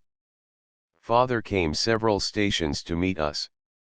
He brought a long official telegram from the resident, which announced that the Heer Van Cole would come to Japara the next day. That was a delightful greeting of welcome, and I found something still nicer when I got home your letter. All the government officials along the whole line received the orders from the resident to wait upon the Heer Van Cole as he passed through. On Sunday afternoon, at the stroke of 3, the travelers arrived. With Van Cole was a journalist, who served him as interpreter and guide, and Father, who had waited for him at the border. Van Cole had made a resolution never to lodge anywhere except in a hotel, because he knows well the open hospitality of the country. But after he had made the acquaintance of our family, and received a pressing invitation, he stayed with us. Later we heard that it was we who had been responsible for his faithlessness to his resolution. He thought us worthy of scrutiny, he wished to observe the influence of European education on girls of the aristocracy, and could not let the opportunity pass. Happily we did not hear this till afterwards. The knowledge would have made us constrained and self-conscious. At the table, he talked almost constantly of his wife and children. It was splendid to hear how this great man honors his wife. He met her through correspondence, a point of resemblance there, Stella. He corresponded with her at first about her literary work. It was only by chance that she discovered her great gift, her talent for writing. She was at that time a governess, and was staying with some friends at a villa on the slope of the Penango Engen. Their villa now in Prince Enyag is called after that villa Lalajawa Soul's Rest. One of the party must write a description of the place, and they drew lots to decide which one it should be. The lot fell upon her. She sent the article to a magazine and the editor wrote asking her for more. Van Cole has been to all of the places where he lived and worked in his early days, and the children who formerly played with his daughter, he found mothers themselves when he went back. But he still remembered them and knew them all by their names. Stella, we were happier that evening with the Heer Van Cole than we have been in a long time. At first we showed them examples of the artistic work of our people, which called forth expressions of wonder and admiration, and Heer Van Cole made some sketches of them. Some of the company moved away and the chair next to him was empty. I slipped into it. Then he began, "You have planned to go to Holland. Melchers told me so." On my answering in the affirmative, he went on, "But it will be difficult for you later, when you come back. The greatest difficulty lies in coming back to the old life." "Why do you think that?" He spoke frankly and openly and said, "It would be too difficult for you, if later on, you should marry. After having lived in Holland you would never be able to make yourself contented as the wife of a native chief." He instanced cases of well-educated native girls, their friends, who had married Hollanders. They and their husbands were devoted to one another, but the Indian cannot be really happy amid European surroundings, and the Hollander can never accustom himself to the Indian life, so there is always an impassable gulf between husband and wife. I let him finish quietly, before I brought my own ideas to the light of day, Mijnheer van Kool, if I should go to Holland, my intention is to be educated for a profession, that of teaching preferably, and when I come back I plan to open an institute for the daughters of native chiefs. It is to study that I wish to go there. He looked at me in surprise, his blue eyes lighted up as though to himself he said, "That is a fine idea, a very fine idea." Then to me, "Do you not think it splendid to have an object in life?" There was so much enthusiasm in his voice and in the expression of his eyes, that I felt my heart grow warm. Involuntarily my lips formed a word, a name, Stella. Stella, if I could only have you here, but then the earth would be too small to hold my happiness. For that was happiness, that moment when I saw that my plans were understood and respected too, by a superior man like Van Kool. It was like the feeling that mothers must have when they hear their children understood and praised. He asked if I had talked with Mevrouw Roosboom. No, I had never had the opportunity. Both times I had met her there had been a great company, a ball, or a dinner. They seemed to have spoken of us at the palace, because Heer Van Kool told me as soon as he arrived that His Excellency the Governor-General had said that he knew me. Annie Glazer goes on her vacation next month to Batavia and to Bettenzorg. She will go for us to the Abendanons and tell them all that we have in our hearts. She will go too to our friends at Bettenzorg. Could I but go with her? What we have to do is to present a petition or something of the kind, which Heer Van Kool will write for us from Batavia. The petition will set forth our names, our ages, and very briefly what we want to do. And to make sure that he will remember us when he gets to Holland, I have at his instigation written to his wife and explained our plans to her. He was delighted at Ro Ekmani's idea of going to the art academy, and also to know that she wished to go through the household school. For indeed it appears that she has not enough talent to ever go very far in her art. He shared our belief that a teacher of domestic science could help our people very much. But he is anxious for her to be able to go to the academy for a few months before she starts on her domestic studies. He thought it fine that we two should wish to work together and help each other. He said many times over, "I think it splendid for you two to want to undertake so much." I have talked to him about the idea of teaching hygiene and kindred subjects in our schools, and let him understand that I should be glad to take a course in hygiene and nursing, in order to teach them later. He thought that a good idea too. In India you could not study that except under great difficulties. In Europe it would be quite easy. There you would have everything under your hand, and you could easily get through in a few years, as you speak and write Dutch very well. I told him of other reasons why we wished to sojourn for a time in Europe. He sympathized with us there too. And he was one with us in the belief that our ideas would be able to compel a larger following, that we could spread them broadcast, if we worked under the protection of the government. The Javanese nation is like a great child that loves show and display. It respects everything with which the all-powerful government concerns itself. We talked of the education, if such it may be called, of the daughters of the nobles. Van Kool knows regents' wives, and knows of their monotonous dull lives. It was time that something should be done for Javanese girls. He is the last man with whom I should have to argue about the importance of woman's place in society. He spoke of his own noble and highly gifted wife with such love and respect. He called her his counselor and his guiding star. It touched me deeply to hear this man making himself so small beside his wife. He is small in body, but great in heart and soul. It was delightful to be in his company. I have been asked to put my ideas in writing in the form of a brochure or letter to the Queen.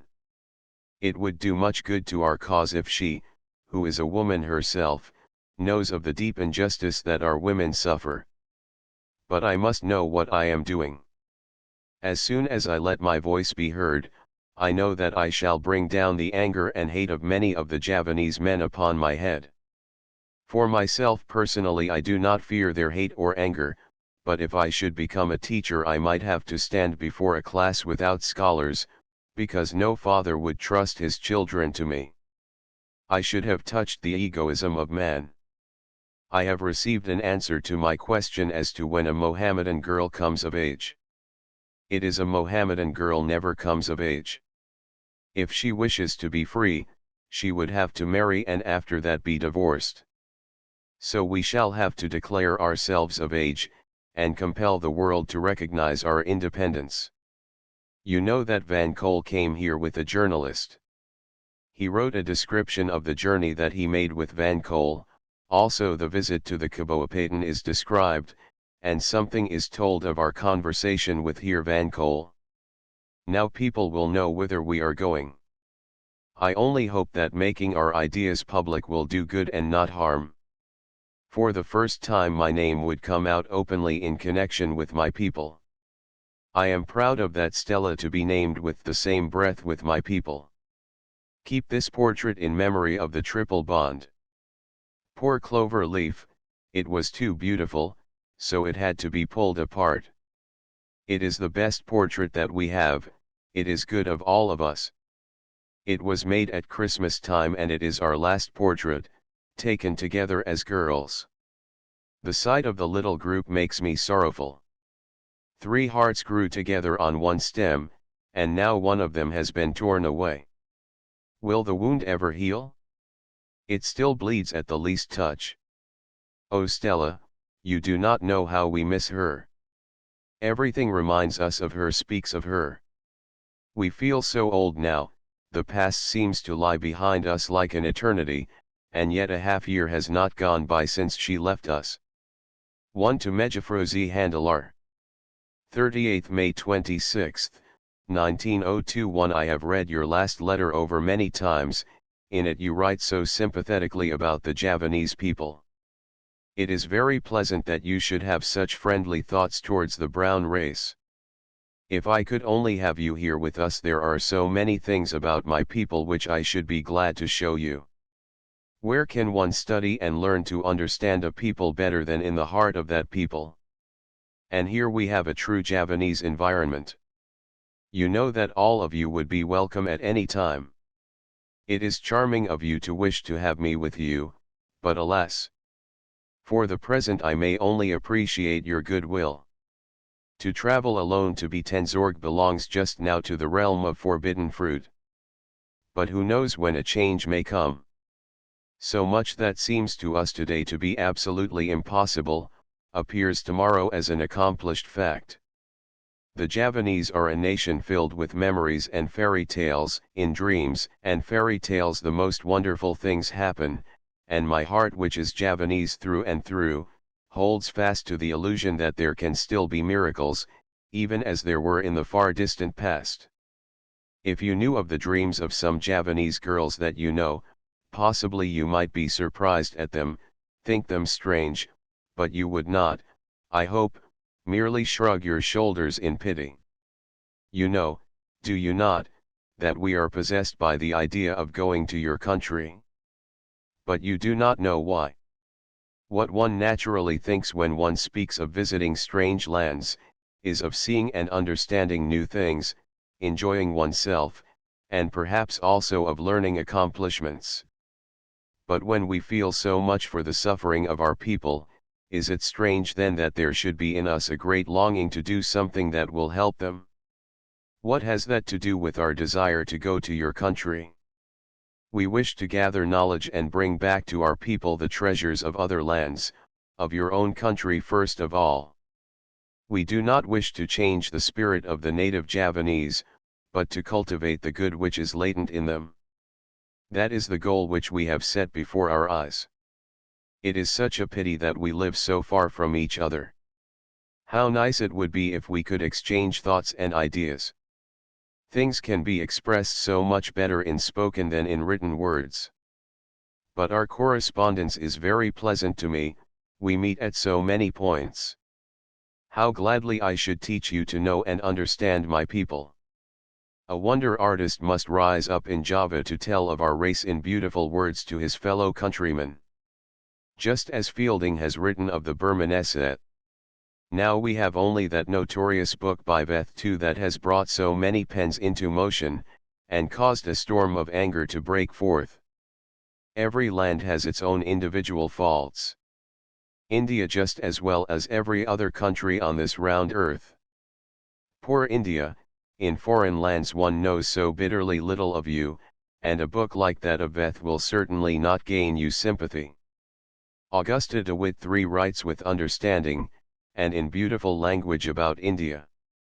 We always read her articles in the Gids with much pleasure. In everything that concerns nature and art, and in dreams, Borel is delightful. On other subjects he has less good to say, he goes hand in hand with his friend Veth. Have you read what Borel has written about the gamelan? We think it a little jewel. And did you see the article by Martine Tonnet about the Wajang Orang at the court of Jakarta? That too is a jewel. I wish that Borel would go there, he might feel inspired to break into charming poetry. The dance floor of the princes of Solo and Jakarta must be magnificent. It is the dance of dances, it is said. It is a pity that we cannot go to Jakarta. We have often been invited, but it would be so wearisome to dress in court costume, and at court everyone must be dressed, like a bride. Do you know that fairy story by Marie Marx Koning? We think it very fine. It seems to me that she must be a great admirer of Van Eden. Tvioald dat wetten wild, reminds me of Decline Johannes. Do you not like that too? It is so true in thought, and in style it is charming. I read what you wrote of your little protégé with great interest, and also what you said of the poor in Holland. I hear much of the misery of the poor there when winter comes. Poor, poor simple creatures. I correspond with a Frieslander, she tells me about conditions in Holland, especially in Friesland. In the winter time she has often sat down on the ground beside poor people who lived in little hovels of straw. The middle of winter, no work, nothing to eat, no fire, no clothes, no warm covering, and crying children. It is bitterly hard. 1 Mevrou de Bois 7. 2 Java, Geographus, Ethnologus, Historias, 3 volumes Haram 1875-80, by Professor Veth of Leiden. 3 Facts and Fancies about Java, by Augusta de Witt. 4 For a description of the dance of the princes at the court of Soerakarta, see on Séjour dans l'île de Java by Jules Leclerc. Chap 14, p. 169. 6 June 10, 1902 1 Dutch has always been my favorite study, and many people say that I am thoroughly at home in it. But heavens! Fondness for a language is a very long way from knowledge of it. Next to languages I like geology. I also enjoy mathematics, but I am still struggling with the groundwork of history. Not that I do not like history, I think it is interesting and very instructive, but the manner in which it is set down in school books has little charm for me. I should like to have a teacher who knew how to make the dry parts interesting. What I do think delightful, is ancient history. It is a pity that so little of it has come my way. I should love to study the history of the Egyptians, and of the old Greeks and Romans. We do not wish to make of our pupils half Europeans or European Javanese. We want a free education, to make of the Javanese, above everything, a strong Javanese. One who will be blessed with love and enthusiasm for his own land and people, with a heart open to their good qualities and to their needs. 1 To Mevrou Abandonan. 2 Ensemble Java est trop gouverné. La remède est sous la main, instruire les indigènes non pas avec l'idée d'en faire de Européens, mais dans le but de les préparer à devenir les collaborateurs intimes de ceux-ci. A. Fabert. XL June 17, 1902. I read in the paper that some Chinese girls had asked permission to stand the teachers' examinations. Hurrah for progress! I feel like shouting aloud in my joy. Of what good is the preservation of a few old traditions? We see now that the strongest and oldest traditions can be broken, and that gives me courage and hope. I should like to meet the gallant little Chinese girls. I should be so glad to know something of their thoughts and feelings, their soul. I have always longed to have a Chinese girl for a friend. I have often wondered about the inner life of such a girl. It must certainly be full of poetry. At Semarang, a Chinese millionaire has laid out a splendid garden. It lies on a hill and is so beautiful. There are rocks, grottos and tiny hills covered with green ferns. Masses of flowers and miniature fruit trees are interspersed with little parks and winding paths. There is a lovely summer house in the middle of the lake. The lake has many capes and twisted turns. And in it, gouramis and goldfish can be seen swimming around. On the shore, is a hill with a grotto, and a bath house. A winding stair runs through the grotto and comes out on top of the hill, where two miniature temples stand. Fruit trees and flowers of all kinds grow and bloom everywhere. It is fairyland become reality. Only the fairy kings and queens and the silver shining little elves do not come out of the chasms in the rocks to make the illusion complete. The whole idea is like a poem expressed in art. But where is the art that is not poetry? Everything that is good, that is high, that is holy, in a word, everything that is beautiful in life is poetry. We have seen the creator of this wonder place. A deadly dull, commonplace Shafili Baba. 3 images in plaster, human dragons and tigers are scattered among the grass. These 2 are the creations of his fancy. It is a pity that at the entrance of the walk that leads to the fairy lake, 2 figures of European workmanship have been placed. They destroy the harmony. You have been to Batavia to see the exhibition, for yes, to be sure, and what do you say now of the brown race? What of its art? Oh, I am so proud of my people, they are capable of so much, but you Hollanders must lead us. And you will do that, will you not? We are like children, and you are our protectors, who must guide us and help us to be grown-up men and women. 1 to Mevrou de Bois 7. 2 In 1898, 4 years before this letter was written, there were 261,000 Chinese settlers in Java. Their constantly increasing number presents a problem to the Dutch government. They are seldom day laborers but more frequently artisans, merchants, or agriculturists, and by their frugality and industry have attained a condition of general prosperity, in all competition easily outstripping the more indolent Javanese, and often accumulating large fortunes. 3 Shafili, ragged or dirty, Baba, a Chinese coolie. Shafili Baba indicates a good-natured contempt. 4 Exposition of Javanese art held at Batavia in that year. XLI July 12, 1902. One father and mother have both given us their full permission. We had expected storms, thunderclaps, and lightning flashes. I cannot yet fully realize it. I had hoped that father would consent, but I had not dared to dream that mama would stand by him.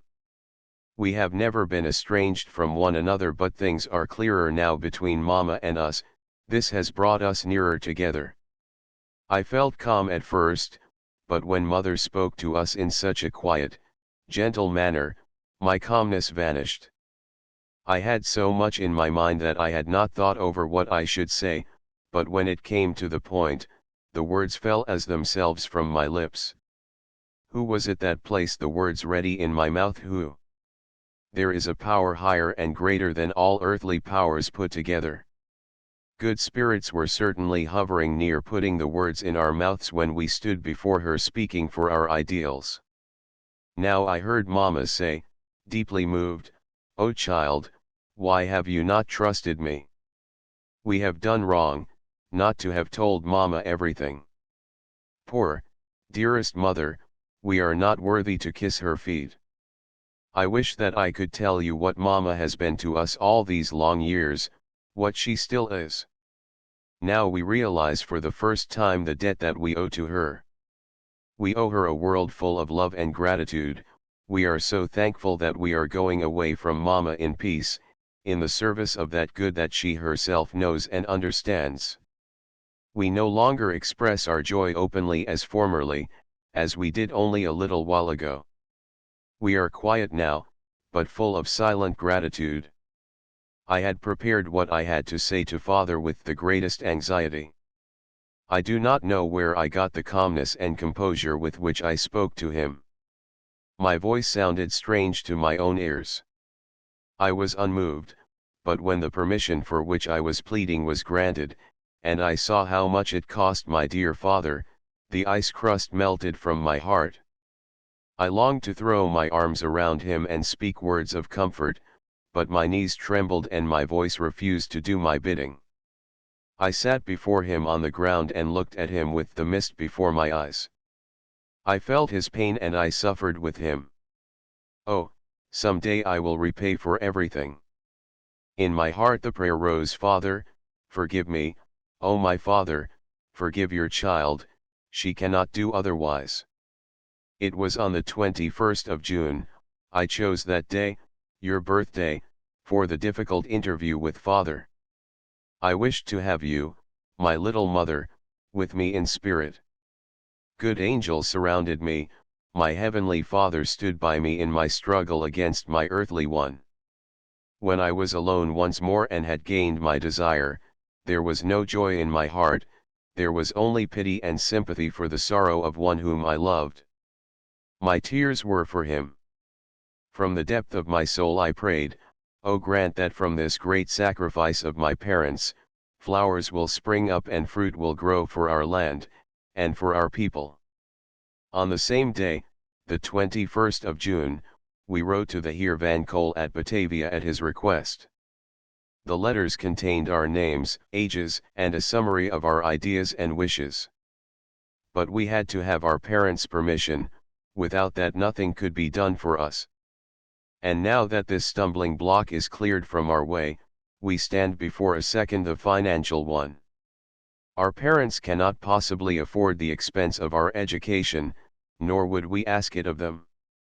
Yesterday I received a long and very earnest letter from Mevrouw Van Cole. If I did not need to keep it until it was answered, and if my unaccustomed fingers did not cling to it so, I should like to send it to you, but I shall try to tell you something of its contents. She has given us more than moral support, she has given us part of herself. We feel as though we had received a benediction. We are no longer afraid, we have no anxiety, we are at peace, we trust and we believe. Of what worth are we? We are no more than the dust of the ground. We feel no jubilant, boisterous happiness, but a still, quiet joy. O God, we are so thankful that we have found Thee, that we have come through doubt, unbelief, and materialism. We have thought much of late. We sought the light afar off and all the time it was near, it has always been with us, it is in us. Our souls have been working and growing, and we did not know it. Mevrouw Van Cole has drawn back the curtain from before our eyes, we are more grateful to her for that than for all the other things which have been done for us. Before I received her letter, Mama had said to me, "Who gave you such ideas?" and I answered, "God gave them to me." It was only natural that Mother should try to hold us back, but when she saw that we would never change, that we could not change, she said to us with resignation, "Well, children, I shall try to think that you are called to do this, that God has sent you for this service." Mevrouw Van Cole wrote us, "Often we need human beings and their support, but there are many more times, when it is only God that we need. He has called each one of us to do our special work, and He gives us strength and constancy. Believe me, this is what the voice of experience says. You stand now at the threshold of life, at the beginning of your work. When you are in the midst of it, then you too will have had experience. It is only when we have had experience that we become free and strong, true helpers and friends of mankind, depending not upon them, but upon ourselves and upon our Father God. Unasked, East and West has sent us assurances of its support and cooperation. Mevrouw van Kool sent us the paper with an account containing a description of the journey of Heer Staal. And where the writer had spoken of us, the following had been interpolated by East and West. We trust that Heer van Kool, who has been a member of E&W since it was founded, will not have neglected to tell her that she can count to the fullest on our support in her noble struggle. After she had seen this article, Mevrouw van Kool sent a few words to East and West about us, so that we might be brought nearer to the heart of the Javanese loving public, which reads E&W. She has asked permission to publish my entire letter in that paper. I do not like the idea, but it is in our own behalf, and she writes further, how can the friendly public know what is in your heart and learn to appreciate your aspirations, better than from a candid letter, in which the young Javanese lays bare her soul to an older woman from whom she asks support and sympathy. There is not a word in that letter that the public ought not to see, and I know of no better introduction for you to the circle that has the welfare of Java and of the Javanese at heart. I can easily understand your scruples, but overcome them and say yes. I have come to no decision in regard to this. I must first have Father's consent. Father wants me to keep everything secret at present. If the government says yes, then the world can hear of it. It is very true that we should choose our way with all prudence, but experience has shown us lately that we gain more by publicity than by secrecy. Even if the government should refuse our request, we should lose nothing. How many petitions are never reached? Let me say now, to set you at ease, that we will always remain what we are, but we fervently hope with you, that it may be granted us to make our own form of religion admirable in the eyes of those who think differently. We feel that the kernel of all religion is right living, and that all religion is good and beautiful. But, O ye peoples, what have ye not made of it? Religion is designed as a blessing. It should form a bond between all the creatures of God, white or brown, of every station, sex, and belief, for all are children of one Father, of one God. There is no God but the Almighty, say we Mohammedans, and with us all believing monotheists, God is the Master, the Creator of everything. Children of one Father, and for that reason, brothers and sisters, who must all love one another, help and support one another. Ah, if this were but understood! But we are so harnessed down by form that we are sometimes driven against all religion. The followers of one dogma look down upon the followers of another, despise, hate and, sometimes, even persecute them, but enough of this for the present. Is there a Dutch translation of Lessing's works, and of the life and writings of Pudita Ramabai? I was still going to school when I heard of this courageous Indian woman for the first time. I remember it still so well.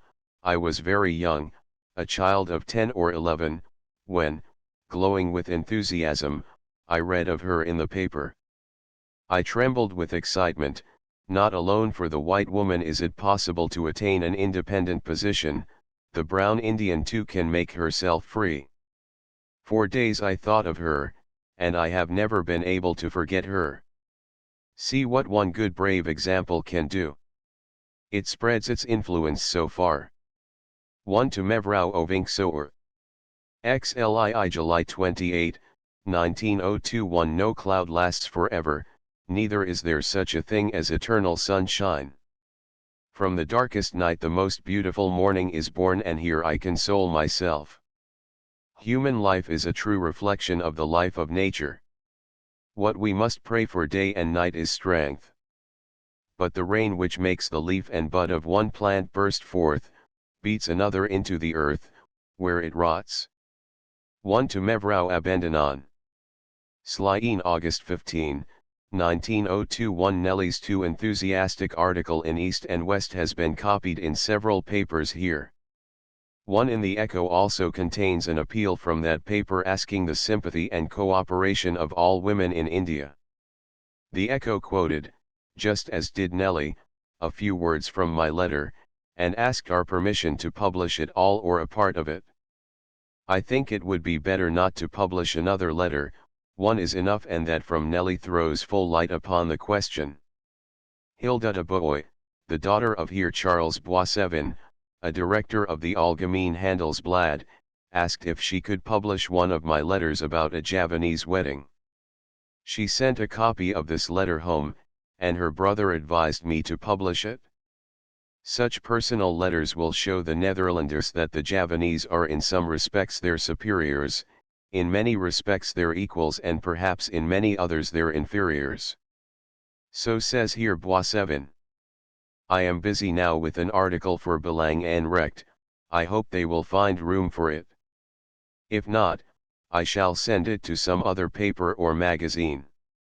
We are collecting Javanese fairy tales for Nelly, and Sister R is making drawings for them. Oh, I hear so much wisdom and truth from the mouths of the people, and it is expressed in such sweet, melodious words. If I only had your language well under my thumb, I should like to translate the beautiful inspired music, so that it could be understood and appreciated. We are not so deep by nature that it will break anyone's head to understand our wisdom.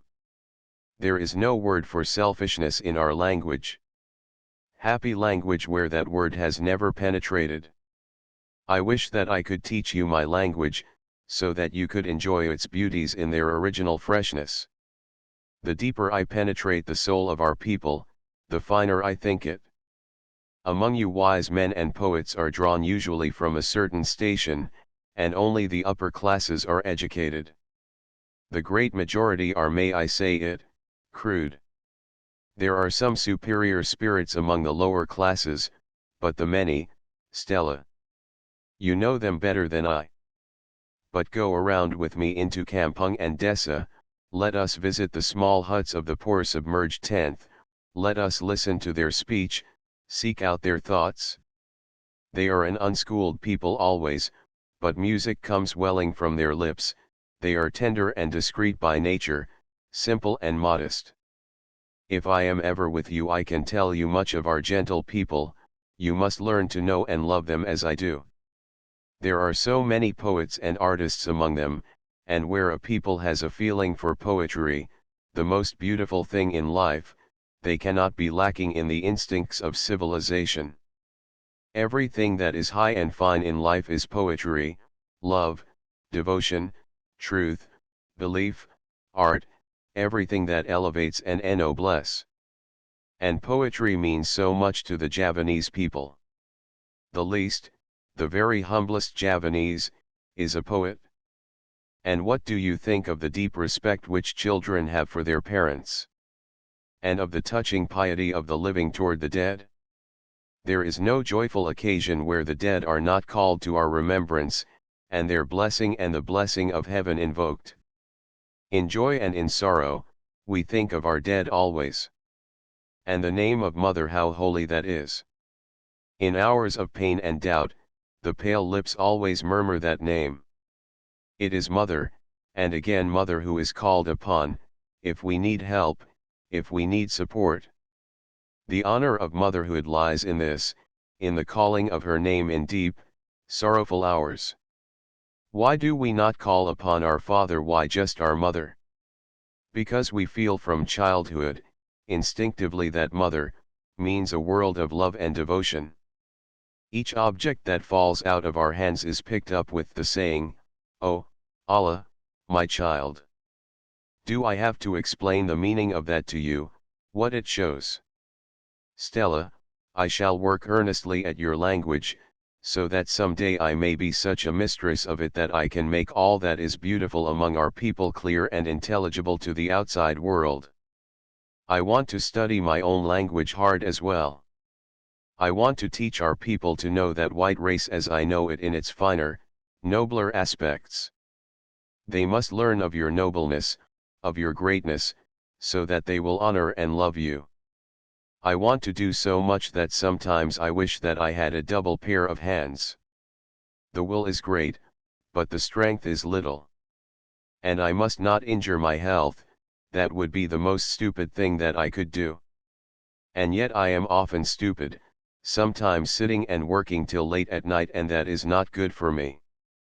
I may defeat my own object if in the end it should do me harm and I could not overcome my bodily weakness, so I am doing my best to live soberly and sensibly.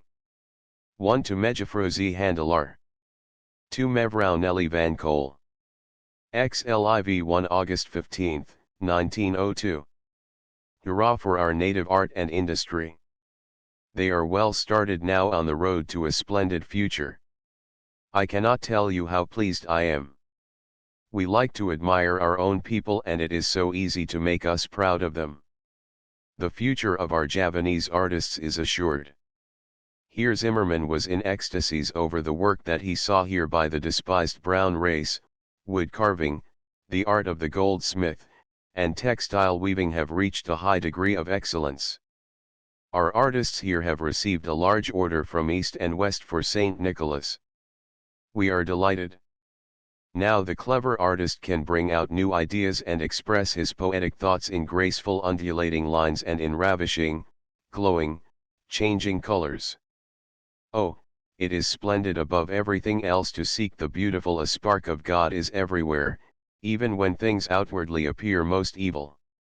There was once a child who went to an old woman who asked her what she would like to have, for the little one had neither sweets, nor ornaments, nor clothes. But the child said, "Oh mother, give me a flower that opens in the heart." How do you like that?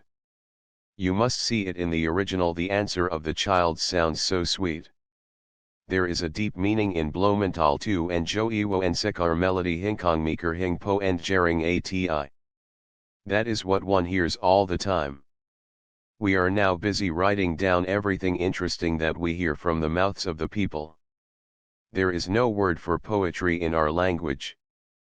We say Bloemental, and is it not well said? We are learning songs. Not songs of rejoicing. Have you ever heard one of that kind from a Javanese? The gamelan never rejoices, even at the most extravagant festivals. Its tone is mournful. Perhaps that is well. Life is mournful, not a song of rejoicing. These pages have been written under the influence of sweet and sad singing. It is evening, windows and doors are open, the fragrant breath of the blooming tea jempaka beyond our chamber comes to greet us with the cool breeze that rustles through its branches. I sat upon the floor, just as I do now at a long low table. At my left was Sister Ro Ekmani also writing. To the right of me was Annie Glazer, she too on the floor. Before me was a woman who read from a book of songs. They were very beautiful, and the pure, serene, sonorous tones seemed to carry our souls far away, nearer to the realm of the blessed. How I wish that you could be sitting there with us in that little circle. You would have felt with us and dreamed with us. Dreams. Life is not a dream.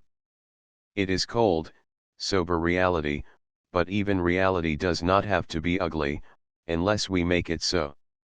It is not ugly, it is beautiful. We always have beauty within us. This is the reason that I wish that in education, emphasis were laid upon character forming, and first of all upon the cultivation of strength of will.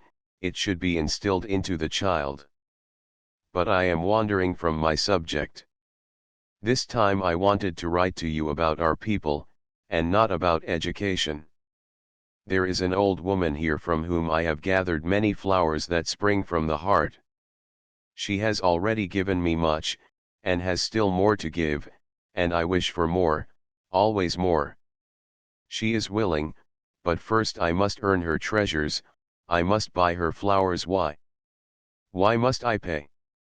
Solemnly the words sounded from her lips, fast a day and a night, and pass that time awake and in solitude. Door knack tot lick 3 door storm tot rust, door stry tot ear door lead tot lust sounds like a requiem in my ears. The meaning behind the words of the old woman is, fasting and waking are symbolical, through abstinence and meditation, we go toward the light. No light, where darkness has not gone before. Do you not think that a beautiful thought? Fasting is the overcoming of the material by the spirit, solitude is the school of meditation. As a child I did everything mechanically without question, because others around me did the same thing, then a time came when my mind began to question, why do I do that, why is so and so? Why? It is endless. I would not do things mechanically without knowing the reason. I would not learn any more lessons from the Quran, saying sentences in a strange language, whose meaning I did not understand and which probably my teachers themselves did not understand. Tell me the meaning and I am willing to learn everything. I was wrong, the book of books is too holy to be comprehended by our poor intelligence. We would not fast and do other things which seemed senseless to us. Everyone was in despair, we were in despair, no one could explain the things which were incomprehensible to us. Our God was our conscience, our hell, and our heaven too was our own conscience. If we did wrong our conscience punished us, if we did good, our conscience rewarded us. The years came and went, we were called Mohammedans because we had inherited that faith, and we were Mohammedans in name, no more. God Allah was for us a name, a word, a sound without meaning. Now we have found him for whom unconsciously our souls had yearned during the long years. We had sought so far and so long, we did not know that it was near, that it was always with us, that it was in us. It had been working in us unconsciously for a long time, but she who opened the door for which we had sought, was Nellie Van Cole. And who leads us now, and shows us the way toward him? It is Mama. We have been so stupid all our lives, we have had a whole mountain of treasure under our hands and we have not known it. Foolish, headstrong, pedantic persons that we were, we reproach ourselves now for our own conceit and self-sufficiency. We say to console ourselves, it has pleased God to open your hearts at last, be thankful for that. God alone understands the riddle of the world. It is he that brings together paths that were far asunder for the forming of new roads. 1 to Dr. Abendanon. 2 Flower Tongue. 3 Through night to light, through storm to rest, through strife to peace, through sorrow into joy. XLV August 17, 1902. Good morning, here comes sister to prattle to you again. It is a splendid fresh morning, and I am sitting here in a cozy corner by the window where I have a view of the garden. Another time I shall try and describe all our surroundings to you. Our home, which is our Doania, little world, and our cloister. Now however, I shall continue my talk of yesterday. It is pathetic to see the joy of our elders over the return of the strayed sheep. Out of pure joy, an old woman here sent us her collection of books, old Javanese manuscripts, many written in Arabic characters. We are going to study Arabic so that we can read, and write it. You know perhaps that Javanese books are very rare, and hard to find because they are written with the hand. Only a few of them are printed. We are reading now a lovely poem in the flower tongue. How I wish that you knew our language. I should be so glad if you could enjoy all our fine things in the original. Have you any desire to learn the Javanese language? It is difficult certainly, but it is beautiful. It is a sentient language, often the words seem to be conscious, they express so much. We are astonished sometimes, own children as we are of the country, at the cleverness of our fellow countrymen. Things of which one could never imagine anything could be made, they express charmingly. Name something in the dark, give out a subject at random, and a simple Javanese will immediately make a rhyme that astonishes by its aptness and clearness. This facility belongs peculiarly to our Eastern people. It is a pity that when the precious gifts were meted out, your sisters should have been neglected. That is not fishing for a compliment, we mean it literally. As one can see, though one fairy gave us wit in stepmotherly wise, another sister fairy has made reparation by endowing us richly with her gift of sensibility. I do not think so very much of her gift myself, and we have to take good care that this virtue does not degenerate into a vice. A certain amount of feeling is good, but you will soon see, if you have not seen already, that it is often hard for your sisters to keep themselves in the golden middle way. It is very difficult for one who naturally goes to extremes. Now that you know all my faults, here is a prayer, try to understand them. Help me to overcome them. Will you not do that? Your sisters know of things in themselves that are not good. After having had days of rain, we went out one morning to see how our flower children were getting along. We were afraid that they would have suffered from the overabundant rain, but we found our rose bushes full of green buds. The days came and the days went, our roses were full of luxuriant leaves and of beautiful blossoms. Rain, rain, they needed it, before they could bear those splendid blossoms. Rain, rain, the soul needs it in order to grow and to blossom. Now we know that our tears of today serve only to nourish the seed, from which another, higher joy will bloom in the future. Do not struggle, do not complain and curse sorrow when it comes to you. It is right for sorrow to exist in the world too, it has its mission. Bow your head submissively before suffering. It brings out the good that is in the heart. But the same fire which purines gold, turns wood into ashes. Now I want to tell you how it was that we happened to get into touch with Nellie Van Cole. Perhaps you have already read something about it in the paper. One evening in the latter part of April, we had a visit from the Heer Van Cole. He was sent to us by a Dutch lady, who has much sympathy for the cause of your sisters. It was one of the most pleasant meetings of our whole lives. Already, long ago, he had won our esteem through what he has been to Java, and the Javanese. But the personal meeting secured for him a place in our love. It is delightful to meet superior people.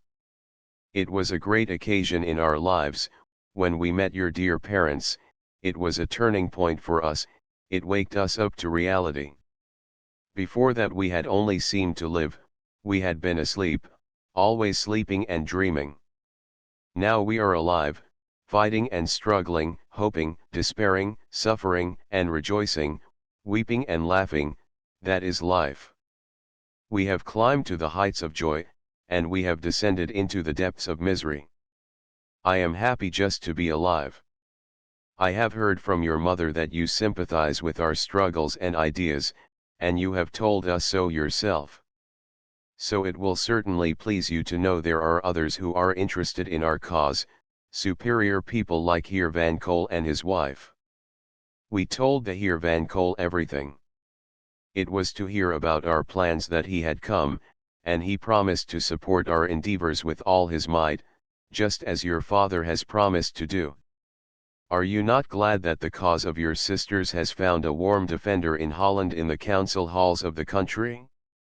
He will do everything that he can to help us. He asked us if we would not write to his wife, she would prove a true, faithful adviser.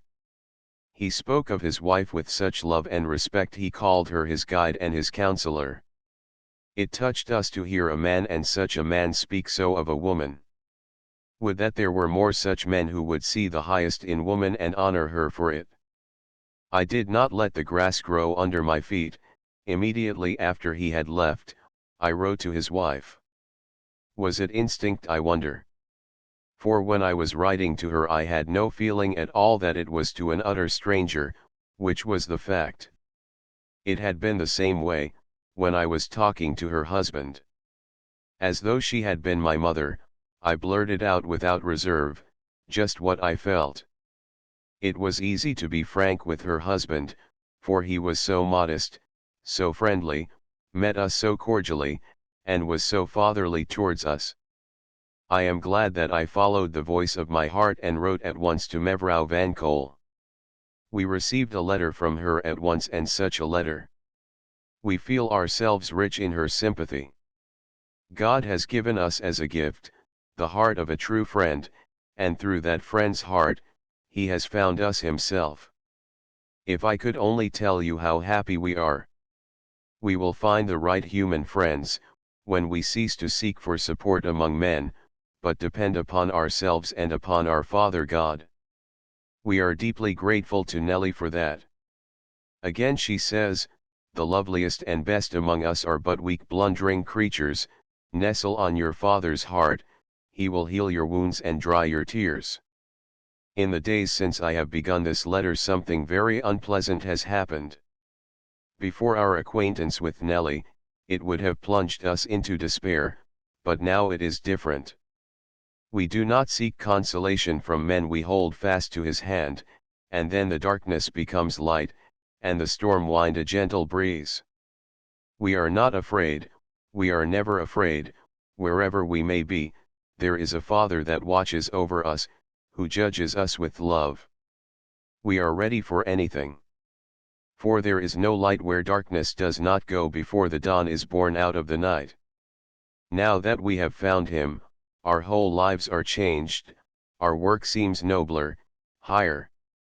What do you think of all this, Edie? I know one thing for certain, that you are glad for your sisters. I have still other things to prattle about, and then I must let this letter go, otherwise it will grow stale, and it is too long already. Perhaps it seems very formidable to you. Honestly, tell me the truth. Candor must be the basis of our friendship. Do not be afraid to tell me something because it might give me pain, when you know that it would be wholesome for me. From you we did not expect anything else, but that you would not allow the workmen under your orders to be beaten. We share to the fullest your ideas in the matter. I cannot bear to see anyone struck, it hurts me so to see the beast in man, unfettered, hot-tempered, the man made lower than the beast. We cannot understand how men, and even women, can go to see an execution, it is worse than heartless. You know very well that unfortunate convicts are often beaten with rods, they are cruel people that willingly encourage the infliction of such punishment. It is bad in the Javanese, but still worse in the European, when he so debases himself. I have seen, a certainly not stupid, in fact a highly educated European, at a festival of the people, let first a child, and after that a woman, and a young girl, make the acquaintance of his stick in a most frightful manner, because the blunderers had not been deft enough in getting out of the great man's way. I ground my teeth together to keep from crying out aloud, each blow pierced me through the soul. It is not the idea of pain that makes me abhor bodily punishment, but the deep humiliation that the victim must feel. And also the harm it does to the one who punishes. Physical punishment embitters, but never cures. That is our conviction. As children of a ruler in a community where the idea is fast rooted that a Raden Moss or a Raden Adjeng is absolutely a being of a higher order, to whom a godlike reverence is due from the people, we have oftener than we would, been among scenes that made us tremble with exasperation. At such times we are struck dumb and stand still as death, we can neither speak nor smile, indignation and pity hold our mouths fast closed. An acquaintance of ours once said we must do it well, how otherwise will our little handful be able to keep peace and order among thousands? Had they not been afraid of us, they would long ago have hunted us from the land, and driven us into the sea. Obedience through fear, when will the time come when the godlike rule, which is called love, will penetrate millions and millions of hearts? 1902 years ago the beautiful law of love was preached, but how many thousand years must pass before love will come into its own? Not only among the elect, but among the multitudes. Your mother knows the whole history of our lives. Has she ever told you of our childhood years, when we lived under the despotic sway of older brothers and sisters? Among us it is a law, the younger ones must submit to the older in everything. That was not for Sister Kartini. Even in her early years, the desire for freedom had awakened. The result was that I was somewhat out of harmony with my older brothers and sisters, because I submitted to them only when I saw a reason in what they thought good. So I stood there a child of 12 years, alone against a hostile power. Bitter, bitter tears were wept by us as children. Do you know who has always been our friend, our help, and our support? Kartini. But most of the time he was not at home, he was at Semarang. Our friendship is quite old, you see, it goes back to our earliest youth. My eldest sister married, my older brother went away, and then we began a new life. The watchword was freedom, equality, and fraternity. We wished to be loved, not feared. It is not a boast, but everyone knows that our little ones would rather be with us than with the others. Love is the bond which binds us together. And how our little ones love us? They have taught us much. Those who embittered our childish years, were also our teachers, for they taught us to avoid being like themselves. Another proof that sorrow justifies its existence. Those who formerly opposed us, now come to us with love and friendship. They do not tell us so in words, but deeds bear witness. In every letter, our sister asks us to come and visit her. Our presence does good, both to her and to her house, she says always. God is great, God is powerful. Could not that bit of our life history, become the life history of two peoples, of the Hollanders and of the Javanese? Would it not be possible for nothing but mutual love and respect to bind the Netherlands and Java together? How this happy state of affairs has come about in our own family, I do not know, I protest, I do not know. Many times the question has been asked us, but we only know that we have much love in our hearts, and that is the whole secret, I believe. Now, best brother, I hope sincerely that this long discourse will not frighten you away from a further correspondence with your sisters. And that you will take it as a proof of our good intentions, when we say that we look upon you as our brother and our friend. We hope that many letters from Sawolo Anto with Japara as destination will be forthcoming. Tell us about everything, your work, your life, and your environment. It is a pity that photography is such a luxury, for we should be glad to take some peeps, for the benefit of our friends, into typical Javanese customs. We, as children of the country, can go everywhere here with a freedom that would not be allowed to you. 1 to hear EC Abendanon. XLVI August 20, 1902. Lately we have received some people from Batavia who admire the art of our people, and who wish to do much for it. They were heads of the governing board of East and West in India, who wished to have examples of native art for Santa Claus, Sinterklaas, and were anxious for Japara to be well represented. We have been busy with that work.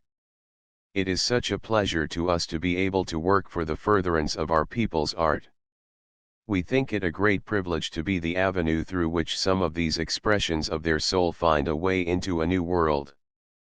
Works of art that compel wonder and admiration are made by the despised Javanese, whom the world in its simplicity has patronized. When one looks at the splendid examples which we have, and after that sees their simple creator, and the primitive tools with which he works, one is filled with reverence for his work, and feels instinctively that here one is face to face with a true artist. Once when we were in ecstasies over something which he had made, we said to him, "Oh, where did you get such beautiful designs?" The lowered eyes were raised, and with an embarrassed laugh, he answered, "From my heart, Bendero." 2. We were delighted at his answer, and afterwards we laughed so at ourselves, because we had sat upon the steps, and he was in a respectful attitude upon the ground, humbling himself before us, to whom he was 100-fold superior. It is splendid that through the untiring efforts of yourself and some others, the eyes of the Netherlands are beginning to be opened to that important part of a child's education, reading. Holland may well congratulate herself that she possesses such noble strength, which sets itself with heart and soul toward the forming of the mind and spirit of her youth. And in that respect the Dutch child is far more fortunate than the Javanese, who possesses no books except school books. We were still children when an inspector of native education asked us to write little narratives of native child life which were to appear in small illustrated books. We had not the least idea when we wrote the sketches, that some day the pioneer of the noble movement in Holland to give the children good literature, would ask us to bring a little stone for the building of that tower, which is rising so high in the pure air, a tower full of clear, undimmed windows, looking on all the expanse of heaven which she is erecting for her loved ones, the youth, the men of the future. We are busy now collecting fairy tales, fables, games and songs for her. It will not be easy to write down the fairy tales and the little games. In the first place, though we love music very much, to our great sorrow we know nothing about it, because we have never had an opportunity to study it. The greatest difficulty lies in this: we have an entirely different musical scale from you, and in it there are chords for which we seek in vain in European music. 3. Only last week, we talked with a man who has spent 20 years collecting songs and poetry of all kinds among the Indian people. He has collected all conceivable forms, even rhymes and jingles. Now he is so anxious to have some Javanese songs in his collection. But so far, he has not been able to write them into music on account of the difficulty of which I spoke. But gamelan music is very difficult, and the children's songs and rhymes are simple. We tried some of them on the piano and they went quite well. It would seem as though an invisible telephone cable ran from here to Lalajawa and back again, otherwise we do not see how it can be that so many things of which you spoke in your letter were already answered in ours before we received it. In my letter which crossed yours, you will find many of your questions answered. We had even written you of the songs, games, and fairy tales. It will be so unfortunate if we cannot give the songs, for the charm lies in the music. As children, we did not enjoy our fairy tales, if the narrator could not sing. We have been having a heated controversy about the influence of books. Our adversary thought that idealism was all nonsense, poetry was silly, a book nothing, not of the slightest value. We were delighted the next morning, when we opened the Amsterdammer, to find your delightful article on the influence of books. We are novices, triflers, our judgment is worth nothing, but now we have an authority on the subject. He is a very peculiar man, and it interests him to strike at our innermost convictions. He likes to try to analyze our deductions. He is a man of many good qualities, but so weak. Through him, we see still more plainly why a child should first of all be educated in strength of will. Without strength, all other good qualities are of little worth. I cannot tell you how thankful we are that you have shown us the way to true happiness, to true freedom, to God. Those who serve God are free, they are bound to no man. To be dependent upon others is to be in bondage to them. Where is true happiness? It is not far away, but it is so difficult to find the road thither. We cannot go by tram, by horse, or by boat, and no gold can pay the cost of the journey. It is hard to find the way, and we must pay the fare in tears and heart's blood and meditation. Where is the road? It is in ourselves. In the world, we find much that delights us, that transports us, so that we think we have found the long-sought happiness. But even as the thought comes, we find by bitter experience that what we hold to our hearts, is empty dross. True, lasting happiness dwells within, and is called soul's peace. We have learned of that from you. God is jealous, it is said, he will not suffer us to pray to any other gods but him, and he punishes with bitter disillusion those who create gods for themselves, and pray to them with reverence. So we think, thou shalt have no other gods before me, a command of love. In it, there lies an earnest admonition that man is man and but a fallible creature. Alas, if that commandment were only understood, so much suffering would be spared us.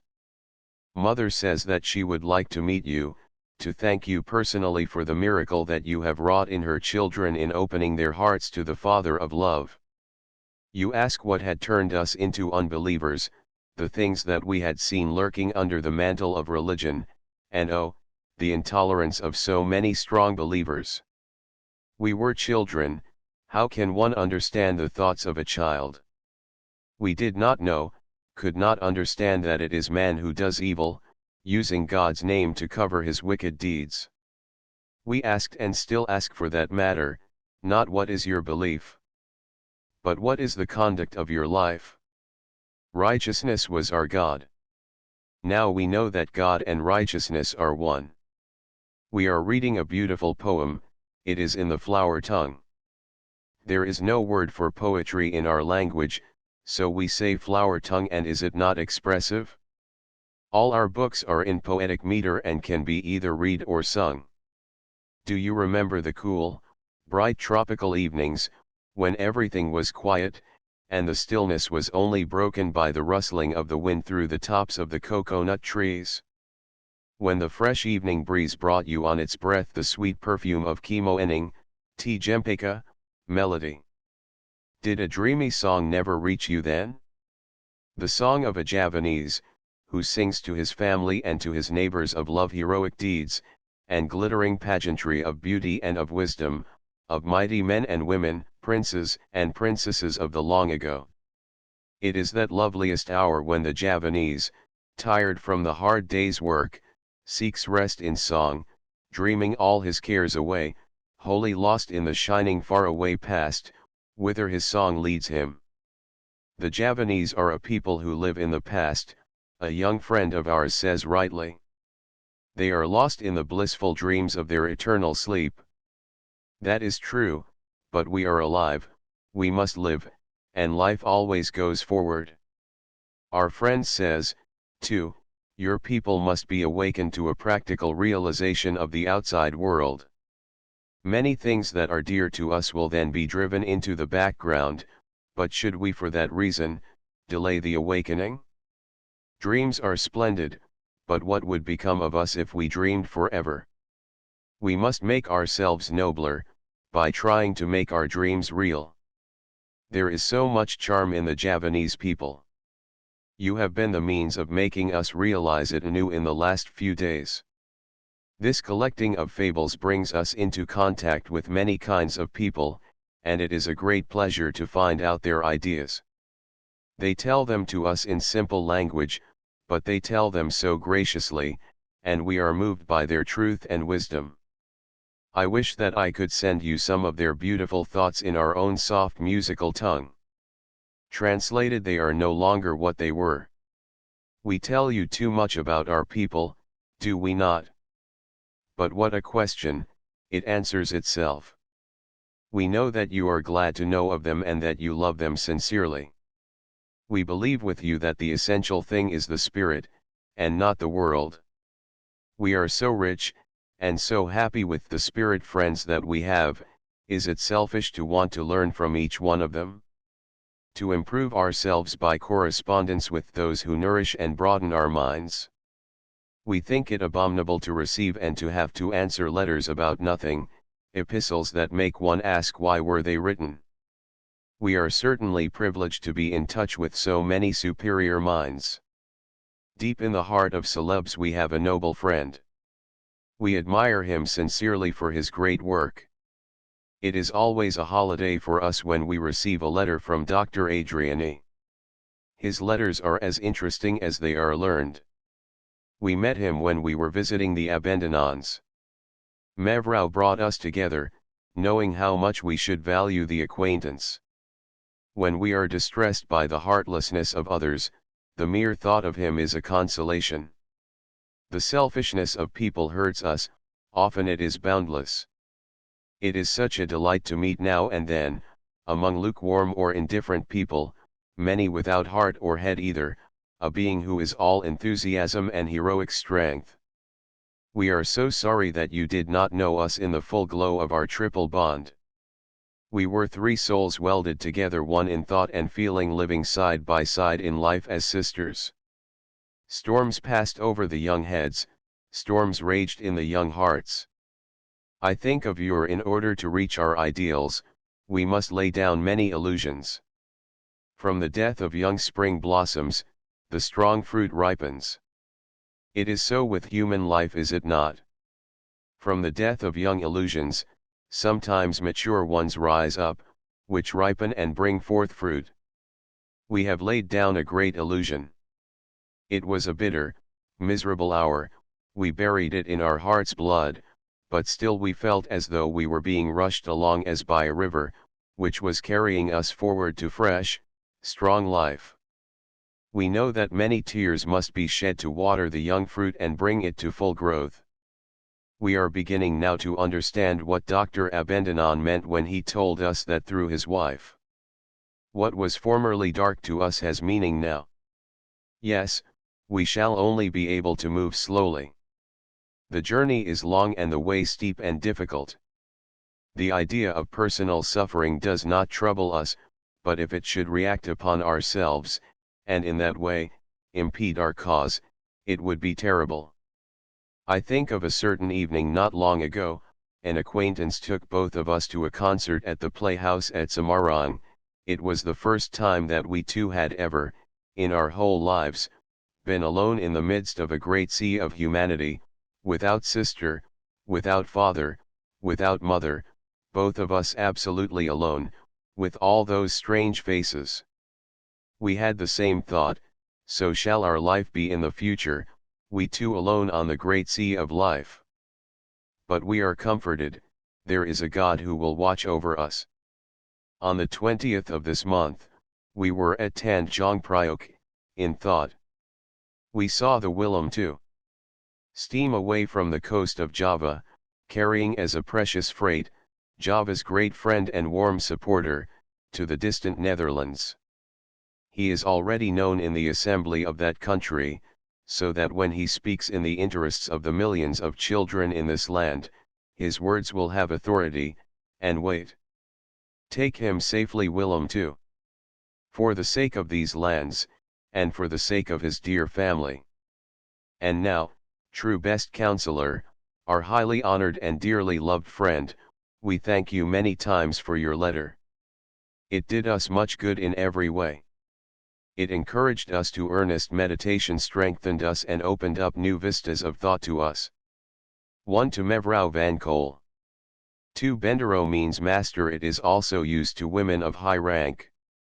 3. Jules Le Garc says of Javanese music that it is full of charm, and produces a sweet melody incomprehensible to European ears, and that far from being barbaric it makes one realize that it is an art très difficile, très compliqué, très délicate.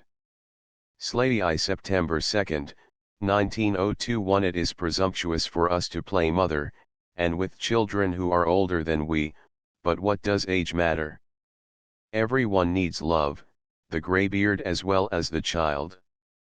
Should a woman only exclusively through marriage be able to come to her right to the full awakening of the best gifts of her soul? Because the highest and most sacred glory of woman is motherhood. But then must a woman be obliged to have a child of her own in order to be a true mother, a being who is all love and sacrifice? If that is true, how pitifully shallow is the idea of the world that it is only a piece of oneself that one can love better than oneself. There are so many who are called mothers only because they have brought children into the world, but beyond that they are not worthy of the name. A woman that gives all the love that is in her heart to others, with no thought of herself is, in a spiritual sense, mother. We set the spiritual mother higher than the physical.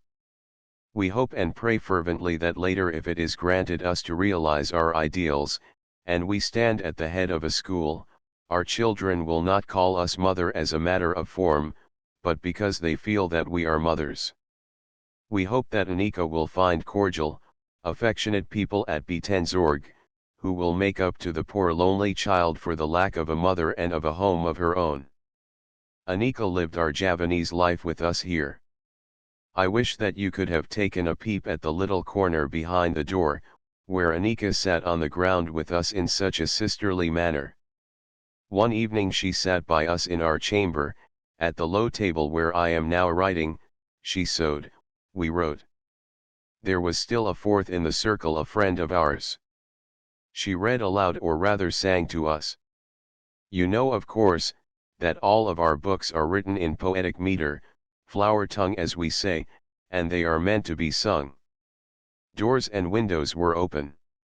Outside the chamber there bloomed a tea jempeka tree, its perfume came to us on the soft wind. The voice was gentle and tender, the song was sweet to our listening ears.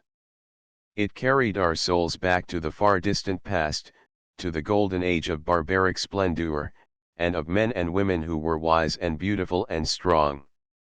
We bit our pen holders absently much oftener than we made them fly over the white paper, and amid these holy Javanese surroundings, there between brown children of the sunny land, sat a pale daughter of the West. Oh, how gladly would we have you, even so, among us. We have learned the songs too, and if we were not bashful, we would sing and dream before you. Yesterday Annie did something typically Javanese. She was so anxious to go away from Japara, we said to her, ask the help of the Soenan of Konthinan, promise him an offering of flowers, if your wish comes true. So she did. Day before yesterday evening we spoke of it, and the next morning she went with us to make her offering. We went there with a band of priests to the holy grave, and we took flowers and incense with us. Anika went with us into the building over the grave and sat with us on the ground at the foot of the tomb. Incense burned, and a mystic buzzing rose at first softly but gradually louder from the priestly choir. It was solemn and impressive. We sat with lowered heads and listened to the murmur of the mystic prayer, while blue clouds of incense rose upwards. One of the priests creeping forward on the ground brought Anika's flowers and laid them reverently on the grave of the Soenan, and after that on the other graves. Next to me I heard a snickering. It was Anika. Barefooted as a mark of reverence, she had come with us into the building. For it is our custom to look upon the dead as holy, and to show them reverence. We then went to the little stream behind the churchyard to wash our feet. We asked the priest for heaven's blessing for Anika. Dearest, we should so love to have you here, so that you could live our native life with us. There is so much that is touching in our Javanese life, especially in the honor that we show to our dead and to our parents. Nothing ever happens in our lives of any importance, either of joy or of sorrow, that we do not think of our dead. Anika will remember Japara when she sits high and dry at Betenzorg, although she may be 1,000 times better off there than here. They that have known Japara, who have seen its soul, can never forget it. They must think of it again and again, whether it is with love or whether it is with hate. Yesterday at midday we went to the wood-carving works. It was very interesting. There were 15 people, men and apprentices, at work.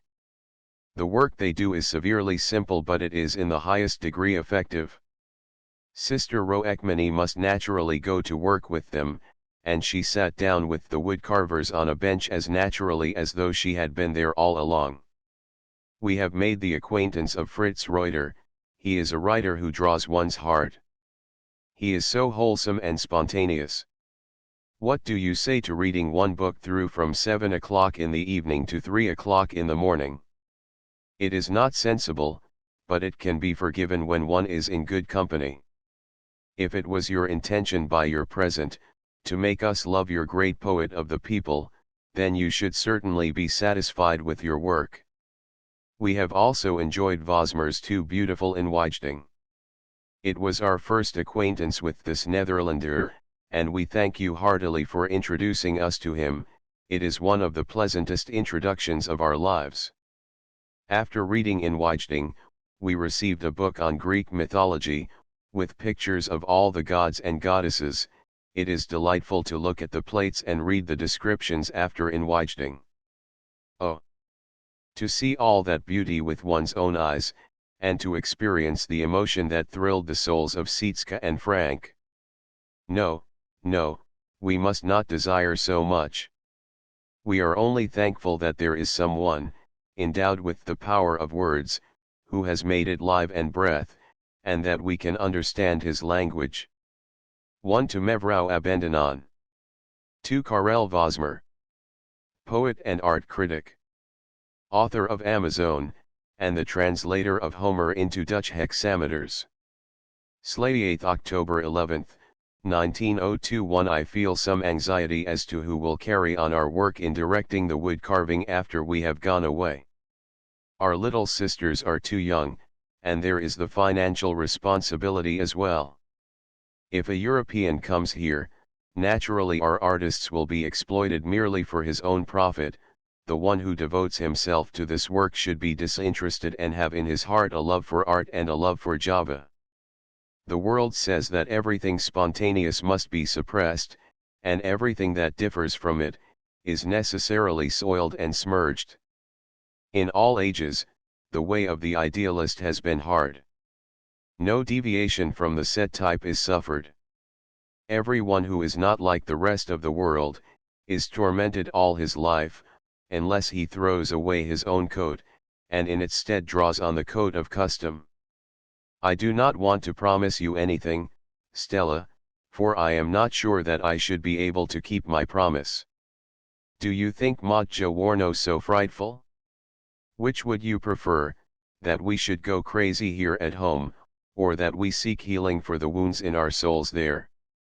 If we are disappointed in our plans, we are determined that we will not remain any longer cloistered and imprisoned here for petty, futile reasons. We will not submit to conditions which we detest and despise with all our hearts. The enemy abroad does not frighten us, but the enemy in our own country eats into our souls. Nothing can help us but God. Now do not say that you will be cast down and sad, when you receive a letter telling you to address me at Mojjawarno. The idea has no terror for me. It is true that we shall go there with lacerated hearts, but that will not be the fault of Mojjawarno, and even there, all will not be lost, Stella. You have often encouraged me to use my pen. I shall still have that, and there I shall have nothing to lose and nothing to venture save myself. Here I should venture much, if I said what I really think. If I became a teacher, I should be striking my own calling dead, because those whom I had offended would gird on their armor and hunt me down. I have already said that we would not go to Mojjawarno, save with deeply wounded souls. Do you know the effect that would have upon my pen? Nothing speaks so to the heart like suffering. And even I have made eyes grow wet. You know me too well, I hope, to accuse me of vanity when I say that. It is only to show you how very much the worth of a pen rises when one has heart's blood for ink. A few months ago, someone wholly unknown to me burst out crying when she read some words of mine. She felt how I had suffered when the words flowed from my pen.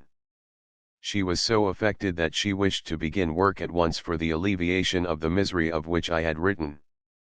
The next day she even offered to help us, alas, only to withdraw the offer a few days later, through the working of reason.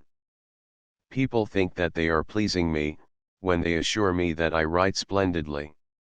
What does it amount to? I want what I write to make a lasting impression, Stella, and I can only do that when I have had experience. When my heart has been written upon, then only then will what I say be of worth. 1 to Mejafrozi Handelaar. XLIX October 12, 19021. During the last year I often heard something about myself, which distresses me. I am a coquette. Do not spare me, but answer outright, am I a coquette? And if so, in what way? I am seriously troubled, for I dislike anything that is inconstant. Someone, no slanderer, says that I speak with my eyes. Is that true? I have asked my sister to watch me well, and to tell me what they see in me that is strange, what there is in the play of my eyes. And my truth-loving little sister says she is always conscientious that my eyes dance as if they were saying much when I talk long, never mind with whom. Believe me, when I say that I do not do it intentionally, that I have no thought of pleasing, and if what she says is true, it is unconscious and in spite of myself. It is a strange sensation, when one has always thought oneself a serious, candid girl, to hear all at once that one is a coquettish creature. I was astonished and distressed. I had never given the matter a thought, and would not be guilty of such conduct knowingly. I am told that I must modestly, hypocritically, cast down my eyes. I will not do that. I will look men, as well as women, straight in the eyes, not cast down my own before them. I know very well that we shall be made to promise, perhaps under oath, when we go from here, that we will not bring to our families the terrible disgrace of sharing our love and sorrow with a European. On that point they can be at peace. We would never think of such a thing. Inevitably it would be wreaking destruction upon the whole cause. For our own sakes, we could not, we, who wish to set ourselves up as examples. You know how very little I care for what they say, but in this case it shall never be said, there, you have the whole thing, see what comes of it. When a man gives his daughters European educations, they marry Europeans. That would do incalculable injury to the cause, and that may not be. And yet actually what do we do but share our love and sorrow with Europeans? What am I doing at this moment? Do not Europeans live with us in our inmost hearts? And do we not share the inner life of Europeans? Much, yes, everything can be taken away from me, but not my pen, that will always be mine. Do not let them provoke us too much, the most enduring patience can give way. We may be driven to the use of that weapon, even though it should rebound and wound ourselves. You may be assured that we will make good use of it if we go to Mezzogiorno. We long for comfort from our true friends, we have grown cold, we want to warm our frozen hearts on your hearts. We complain about the egoism of others, but what of ourselves? It is pure egotism to share our pain and suffering with others, and to ask for love when we know that for us love is inseparable from sorrow. Do you not think we have gone back sadly? We have grown hard and unfeeling, and we are often afraid of ourselves. O God, give us strength, help and support us, and from you, dear, I ask forgiveness for the sorrow I have caused you by this letter. But to be silent is not good, it is not honest. Forgive me, and love your brown children. 1 to Mevrou Abandonan.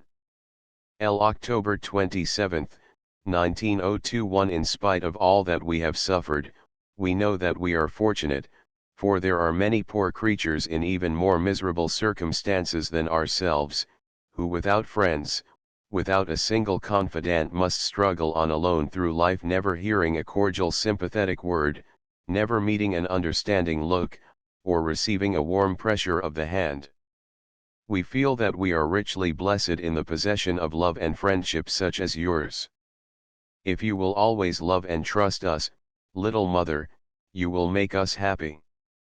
We thank you again and again, for your love and sympathy. You see, we are answering your letter at once, and we shall put it away and keep it as a sacred relic. We pray and entreat you, think no more about our happiness.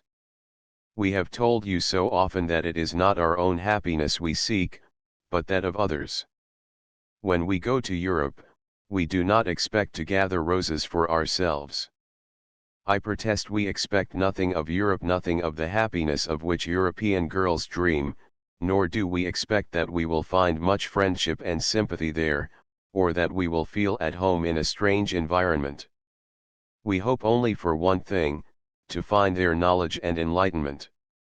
It will not matter if we do not find it gay in Europe, if we but receive there what we seek. We do not expect the European world to make us happier. The time has long gone by when we seriously believed that the European is the only true civilization, supreme and unsurpassed. Forgive us, if we say it, but do you yourself think the civilization of Europe perfect? We should be the last not to see and appreciate the great good that is in your world, but will you not acknowledge that there is also much that brings the very name of civilization into ridicule? We complain about pettiness and smallness of soul in our own surroundings. Do not imagine for a moment that we think that in Holland we shall not find pettiness too. You know better than we, that among the thousands that are called civilized by the world, only a very few are that in reality. That a broad mind is not possessed by every European from whom it might be expected. And even in the most elegant, exclusive, and brilliant salons, prejudice, intolerance, and short-sightedness are no infrequent visitors. We do not think of Holland as an ideal country, not in the least. Judging from what we have seen of the Hollanders here, we can certainly reckon upon much in that small, cold country that will wound our sensibilities and bitterly grieve us. We Javanese are reproached as born liars, wholly untrustworthy, and we are called ingratitude personified. We have not only read this many times, but we have heard it spoken aloud, and that was a fair test of the speaker's delicacy of feeling. We only smile when we read or hear such pleasantries. We think to ourselves of European society life, which often gives glaring proof of the truth and sincerity of those who sit in high places and look down with scorn upon the lying, untrustworthy Javanese. We came in contact with Europeans very little until a few years ago. The first occasion on which we found ourselves in a European crowd, was at the time of the coronation of Her Majesty.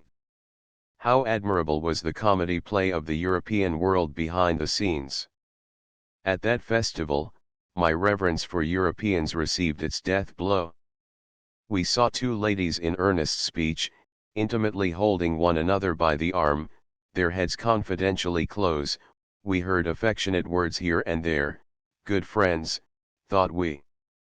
A gentleman came and broke up the tête-à-tête. As he walked away with one of the ladies, we heard her say, "Such a cat."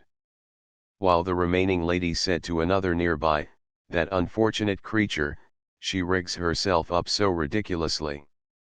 Just a little while before she had declared that the dear one was charmingly dressed. We received blow after blow that evening, through this, and other heart-rending little scenes.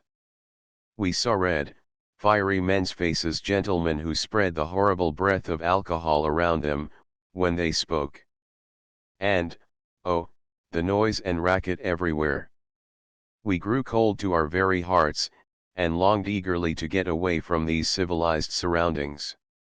If we had been base, and had told what these friends had said of one another, a formal civil war would have broken out. Soon after that a girl wrote us of a visit which she had paid to an alleged friend. She had been so charmingly, so cordially received. A little after, we met this friend and thanked her for her kind reception of our little friend. She said, "I think her a sullen girl, she always looks so sour and waspish." Innumerable times we have witnessed fantastic kisses between persons whom we knew hated one another. And it was not the despised Nonas too who did this, but white people of unmixed blood, educated, and brought up with every advantage. We saw too how harmless, simple Nonas were held up to ridicule by clever, educated Hollanders. The Javanese is a born liar, wholly untrustworthy. We leave the accusation there. We only ask that when a child sins through ignorance, and a full-grown, thinking person commits the same sin deliberately and with calculation, which of the two is the most guilty? We think sometimes with reason. What is civilization? Does it consist in a commanding tone, or in hypocrisy? Oh, what do we do? What have we said? Forgive us, little mother. You know that it is not our intention to grieve you by being honest. Is it not true that honesty is the basis of our friendship, of our love? Often it is not polite to be honest. We do not enjoy being impolite. We are Javanese, to whom politeness belongs as a natural heritage. We think that you ought to know our opinion of some things in your civilization. Because you seem to think that we look upon the European world as our ideal. It is not always there that we have found true education, and we know that you must think the same thing. True education is not the exclusive property of those who have had the advantage of books. It is to be found as well among the people upon whom a majority of the white race, convinced as it is of its own excellence, looks down with disdain. Our people have faults, certainly, but they also have virtues which could very well serve as examples to the civilized nations. We have degenerated, gone backward, you see, or we would not have lost what a superficial glance can recognize as one of the peculiar qualities of the Javanese people, modesty. Father said to me once, "Ni, do not imagine that there are many Europeans that really love you." Father did not have to tell me that, I knew it very well myself. We could count upon our fingers, and we would not have to use two hands either, those who are really our sincere friends. Most of them pretend sympathy for effect, or through calculation, with some end in view.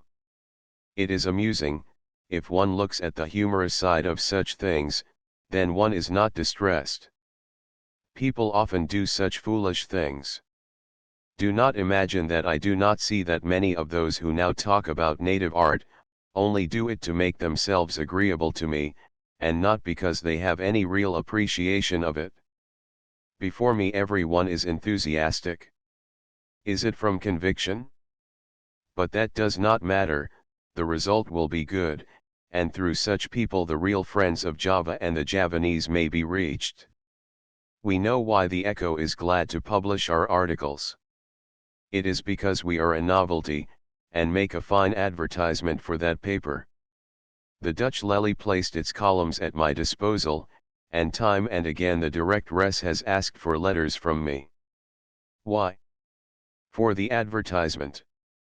Letters from a true daughter of the Orient, from a real Javanese girl, thoughts from such a half-wild creature, written by herself in a European language, how interesting. If in despair we cry aloud our miseries in the Dutch language, again it is so very interesting. And if, which may God forbid, some day we should die of our broken hearts, then it would all be so terribly interesting. Oh, there are people who think that only the interesting is desirable. There is much that is beautiful in the Javanese religious law. It is only a pity that it is not taken more as a symbol. People take the things that the wise men preach, literally. They abstain from food and sleep, as now interpreted it means, that one must eat and sleep as little as possible and all will be well in this life and in the life hereafter. The great idea that is back of it, they pass by. That is, it is not eating and sleeping that is the aim of life. I am a child of Buddha, and it is taught that we should eat no animal food. When I was a child, I was very ill. The doctors could not help me, they could suggest nothing. Then a Chinese convict, who had been friendly with us children, begged to be allowed to help me. My parents consented, and I was healed. What the medicines of learned men could not accomplish was done by quackery. He healed me simply by giving me ashes to drink of the burnt offerings dedicated to a Chinese idol. Through drinking that potion, I became the child of that Chinese divinity, Santa Kong of Welahan. A year or so ago we made a visit to the Holy One. There is a little golden image before which incense is burned day and night. In times of epidemic it is carried around in state to exorcise the evil spirits. The birthday of the Holy One is celebrated with great brilliancy, and Chinese come from far and near. Old Chinese residents have told us the legend of the golden image, which for them really lives. Our land is full of mysticism, of fairy tales, and of legends. You have certainly heard many times of the enviable calmness with which the Javanese meets the most frightful blows of destiny. It is Tector foreordained, they say, and are submissive. The fate of every man is determined, even before he sees the light of life. Happiness and misery are meted out to him before his birth. No man may turn away that which God has decreed. But it is the duty of every one to guard against misfortune as far as possible. Only when it comes despite their efforts, is it Tector. And against Tector nothing in the world can prevail. That tells us to be steadfast and to push forward and to let happen, what happen will, to submit calmly to the inevitable, and then to say it is Tector. That is why our people would not set themselves forever against that which had actually happened. Brought face to face with a fact, they are face to face with Tector and are submissive. God give us strength. We are in deep sorrow. We are preparing to go away from our loved ones. To break loose the bonds which until now have been our happiness. But better a sound little hut than a castle in ruins, better a strong little skiff than to go in a splendid steamboat and be driven upon a reef. For a long time now I have had to go to bed without Father's good night greeting. Until a few months ago, Father never went to bed without stopping first outside our chamber door, and putting his head inside to see his little daughter once more and to call her name before he went to rest. If the door was locked, he knocked, softly. His little daughter must hear and know that she was not forgotten. Gone now is that dear, dear time. I have had much love, too much all to myself. For when one has had too much, then there must be another, who goes lacking. Now it is my turn to do without. I have bathed long enough in the overflow. It is hard for me, but for him, my father, I hope and pray fervently that he may be so fortunate as to banish me from his heart utterly. My poor, dear loved one will then be spared much misery. I shall always love him dearly in spite of everything. He is more to me than ever, and I am thankful for all the happy years that have gone by. But for my poor father, it would be better had I never become a child of Buddha. He would then possess me wholly. Even though it were only in memory. What Nelly said is true, life brings more cruel partings than death. Those whom death takes away from us in the bloom of love and friendship remain more surely ours in spirit than those whom life leaves to us. My dearest father, that he should find this out in his old age and from his favorite child. May God forgive me, but it is not he alone who has suffered and who will suffer, we too have striven and suffered. We pray God fervently that in the course of time he may see the truth and will learn to be proud of his little daughters. That we may atone to him in some measure for the deep disappointment we are causing him now. 1 to Mevrou Abendanon. 2 a half-breed woman, child of a native mother and European father. 3 formerly in Java convicts were released from prison to work the government lands. Li November 21, 1902. When we love, is it not our earnest wish that the object of our love should be happy? And those are happy who love and are loved in return. I am not speaking here of the love of man and woman, that is a delicate question and one that I am not capable of judging. But I mean a love which one can feel for many, and never mind how much for one, for another in just the same measure. Is it selfish when we expect those whom we love and who love us in return, to rejoice in our happiness, even when it consists in the giving of our hearts to another? 1 to Mevrou Abendanon. Li November 21, 1902. 3 of the 4 shelves of our bookcase are plump full of books, the 4th we keep free for photographs and other souvenirs, so that we have all of our friends before us. You are between Mama and Brother Cartino. A little further away is Dr. Adriana, the learned man who is such a friend of humanity.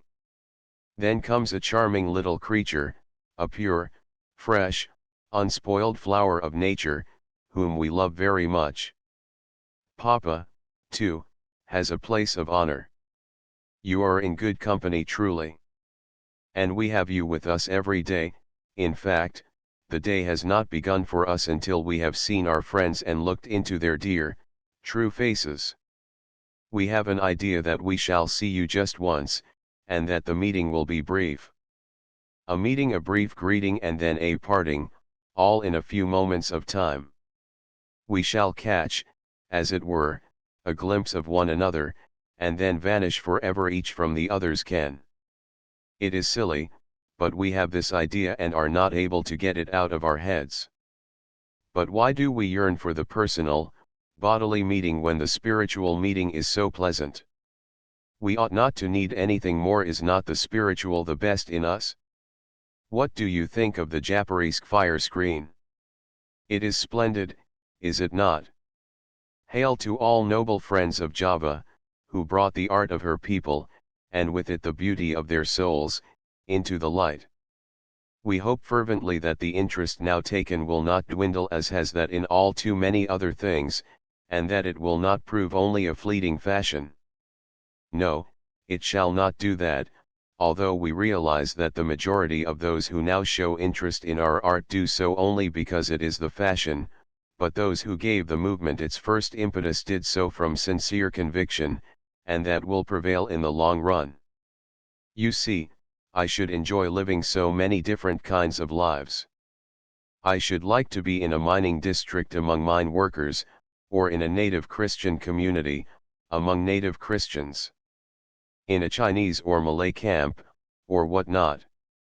But above all I should like to experience life, as it is lived in Desa and Kampung among our own people. That has always had a great charm for me. I know that my people would then grow still nearer to my heart. One cannot learn the soul of a people without living and working among them. The love that I have for our people is only a foretaste of what I should feel under more intimate circumstances.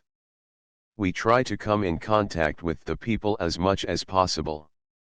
When we go out alone, we always stop and pay a visit to some of the kampung houses.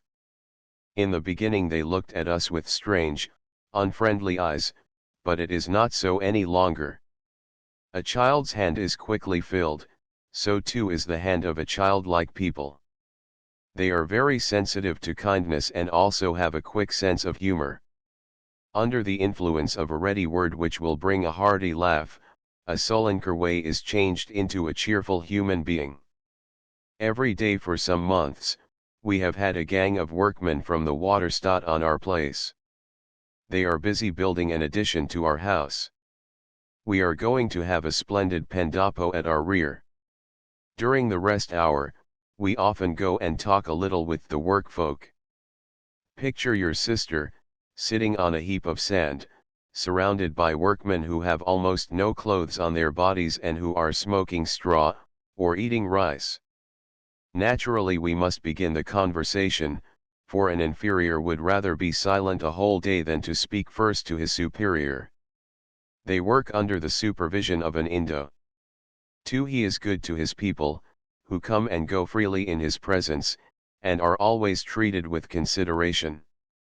We often hear them make little pleasantries with the Towan, a certain indication that the Baz is good to them. If they receive orders to work overtime, we never hear them grumble. That is pleasant, is it not? And this Sinjo 3 might well serve as an example. 1. To hear ec abandonan. 2. Indo-European used commonly to denote a many mixed blood. 3. Sinjo from the Portuguese senhor, indicating master, used toward natives with European blood.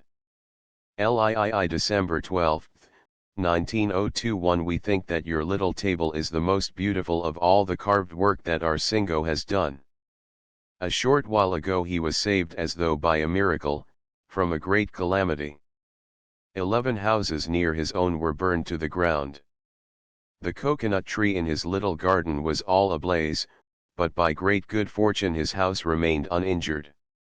The whole village ran out to see the miracle and asked the lucky owner of the only remaining house, what Ilmo 2 or Jamat 3 he had to protect him. For they thought, of course, that he had saved his house through some magic spell. No, he had no Ilmo or Jamat, nor magic spells, he had only ghosty Allah who had spared him for his own purposes. The day after the fire, the man came to us, and fancy. He thanked us for the preservation of his dwelling.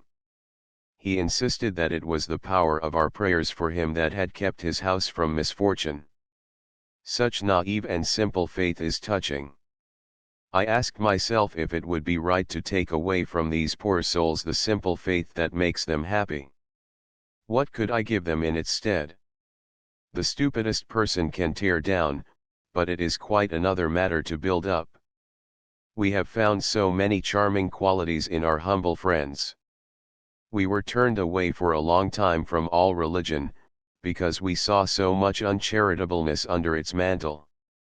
We learned, at first slowly, that it is not religion that is uncharitable, but man who has made what was originally godlike and beautiful, bad and ugly.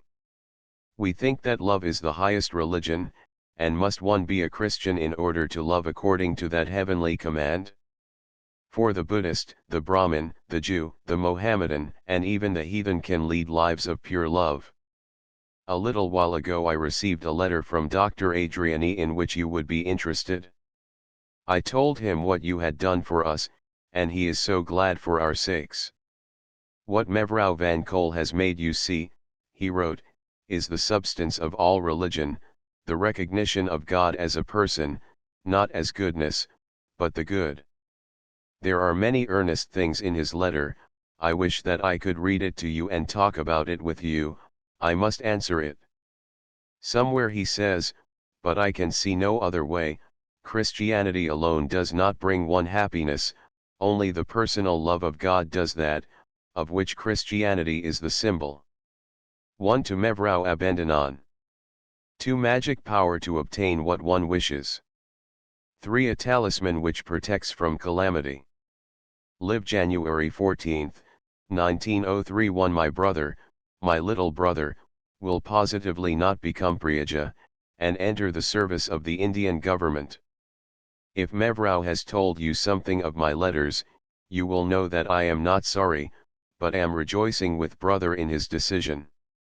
We think it splendid that brother has not for an ideal that which thousands of his fellow countrymen have always looked upon as most desirable, as the very height of good fortune to be a little prince, glittering with buttons, under a gold-striped parasol.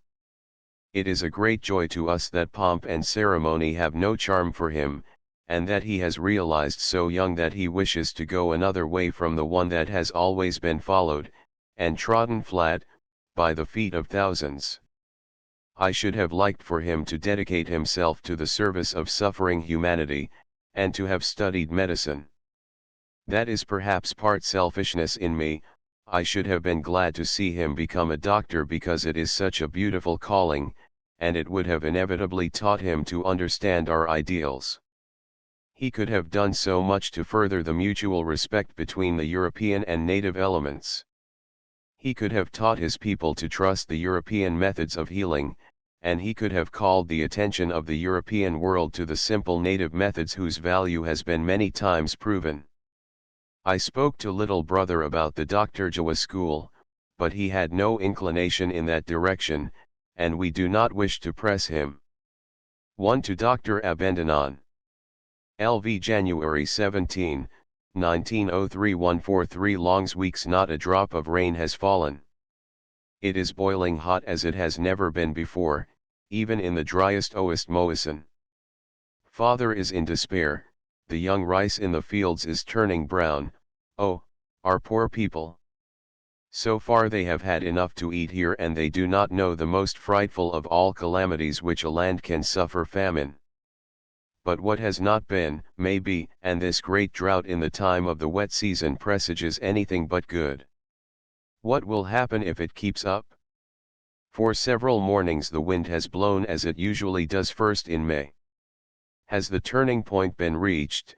Has the dry season begun? It is frightful, everyone looks on helpless. It is hard to see everything that has been sown and planted turn brown and die, without being able to turn a finger to help it, and the great heat harasses the body too, one feels dull and listless. What do you think of such a complaint from a child of the sun? Oh, how frightful for the people who are working out in the fields, if for us in here it is so scalding hot, and this is the wet season, West Moison. Do not be chary with your cold, could you not spare a little of it? You may take as much of our warmth as you wish. 1 to Mevrouw van Kool. LVI January 27, 1903. I have been thinking of the time that is past, the old time when I sat with your father and your dear mother by the sea, those were moments of delight, such as one never forgets. The last time too that we sat with your father by the shore, and he talked to us of our plans, will always live in our memory. It was splendid to speak heart to heart with one whom we knew to be such a noble, sincere friend. And what was the result? I could not sleep the whole night, I tossed about in my bed with your father's earnest affectionate words still in my mind and in my heart.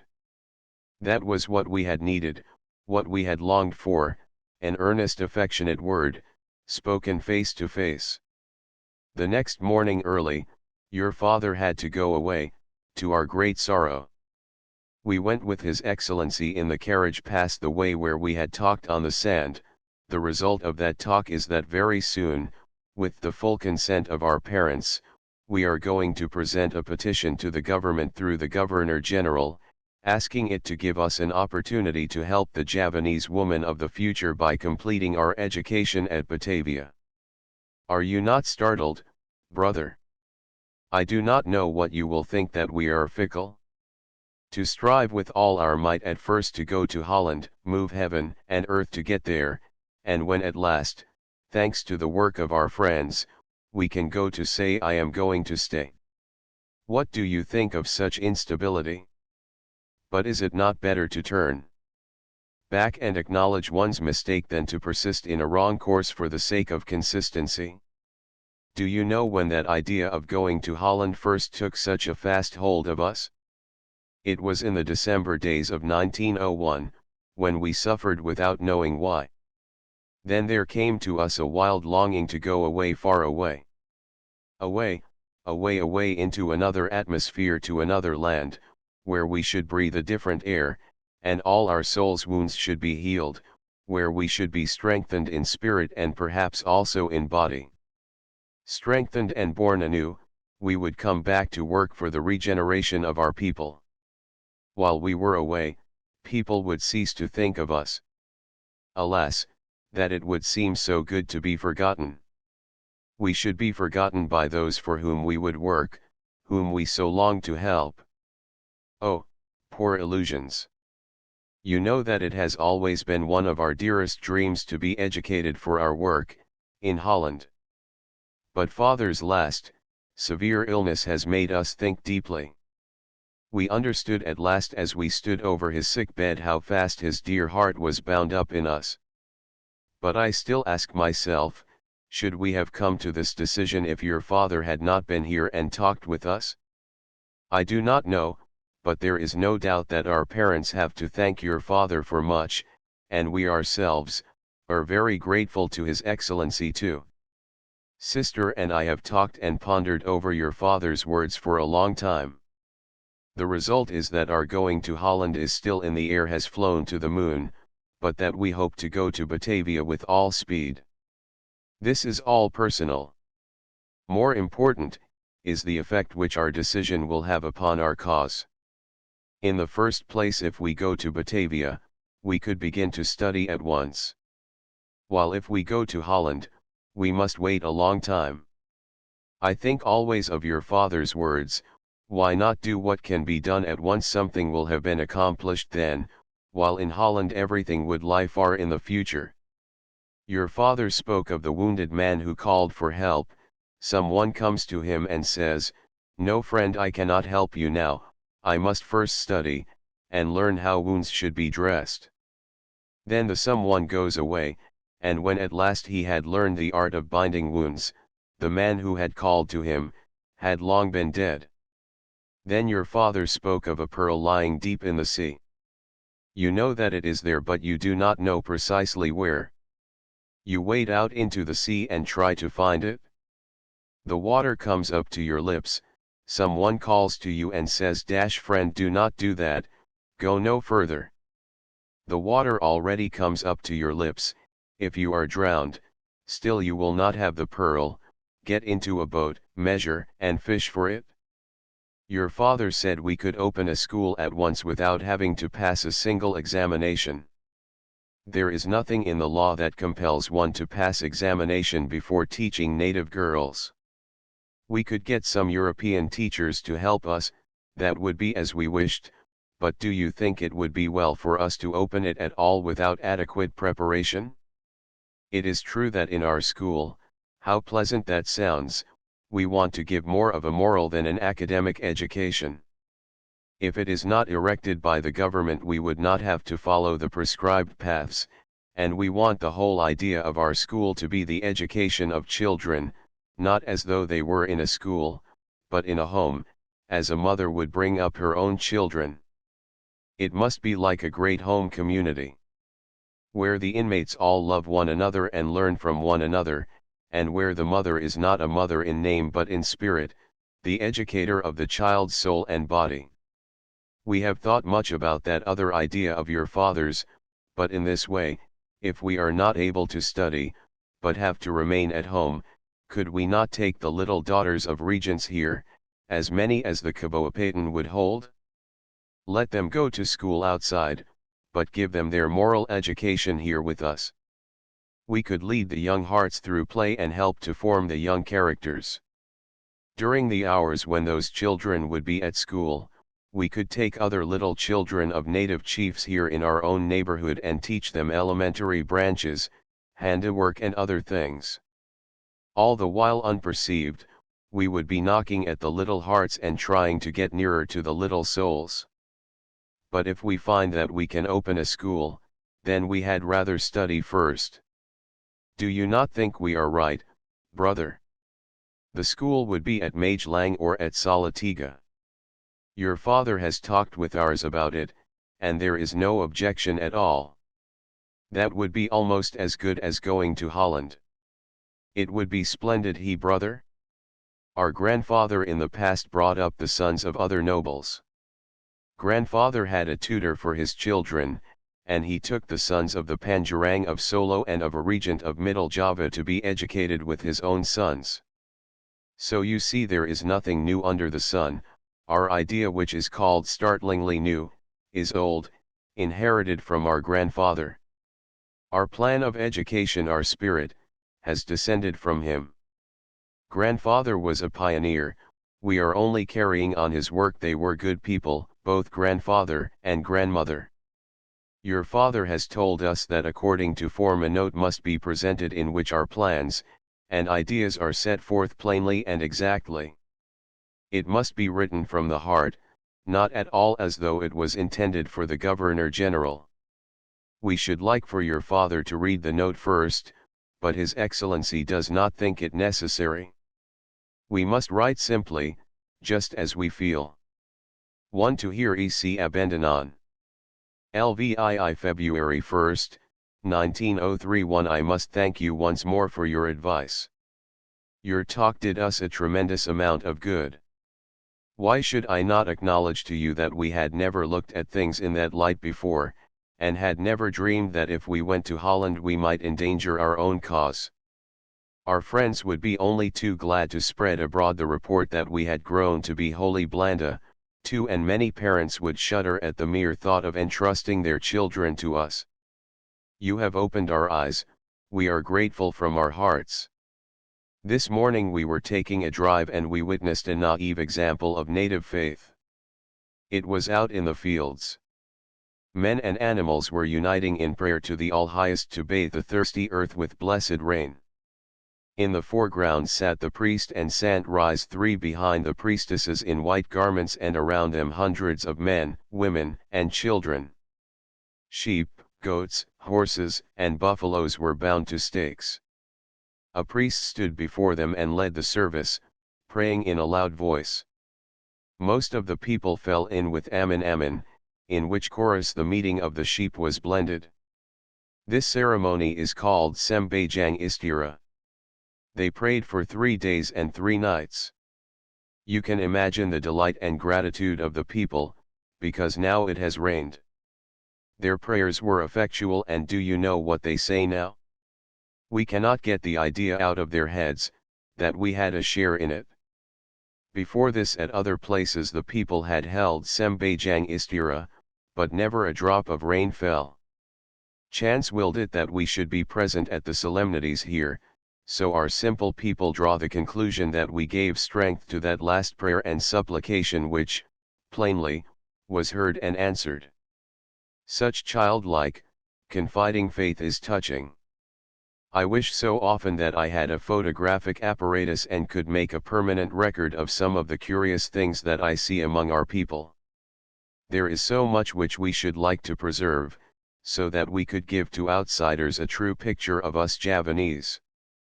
It would mean so much more than mere written description if they would see the whole scene on the padai, the buffaloes and the Batyakangongs 4 included. I could then write what I, as a child of Java, think and feel about these things. You know that I am always glad to be able to do anything for you, and when you ask a favor of me, it is a joyful occasion. I am also glad to do what I can for East and West. I feel that I am only doing myself a service, for it is for our people, and I and my people are one. So dispose of my time as you will, with a quiet mind, and do not be afraid that you will be asking too much of me. I only ask your forbearance when something that you have ordered does not come quickly enough. I have talked with the goldsmith about going to Solo to learn to work in tortoise shell there. He is eager to go. Already he can make little combs, he has the tools for that, but he does not understand polishing very well. He could learn that at Solo. He is also anxious to learn to work in horn and mother of pearl. That too could be learned there. But the revival of our art is just beginning, and naturally all of these things cannot be done at once. I have had a pleasant letter from Dr. Pidgel, one of the editors of Eigenhard. I also received some copies of my article on wood carving. The illustrations are reproduced beautifully. Do you not think so? I have one set of them made on very fine paper. Do you know what I think so splendid?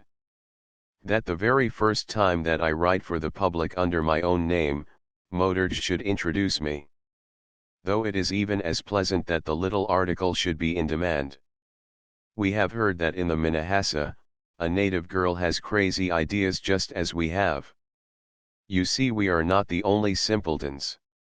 If the nobles here disdain us, and we are rejected by the people too, then we can fly away and seek that sister soul.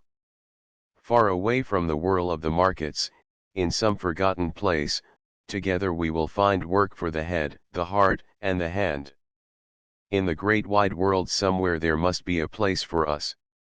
My eldest sister has been here, but she went away yesterday, not back to Kendal, but to Coedos to visit her mother-in-law and to try to arouse the latter's interest in our cause. Someone goes now to plead for us, who herself once bitterly opposed us. When she was coming here, we did not plan an elaborate speech that would soften her heart. We talked to her simply, just as we felt, and it was sweet and strange when our sister with moist eyes said tremulously, "Good, may you carry out your plans and meet with success. I shall pray God to bless you." We asked her, "Will you still cling to us if others revile us and condemn us?" And she answered, "Even the loudest talkers will be silent some day." Sister thinks that her mother-in-law will help us, and that her husband too will have sympathy for us. But how are things here at home? Formerly we must never speak to others about the subject nearest our hearts, now they bring it up themselves. We talked not long ago with a stranger about several things. My heart beat with joy and happiness when I saw father standing next to me the whole time. I am his child in spirit too, sang my heart. Father invited the stranger to come here so that we could exchange our thoughts and ideas. He thought it would be good for us. Oh, is my dream to really become reality? Are we going on our way with our parents' full blessing? Before we had an opportunity to write to the Heer Sigthoff, we received a very cordial letter from him last week, reproaching us for our obstinacy. A few lines further on, he declared that we had forced his respect and promised to give us his support. When we need it, we have only to ask him. 1 to Dr. Abendanon. 2 Blanda, European. 3 Those who live pious lives and scrupulously observe all forms of religion. A student of theology. 4 Boys who herd buffaloes.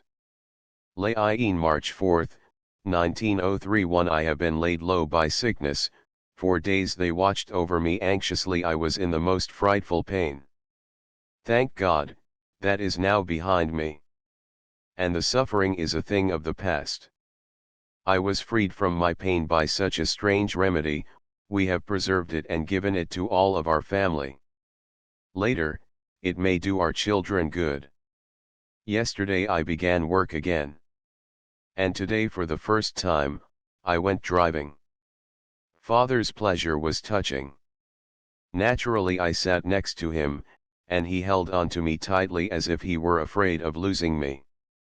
It was a delightful hour, the precious memory of which will be with me always. 1 to Mevrou Abendanon. Lix March 9, 1903 1 We have received word that the tortoise shell will be here before many days. And then the goldsmith will go with it to Solo. Now all 3 branches of the artistic industry of my birthplace are growing and thriving. And we are still looking for others that can be spurred back into life. The people know that our aim is their well-being, and they show their appreciation by working with eagerness and enthusiasm. I am thankful that they understand that we have their good always before our eyes, otherwise everything that we might do for them would be useless. It is splendid to see life waking and stirring around us. They are beginning to grow vegetables on a large scale, even in the kampung, around the Malay camp. Everything goes so well. The goldsmith has taken more boys as apprentices, and there are some clever youths that want to be educated for the wood-carving trade also. I have noted one thing with great pleasure, among the apprentices, there is a boy from the Kota, and consequently not a child of Blakangoanoang, the wood-carving village. We have to seek out other apprentices, but this boy from the Kota came of himself and asked us to take him. The little ones here will carry on our work when we are gone. We can lead them from a distance so long as they need leading. Someone complained to us about ingratitude, among our inferiors. We told him that if he were distressed at the ingratitude of the people, it was his own fault. He looked at us with his great eyes and said, "My fault, when people are ungrateful to me." Yes, your fault, when you allow yourself to be distressed by it. For we must never do good with the thought of gratitude before our eyes. We must do good, simply because it is good, and because only in so doing will we fulfill ourselves. I believe that to be happy ourselves, and to make others happy, we must understand. The more we understand, the less bitterness we feel, and the easier it is to be just. He asked us too, what would happen if you should meet someone in whose presence your heart would beat? I should be happy and thankful because that would indicate that I had met a companion soul, and the more companion souls we find, the better it is for our cause, and that of those whom we love. You will never meet a companion soul. That was said forcefully. What did he mean? Does he place our men too low or me undeservedly high? If he but knew, I had just received an enthusiastic letter from a young and to me unknown companion soul. I shall send the letter to you. It is from a student of the native artisans' school. A spontaneous expression of sympathy about the article that appeared in Eigenhard which you induced me to write. It is so like a young boy, young in its glowing enthusiasm, but through it a spirit speaks that is far from commonplace. There is candor in every line. That is a luxury which writers can enjoy. Unknown people feel that they are friends when they strike a sympathetic chord. I love to think that it was you who induced me to make my own name known to the public, and such an introduction from one whom I admire deeply is like a benediction. If that article has met with success, I attribute it to the fact that it first saw the light through your hands. There were many things that had to be included in that introduction, but in none of them did it miss its mark. Its success has meant much to our artists, and since its appearance many questions have come to me about our wood carving. 1 to Mevrou Abendanon. LX April 25, 1903. 1. It is stupid and unpardonable that we did not write to you as soon as the great decision was made, that we were not to eat the fruit of the noble work which you and others have done for us. No one could be more surprised at this determination than we ourselves. We had been prepared for anything, but we had never expected that we would say of our own free will we want to stay. But do not think of us, think of the cause and what will be best for that. It is there we must rest our case. Do not think that our feelings have changed, they have not. When our request was on the way to the Governor General, we believed firmly that for the sake of our future pupils, education in Europe was an absolute necessity. But after that another truth was impressed upon us. At this time, it would be far better for the cause if we remained in India. You know that it is our dearest wish to complete our educations in Europe. Can you realize what it will cost us to give up the idea on the very eve of its realization? We have been through a terrible struggle. But we threw aside our own desires, when we found that the cause could be served best in a different way. We saw this as soon as we ceased to think of ourselves, but only of our cause. The people for whom we wish to work, must learn to know us. If we went away, we should become as strangers to them. And when after some years, we came back, they would see in us only European women. If the people do not like to trust their daughters to European women, how much less would they be willing to trust them to those who were worse in their eyes, Javanese turned European. Our aim is our people, and if they should be set against us, of what good would the help of the government be? We ought to strike as quickly as possible, and place before the public as an accomplished fact a school for native girls. Just now they are talking about us, and we are known over the whole of Java. We must strike while the iron is hot. If we went away, interest would grow lukewarm and after a time dwindle away altogether. Now we can make ourselves personally known to our people. Seek to win their sympathy, teach them to trust us. If we had their sympathy and their trust, then we should be at peace. We have not entirely given up the idea of going to Holland, Stella. We could still go, always, and if we should go from Batavia, it would be better than from here. Our parents would then be accustomed to having us at a distance, and after they had once gotten used to the idea, it would not be so hard for them, if the distance were made greater. For us too that would have a good side. Consider this, we have never been away from home, and if we were suddenly taken from our warm little nest, from our own country, and placed in another environment far from all who loved us, the change would be great. But that is only a side issue. We knew that all along, and had never seen anything against it. The main question is the danger to our undertaking itself. We had never looked at the other side, from defiant courage, or courageous defiance, call it what you will, carried away by our enthusiasm, we thought little or not at all of the temper of the public. Yes, we thought it to our credit to defy it, and to hold our own ideas high against the world. Not disturbing ourselves one way or another about its approbation, so long as we ourselves were convinced of the holiness of our cause. We still think that is right, but in this instance, we may not live up to our ideal. For now everything depends for us upon the good will of the public. Always we wish to work for the good of our people, and we must not set them against us by crushing with relentless hands the ideas upon which they have thriven and grown old through the centuries. Patience, the wise have said to us all along. We heard them but did not understand.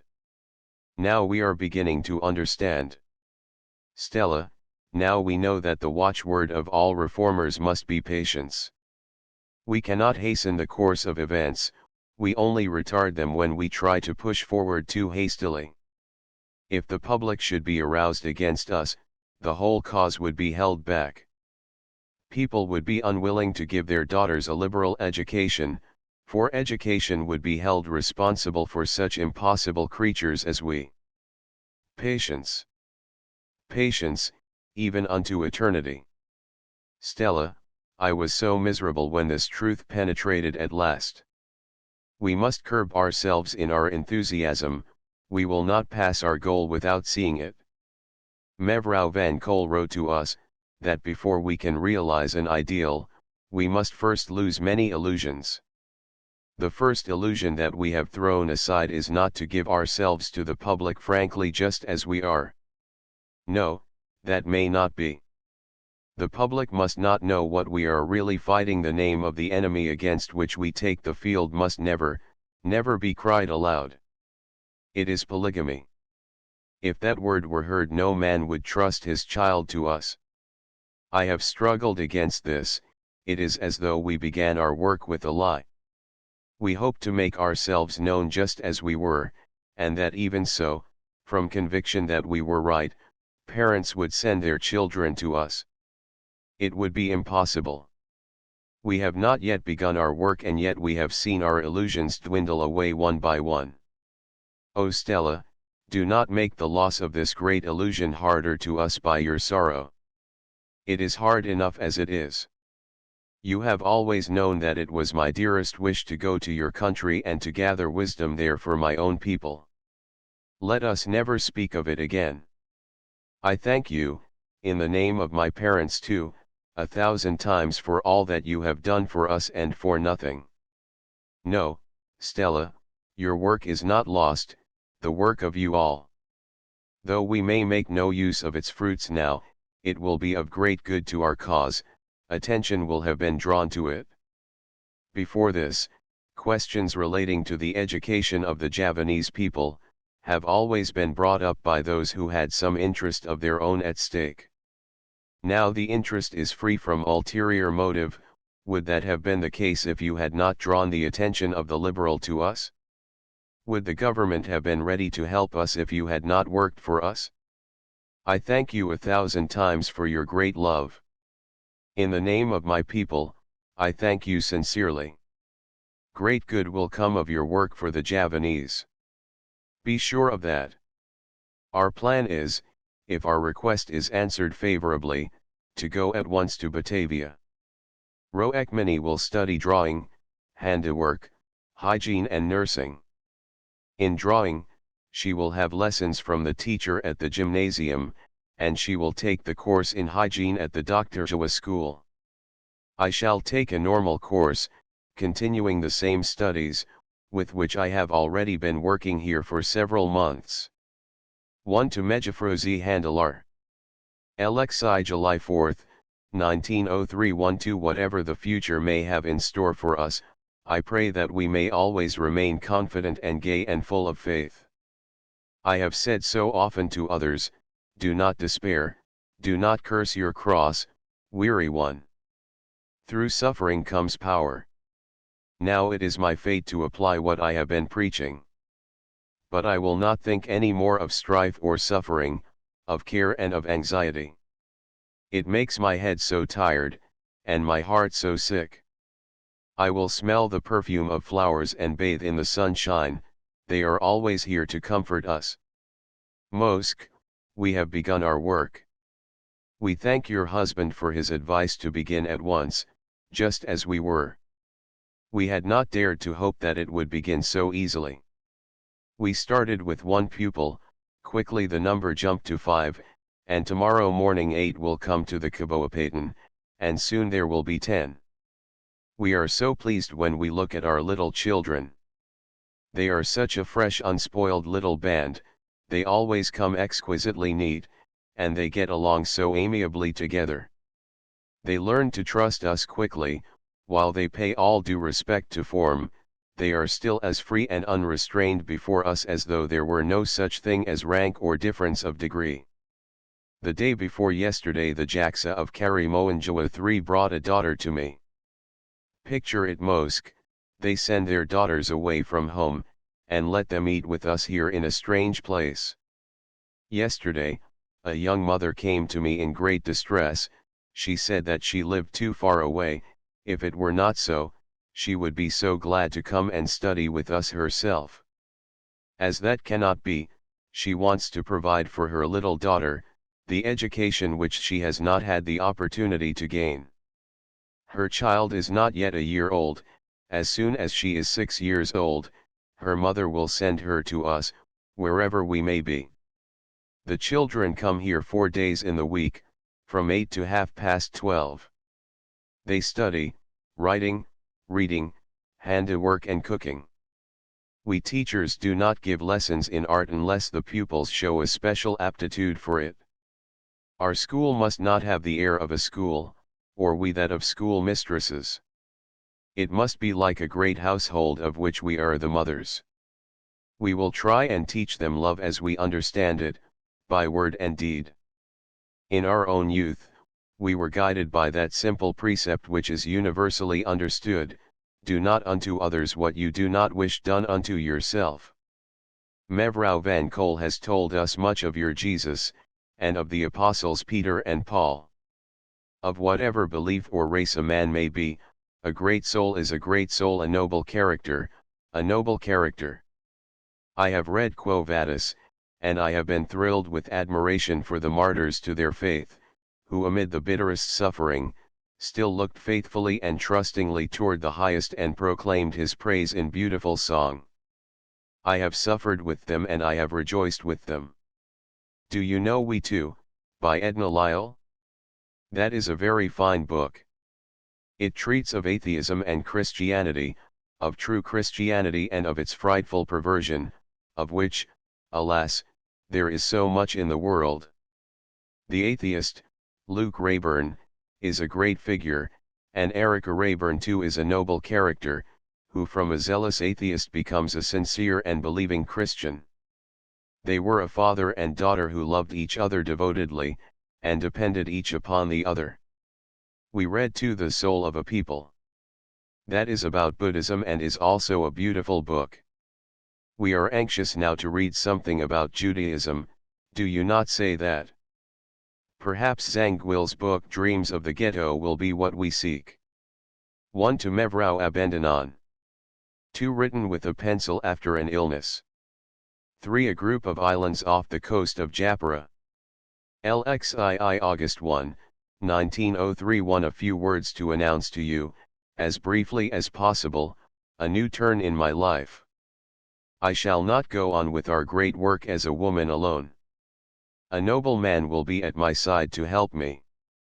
He is ahead of me in work for our people, he has already won his spurs while I am just beginning. Oh, he is such a lovable, good man, he has a noble heart and a clever head as well. And he has been to Holland, where his bride would so gladly go, but must not for her people's sake. It is a great change, but if we work together, and support and help one another, we may be able to take a far shorter road to the realization of our hopes than could either alone. We meet at many, many points. You do not yet know the name of my betrothed, it is Raden Adjeng Kartini, Regent of Rembang. And now, adieu. Soon, I shall write again, and I hope at greater length. 1 to Mevrouw van Kool. The 8th August 1st, 1903. I want to make myself worthy of the highest title, and that is a child of God. Have I not told you often that we were done with all personal happiness? Now life comes to demand that promise of me. I have said that nothing could be too bitter or too hard for us, if it would but enable us to add one little grain of sand to the building of that great structure, the happiness of a people. Now I have been tested. What am I worth? Yesterday was again an exciting day for us. We received a communication from the Department of Education, telling us if we did not wish to make use of the opportunity granted us to be educated as teachers, to send a statement accordingly in writing to the Governor General. How must the statement which has been asked for, be worded? Briefly and to the point, that I no longer wish to make use of the offered opportunity because I am engaged to be married, or because now a still better opportunity has presented itself to me of working for our people at the side of a noble man, whom I respect, who loves the people with me, and who will ably support me in my work. I shall be of much greater service with him, than we two, as women standing alone, could ever be. And Roekmani does not wish to take advantage of the opportunity, because she may not, nor does she wish, even if she could, to go alone. She will reach her goal in a different way. Then I wish to express my respect and gratitude to the government for having taken the interests of Java to heart, and because when a child of the people asked for aid, it lent an ear to her request, and was willing to meet her halfway in her regard for the future welfare of her race. Holland has now grown nearer to us. We are convinced now that the Netherlands wishes the happiness of India. That is no hollow phrase, we mean it. All of my friends among my humble fellow countrymen have always wished and prayed this for me, that Bendera Argentini might go nowhere but to a Kaboapaten. And the simple-minded hearts rejoice now because their dream is to be realized. They are happy because their wish for their Bendera is coming true. You see how my simple friends triumph. Vox populi vox Dei. If that is true, then it is under the guidance of a higher power that my path in life has taken a different direction from that which I myself had planned. May you be a blessing, a refuge to many, the tree in whose shade they find refuge from the heat of the day. That is what many old people here pray for me. May I live up to the expectations of these who are simple of heart. A great task lies before me, unquestionably it is hard, but if I succeed, and bring it to a good end, I shall serve our people as I could never have served them in any other way. If my work is well done, it will be a lesson that will have a powerful effect upon our cause, because to my fellow countrymen my future will be the most beautiful and desirable in the world. The mere fact of my marriage will do good, it will interest the parents, spur them on to educate their daughters, and impress them more than could 1,000 inspired words. It stands for a fact that beauty and riches are to be despised before gifts of the heart and mind. I remember my own words, when someone asked me how the idea of education could be impressed upon our women and girls. The Javanese people are just like other children of nature, they are children of the sun, worshippers of splendor and brilliancy. Very well, gratify that wish, give them what their hearts desire, but at the same time give them something that is true, that is of real worth. Now we shall not infringe too harshly upon the customs of our land, our childlike people can still have their pomp and splendor. The freedom of women is inevitable, it is coming, but we cannot hasten it. The course of destiny cannot be turned aside, but in the end the triumph has been foreordained. We shall not be living to see it, but what will that matter? We have helped to break the path that leads to it, and that is a glorious privilege. Do not be uneasy, my betrothed will not cut my wings short, the fact that I can fly is just what has raised me so high in his eyes. He will only give a larger opportunity to stretch out my wings, he will help me to broaden my field of work. He appreciates your Maisk for herself, and not as a possible ornament for his home. 1 to Mevrou Abandonan. LXIV August 8, 1903. Do you know what day this is? It is the third anniversary of our meeting. 3 years ago today, 3 simple, childlike girls received a costly gift from heaven, the gift of a friend after their own hearts. The childlike girls have grown to be women, life has furrowed wrinkles in the still young faces, their hearts have been through fire. Have they wasted and gone to ashes, or have they come forth from the fire purified? Just now we have company, at the table where I sit there are 5 of us working. Justina the wise woman came this morning and will stay until next week. We think her a treasure. She spends her time here usefully, teaches embroidery and is so severe when we are careless. When we make a mistake, she immediately pulls everything out. How rich I felt this morning when she laid her hand trustingly on my shoulder, while I explained something or other to her. Now she feels at home with us, I look with so much pleasure into her fine intelligent eyes, they say so much. She is a Desi child. Oh, how full of love is her calling. You would enjoy meeting her. She listens with attention when one speaks, and then asks such intelligent questions. If you ever come to our neighborhood again, I hope to be able to take her to you. This clever little woman has already attended 48 women in childbirth, and she is such a young thing still, with all a child's eagerness. The regent of Rembang comes on the 17th of this month. I have asked him to bring his children with him. I am so anxious to make the acquaintance of my future family.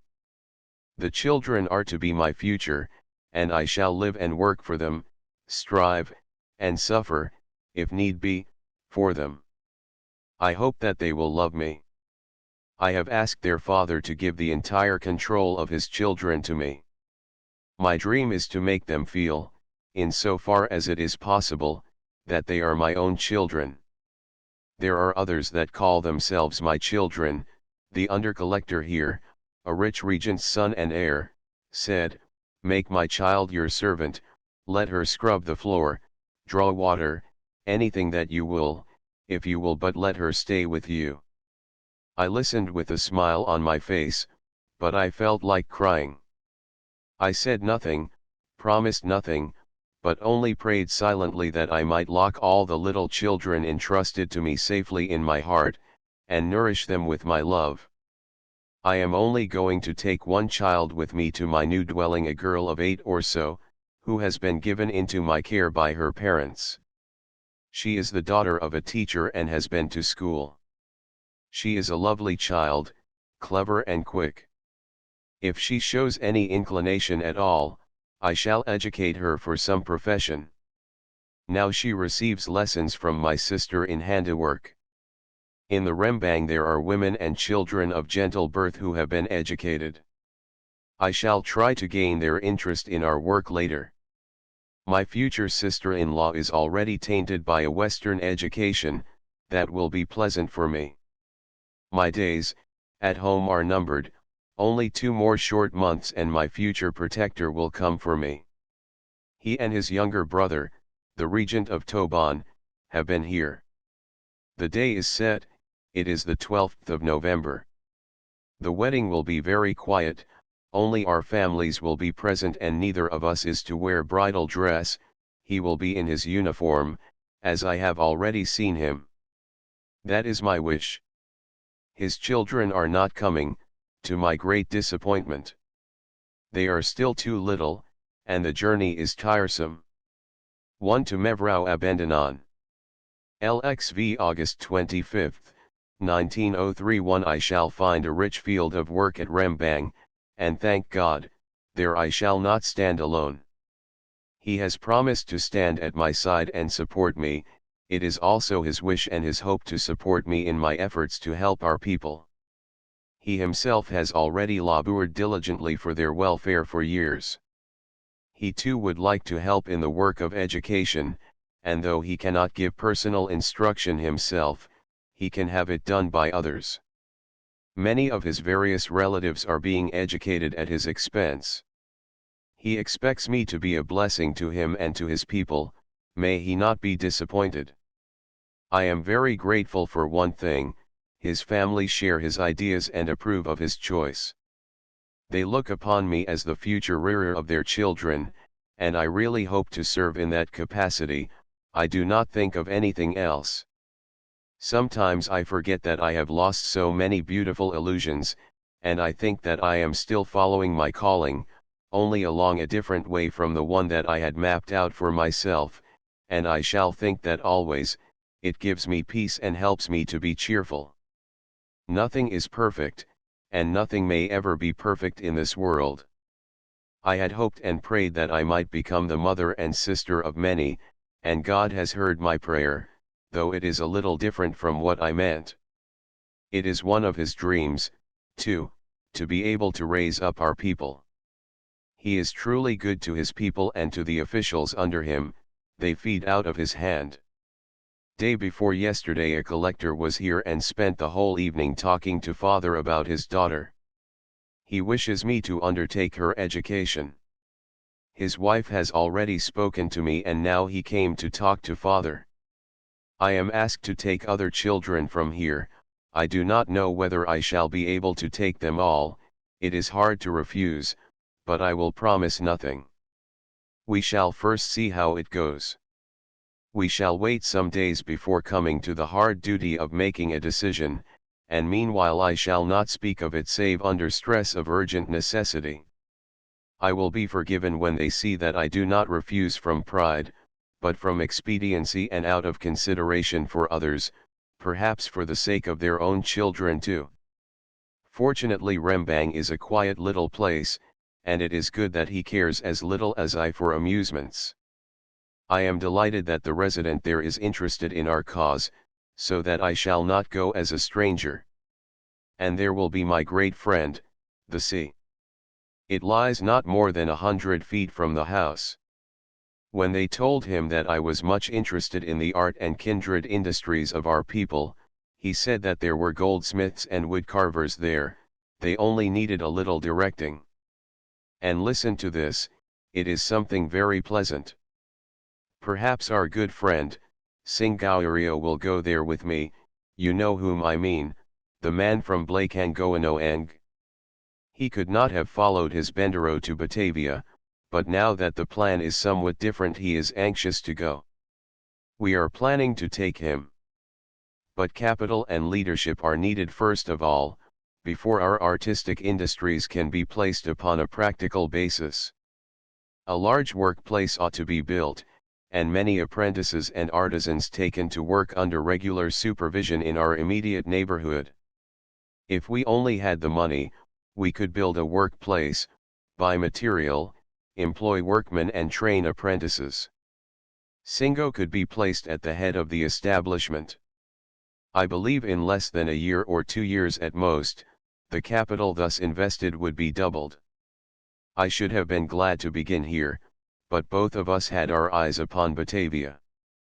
When we were gone our little sisters would have had to take the responsibility for everything, and that would have been too hard for them.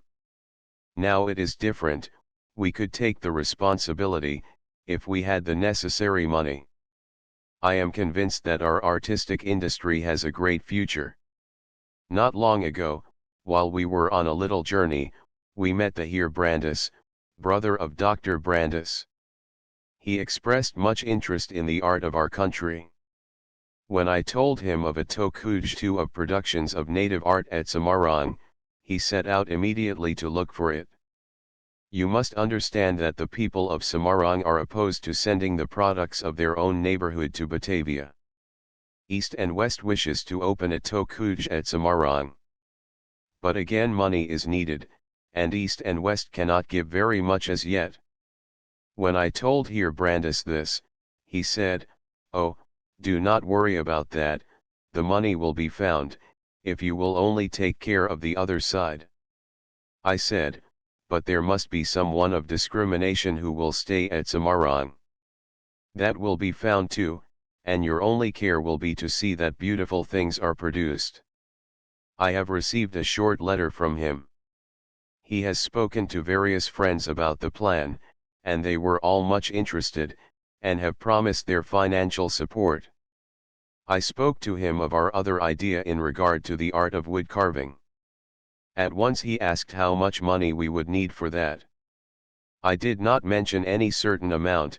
I must first ask those who know, how much the workplace would cost, how much the wood, and what wages would have to be paid out to the workmen every month. The workplace could be very simple at first. The great difficulty is that there must be a force of 50 men kept steadily working, and there would have to be money with which to pay them, because they could not afford to wait for their wages until their work was sold.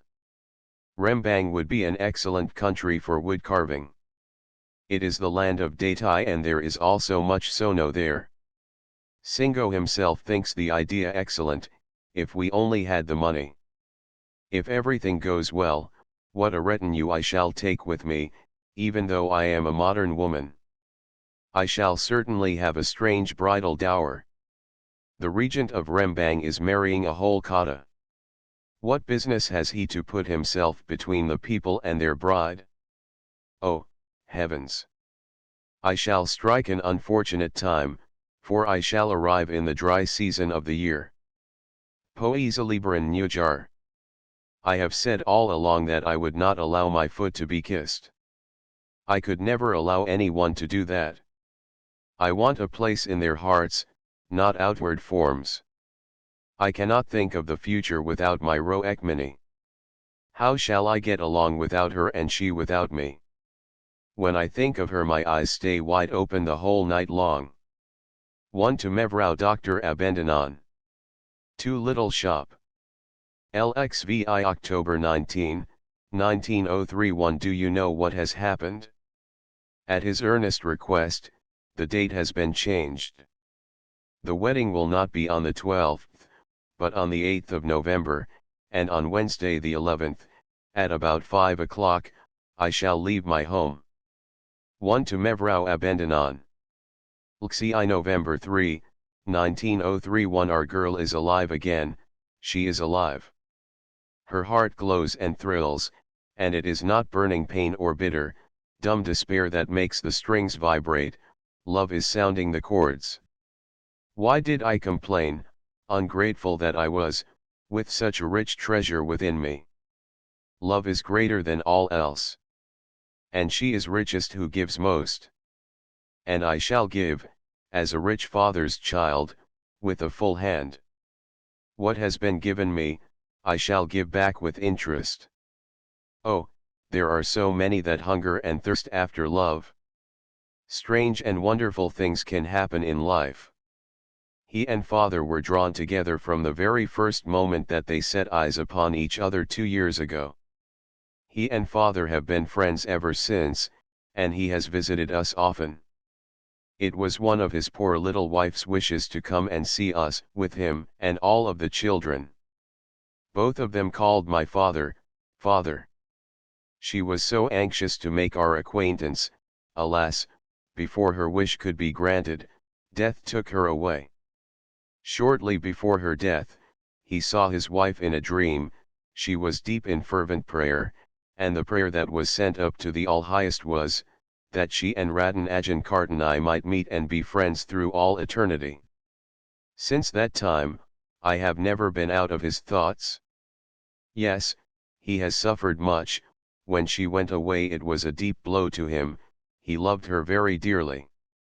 And his hope for himself is, that father's treasure, his Wajiat Jatai too as he calls me, shall help him to forget his grief. May I not find a little message from you when, on the 11th, I enter my new home for the first time? It will be as if you had raised your dear hand to bless me. 1 to Mevrou Abendanon. 2 Heir to his existence in whom his whole being begins and ends. LXI 8th November 7. My dearest Moderj, this is the last greeting from your little daughter as a young girl, on the day before her wedding. Tomorrow, at 6:30, we are to be married. I know that tomorrow my whole heart will be with you. Goodbye, my dearest. Greet your husband heartily for me, and remember that you will always have the deep affection of your own little daughter K1 to Mevrou Abendanon. LXIX Rembang, December 11, 19031. My dearest, best friends, you do not know with what affection this, my first letter from my new home, is written. A home where, praise God, there is peace and love everywhere, and we are all happy with and through one another. I regret so deeply that only through the press of circumstances I have not been able to write to you before. Forgive me.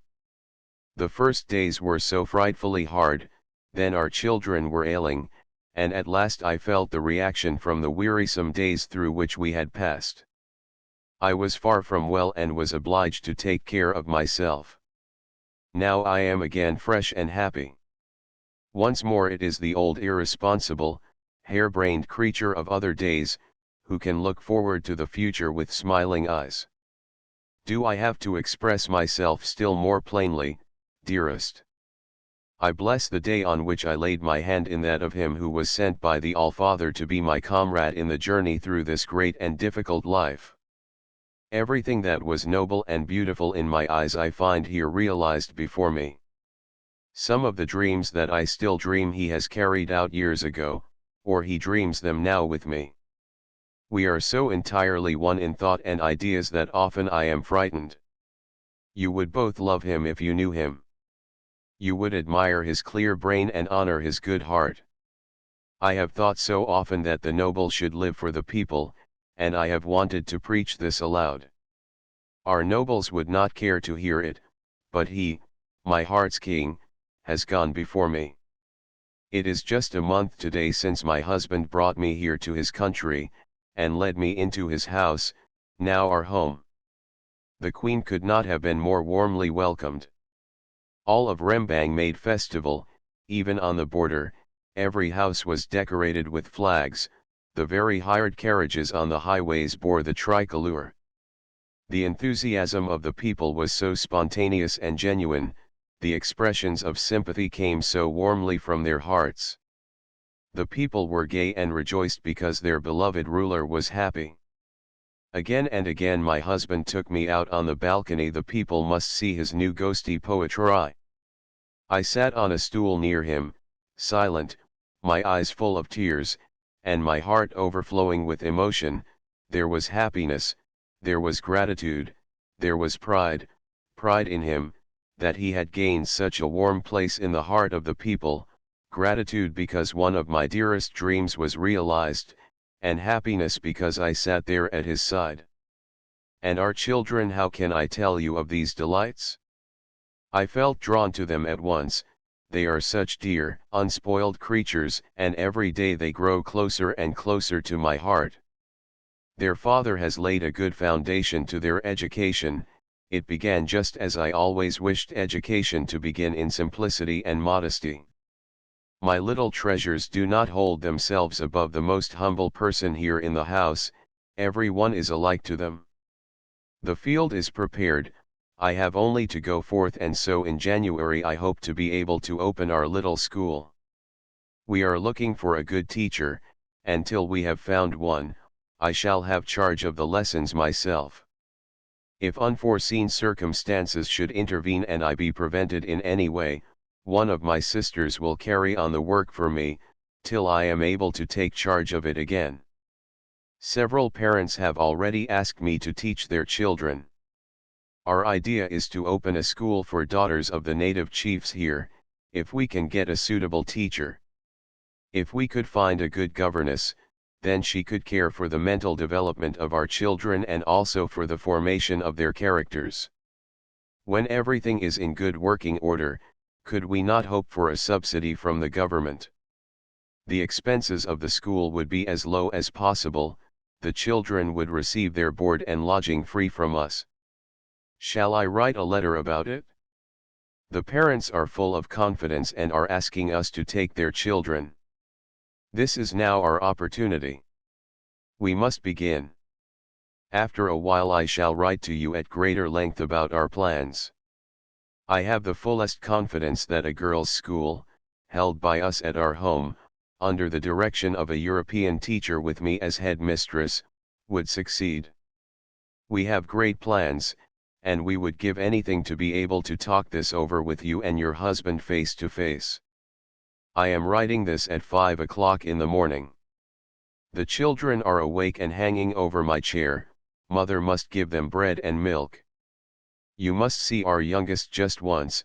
He is not yet 2 years old, but so intelligent. As I sat here, he came with a little footstool.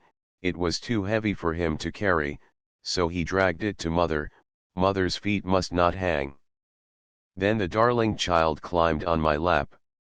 When I call the children to me, they fight to see which one shall reach me first, and our little sister brings me the spoons and forks. The one who is naughty must not come to mother. They have the greatest fun when they bathe with me, and I too enjoy this more than anything else. It is such a pleasure to see the fresh, laughing little faces. And now I am going to talk about myself. I have not thanked you yet for the many expressions of love which we have received from you of late. I was made so happy by the letter from your husband and yourself, which I received at Japara. My warmest thanks to you both. And you, Modrj dearest, I kiss you heartily on both cheeks for your welcome greeting, which I found upon my arrival. December 16th. Today I feel a great peace. A whole history lies behind it. And this letter must not go until I have told it to you. Guess who has been staying here and who went away only this morning? Mevrouw and Heer Berfuaths, from Modja Warno. They had been to Japara to see my parents, who sent them here to us. It was an inspiration of Father's, and we bless the happy chance which led those good angels here. I had been anxious for a long time to make the acquaintance of this noble couple. My wish has been granted, and in what manner? I have always thought of them with sympathy, but now deep gratitude is mingled with the sympathy. Day before yesterday, my husband was cheerful and wide awake the whole day. At noon the Berfuaths came, and he was so well that one would have little thought that a few hours later he would be lying desperately ill. Much interested, it was past midnight before we took leave of our guests. An hour later, my husband was suffering from a violent indisposition. The sickness came suddenly, and in less than 3 minutes it was so severe that he hardly expected to see the morning. How I felt, you can easily imagine. I had Dr. Berfuaths called. He had expected to leave the next morning at 8, but neither he nor his wife had the heart to go away and leave us in so much trouble. They would go at 1 o'clock instead. But even then they saw that my husband needed constant medical attention, and our doctor was away on a journey.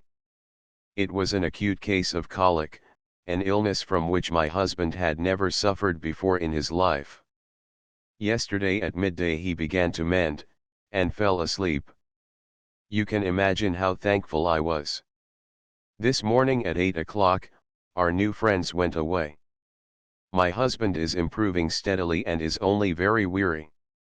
At this moment he is sleeping quietly, and has been for a full half hour. God grant that he may soon be entirely well. It is so strange that in her last days his first wife should have thought of me. She longed to know me, and to become friends with me.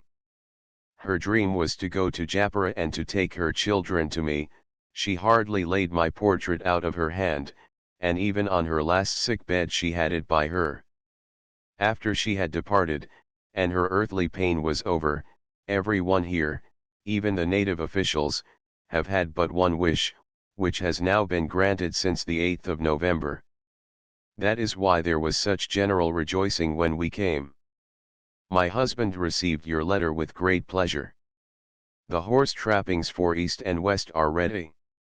They are now packed, and as soon as he is better, they will be sent. He has also several kinds of peacock feather cigar holders, and we are looking for some examples of real Lasemsk sarongs. We shall then see what we can do further for East and West. My husband thinks the idea of moving the Japara woodcarvers here excellent. He supports me warmly in that, just as he does in all my other projects.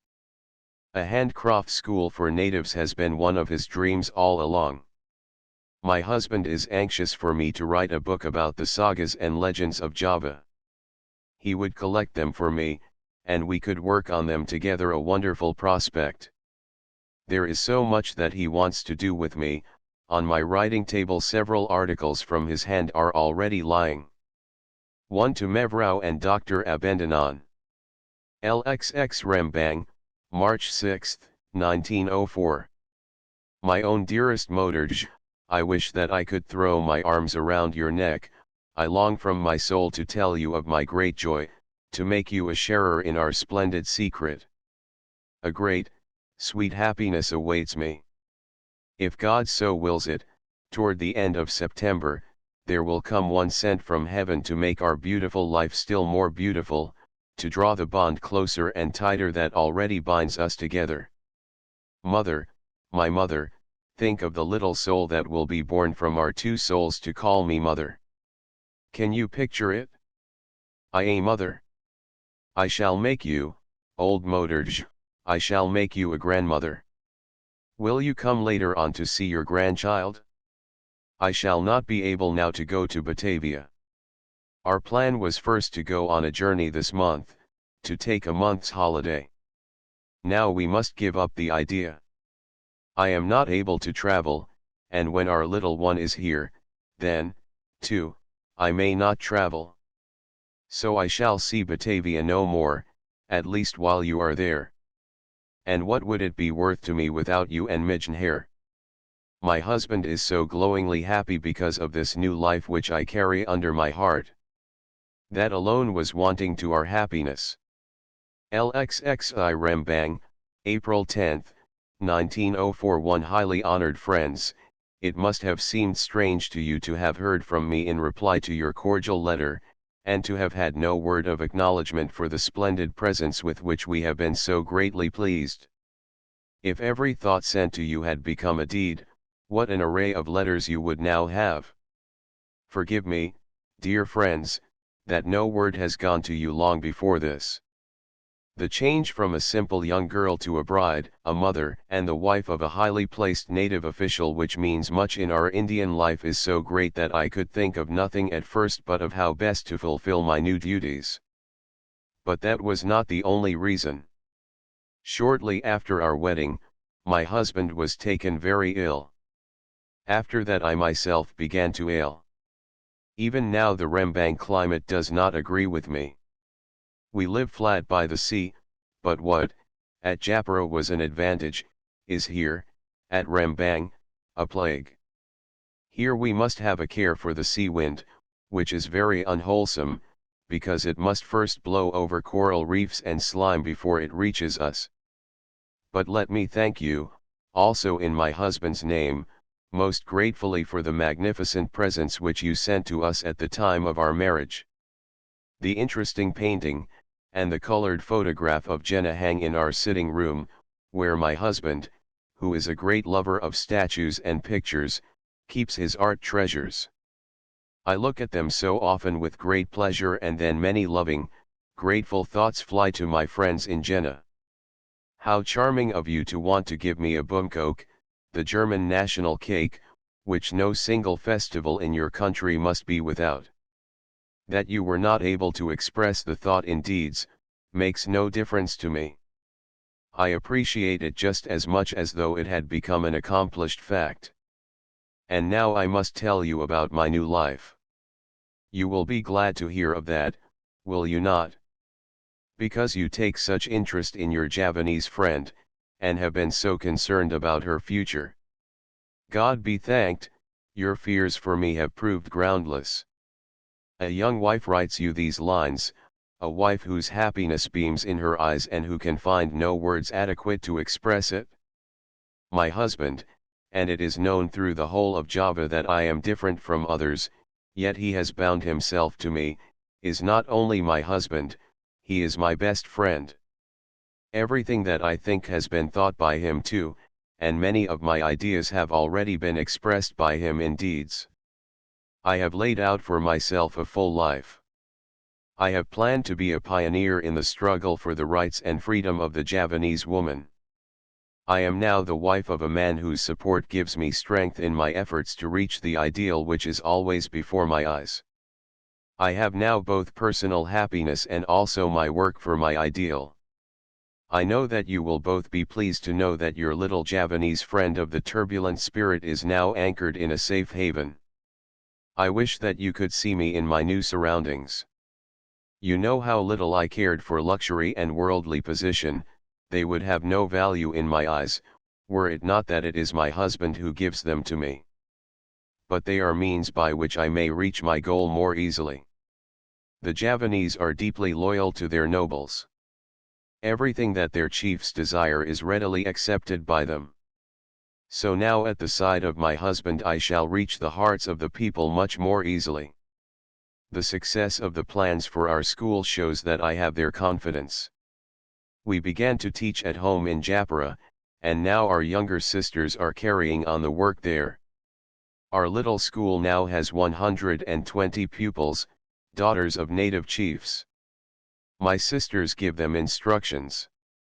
But here too I have begun our work. My own little daughters were my first pupils. So you see that the little Javanese are beginning to realize the dream of their girlhood.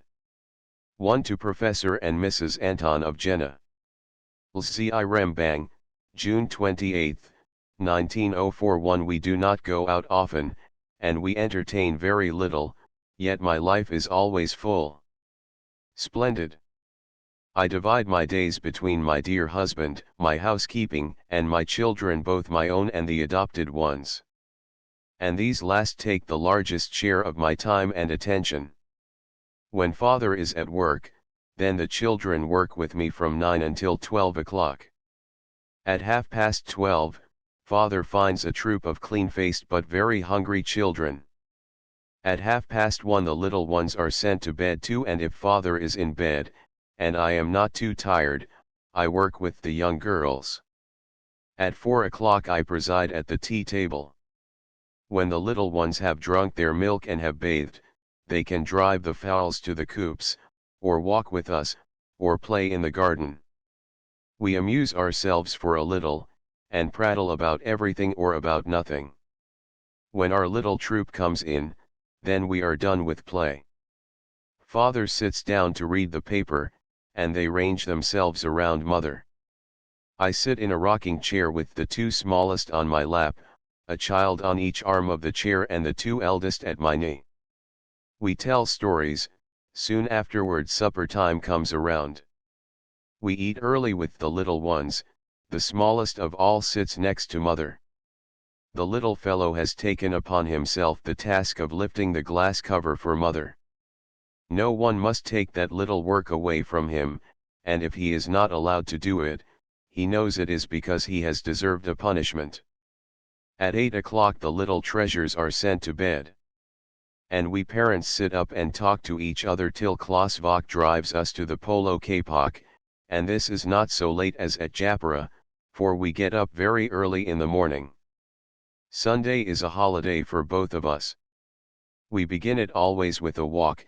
After that I teach my girls cooking, and then the mother and wife can do the things for which she has not had time during the week. It is not much that she can do, for my husband is happier when I sit by him. He charms me sometimes with beautiful gamelan music and songs. I think it is delightful in my husband to add the songs. For the gamelan music alone makes too great an impression upon me. It takes me back to times of which I must not think. It makes me weak and sad. So the days fly by, calm, quiet and peaceful as a little brook deep in the forest. If the child that I carry under my heart is a girl, what shall I wish for her? I shall wish that she may live a rich full life, and that she may complete the work that her mother has begun. She shall never be compelled to do anything abhorrent to her deepest feelings. What she does must be of her own free will. She shall have a mother who will watch over the welfare of her inmost being, and a father who will never force her in anything. It will make no difference to him if his daughter remains unmarried her whole life long. What will count with him will be that she shall always keep her esteem and affection for us. He has shown that he respects women, and that we are one in thought, by his desire to trust his daughter wholly to me. Oh, if you only knew the things that slander has spread abroad about me. What I heard before my marriage was praise compared to what I have since learned. My husband must indeed have had courage, to offer me his heart, his hand, and his name. He had heard many things concerning me, but never a single word of praise. Still, in his heart there was a conviction, which nothing could shake, that we were the bearers of new ideas, which were incomprehensible to the great multitude, who scorned us because they could not understand. When his first wife was still living, he would always take my part when they dragged my name through the mud. She had been so anxious to know me, and during her last illness, she slept with my portrait in her hand. And he had a premonition that some day I should play an important role in his life. Everyone here in the house had been interested in me. So there are premonitions, secret longings, that come often as forerunners of what will happen in the future. Only I alone did not think, did not dream that this would be my future existence. I am not giving my little ones any vacation, they will have one in September when my child is born. For the first fortnight I must rest, and then my baby will go into the schoolroom. I have already prepared a corner where baby can sleep, while mother and little sisters and brothers study. Now we shall have something a la Hilda van Swielenberg, a mother who with a suckling baby goes out to work. 1 to Mevrouw Abandonan. 2 In Java it is customary to take an hour's rest in the afternoon. Lsiath Rembang, June 30, 1904. When shall I ever be able to write to you as of yore? From all sides come reproaches that I write so seldom. But I cannot do anything else. I have undertaken a great task, and it is my hard duty to carry it through to completion. The children are doing their best, and I have now 12, among them several who are full grown. I am busy now with the outfit for your little grandchild. My sisters are eager for a girl, and my husband for a son. If it should be a girl, then I shall have to love her doubly, for everyone here is anxious for a boy. 1 to Mevrouw Abandonan. Lsiv Rembang, July 17, 1904. My own dearest Moedertje, my love for you and my interest in everything that concerns you must not be measured according to the number of my letters to you. With the best will in the world, it is almost impossible for me to write to anyone at all, now especially, when I am struggling against bad health. I have been quite sick. I caught a cold and suffered severely. That is now past, thank God. But I still have to take care of myself. And I will be well, for our child's sake. How much a child costs its mother. All the tedious suffering is still to come. O Mosca, I must take care of myself, and be prudent in everything. For a month past, I have only received members of the family, who can come into my room. I write this in a long chair. I cannot sit up straight comfortably. Mama was with me last week, the dear one. Nothing is too much for her, where the welfare of her children is at stake.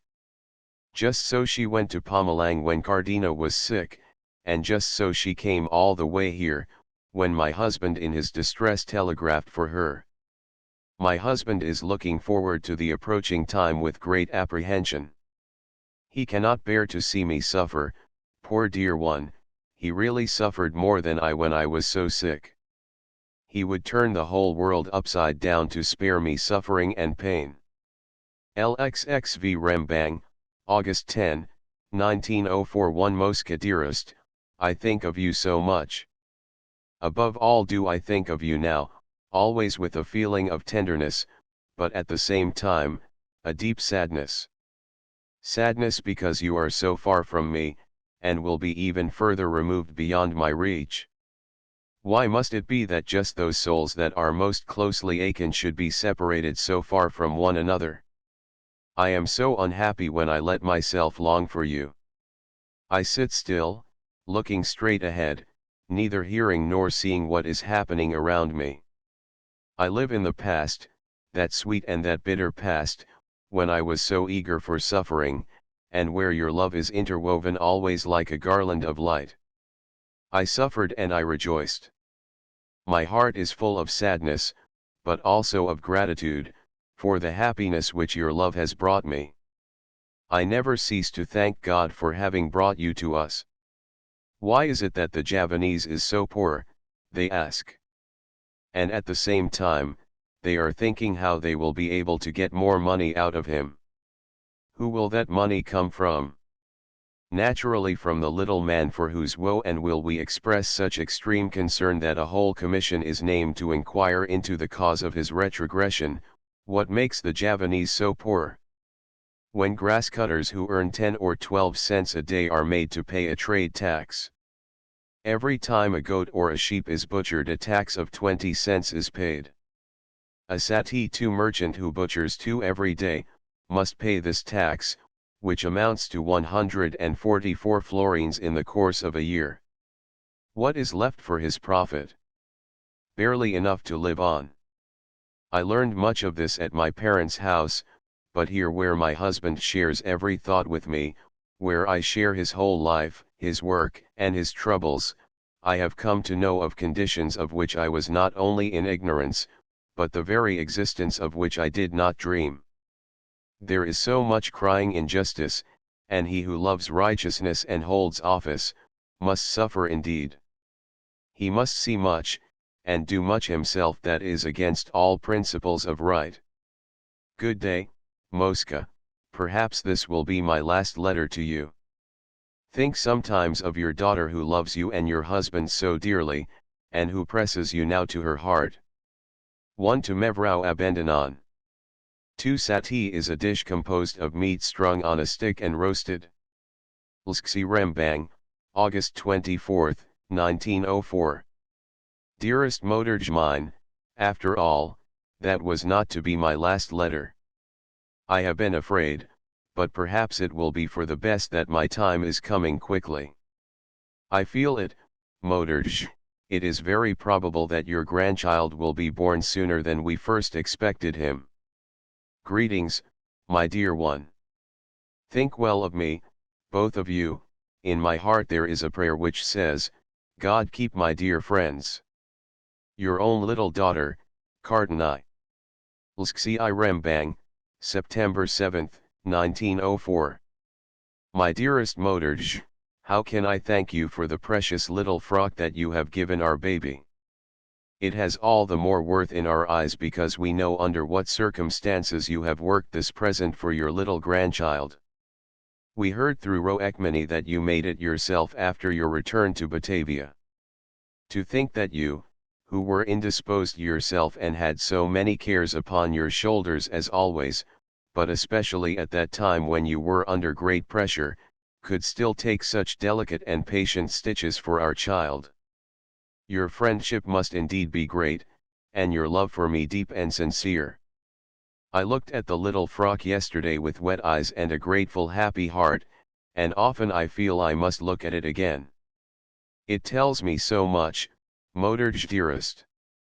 It has made your daughter so happy. Later your little grandchild can wear the figured ornament around his neck, when the dress grows too small for him. I shall keep it for him till he can understand me, when I tell him of the great love which God has given to his mother, so that the little ornament will be even more precious to him than it is now to me. My husband said to me yesterday, when we received your present, go, wife, and write to Motorj right away, or it may be too late, and I have followed his advice and, at the same time, the voice of my own heart. Our little one is not here yet, but it may be any moment now. I feel that his coming is very near. Thank you so much for your encouraging words, dear. The thought that far from here there is one, a part of my soul, who hopes and prays for me, makes me strong, and does me unutterable good. People who have seen me during these last days think me unusually cheerful. And why should I not be cheerful when such great happiness awaits me? What matter all the hours of pain, when they are the price of such sweet happiness? I long so for my little treasure, and it is sweet to know that many whom I love are with me in thought in these last days. Do I not know how at my dear home, hour by hour, they think of me, hope and pray for me? When so many hearts pray the same prayer, heaven will not be deaf to it. Mosk, I am so firmly convinced that all will go well with your daughter. Naturally you will be notified at once as soon as the great event has taken place. Oh, if you, my good angel, could but stand at the cradle of my child, how blissfully happy I should be. I know that you will love our child even though it should grow into a greater simpleton than its mother. If it is only not too sensitive, all will be well Mosk. And that will not be unless the evil spirits watch by its cradle. But your talisman will take care of that and protect your little one from evil spirits. My mother has been with me for 2 weeks, and there is also an old grandmother who has come to be with me during the hard hours that are coming. I am waited upon, spoiled, and watched over like a princess. The layette and the little bed are in our room all ready for the coining of our treasure. And Mosk, how are you, my little grandmother? How is Michenhair getting along? Oh, I hope that you will both be in the best of health when this reaches you. How is Edie? Is he still in China? I read his article in Elsevier's magazine, with much interest. What does the youth write? Ask Brother Edie if he still remembers me. I have always regretted so much that I have never met him personally, and now the chances of that have gone by forever. When you write to him, give him a cordial greeting from Sister Kartini. Tell him of my great happiness, and that my husband and I both think of him with sympathy. How delightful is the odor of the little fruit which is our true native perfume. I have put it away with the baby's frock, in a chest with other garments, so that they will be perfumed delicately. My treasure must smell sweet. Good night, dearest Moderj, accept again sincere thanks from us both.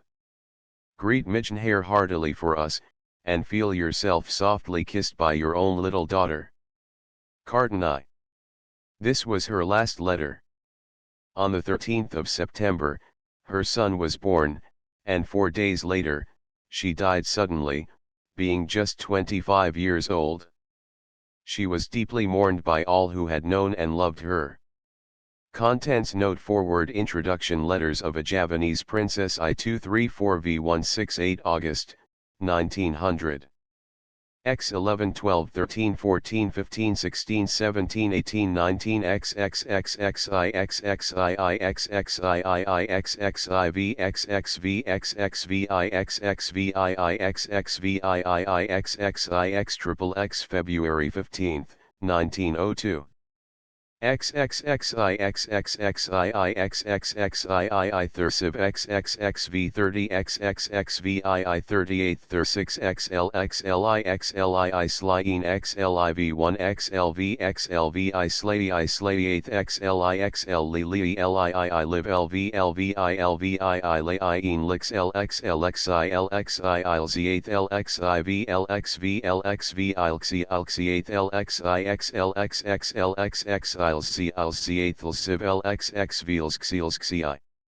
End of the project. Gutenberg ebook. Letters of a Javanese Princess. Updated editions will replace the previous one. The old editions will be renamed. Creating the works from print editions not protected by U.S. copyright law means that no one owns a United States copyright in these works, so the Foundation, and you, can copy and distribute it in the United States without permission and without paying copyright royalties. Special rules: set forth in the general terms of use part of this license, apply to copying and distributing Project Gutenberg trademark electronic works to protect the Project Gutenberg trademark concept and trademark. Project Gutenberg is a registered trademark, and may not be used if you charge for an ebook, except by following the terms of the trademark license, including paying royalties for use of the Project Gutenberg trademark. If you do not charge anything for copies of this ebook, complying with the trademark license is very easy. You may use this ebook for nearly any purpose such as creation of derivative works, reports, performances, and research. Project Gutenberg ebooks may be modified and printed and given away. You may do practically anything in the United States with ebooks not protected by U.S. copyright law. Redistribution is subject to the trademark license, especially commercial redistribution. Start. Full license. The full Project Gutenberg license. Please read this before you distribute or use this work to protect the Project Gutenberg trademark mission of promoting the free distribution of electronic works. By using or distributing this work, or any other work associated in any way with the phrase Project Gutenberg, you agree to comply with all the terms of the full Project Gutenberg trademark license available with this file or online at www.gutenberg.org/license. Section 1. General Terms of Use and Redistributing Project Gutenberg Trademark Electronic Works 1.a. By reading or using any part of this Project Gutenberg trademark electronic work, you indicate that you have read, understand, agree to and accept all the terms of this license and intellectual property, trademark/copyright, agreement. If you do not agree to abide by all the terms of this agreement, you must cease using and return or destroy all copies of Project Gutenberg trademark electronic works in your possession. If you paid a fee for obtaining a copy of or access to a Project Gutenberg trademark electronic work and you do not agree to be bound by the terms of this agreement, you may obtain a refund from the person or entity to whom you paid the fee as set forth in paragraph 1.e.8. 1.b. Project Gutenberg is a registered trademark. It may only be used on or associated in any way with an electronic work by people who agree to be bound by the terms of this agreement. There are a few things that you can do with most Project Gutenberg trademark electronic works even without complying with the full terms of this agreement.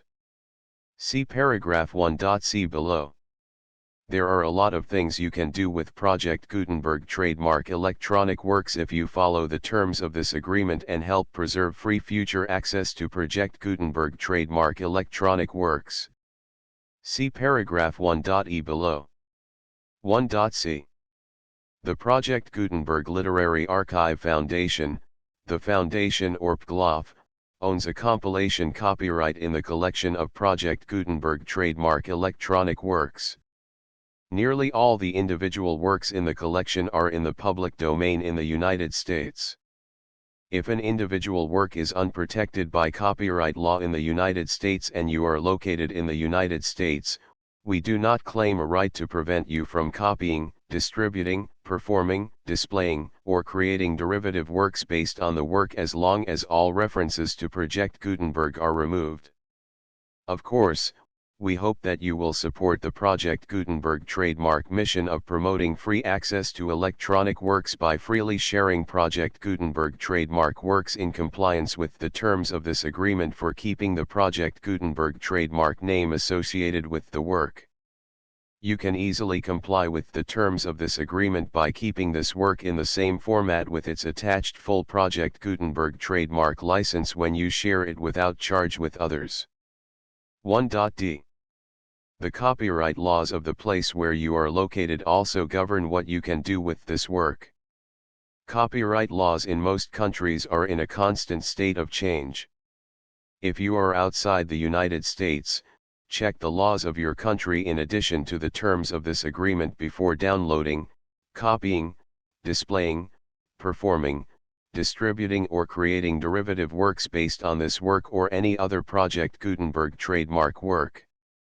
The Foundation makes no representations concerning the copyright status of any work in any country other than the United States.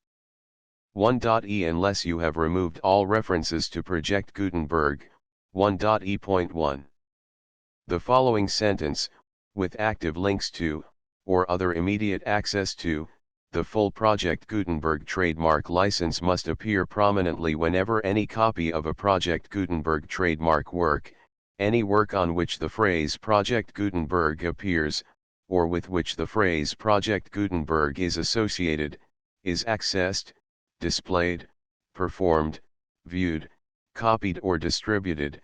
This ebook is for the use of anyone anywhere in the United States and most other parts of the world at no cost and with almost no restrictions whatsoever. You may copy it, give it away or reuse it under the terms of the Project Gutenberg license included with this ebook or online at www.gutenberg.org. If you are not located in the United States, you will have to check the laws of the country where you are located before using this ebook. 1.e.2. If an individual Project Gutenberg trademark electronic work is derived from texts not protected by U.S. copyright law, does not contain a notice indicating that it is posted with permission of the copyright holder, the work can be copied and distributed to anyone in the United States without paying any fees or charges. If you are redistributing or providing access to a work with the phrase Project Gutenberg associated with or appearing on the work, you must comply either with the requirements of paragraphs 1.e.1 through 1.e.7 or obtain permission for the use of the work and the Project Gutenberg trademark as set forth in paragraphs 1.e.8 or 1.e.9. 1.e.3. If an individual Project Gutenberg trademark electronic work is posted with the permission of the copyright holder, your use and distribution must comply with both paragraphs 1.e.1 through 1.e.7 and any additional terms imposed by the copyright holder. Additional terms will be linked to the Project Gutenberg trademark license for all works posted with the permission of the copyright holder found at the beginning of this work. 1.e.4. Do not unlink or detach or remove the full Project Gutenberg trademark license terms from this work, or any files containing a part of this work or any other work associated with Project Gutenberg trademark. 1.e.5. Do not copy, display, perform, distribute or redistribute this electronic work, or any part of this electronic work, without prominently displaying the sentence set forth in paragraph 1.e.1 with active links or immediate access to the full terms of the Project Gutenberg trademark license. 1.e.6. You may convert to and distribute this work in any binary, compressed, marked up, non-proprietary or proprietary form, including any word processing or hypertext form. However, if you provide access to or distribute copies of a Project Gutenberg trademark work in a format other than plain vanilla ASCII or other format used in the official version posted on the official Project Gutenberg trademark website, www.gutenberg.org, you must, at no additional cost, fee, or expense to the user, provide a copy, a means of exporting a copy, or a means of obtaining a copy upon request, of the work in its original plain vanilla ASCII or other form. Any alternate format must include the full Project Gutenberg trademark license as specified in paragraph 1.e.1. 1.e.7. Do not charge a fee for access to, viewing, displaying, performing, copying or distributing any Project Gutenberg trademark works unless you comply with paragraph 1.e.8 or 1.e.9. 1.e.8. You may charge a reasonable fee for copies of or providing access to or distributing Project Gutenberg trademark electronic works provided that, you pay a royalty fee of 20% of the gross profits you derive from the use of Project Gutenberg trademark works calculated using the method you already use to calculate your applicable taxes. The fee is owed to the owner of the Project Gutenberg trademark, but he has agreed to donate royalties under this paragraph to the Project Gutenberg Literary Archive Foundation. Royalty payments must be paid within 60 days following each date on which you prepare, or are legally required to prepare, your periodic tax returns. Royalty payments should be clearly marked as such and sent to the Project Gutenberg Literary Archive Foundation at the address specified in Section 4, Information about donations to the Project Gutenberg Literary Archive Foundation.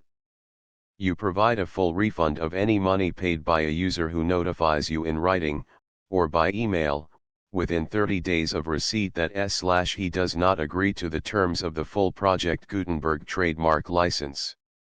You must require such a user to return or destroy all copies of the works possessed in a physical medium and discontinue all use of and all access to other copies of Project Gutenberg trademark works. You provide, in accordance with paragraph 1.f.3, a full refund of any money paid for a work or a replacement copy, if a defect in the electronic work is discovered and reported to you within 90 days of receipt of the work. You comply with all other terms of this agreement for free distribution of Project Gutenberg trademark works. 1.e.9. If you wish to charge a fee or distribute a Project Gutenberg trademark electronic work or group of works on different terms than are set forth in this agreement, you must obtain permission in writing from the Project Gutenberg Literary Archive Foundation, the manager of the Project Gutenberg trademark. Contact the Foundation as set forth in Section 3 below. 1.f.1.f.1.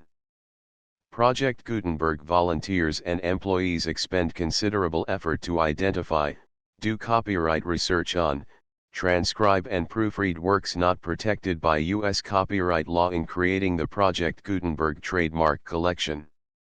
Despite these efforts, Project Gutenberg trademark electronic works, and the medium on which they may be stored, may contain defects, such as, but not limited to, incomplete, inaccurate or corrupt data, transcription errors, a copyright or other intellectual property infringement, a defective or damaged disk or other medium, a computer virus, or computer codes that damage or cannot be read by your equipment. 1.f.2. Limited warranty, disclaimer of damages, except for the right of replacement or refund described in paragraph 1.f.3, the Project Gutenberg Literary Archive Foundation, the owner of the Project Gutenberg trademark, and any other party distributing a Project Gutenberg trademark electronic work under this agreement, disclaim all liability to you for damages, costs, and expenses, including legal fees. You agree that you have no remedies for negligence, strict liability, breach of warranty or breach of contract except those provided in paragraph 1.f.3.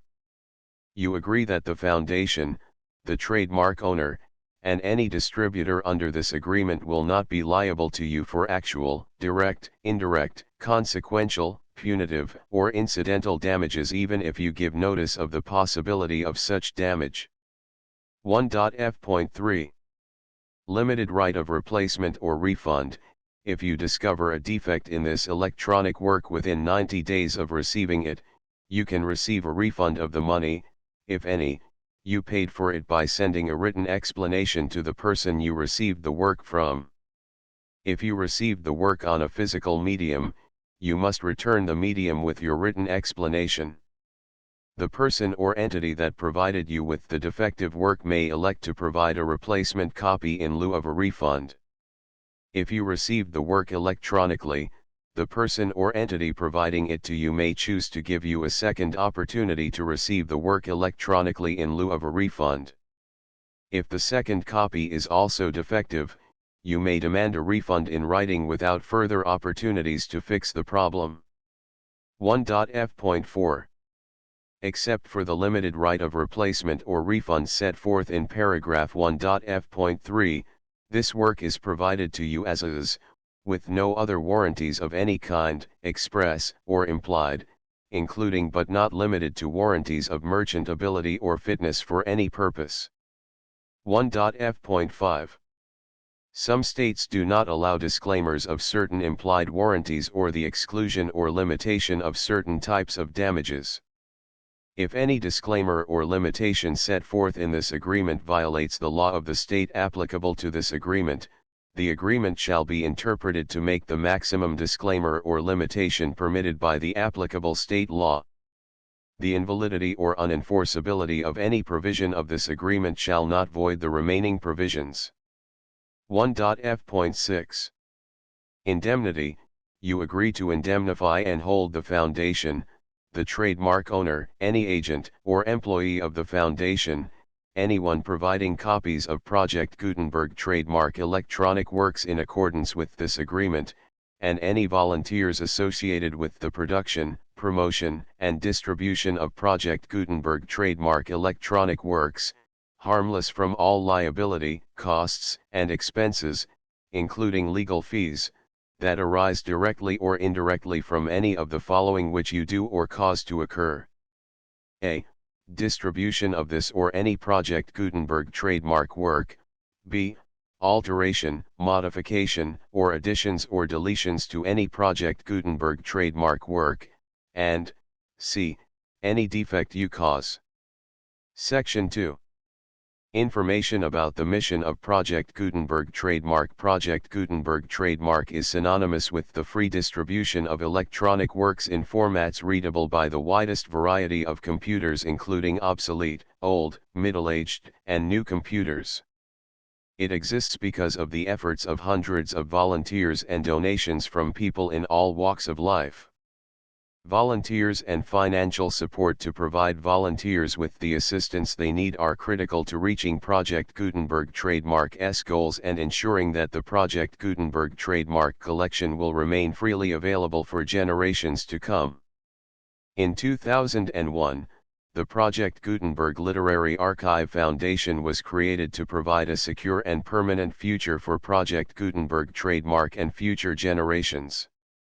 To learn more about the Project Gutenberg Literary Archive Foundation and how your efforts and donations can help, see sections 3 and 4 and the Foundation information page at www.gutenberg.org. Section 3.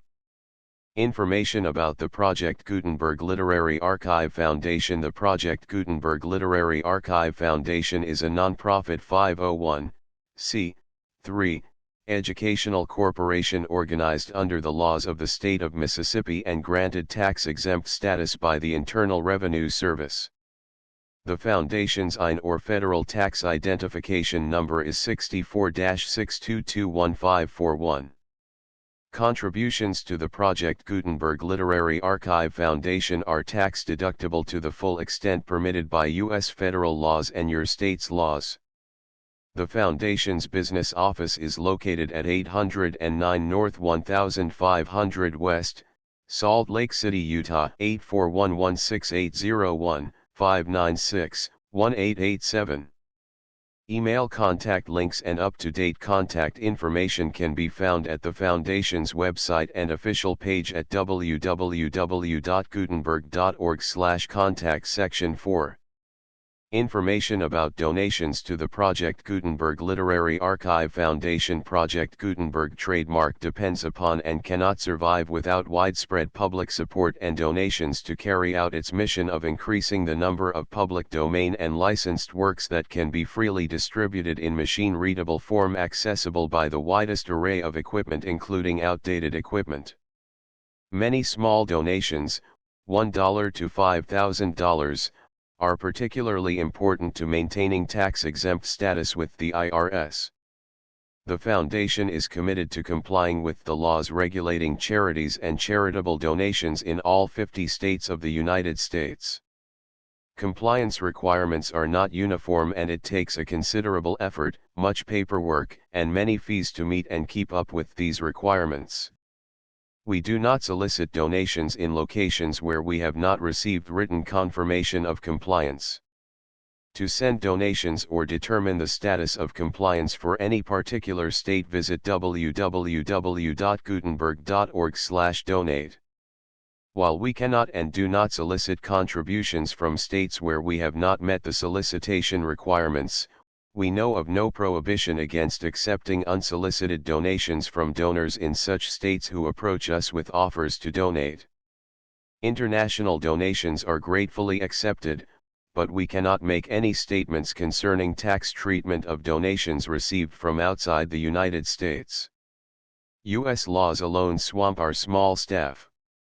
Please check the Project Gutenberg web pages for current donation methods and addresses. Donations are accepted in a number of other ways, including checks, online payments, and credit card donations. To donate, please visit www.gutenberg.org/donate. Section 5.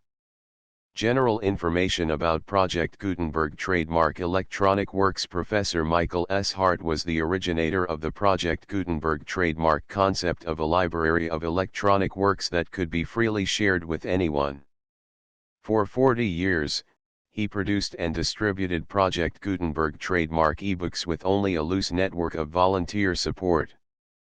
Project Gutenberg trademark ebooks are often created from several printed editions, all of which are confirmed as not protected by copyright in the U.S. unless a copyright notice is included. Thus, we do not necessarily keep ebooks in compliance with any particular paper edition. Most people start at our website, which has the main PG search facility, www.gutenberg.org. This website includes information about Project Gutenberg trademark, including how to make donations to the Project Gutenberg Literary Archive Foundation, how to help produce our new ebooks, and how to subscribe to our email newsletter to hear about new ebooks. Letters of a Javanese Princess. Raden Adjeng Kartini, translated from the original Dutch Agnes Louise Simmers with a foreword by Louis Couperus. Note: foreword. Introduction. Letters of a Javanese Princess. I-234v68 August, 1900.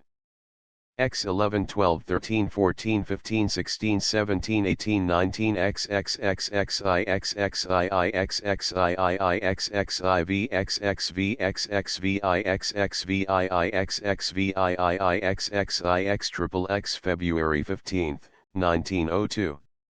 XXXIXXXIIXXXII Thursiv XXXV30 XXXVII 38 Thur6 XLXLIXLII Slyine XLIV1 XLV XLVI Slay Slay 8th XLIXL Lili LII Live LV LVI LVII Laine Lix LXLXI LXI ILZ 8th LXIV LXV LXV ILXI ILXI 8th LXI XLXXLXXI ILC 8th Civ LXX Vils Xils Xi. The full Project Gutenberg license.